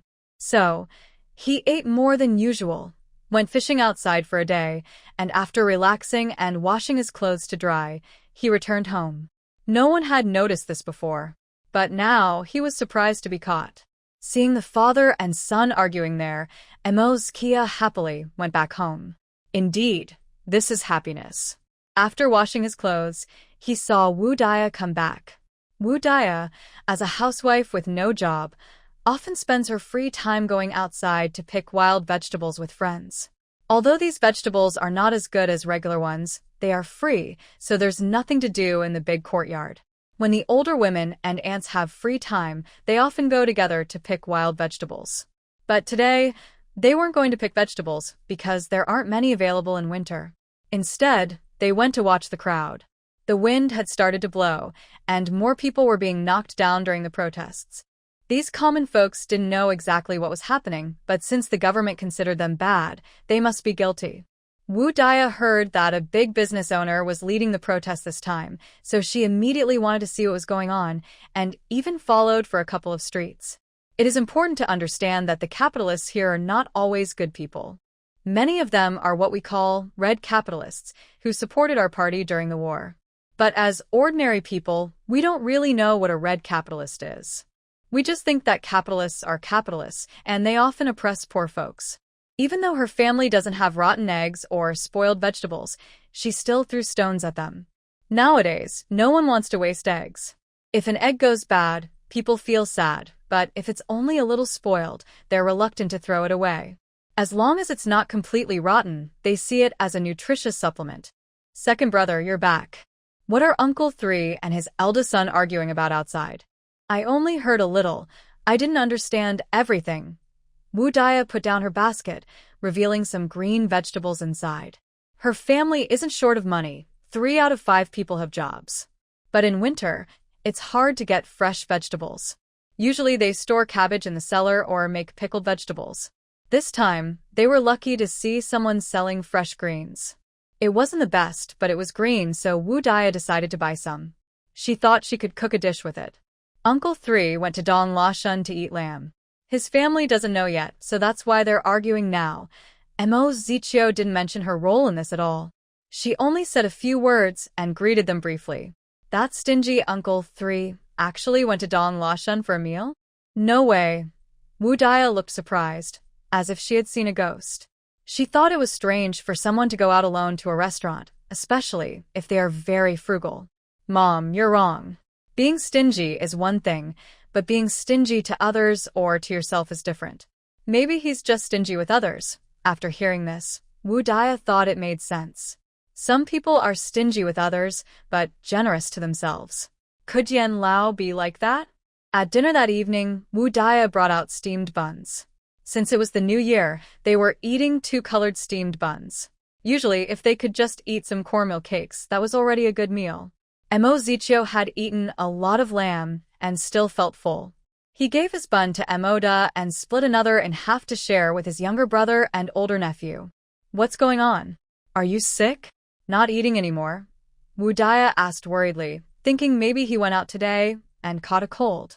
No, I just ate outside today. I'm not hungry now. I have something to tell you. I've started seeing someone. Zhou Qing was eating his bun with oil-fried cabbage and remembered today's events. He realized he was right. Jiqiu probably had a situation. It seems he is mostly a young person who went to the countryside and now is back in the city visiting family. Today, he might have gone to meet the girl's family. Mo Da and Wudaya had previously told Mo's Ki not to date anyone in the countryside. If he could return to the city, they didn't want him to leave someone behind and then abandon them. Now that he has brought someone back, they can't live without a fixed plan in the city, just like the Jia family in the courtyard. Without a clear plan, Jia Dongxiu supported the whole family alone and was eventually overwhelmed. Mo Da is a fitter, so he naturally knows what this kind of work involves. Although it's not as skilled as the blacksmithing Lu Hai does, it still requires strength and focus. But people are often hungry and can't concentrate well, so if you're not careful, you might get caught in the machine. Now, as time passes, the hope of returning to the city grows dimmer. Mo's Kyo is getting older, but Mo Da and Wudaya are afraid to talk about him getting married because it would seem like they're giving up on him. Yet, they can't say he will never marry in the future. When they heard that Mo's Kyo had a partner, they happily said, "Is he also a young person from the countryside? That's good. In the future, you'll have someone to talk to here." Mo Da, who had been quiet before, suddenly became excited and said that his son's marriage was a happy thing. Montag schwiu hui denied Montag da es answer. Wudaya reluctantly said, "People in the village are fine. When your parents go there, if you live there, having your wife and her family to help is good. That way, you won't be bullied. The women in the village are hardworking and good." Qin Huiru is also from the village, taking care of her family and relatives, and she is resilient. Although her reputation isn't great, I have to say, this family holds everything together. The house is standing, but the children don't have much time for discipline. Before Qin Huiru started working, Bang Gang was quite good, but after Jia Zhang took over, her petty thefts caused trouble for everyone. If Li Debao hadn't stepped up to lock the doors, no one would have dared to leave the house. They held a village meeting. Yi Zhonghai still thought everyone should leave the doors unlocked, calling it a sign of a civilized community. But Li Debao said, "If anything gets stolen later, the first uncle will pay for it." After that, no one objected, and every household locked their doors. Emoda felt a bit better after hearing this. It's true, more people in the countryside mean more strength. Without men at home, or if there are few, they are more likely to be bullied. Emo's Kiwi, pretending to be serious, finally couldn't hold back and laughed. "Mom and Dad, I won't be going back to the countryside this time. I found someone. He's a city person with a job. We already have a house, and after we get married, we'll move there." "When did you meet? Are they your classmate? Are you saying you want to visit her at her home?" Mo Da's series of questions were asked directly. His son had just come back. How could he have met someone so quickly? Even if he was set up by a matchmaker, it wouldn't happen so fast. Also, his son looks decent, but if looks are everything, that's not enough. At this moment, everyone present couldn't eat anymore. They didn't understand what was happening, but from the tone, it seemed like they were already planning to get married. "Dad, Mom, my partner's name is Wei Shui. She's a technician at Shijingshan Steel Factory. She's 20 years old and graduated from a technical college. We met in the place where I was sent to work in the countryside. She has an older sister who also moved to the countryside in Lijiakan. I met her when I went to visit her sister. I put in a lot of effort to get close to her. This time I came back, we arranged to meet. Mom, Dad, brother, sister-in-law, I don't want to go back to the countryside anymore. It's too hard. I finally found someone I like." Mo Zhijia wasn't stupid. He said this to let his family know which family he was trying to connect with. He had asked Wei Shui's family for help, so even if he came back occasionally, his family wouldn't cause trouble. Instead, they would support Wei Shui because his son was being supported by his wife. His son hadn't even settled down yet, so he couldn't be too firm. But it's not about moving in right away. In the future, the child will still have the surname Mo, but the mother-in-law will be taken care of in her old age. After the family received this news, they still felt dizzy and confused. What was going on? The scale of the Shijingshan steel factory was comparable to their own steel plant. Being a technician, there was a very good position. Why would they look down on their son? He was quite tall and strong, not at all like a young man who relies on others. Mo Jishin thought the same. His 3 brothers all looked alike, lively and smart. But the others only had decent features, nothing special. Zhou Qing couldn't even finish her steamed bun now. She worked as an office clerk in the street office, and she only finished a technical secondary school. Her grades were just enough for that. She was lucky to get the job at the street office after graduation. The name Wei Shui sounded familiar, but she couldn't remember where she had heard it before. Her sister-in-law was really impressive. Luckily, they wouldn't live together in the future. The most important thing is, the word is virtuous. My partner at home doesn't know how to do anything.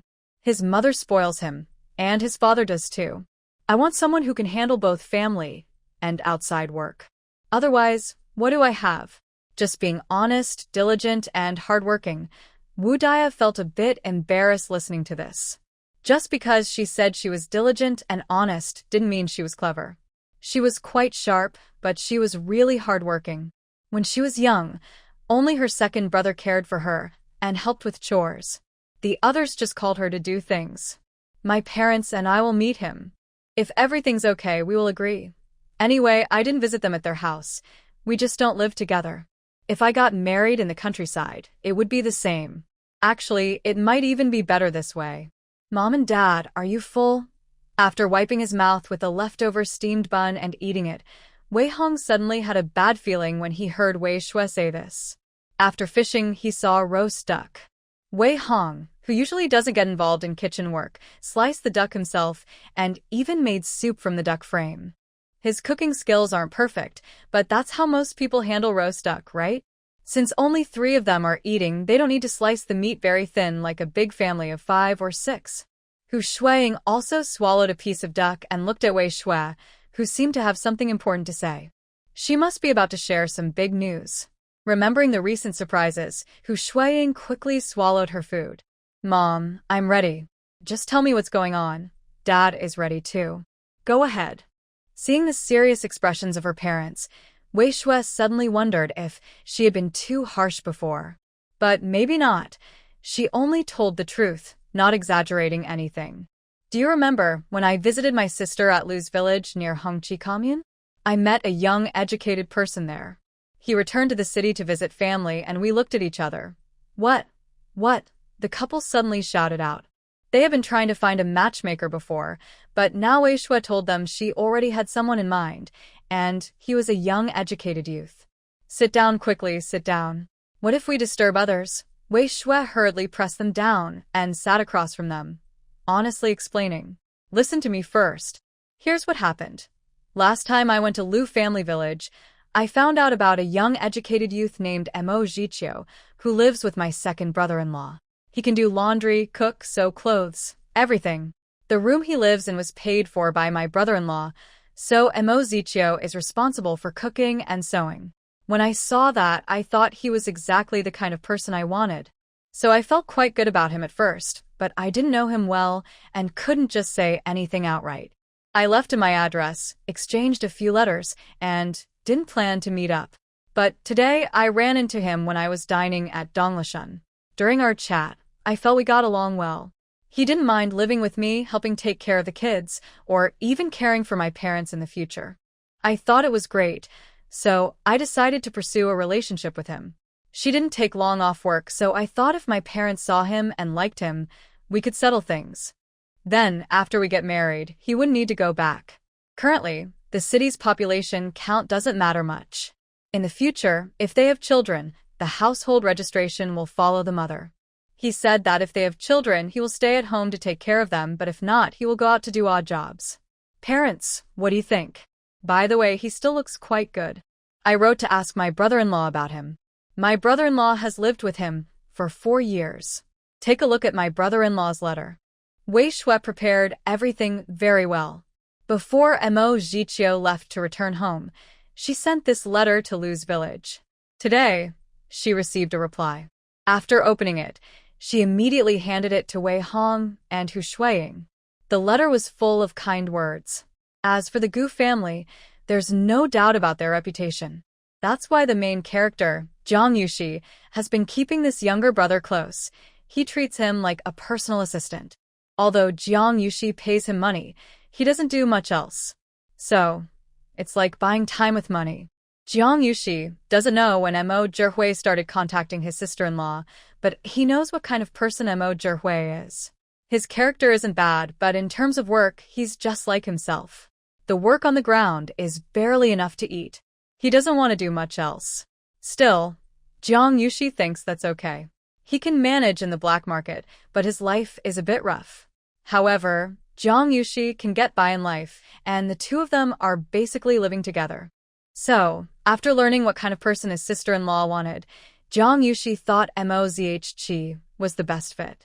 His sister-in-law is a skilled person, so cooking and laundry are normal for her. Mo Zhihui is good at cooking delicious meals, and in Jiang Yuxi's mind, her cooking is better than Wei Ying's. Wei Hong finished reading and became more curious about this strange daughter-in-law who is coming to take her little girl. Wei Hong knows himself well. He might help out if needed, but when it comes to cooking, unless he's suddenly interested, he wouldn't bother. Few men cook at home, except for this. If Mo Zhihui can take good care of Xiao Shui, Wei Hong would agree. Especially since she lives with Xiao Shui, he wouldn't dare oppose her. Moreover, she even agreed to take care of him and his wife in the future. But it seems she isn't the eldest child. If she were, she wouldn't be so willing to say this. Bring her over, so we can see her. Let's do it on the next day off. When that happens, your brother and sister-in-law can come back together to meet her. If everything's good, then let him come to propose. All right, it's settled. I'll tell him later.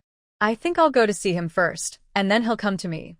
Wei Shui nodded and went back to her room, leaving Wei Hong and Hu Shuiying alone to process the news. However, Wei Hong still asked Hu Shuiying to find the matchmakers that night and tell them not to look for anyone yet. If someone was chosen, and then a few people came to arrange a marriage, it would cause trouble. The next day, when Wei Shui went to work, she felt very happy. During her lunch break, she rode her master's bicycle to go shopping. She bought many things and secretly took some items from her space. She started decorating her home little by little. In the kitchen, she added 2 iron pots, bought with industrial coupons, along with knives and other metal tools, all paid for with coupons. Since she had many coupons, she used all the ones she could, and also brought some cotton and fabric to make a quilt. She couldn't make it herself, but she knew someone would help her arrange it once she brought everything back to Hu Shuiying. Every day, she kept buying small and big packages, either bringing them into her new home or secretly carrying them back to the textile factory's family courtyard. She was busy and active like a little bee. On the 11th day of the Lunar New Year, Old Mo's family started to get busy again. They carried chicken, duck, fish, and meat from Yen Bugwai. Seeing this, he felt eager and quickly went over. Old Mo, what special day is today? These chickens, ducks, fish, and meat are so abundant. Why don't I bring my good bottle of wine and join you for a few drinks? Yen Buga said that good wine only exists in this courtyard. Those who don't know might think it's watered-down wine, but it probably just has a faint wine smell or has been diluted too much, so even the water doesn't smell like wine anymore. That bottle of good wine? Forget it. Today, my second son's girlfriend is coming over, and I need to serve something nice. Old Yen, you might as well enjoy your own wine. After saying this, Emoda left quickly, avoiding Yen Buga's outstretched hand. Having been neighbors for so many years, they only got along well during the New Year when they wrote couplets. Otherwise, Yen Bugu always seemed to get the better of him. Most people in their family are quite educated, except for the old couple. They can write couplets, but getting the writing tools and paper is hard. Yen Bugu is a school teacher, so whether he bought them or got them through connections, it's easier for him. So, they'd rather grab some peanuts than bother with that. Old wife, come here. Look at this fish I bought. The supply and marketing cooperative couldn't get it, but I watched someone catch it and bought it. It's lively and jumping. Mom, I want to wear new clothes. I'm sure I've washed them. Later, second aunt will come over, and I want to wear new clothes. Mo Zicho's little nephew kept asking to wear new clothes because he knew his second uncle's girlfriend was coming. He wanted to make a good impression. His parents said that it's not easy for his second uncle to find a partner, especially one from the city. Otherwise, he might have to go back to the countryside. The child is still young but not too small, around 6 or 7 years old. Doesn't he know who treats him well? So, he didn't want Uncle Heir to go back to the countryside, and naturally, he wanted to leave a good impression on his future aunt. He kept insisting on wearing a new jacket, but he only wore it during the New Year celebrations, after which Zhou Qing took it away. Wait a bit before wearing it again. Look at how dirty you are. If you wear a new padded jacket, you'll just get it dirty quickly. It's better to wear the old one until it's worn out than get a new one. Kids this age can be very mischievous. As soon as they go outside in new clothes, they get dirty right away. But these padded jackets can't be washed easily. If washed, they might lose their shape. So, he could only wear the old jacket to play. If necessary, he could put on an extra layer outside, and then only wash the outer clothes later.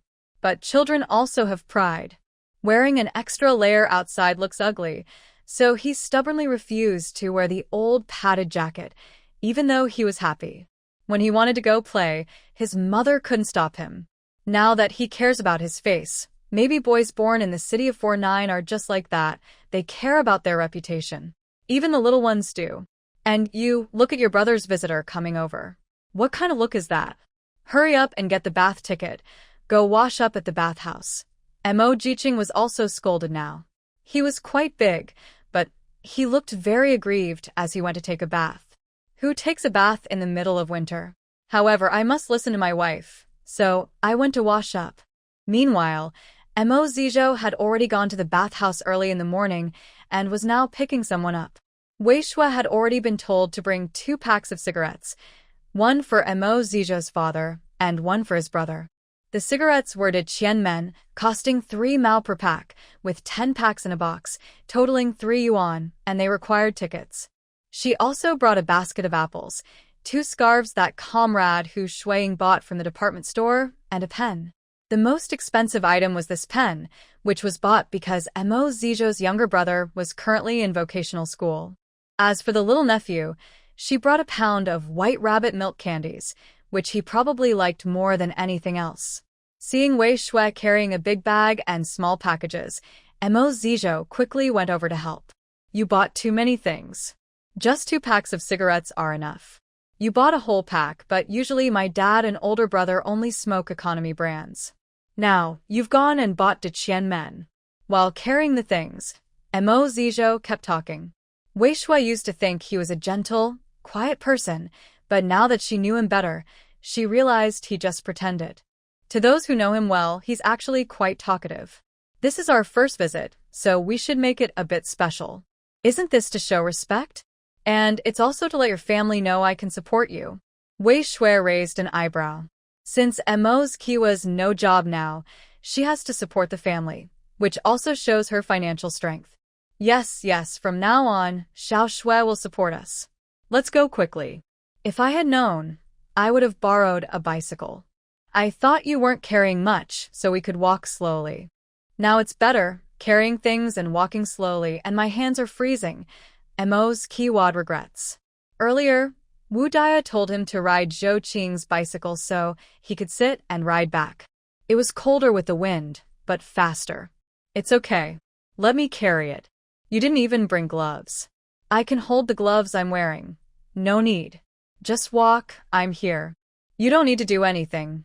Wei Shui doesn't look very strong. She appears gentle and delicate. She's not short, about 1.67 meters, but she looks small and petite, probably because of her slim frame. But among the crowd, Wei Shui stands out.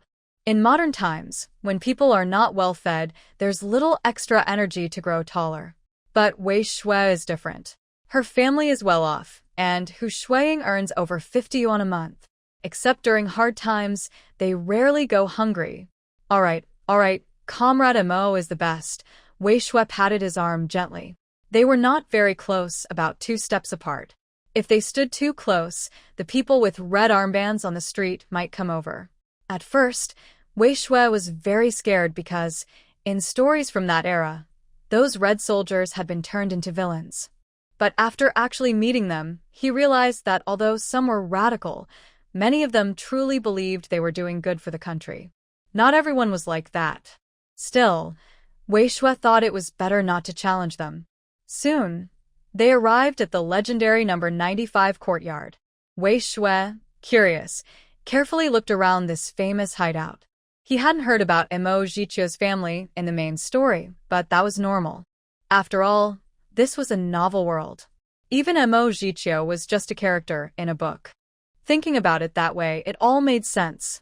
At this moment, Wei Shui saw a man in his 40s or 50s, wearing glasses and looking like a scholar. A name suddenly came to his mind. Could this be the famous third uncle? He thought so because the man was very well known. His pickles were sorted by size, and Wei Shui even remembered wanting to see how third uncle divided the pickles. That would have been quite a scene. Xiao Shui, this is our hospital's contact person. You can call him third uncle. Whenever we have matters at the front yard, we go to him for help. He is the most fair person, never taking small bribes. Yan Bugui was initially happy when Mo Jiqiu and Wei Shui introduced themselves, especially because he is known for being fair. Among the three uncles, only the eldest, Yi Zhonghai, is truly decisive. The other two seem like mere accessories. He didn't expect that in Mo Jiqiu's mind, his position as third uncle was still quite important. But when he heard the part about not being greedy for small benefits, Yan Bugui suddenly felt that Mo's second young master was mocking him. This thought came because Yan Bugui is quite self-aware about himself. Hello, third uncle. Wei Shui smiled politely, almost unable to hold back laughter. Who doesn't know what kind of person the third uncle of the number 95 courtyard is? Moreover, she had read stories about the courtyard's characters. Although some details might be exaggerated to highlight certain traits, it was still an interesting portrayal. My name is Wei Shui, and I am Mo Jiqiu's partner. All right. Mo's second young master is also in a relationship. You two should go inside quickly. Old Mo is killing fish. Yan Bugui was held here, and even though he saw two people carrying nice things, he didn't dare say anything. Especially since they were his partner's family. It was their first day visiting, and if he acted out of line, his partner might not want to continue the relationship. It would be better to take things slowly and patiently. Looking at the young man from the Mo family, it seemed their family had some resources, so he needed to be careful and steady. It was also the time when Wei Shui found the joke funny again. Old Mo, I want to eat fish. I can't hold it anymore, she said, but with her smiling face, it was obvious she was trying to hide her excitement. Yan Bugui didn't think much of it because he didn't understand the joke about old Mo eating fish. He just thought the Mo family's partner was a cheerful person. But as he watched the two walk into the house, he suddenly remembered he hadn't asked what they did for a living. If he missed this first chance to get information, it might be hard to find out later when they returned. He worried that his third aunt might get upset with him. Old women like to gossip about their daughters-in-law. If there was any news, it would probably be among the crowd. He had already seen the people, but he hadn't asked anything yet. If Yang Ruihua heard anything from others, she might come to ask him about it, which could cause trouble. Mom, Dad, older brother, sister-in-law, third brother, this is my partner Wei Shui. Hello, uncle and aunt, hello, older brother and sister-in-law, hello, third brother, and hello, little nephew. Wei Shui had only asked about her younger brother, but when she saw the small boy who was about her waist, wearing a new padded jacket and standing tall and proud, she couldn't help but smile and greet him. Are you my second aunt? My name is Mo Wei. You can call me Xiao Wei. Xiao Wei was eager because his second uncle didn't introduce himself, but when his second aunt greeted him and treated him like an adult, he felt happy and smiled foolishly, just like Mo Jiqing next to him. Hello, Xiao Wei. Wei Shui was visiting for the first time and didn't know what to say. Since she was a girl visiting, the men in the family were sent outside to cook. Only Wu Dia, Zhou Qing, and Wei Shui stayed inside. Wei Shui relaxed, feeling that the pressure of many people was different. Xiao Shui, can I call you that? Andy, yes, you can. No need to call me Andy. Just call me Auntie's wife. Auntie sounds a bit strange. Wu Daya had heard the word auntie before, but it didn't feel right because it sounded too cultured. She couldn't read much, and being called auntie made her feel a bit embarrassed. She preferred to be called Auntie's wife, which sounded more comfortable. I heard you work at the steel factory and you're a technician? Yes, Annie. I work at the Shijingshan steel factory, which is a bit far from here. A technician? I heard you graduated from a technical college. Are you a permanent employee now?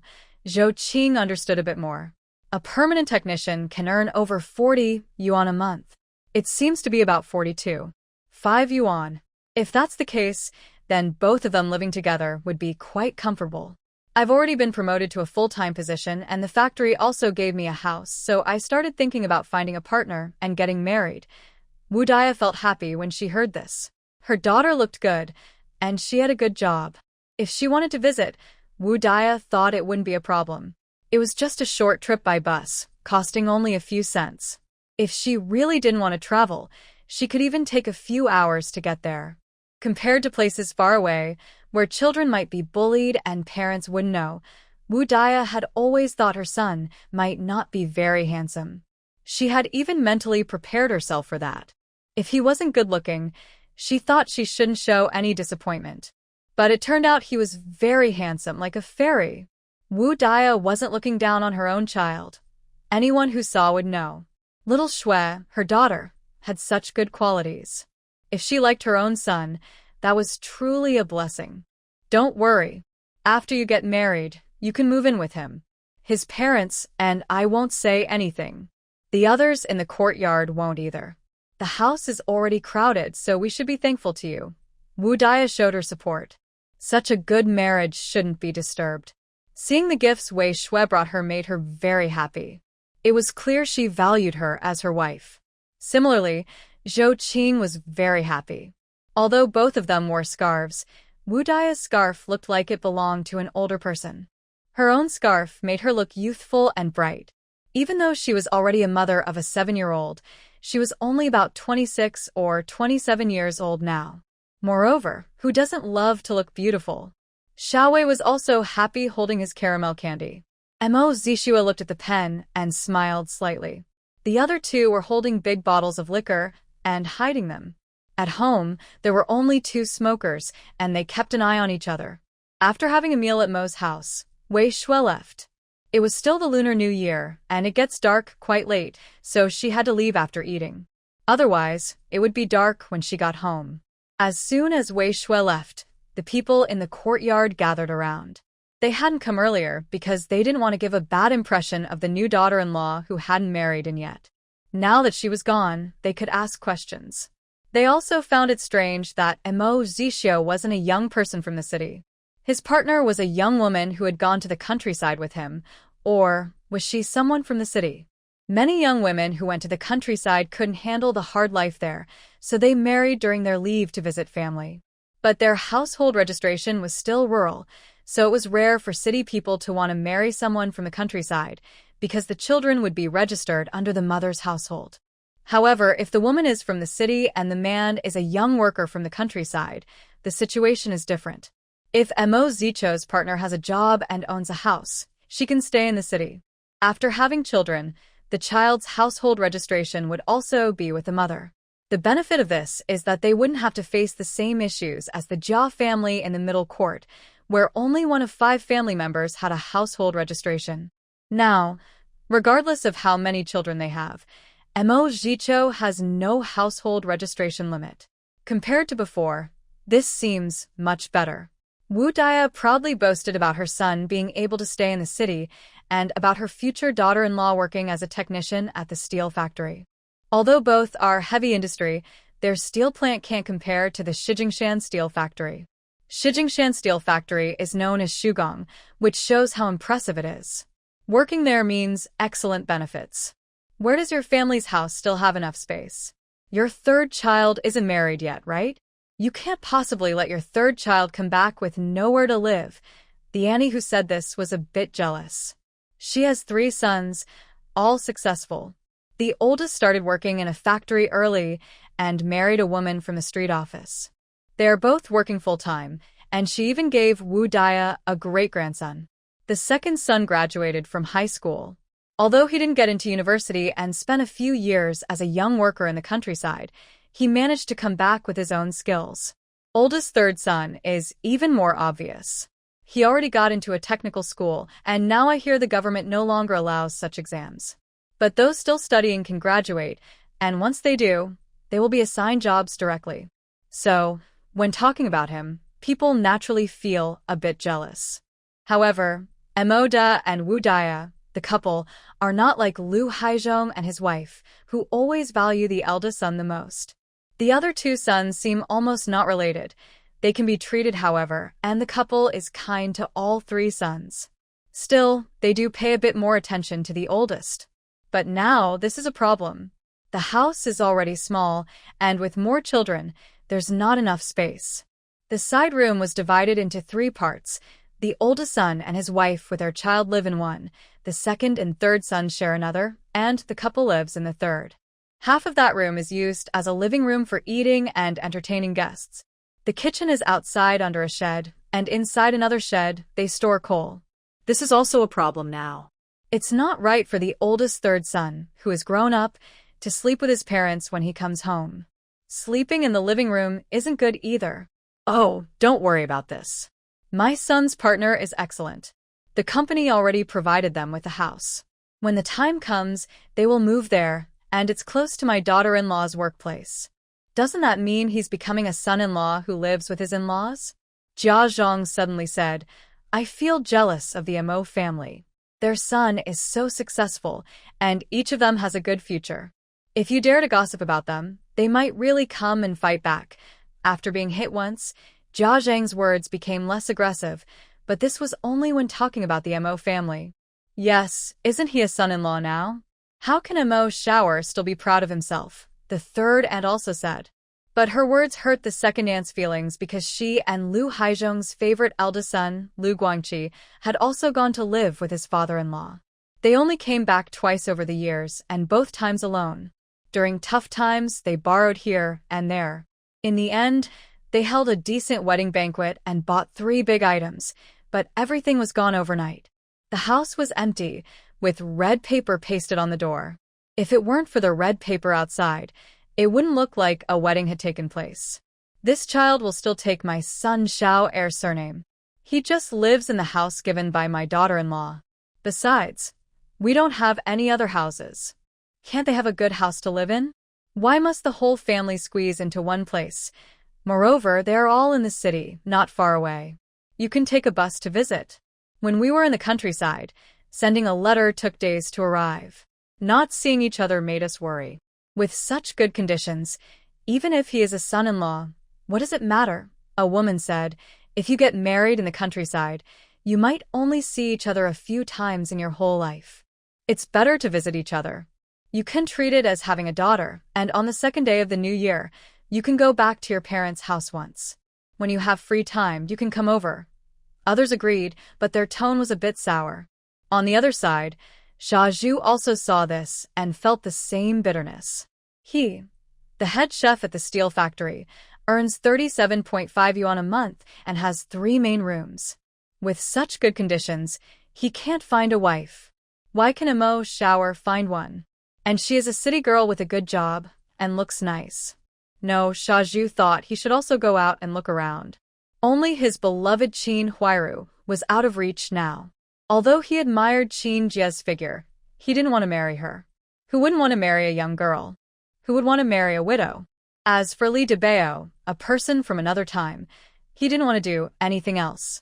He just hoped that in this last chance to take the civil service exam, he could improve his rank and live peacefully for these 10 years. During this time, he wanted to marry, have children, and fulfill the dreams he hadn't completed in his previous life. As for the courtyard, if he didn't provoke anyone, it was fine. But if he did, Li Debao would be in trouble. The final winner, the stick, wouldn't stand a chance because Li Debao had his eyes on that courtyard. After the reform, he planned to do business and buy it. If he couldn't buy the 95-number courtyard, he would find other options. However, I just didn't want to give the Jia family any advantage. That old woman, with her foul mouth, really made me want to slap her hard. When Wei Shui returned home, everyone was waiting. Not only Wei Hong and Wu Shuiying, but also Wei Mingjun, Zhou Dahua, Wei Minjia, Zhou Xiaohua, Wei Wan, and even a child named Jian Deng. How was it? How is the groom's family? Wu Shuiying couldn't hold back once she saw Wei Shui come in. Let me sit down first and tell you slowly. Wei Shui had just arrived home and hadn't caught her breath yet. 2 questions were asked at once. She quickly poured a glass of water, drank it, then sat down and began answering her family's questions. They asked about her new home, which was a courtyard house. The older brother and sister-in-law were easy to get along with. There was a little nephew, a younger brother studying at a technical school. The family had 3 workers. Her mother was unemployed. Her father and older brother worked at a steel factory. He was a fitter. Although they didn't mention his rank, it was probably not low. Her sister-in-law worked at the street office. Her younger brother was in his first year at a technical school, and after graduation, he would likely be assigned a job and a house. Overall, the family had a light burden and no debts. Her family members had good personalities and could get along well. If they didn't get along, it didn't matter. They didn't live together.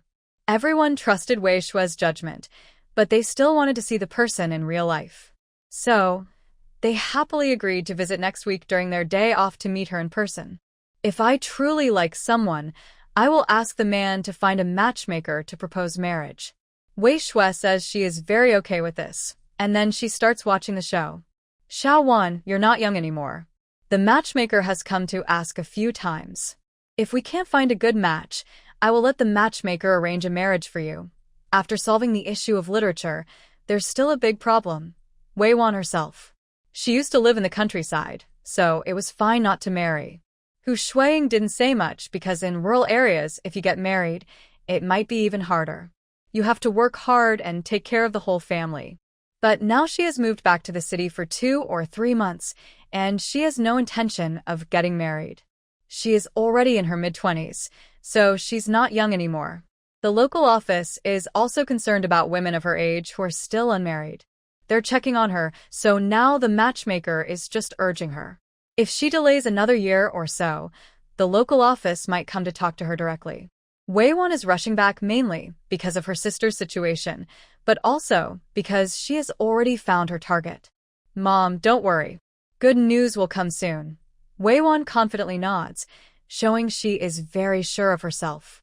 She wants to find someone powerful and influential, even if it's a second marriage.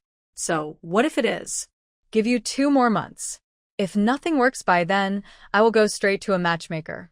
Comrade Wu Shuiying issued a final ultimatum. Actually, Wu Shuiying didn't agree with Wei Wan choosing her own partner. In this era, matchmaking through matchmakers was the main way. Wei Wan's decision to find her own partner seemed unacceptable to her. But parents can't force their children, right?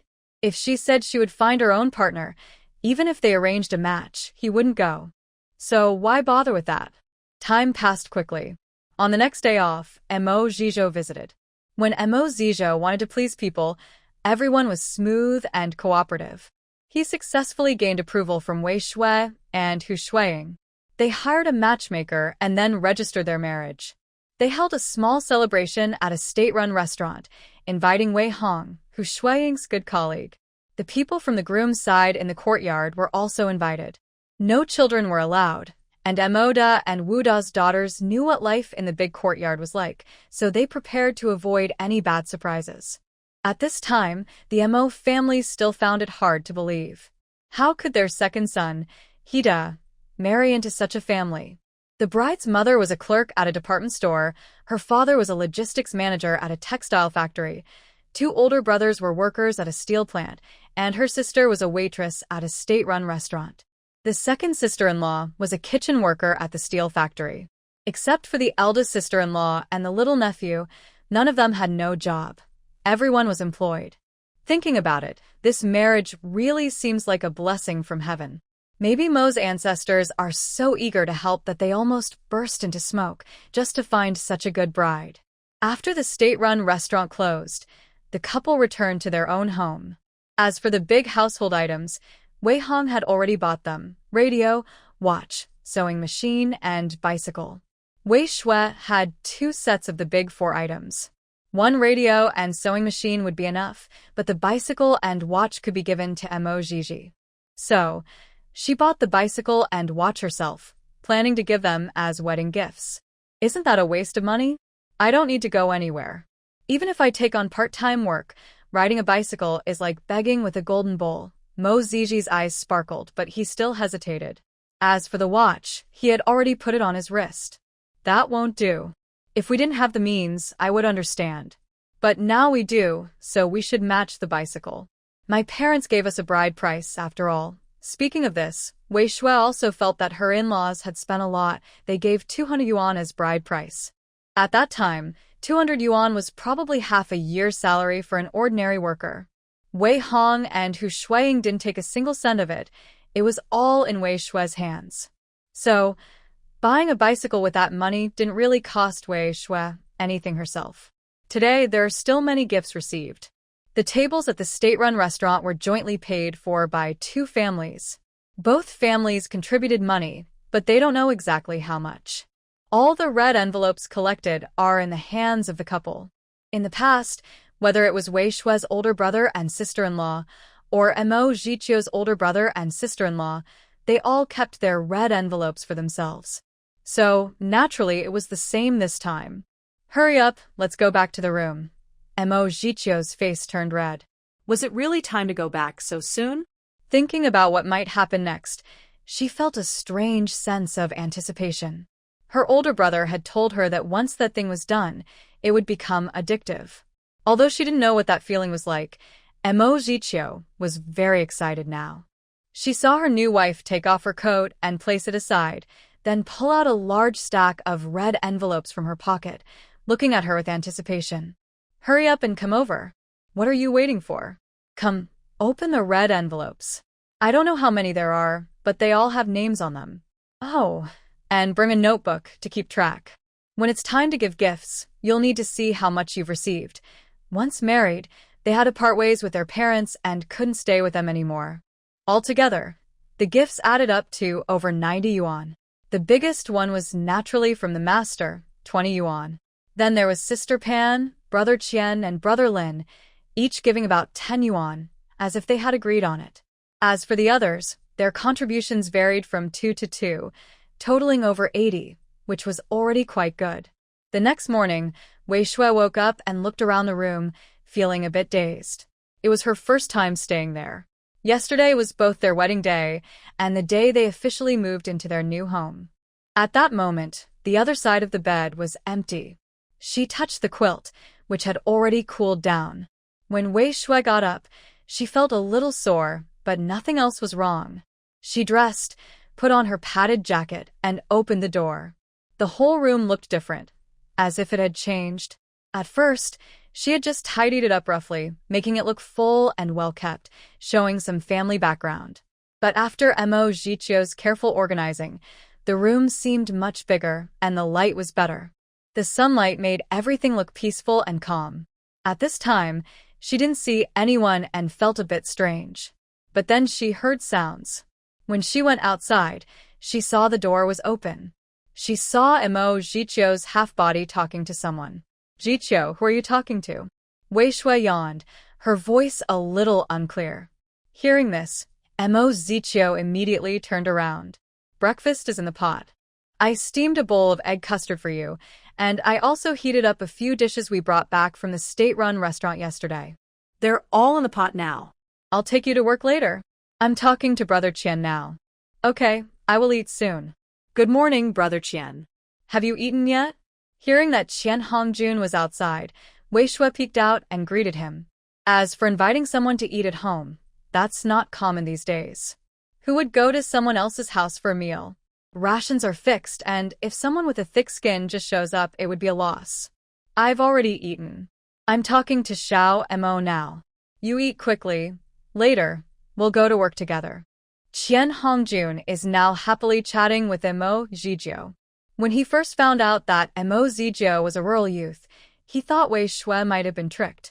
Even at the wedding, his face didn't look very good, but he didn't cause any trouble. Qian Hongjun, Pan Hong, and Lin Hongwei have known each other since they were young. They all did well in school. Since Wei Shui helped all three succeed, they decided to stay close to her. No matter what Wei Shui does, they want to understand and support her. They even plan to live close together. Qian Hongjun moved in, but Lin Hongwei and Pan Hong's houses were already renovated. Although it's not so important now, the older generation still wanted to move in on an auspicious day.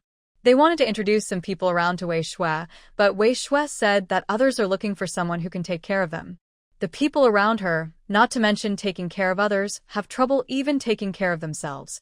Although there are 2 gay friends among them, they also can't take care of others. They can only manage to take care of themselves. So, even if she was a bit upset, she didn't say much or think that they were doing it for her sake. Today, when she saw Mo.Zhi open the door, she immediately came out holding a steamed bun. The two of them started talking at the door. Mo.Zhi was handling some garlic, which Wei Shui had taken from her space earlier. It was purple garlic.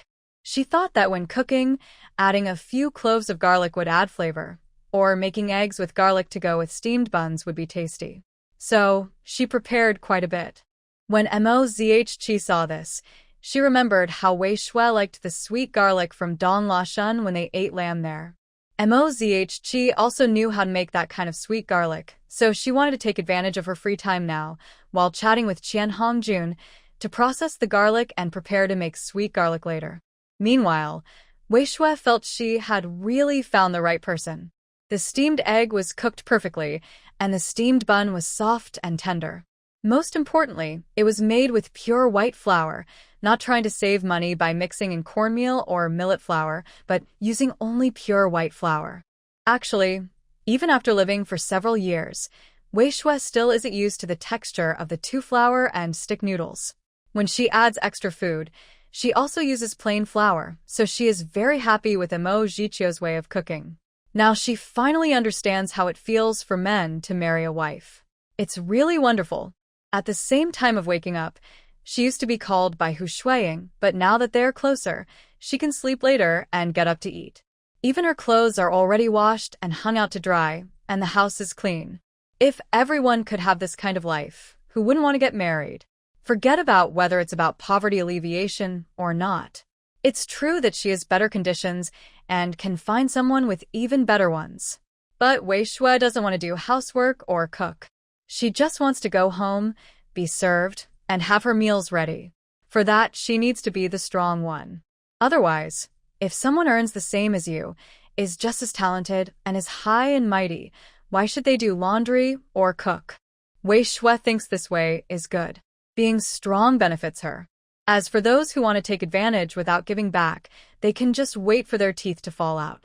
Anyway, so far, Wei Shui is not dissatisfied with Mo.Zhi's performance. Even if she initially knew that Mo.Zhi wanted to leave the countryside, so what? She can do it, can't she?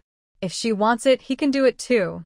Wei Shui happily drizzled soy sauce over the egg custard, took a spoonful, and enjoyed the feeling of the egg melting in her mouth. It was delicious and satisfying. While discussing Wei Shui's previous research on dry land farming machines, Mo.Zhi suddenly leaned in and said to Wei Shui, "Leave your bowl there for now. I'll clean it up when I come back. If you can't finish your breakfast, just save it for me. Today's breakfast is a bit too much, don't overeat." "I understand," Wei Shui replied. She secretly laughed to herself, realizing she doesn't like washing bowls. Actually, she dislikes washing dishes even more than cooking. Since she doesn't have to cook or wash dishes now, she feels grateful for her hard work and studying. When Mo.Zhi returned with a basket of garlic, Wei Shui had already lost her appetite. The chefs at the state-run restaurant are quite skilled, especially in Beijing. Today's breakfast left Wei Shui feeling very satisfied. "Why do you have so much garlic? What are you going to do with it? Last time at Donglashan, I saw you liked their sweet garlic. There's plenty of garlic in the kitchen, so I thought I'd make some at home. You can eat it whenever you want." As Mo.Zhi spoke, she placed the basket of garlic in the kitchen. Seeing Wei Shui holding a tiny piece of leftover bread and not moving, she knew Wei Shui couldn't eat anymore. "Hurry up and get your things ready. It's getting late, and if you don't leave now, you'll be late. Although they are now close, it still takes about 20 minutes. It is already 7:30. While saying this, Wei Shui's steamed bun entered Mo Jiqiu's mouth. She picked up Wei Shui's chopsticks and finished the remaining dishes and the last 2 bites of egg custard. They finished quickly. Wei Shui was surprised but not shocked, as many people still go hungry. There's no way they would waste food. Wei Shui decided to wait a bit before eating more, so she didn't eat right away. Wei Shui was full and sat on Mo Jiqiu's bicycle to go to work. The person beside her was naturally Qian Hongjun. Seeing the bubbly foam on their faces, Qian Hongjun felt he shouldn't be there. Actually, Wei Shui didn't want Mo Jiqiu to always see her off. That's why they bought 2 bikes. But now they are newlyweds and want to stay close. If she wants to send her off or pick her up, it's fine since they have time. Another month passed. During this time, Mo Ziqiu finished handling the affairs at Hongqi Commune Lu family village. He had Jiang Yushi pack up his belongings, and anything he didn't need was left for Jiang Yushi and Wei Ying. From Jiang Yushi's letter, Mo Ziqiu learned that all the sows at the pig farm had given birth. The sows didn't look very big, but each had at least 8 piglets, with some having as many as 13. Although the piglets were small, they were healthy and strong. This was considered big news locally. The commune sent people to stay at the pig farm, and they even brought 5 veterinarians from the commune. They wanted to ensure the health of the piglets born there. Although the money from selling the pigs would go to the villagers, the commune still held a lot of power. They decided which village the pigs would be sold to, or even sold to other communes. This helped villagers earn some income, even if the money didn't go directly to their own commune. It was also a way for commune officials to show their achievements. During the 4 days of rest this month, I stayed at Wei Shui's house. As I spent more time with her family, they gradually accepted me as a son-in-law who didn't come from outside but married into the family. Even the staff from the textile factory's residential area started talking to me. Some colleagues, like Uncle Zhao and Uncle Zhang, who are also sons-in-law, secretly advised me on things to watch out for as a son-in-law. Although everyone at home, including Wei Shui, said I wasn't a typical son-in-law, outsiders didn't see it that way. I lived at Wei Shui's house, and I always returned there during my days off. It wasn't just because of family reasons. I could get there by car or even bike. Not going back would make me seem like a real outsider. Listening to these experiences, I thought to myself that I should learn from their good points and avoid their bad ones. They are experienced in being sons-in-law and get along well with others, which shows they have their skills. That's why I especially enjoyed listening to Uncle Zhao and Uncle Zhang talk. It is now starting to wind up. In places most people don't notice, the wind has already begun to blow. Wei Shui also feels a sense of an approaching storm at the steel factory. The factory leaders are frequently changing positions. Some of the managers with connections have been transferred, possibly because their backing has fallen or for other reasons. They say they are supporting other branch factories, but everyone understands the real meaning, that they have been reassigned. Fortunately, Li Hongxing, the factory director, remains steady. The factory secretary mainly focuses on ideological matters, while Li Hongxing is in charge of production. Wei Shui is currently living a good life and doesn't want anyone to disturb her, so she immediately started a new project. The project is titled Technology for Modifying Segmental Hot Air Circulation Heating Furnaces. After deciding on this topic, she began to review materials in her storage space. She also considered the current issues affecting steel production, combining her own observations with research, and started drafting her project proposal, part copying, part original research. Such project plans are naturally prepared in the office. If she were alone at home, she wouldn't worry. But Mo Ziqiu is also there. Although she probably won't disturb her, Wei Shui remains very cautious. She thinks she's clever, but what if there are even more skilled people outside? Or more powerful individuals elsewhere? Therefore, it's better not to bring such things home. Lai Qinghua, passing by Wei Shui's seat, noticed a young apprentice deeply focused on writing.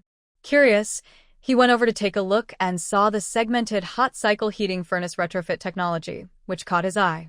As the chief engineer of the entire factory, Lai Qinghua naturally knew what affected production the most. The current heating furnace has problems like high heat loss, uneven temperature inside, and long heating times for steel billets.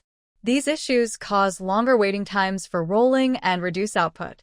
If his young apprentice could really improve the current coal-fired furnace, it would be a big project. Lai Qingguo watched his dedicated apprentice without disturbing him. He knew that once the project proposal was finished, it would surely be sent to his desk. He planned to review it carefully then. This direction was definitely worth exploring. While immersed in his thoughts, Wei Shui didn't realize that his master was already paying close attention to him. Since the current problem was excessive heat loss, the solution was to develop a system that could precisely control the temperature. To do this well, he needed to experiment repeatedly.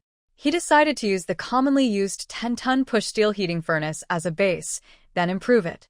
The plan was to keep the original furnace body, combustion system, and push steel structure, focusing on upgrading the hot air circulation system, temperature monitoring devices, and insulation. As he wrote, he also worried, what if he had nothing to use for his research later? Because now each furnace is very useful, but the old, discarded furnaces should be okay to use. Anyway, they need to be modified. In the past, the steel factory provided 2 meals a day, lunch and dinner. Workers ate at the factory for both. Later, due to resource shortages, dinner was canceled and no work was done at night. Now, with better supplies, frontline workers can eat dinner in the cafeteria again. However, eating in the cafeteria means working overtime, and cafeteria staff also have to work late. So, even after dark, the steel factory remains lively and busy. Wei Shui has spent the past week immersed in her plans. She wrote down her general ideas, structure, and the principles involved. But many of her ideas turned out to be unworkable once she tried to put them into words. She kept crossing out and deleting, stuck on this part, wasting many sheets of paper. People around her now know that Wei Shui is in this state and don't dare to bother her, afraid of disturbing her train of thought. Lai Qingguo is the same. He even advised Wei Shui to relax a little and not be so tense. Recently, Wei Shui has been working late after hours. Mo Zhao has been going to the factory gate every day to pick her up. Now, he's familiar with the security staff and can chat with them. Wei Shui is the factory's prized asset, and the security team also considers her very important. Only when the factory's performance improves can they all do well. Wei Shui is the person who can make the factory more successful. Lai Qingguo looked at Wei Shui's office still lit up and sighed softly. It seemed she didn't listen to what he said at all. Suddenly, he remembered his apprentice's husband, Mo Zhao, who had been coming to pick her up these days. He thought it might be good to talk to her husband and offer some advice. He then picked up his hat. As he got older, he paid more attention to protecting his head. His hair was thinning more and more, and he felt he couldn't stand the cold much longer. Little Mo Zhao rarely smoked, but that didn't mean he wouldn't share a cigarette. Sitting at the security office door, he had become quite familiar with the staff. He could leave his bicycle next to the security office or even go into the duty room to rest. When he heard someone call Little Mo, he instinctively thought it was him. Turning around, he saw Wei Shui's master. Besides the day of her wedding and the day she visited, he had hardly seen Lai Qingguo. But Mo Zhao thought that getting a 20 yuan red envelope for the wedding was a sign of a close master. When he visited, he also received a ticket for a radio. Although his family didn't lack anything, giving him the ticket showed that his master valued him. There were also 3 senior brothers. They couldn't make it to the wedding, but they sent gifts afterward. They didn't give money, but all 3 brothers sent 2 thick quilts, real cotton quilts, each weighing about 10 jin. These days, it's hard to get cotton tickets, let alone fabric tickets for making bedding. So, just these 6 quilts are not cheap compared to other items. Master, why are you here? Mo Zhao quickly stepped forward, but didn't offer a cigarette. When he arrived, he heard the master's wife scolding Lai Qingguo for drinking and smoking secretly. As long as he didn't drink alcohol, smoking wasn't a big problem. But the master's wife thought that since they wanted to be healthy, they should quit drinking altogether. Why not quit both at once? Seeing that smoking and drinking are often linked, quitting smoking would make their health better. So she specifically told Wei Shui and Mo Zhao not to bring cigarettes or alcohol when visiting. If they wanted to show respect, bringing some food was enough. Come here, I want to tell you something. Then Lai Qingwe told Mo Ziqiu about Wei Shue's performance over the past week. I know Xiao Shui really wants to succeed and contribute to the steel factory and the country. But these projects take time to see results. Research is important, but health is also very important. You can't sacrifice your health just for this research. Having good health is the foundation for continuing to work hard. I've talked to Xiao Shui about this, and she agrees on the surface. But she still insists on doing things her way. As her husband, you should try to persuade her more. Mo Ziqiu noticed something was wrong but didn't expect such behavior at the company. His face looked serious as he nodded. He planned to take Wei Shui out to relax tomorrow during his day off, enjoy some good food, and use the meat voucher at home. He decided to wake up early and buy 2 jin of meat to keep on hand. Thank you, master. I understand, Wei Shui said. That day, Wei Shui sat in the back seat of Mo Ziqiu, still thinking about technical principles. Suddenly, Mo Ziqiu said, How about we go see a movie tomorrow?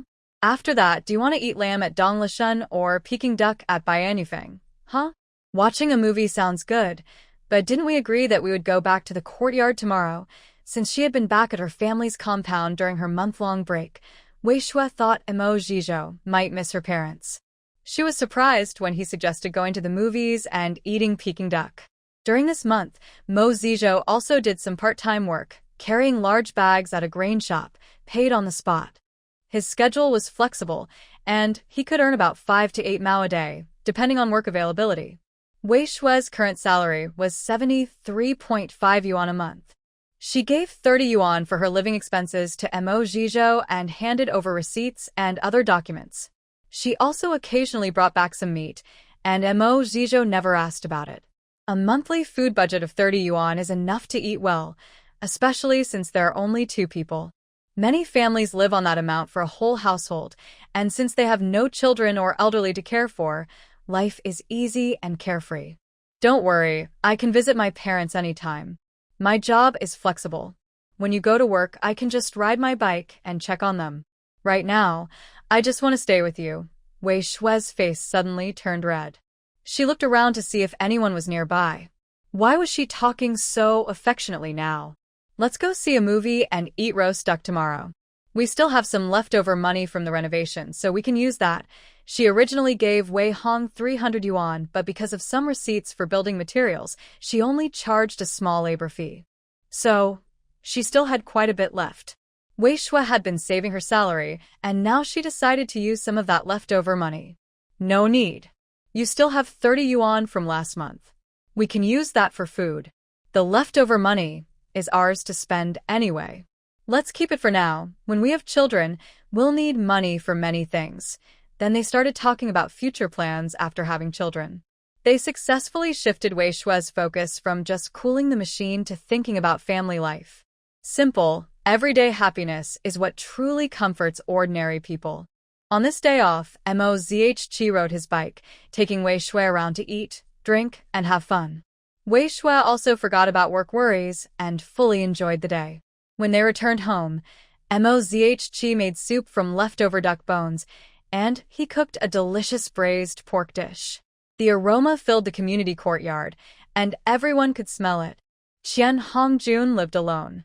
He usually ate at the cafeteria, which was fine, but there was a younger brother nearby who cooked very tasty food. How could he resist? So, he brought his own food, took 2 bottles of liquor from his father, and went over to join them. All 3 drank alcohol, but Mo Ziqiu was the best drinker. After sending Qian Hongjun home, he looked at Wei Shui, who was tipsy, helped her wash up, and tucked her into bed. He then massaged his temples, hurriedly cleaned up the leftover food, and washed the dishes. He washed his face and feet, then went to bed to rest. Maybe because he drank alcohol or went to bed early, he slept deeply and woke up early. When Mo Ziqiu woke up, it was not yet dawn. Winter days are short, and usually, the sky starts to brighten early in the morning, but now it was still dark. He reached for his watch, stretched toward the window, and saw it was 6:30. It was quite early, but he went to bed after 9 last night, so he had slept quite a long time. During winter, there isn't much to do at home, No laundry or cooking to speak of. Clothes are washed only every few days, so there's no need to change them daily. Meals are prepared once in the morning, and then eaten at noon and in the evening. Quietly, I left the room and closed the door. Standing in the living room, I suddenly didn't know what to do. Still, I decided to light the coal stove first. Anyway, I thought I'd steam some buns and make a bowl of egg custard, but that could wait.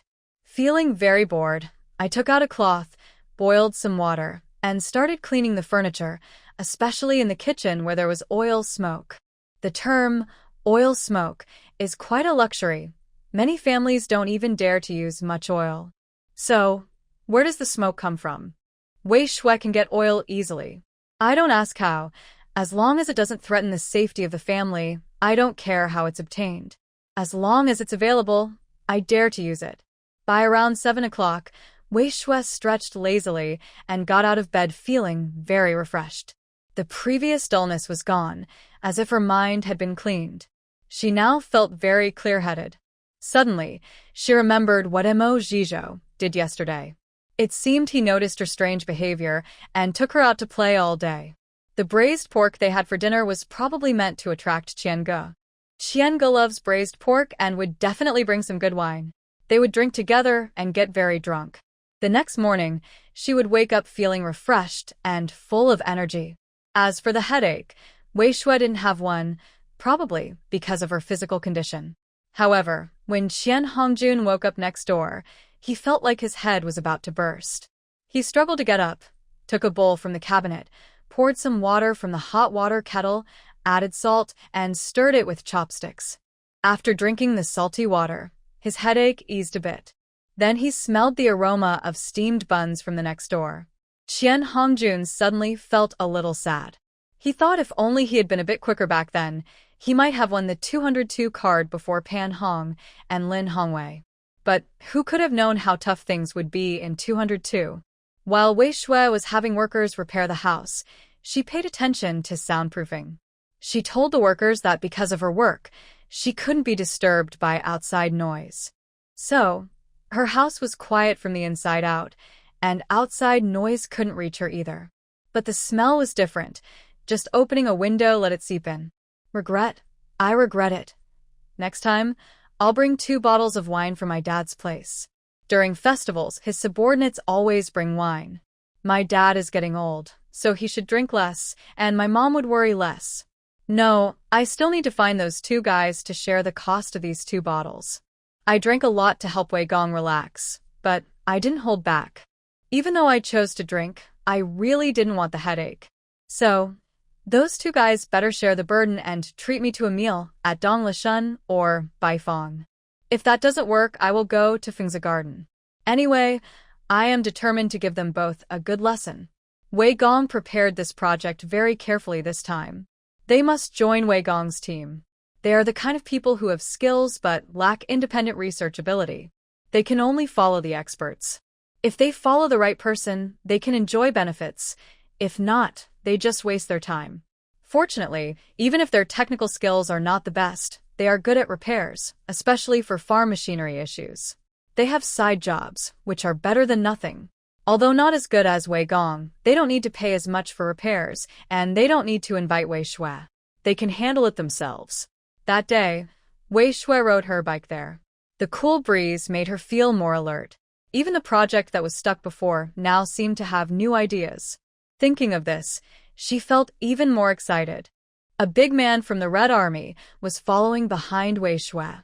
The wind was a bit strong, making it hard to breathe, but seeing Wei Shui pedal faster and faster, he suddenly wondered if he was being too timid. But he hadn't done anything wrong. No, he shouldn't doubt himself without reason. He pedaled harder and harder. At this moment, Wei Shui was already sitting at her desk, her mind extremely clear. Segmented hot air circulation duct, centrifugal circulation fan, multi-point temperature monitoring device, enhanced insulation layer for the furnace body, these are additions to the original furnace. When combined, they achieve the goal Wei Shui wanted. Combustion produces high-temperature smoke from burning coal, which first heats the steel billets inside the furnace. The unused heat air is drawn in by the circulation fan through the top return air duct. The fan compresses the hot air and sends it into the segmented inlet duct. The hot air blows from the outlet directly onto the surface of the steel billets, creating a high-temperature airflow that surrounds the billets. This cycle reduces cold spots inside the furnace. The preheating section uses return air heated between 100 degrees Celsius and 200 degrees Celsius to preheat the cold steel billets. Rapid heating is achieved with hot air at 300 degrees Celsius to 400 degrees Celsius. The temperature equalization section uses 200 degrees Celsius to 300 degrees Celsius hot air to balance the temperature inside and outside the billets, allowing precise control of the temperature gradient. Perfect. Wei Shui habitually added a period after the last word. Finally, she had finalized the project. Now, she could start the experiments. These plans were just a rough outline she made. The specific data still needed to be filled in after testing. When Wei Shui put down her pen, everyone in the office looked over. Who didn't know that Wei Shui had been irritable for over a month? Gently closing the pen cap and setting down her pen was such a strange thing. Could it be that Wei Shui had some new project in mind? As one of the top steel factories, the technical department has quite a few staff members. There are 5 people just in the office. Previously, Qian Hongjun and a few others did not share an office with Wei Shui, but now they have been moved together. After all, being close to the source gives an advantage. If you have such good conditions and still don't work hard, what's the point? Big sister. Are you ready? Lin Hongwei now calls Wei Shui Big Sister. Sometimes, Big Sister isn't about age but about status and position. Wei Shui corrected him once but found it useless, so she stopped. It's about rank. Others, however, are not so shameless. In their hearts, they secretly look down on Lin Hongwei, but he doesn't seem to care. When there's a chance to get ahead, he quickly clings on, waiting for a lucky break. Yes, it's finally over. Get ready. If all goes well, we'll start busying ourselves in a few days. I'll ask Sister Hong if she wants to join. Wei Shui always acts decisively and doesn't drag things out. After speaking, she stands up and takes the results of her work over the past month to Lai Qinggua's office. This is her hard work, and she insists that her master must approve it. Come in. Lai Qinggua, hearing the knocking, feels a bit annoyed. His workload is increasing, and he wonders if the higher-ups are just careless. Talent is so hard to find. Doesn't anyone realize that? Sending people here and there without doing any work is just causing trouble. Lai Qinggua is already overwhelmed with the tasks from above. Now, he suddenly felt glad that he didn't go further up. He was just a simple technician, otherwise he might have been involved in some dangerous situation. Lai Qinggua rubbed his eyes and looked up. It turned out to be his good apprentice. Master, are you okay? Even though Wei Shui didn't know what Lai Qinggua was busy with, she could tell that he was in a very bad state right now. If she didn't know her master kept himself pure, she might even think Lai Qinggua was having trouble outside with his wife. What's the matter? Just tell me. Lai Qinggua decided that he was getting too old and needed Deputy Section Chief Cheng's help. As an engineer and Deputy Section Chief, he still needed to do some work. While working on repairs in the workshop, Deputy Section Chief Cheng sneezed. He didn't suspect anyone was cursing him or thinking about him. He just wondered if his little son had stolen the blanket last night, making him catch a cold. It was all his own fault. Why did he do something bad last night? Now he had a troublesome child. The 3 older children are already working now, and only the youngest, who is just 7 years old, remains. He really had made a big mistake. Master, my project proposal is finished. He placed his project proposal on Lai Qinggua's desk and left without waiting for any words. That's the understanding between master and apprentice. Wei Shui was lucky to see her master in a rare bad mood. Now, it looked like he was about to explode, so she decided it was better not to stay. Lai Qinggua looked at the project proposal and suddenly remembered that he was worried about the project failing, which might cause his young apprentice to break down. He had even specifically told Xiao Imo to pay attention to Xiao Shui's mood. Now it seemed that taking a break yesterday was very helpful.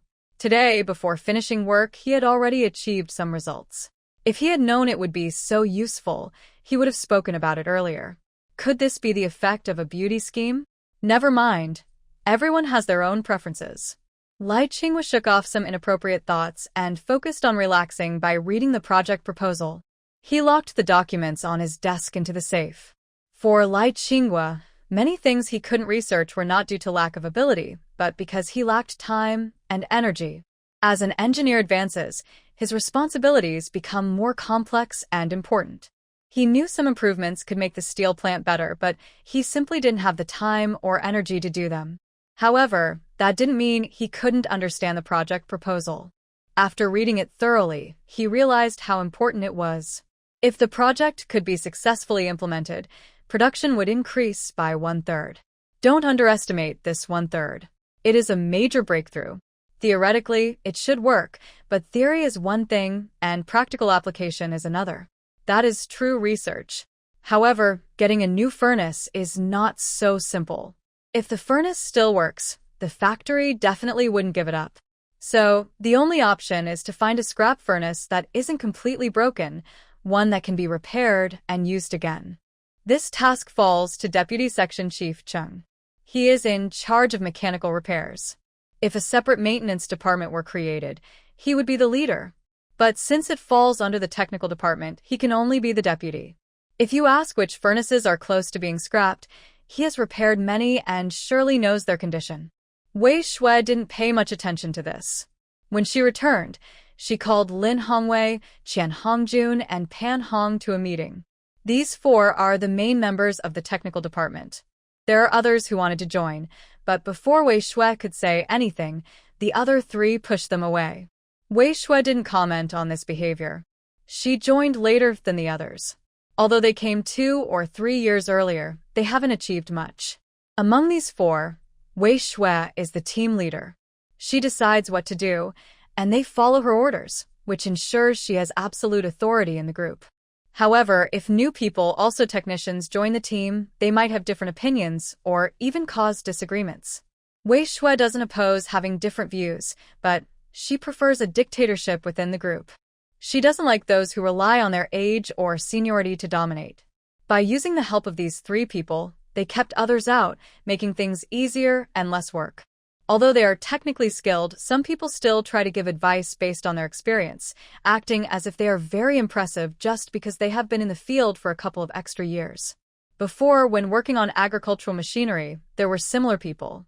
When things were almost ready, they wanted to join in and take a share, claiming they were just helping out. Wei Shui quickly shut them down.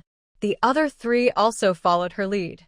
Wei Shui had support from Lai Qinghua, and the others had their own backgrounds. After a firm response, everything was fine. People now realize that it's not easy to take advantage of others. Wei Shui doesn't want others to get easy benefits either.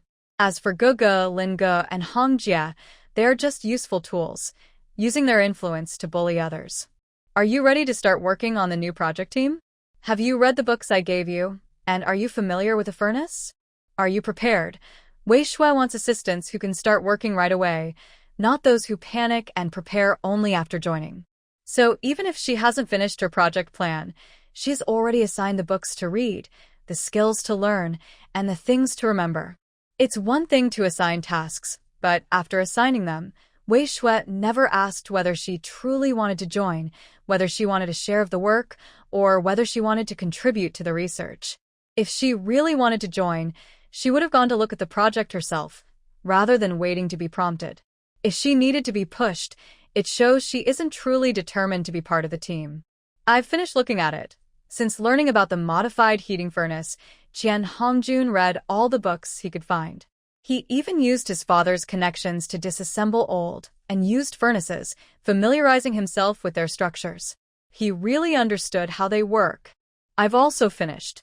Don't underestimate Pan Hong. She's a girl with ambition too.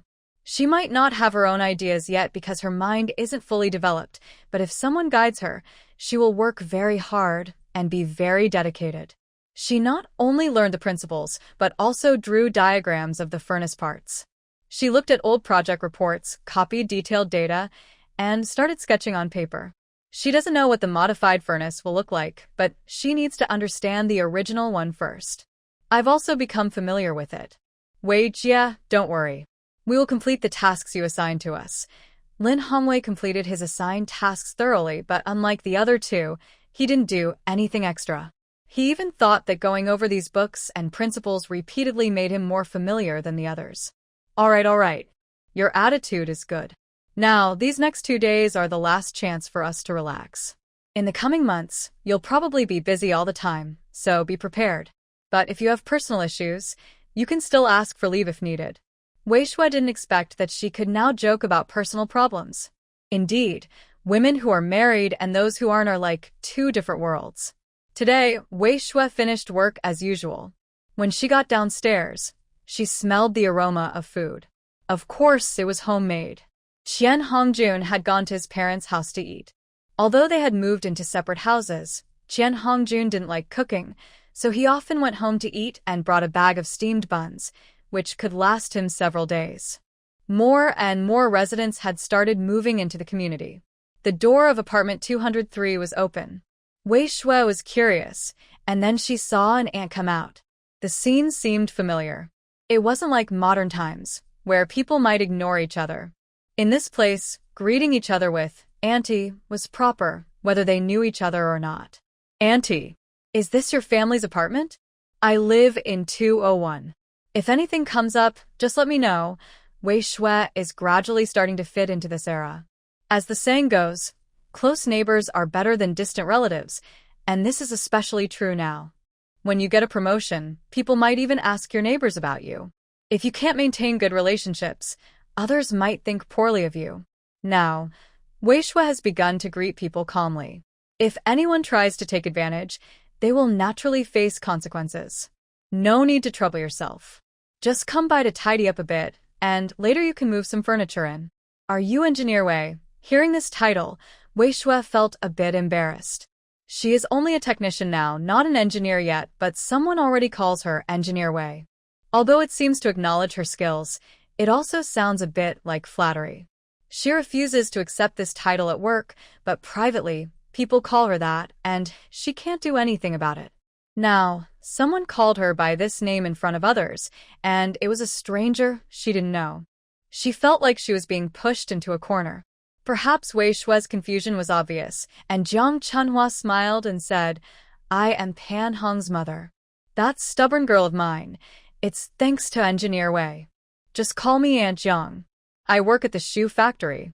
If you want to buy some defective shoes, just come to me." Wei Shui felt this sounded very familiar. Last time, it was Aunt Tang, the director of the Supply and Marketing Cooperative, who also asked her to buy defective goods. Now, someone from a shoe factory, probably a director too, is doing the same. Even if not, he is still a small leader, otherwise such a level wouldn't be mentioned. Sister Hong is quite capable herself. They continued talking for a while. Adult socializing is like this. Aunt Jiang was very happy because her stubborn daughter finally decided to go on a blind date, but she also felt hopeless because her daughter's demands were the same as Wei Gong's.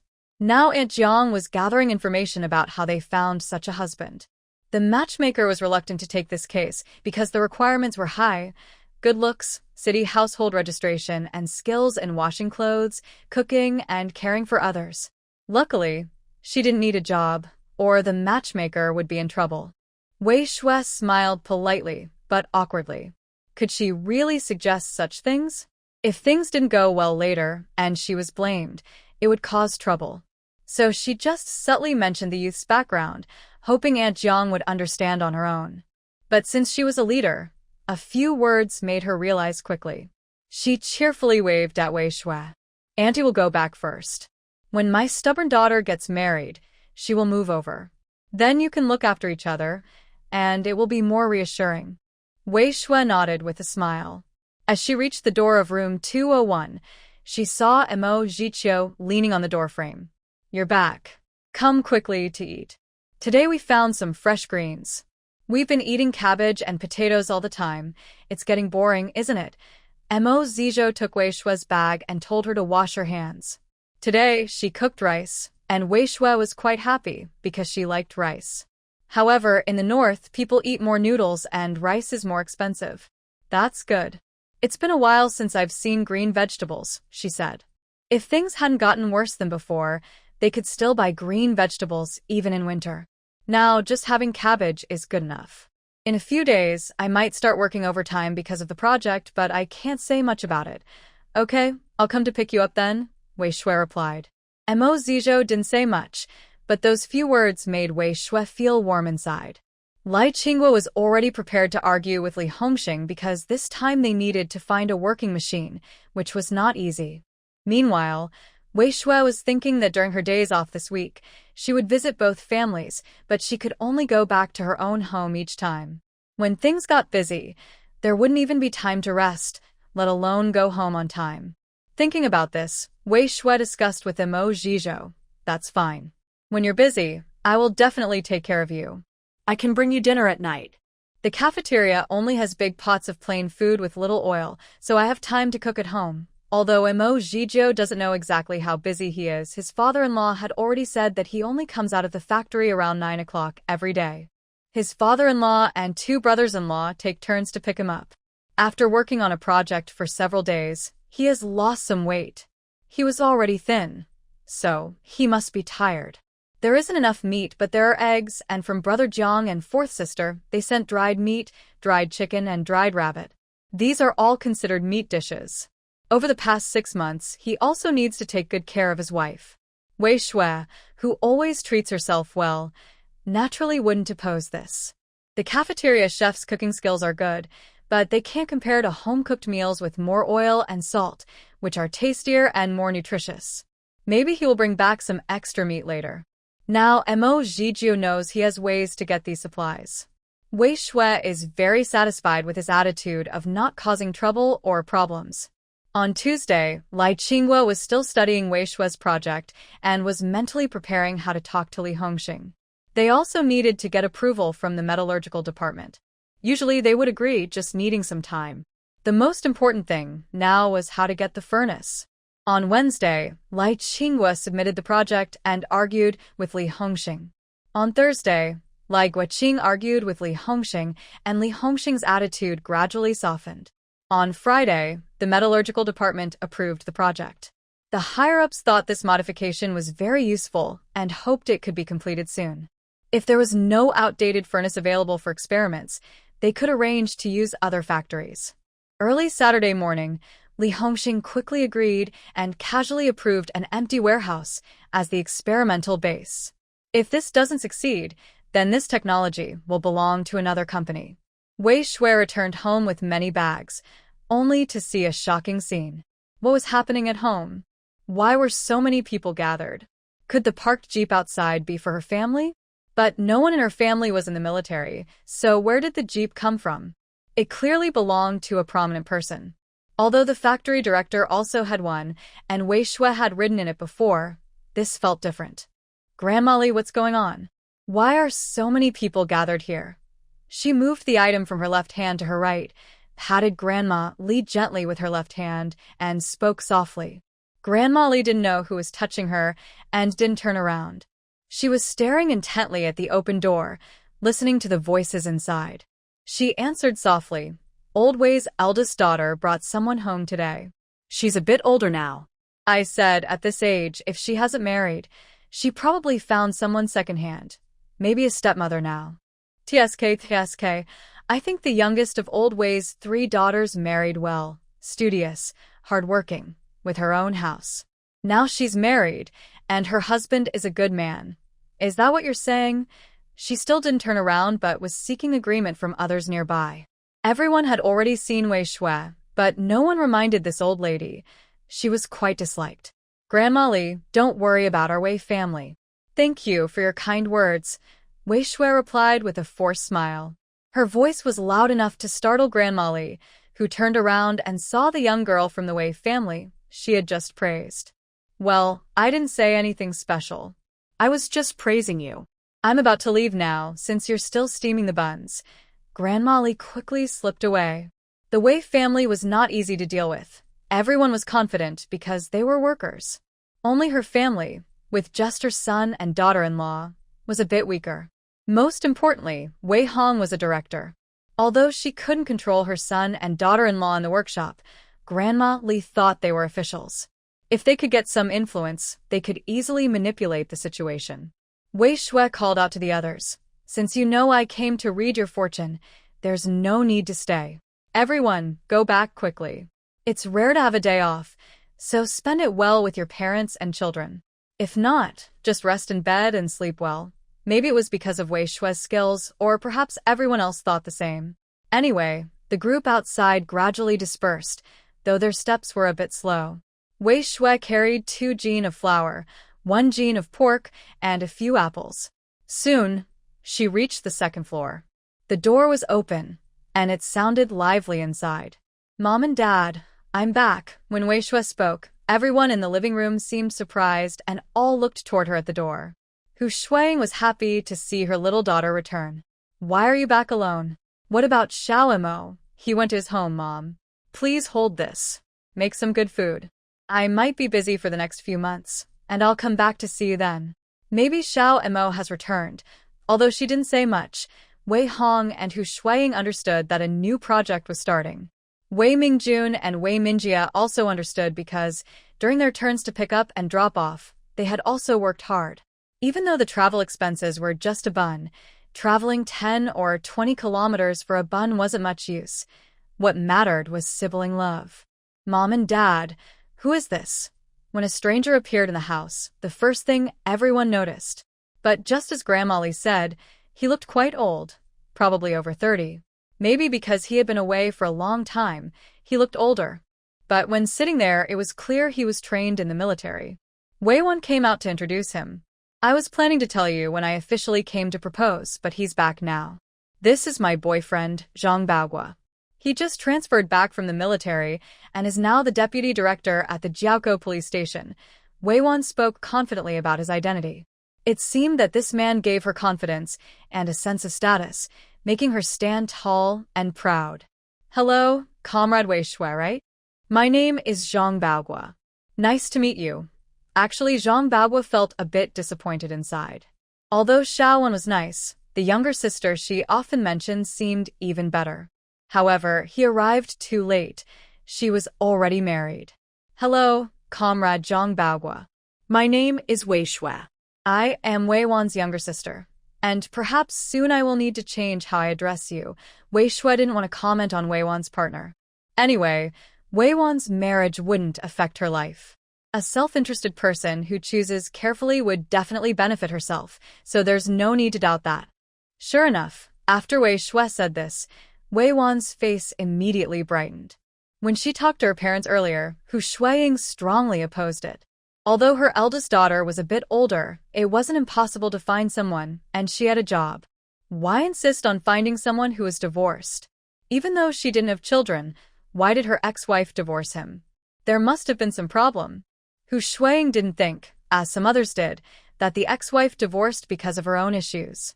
Even if the ex-wife had problems, does that mean Zhang Baogua had none?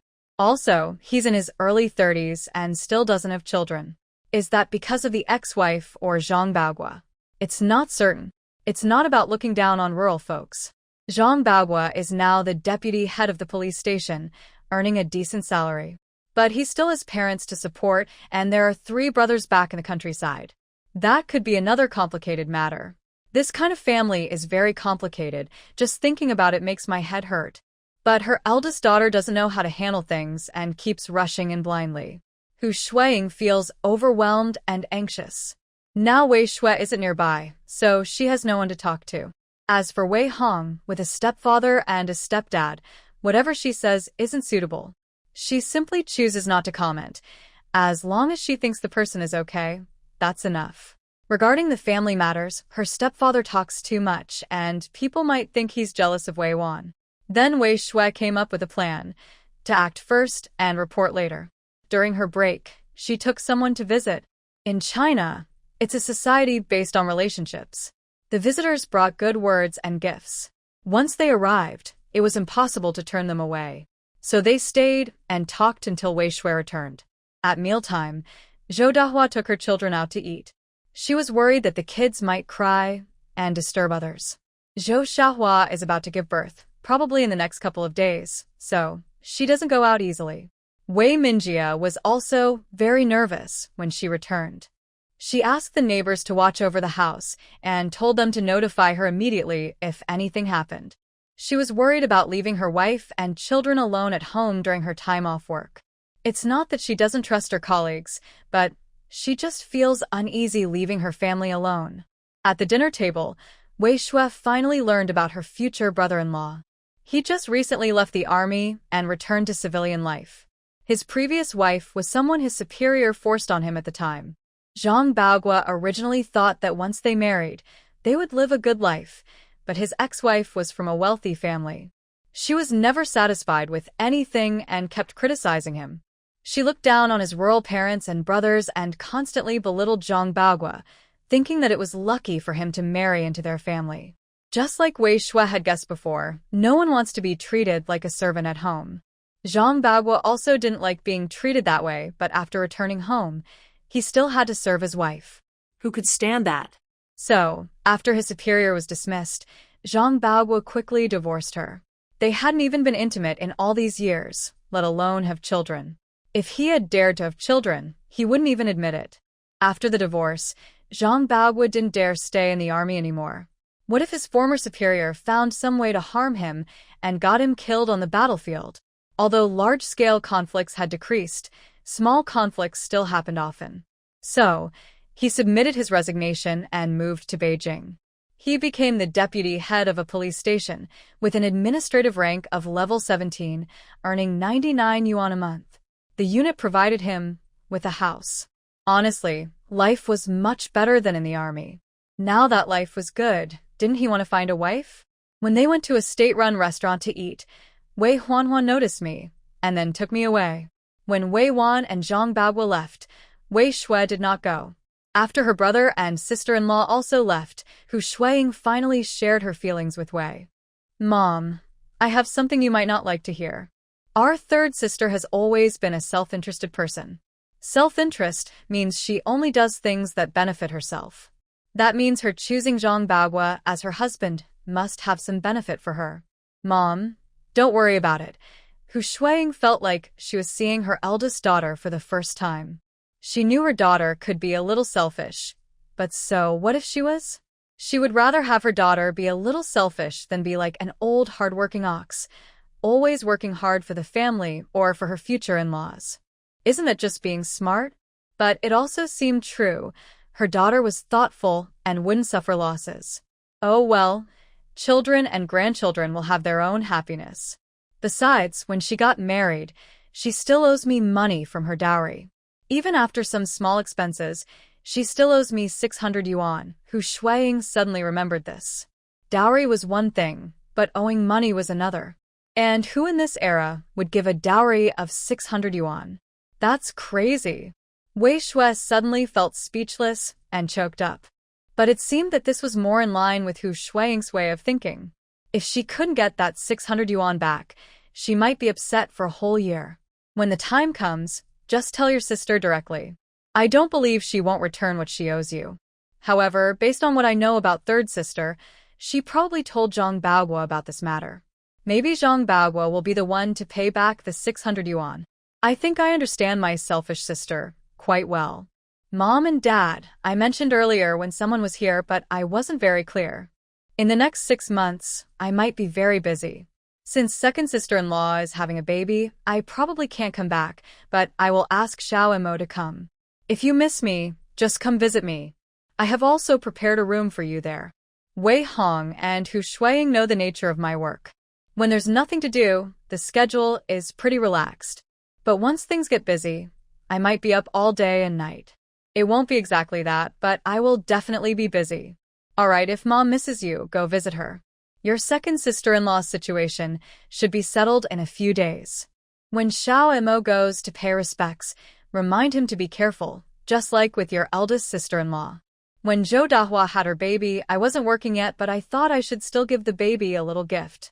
The vocational school provides some support, so it's easy to prepare something. For now, just follow what Zhou Dahua did back then. When Wei Shui returned home, not long after, Mo Zhqiu also came back. Wei Shui took this opportunity to go out alone, so she brought back brown sugar, 30 eggs, and 5 jean of lard. When she was busy with work, she probably wouldn't have time to go shopping alone. The receipts at home are clearly visible, so if she wanted to bring back extra things, she could only do so when she went out by herself. You're back. How are your parents? Are they feeling okay? My parents are in good health, but my eldest sister-in-law is pregnant again. She went to the hospital for a checkup. It's only been a little over a month, but she's been vomiting everything she eats. It's quite hard for her. Wei Shui nodded after hearing this. As expected, her special skill was useful. When Zhou Qing visited before, she mentioned wanting to have a second child but couldn't get pregnant.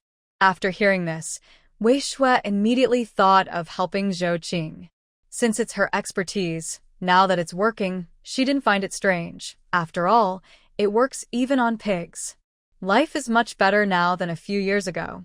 The child born now will be much luckier than those born earlier. Actually, Mo.Zhio really wanted to say that she didn't eat well during that meal at home because her sister-in-law kept vomiting. Maybe because she wasn't her own child, she found the vomiting disgusting and didn't feel any sympathy. Instead, she just felt that she couldn't eat and that the smell of vomit seemed to linger in her nose.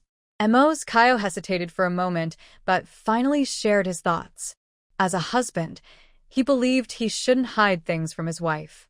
Xiao Shui wondered if she might seem overly sensitive after hearing this. Wei Shui noticed that Mo.Zhio had a certain attitude now. Why don't you go change your clothes and wash up? She suggested. All right, Mo.Zhio had no reason to think he was being overly sensitive, since many people are. Luckily, he had 2 sets of warm clothes, so even if he washed, he would have something to change into. People say you shouldn't wash cotton-padded clothes because they won't stay warm afterward, but to Mo.Zhio's mind, if Wei Shui asked him to wash his clothes, it meant that cotton clothes weren't hard for her to handle. That also meant if he wanted new cotton-padded clothes in the future, it wouldn't be difficult. Since there are new ones, why cling to the old? If the old ones are not gone, the new ones won't come.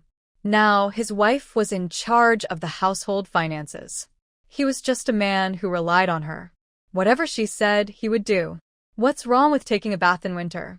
Now that they could boil water inside the house, and it wasn't cold, even if his wife asked him to bathe every day, he would do it. Mo.Zhio had the attitude that if he was going to rely on his wife, he should accept it.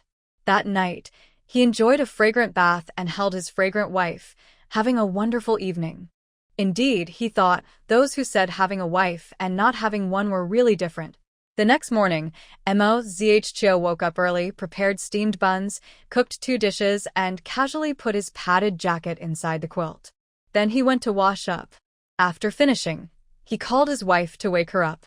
Once she put on her warm padded jacket, she wouldn't feel cold anymore.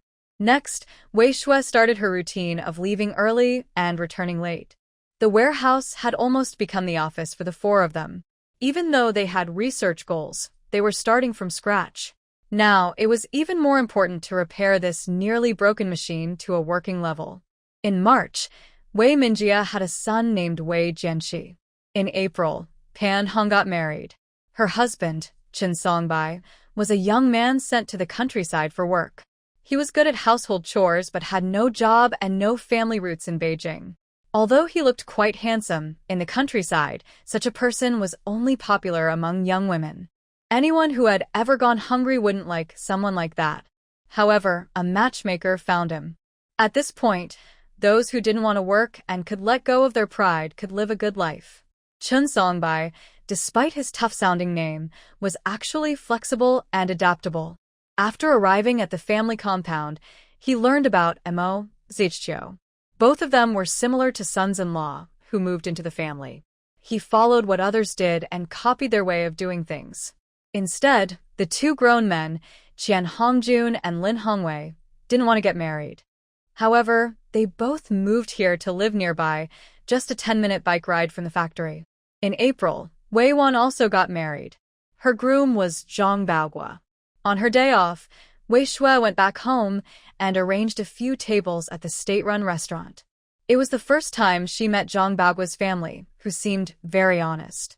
After the wedding, her in-laws didn't live together with her. They said they weren't used to city life and preferred the countryside where they had land to farm and felt more comfortable. Before the wedding, Wei Wan repaid Hu Shuiying 600 yuan. Hu Shuiying didn't know whether this money was given by Zhang Baogua or if it was a loan between Wei Wan and Zhang Baogua. But since they had decided to marry, it didn't matter where the money came from anymore. Zhang Baogua gave a bride price of 100 yuan, following Jiang Yushi's example. Hu Shuiying prepared the dowry according to Wei Ying's standards. Compared to Wei Ying, her dowry was modest. Wei Ying's dowry was mostly provided by Wei Hong, with help from her two brothers. Hu Shuiying only contributed some time and effort.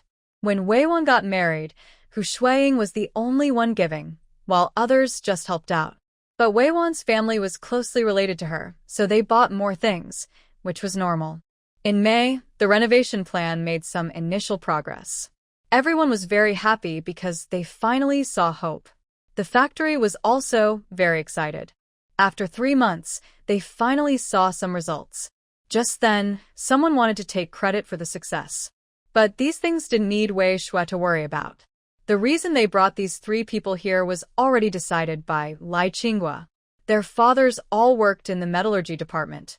If they could steal their children's achievements, then their own efforts would be meaningless. May had passed, and June was peaceful. Wei Shui felt that her body was a bit off. Although she couldn't take her pulse, she knew her body well and had always been healthy. Since she was married and not using contraception, she started to think about it. But now was a critical time, and she decided to be more careful with her health checks. There was no need to worry too much now. The project couldn't stop. It was very important for her future. Speaking of pregnancy, Wei Ying in the countryside was also pregnant. Counting the months, she was over 4 months along. In October 1966, the upgrade of the segmented hot air circulation furnace was finally finished. The first upgraded segmented hot air circulation furnace was successfully completed. It happened to be during the National Day holiday. The renovation took more than half a year. Everyone was exhausted, but when the results finally appeared, everything changed. At this time, Wei Shui was 5 months pregnant. During a later stage, she hardly did any work herself and mainly directed and recorded. Now, the results are finally in. The machine was moved to the workshop, where workers used it as usual. They found that not only was the speed improved, but it also became easier to operate. More importantly, the daily output increased by 15 tons, which means a 20% rise in daily production. When this result was reported, not only the entire workshop but also the factory leaders were surprised. What is most important for a steel factory? It is the steel output. The new technology transformed the furnace, increasing its output by 20%. If thousands of such furnaces are upgraded, the total production will explode. Upon hearing this, Li Hongxing immediately arranged for a car to take Lai Qinghua to share the good news. As for why Wei Shui was not brought along, the first reason was her pregnancy. Although sharing good news is important, her health must be considered. Moreover, Lai Qinghua is Wei Shui's mentor, and he wouldn't take credit away from her. The second reason was that Li Hongxing couldn't easily advocate for Wei Shui's benefits, and she might not feel comfortable doing so. But Lai Qinghua, as the chief engineer and Wei Shui's mentor, had a lot of influence and could speak more effectively. Of course, the third point is the most important. He was worried that Wei Shui, the young girl, might be persuaded by the leaders and then transferred away. If that happened, it would be a disaster. Losing the benefits was one thing, but losing the main person was unacceptable. He submitted all the documents, including data, experiment results, and the materials needed for the modifications. Everything was organized into files. Even if they needed to make adjustments later, they wouldn't have to do it themselves. With so many people in the technical department, as long as they give proper instructions, they could modify thousands of furnaces quickly. Most importantly, the higher-ups wouldn't allow the Shijing mountain plant to dominate alone. Other steel factories would also undergo upgrades. When that happens, they would be on a business trip which comes with extra pay. This time, it would be a big profit. However, Wei Shui touched her stomach. Although she also needed to act this time, she probably couldn't keep up with the other 3. Having this baby inside her made things less convenient. The other 3 could earn extra money easily. Now, Wei Shui had to be very careful to protect herself. Although there were fewer enemies now, it didn't mean they were gone. Her mind was very sharp now, and she couldn't let others harm her. Come back. Wash your hands quickly. Dinner is ready. Hearing the noise at the door, Mo Jicho loudly called out. Then she heard the expected reply. Okay, what delicious food are we having today? It smells so good. Wei Shui feels that having dinner ready when she comes home from work is very nice. Mozh cheese cooking is pretty good. The smell is very appealing. After washing her hands, she sees its braised chicken pieces, with a bowl of soup beside it. The soup looks like it's made from pork bones, topped with some green onions for flavor. Just thinking about it makes her believe it will taste very good. Today, Chun Songbai went to the countryside and bought a chicken. He shared half with her. She knows he's been working hard lately and needs to rest and recover, especially with a baby on the way. She comments that if she didn't see his face glowing with health, she wouldn't know how to explain things to her parents. In the past 6 months, the work has been very intense. Even Mozh, a man, feels he might not be able to keep going. But Wei Shui has persisted. Mozh looks at her and sees she hasn't lost weight and still has a healthy glow. He feels proud of himself for finding things to help his wife. She says she knows her limits. She almost didn't use her hands much, just thought more. Thinking more isn't dangerous and isn't risky. Wei Shui isn't someone who sacrifices everything for the country. She is willing to contribute to the country's development as long as it doesn't affect her own life. But if it does, her willingness to help decreases. She reassures him that the project is now officially finished. It might even get approved for further progress. When their baby is born, he will have to work even harder. There were only the two of them at the dining table. They didn't follow the strict rule of not talking while eating. Instead, they often used mealtime to share feelings. This warm scene also happened at Pan Hong and Chun Songbai's home, where they enjoyed eating and chatting happily. They even planned to raise a few more days before having a child. Lin Hongwei and Qian Hongjun naturally went home to eat for free because they were the only two living alone in the courtyard. Seeing them come and go as a couple, Lin Hongwei and Qian Hongjun started to feel less opposed to matchmaking. Now, they also wanted to go home, have a warm meal, and be waited on by someone. But people are selective, and with Wei Shui and Pan Hong acting like the masters at home, they actually preferred a rural partner. Although having children would increase their responsibilities, they could afford it. As long as there are no natural disasters, food supplies won't fluctuate much. This time, they believed they could improve their situation. When they get paid, part of the money would go to expenses, and part would be exchanged for supplies. In the countryside, they hoped to find someone beautiful and virtuous. The children born there would be good-looking and well-behaved. Being virtuous means cooking well, so they wouldn't have to envy Wei Jie and Pan Jie anymore. So, on the surface, they were just going home to eat for free, but in reality, they were discussing matchmaking issues with their family. After finishing dinner, Wei Shui and Mozh went outside to exercise on the open ground below the building. At this time, many people were also outside. They had been living here for over half a year and were quite familiar with the surroundings. After greeting everyone, no one came to bother the couple anymore. Many people actually admired their life together. At first, some talked about Mozh having dinner, but since she didn't mind, the conversation gradually stopped. As the young wife who married into the family, they naturally hoped to have a job like Wei Shui's, so they wouldn't have to rely on their husband's approval. But others working in the factory also envied Mozh.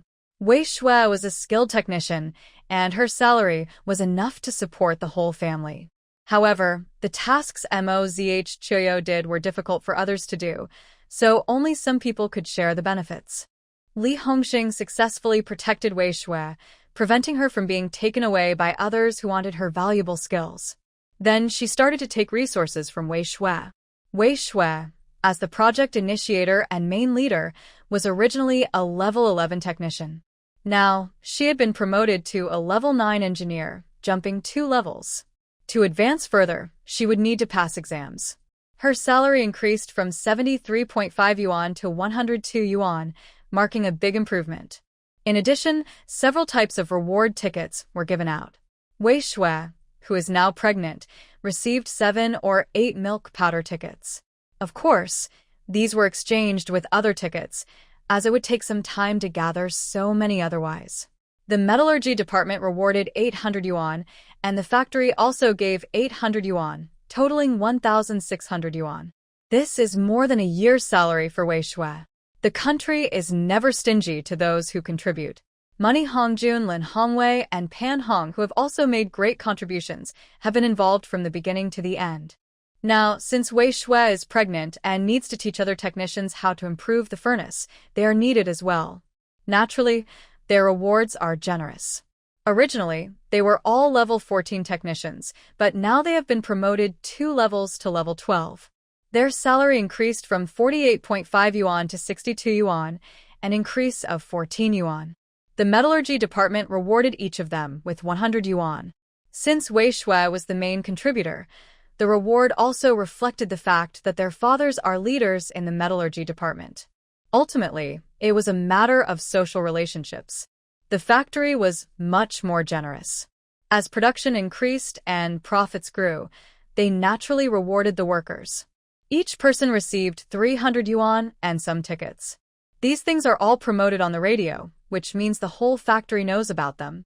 Wei Shui can almost be considered a top worker this year. Previously, the focus was on preventing workers from getting injured, but now the goal is to increase production. Both are very important for the steel factory.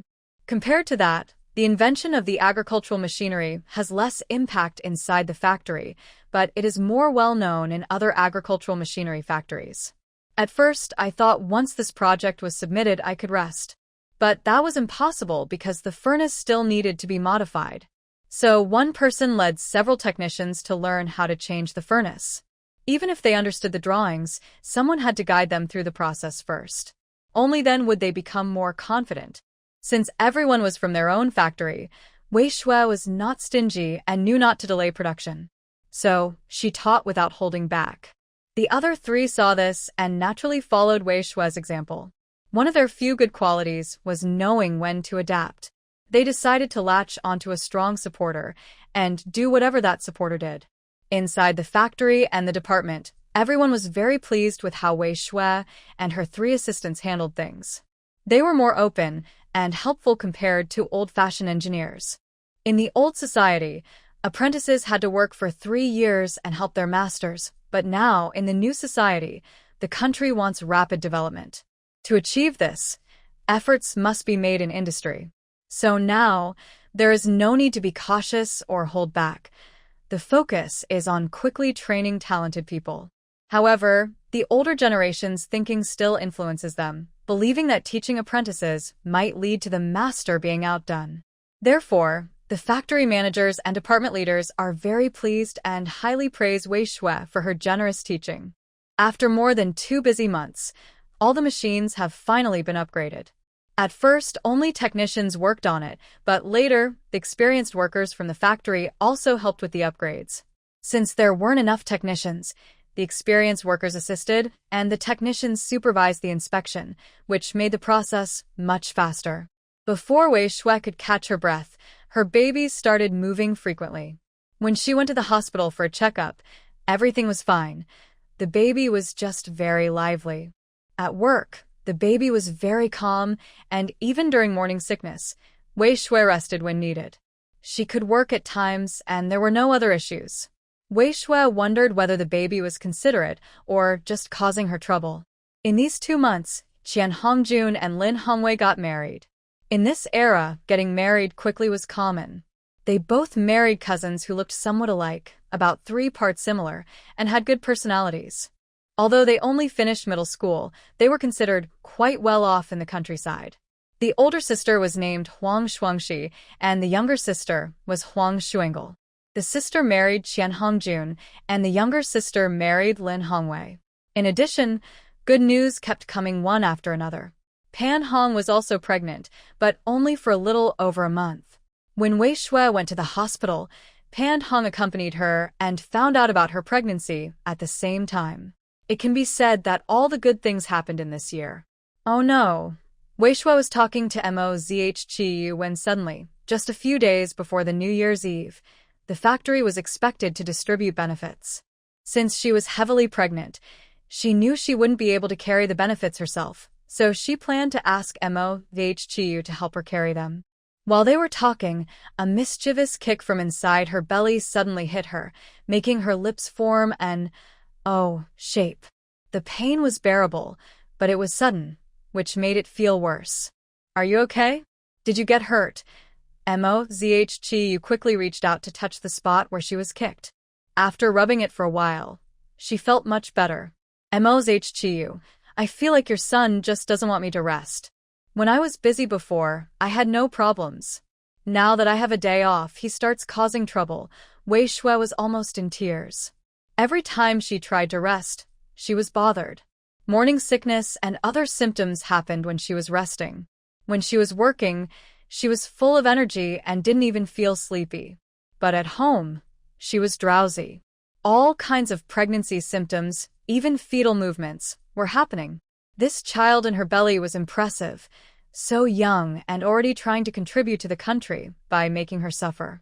"When the baby is born, I will definitely teach him a good lesson." MOZHCO felt a bit helpless. At first, everyone didn't believe it. Only when Wei Shui was busy did they stop causing trouble. After careful observation, they realized it was really true. As for why they said it was the son, the hospital staff revealed this. Wei Shui didn't want to ask because, in modern times, such questions are not allowed. However, the staff casually mentioned it, and after asking, they found out that if the child's parents wanted to know, they usually wouldn't hide it. At that moment, Wei Shui realized that perhaps the country hasn't yet implemented such laws. Before the new year, a letter from the black market arrived, saying they had a daughter but couldn't come back for the holiday. Except for Wei Hong, who was a bit disappointed, everyone else didn't care much. They hadn't seen each other for many years, and after marriage, contact with their families became less frequent.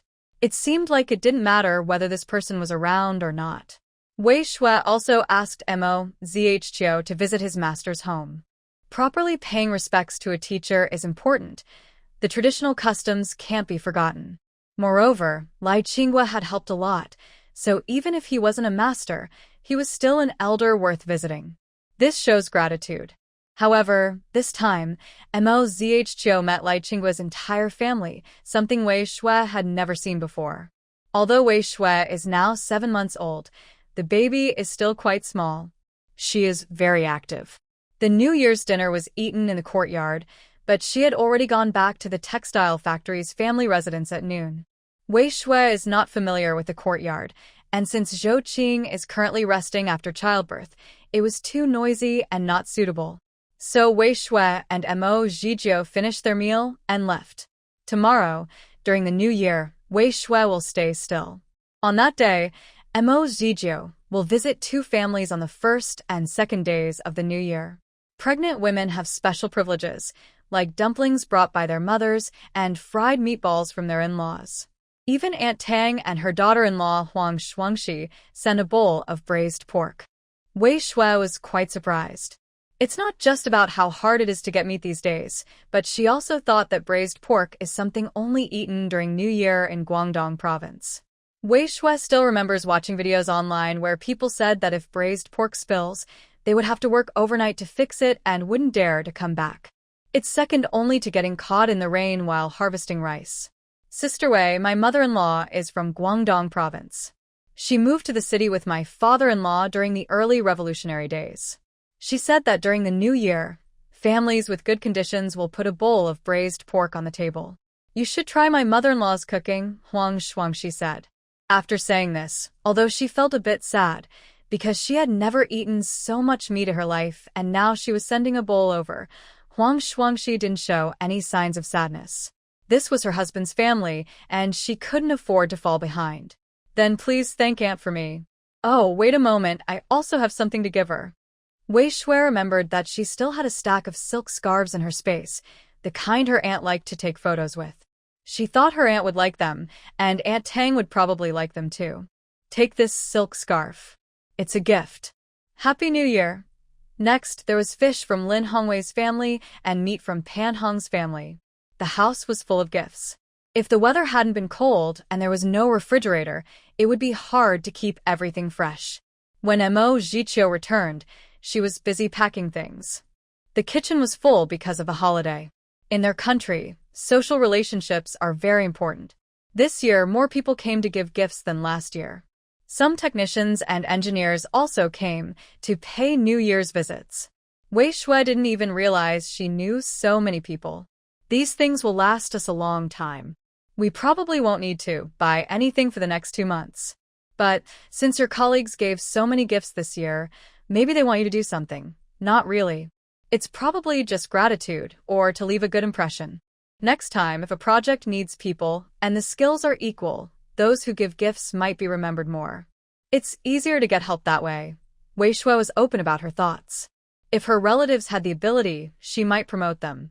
Favoritism isn't necessarily a bad thing. She's not a saint and believes in fairness, but she also thinks it's okay to help those close to her. After the New Year holiday, I returned to work at the factory. Since my child is about to be born, Mo Jichio no longer goes out to do part-time jobs. Instead, she stays at home preparing things for the baby, including the crib, all handled personally by Mo Jichio as the father. She even took time to visit the Sihyuan courtyard, mainly to practice with her second nephew. Wu Dia thought that her son really needs to learn now. If her eldest daughter-in-law hadn't had a second child, she could help take care of the postpartum period. But now, after her eldest daughter-in-law finishes her confinement, she will start working at the street office. The child is still small, so it's not easy to take care of. Her mother-in-law also has a job, so the only person who can take care of the second daughter-in-law is her second son. She is very careful when teaching him, explaining clearly what should be done and what shouldn't. Mo Zichio doesn't rely on her own mother for help. They had already agreed that her eldest brother's family would be responsible for caring for the elderly. They're already doing well, unlike Liu Haizhong's family, where the eldest son seems to be the heir, and the other two are like outsiders. From a young age, they have had many injuries. Mo Zichio feels very content. She had told Wei Shui before that after marriage, she wouldn't need to take care of her parents. This isn't unfilial. It's not just her third brother feels the same. The family rules were made clear early on, so Mo Zichio only depends on herself. Wei Shui felt very upset after learning about Mo Zichio's actions. She believed that her years of doing good deeds deserved recognition. She advised Mo Zichio to bring some small gifts when she went, but now, in times when food supplies are scarce, such small favors are unnecessary. However, Wei Shui did not expect that she would soon be able to go with Mo Zichio. How is it? Your master has taken good care of you. You just need to focus on transforming the Hongqing steel plant. The other technicians are now working all over the country. The Hongqing steel plant has grown to about 10 or 20,000 workers, so it's a large factory. Besides, there will definitely be subsidies from the company. Before you start production, everything should be ready. As long as you give your best during the initial guidance, you can just handle inspections later. Lai Qingguo remembered asking Xiao Mo before. Xiao Mo said that his family members all work at the Hongqing steel plant, so he is more familiar with it than other places. Listen to your master, but traveling back and forth every day might be too much for your health. Wei Shui was not just speaking out of worry. It was true that she might not be able to handle it. She was in the late stages of pregnancy and needed to be careful. Frequent travel was definitely not good. Although an hour's journey might be enough, exhaustion cannot be measured. Lai Qingwu thought for a moment, then made a phone call. Wei Shui saw this and turned to leave the door. At this moment, it was important to be considerate. She was still his apprentice, and lacking awareness could turn her into a troublesome disciple.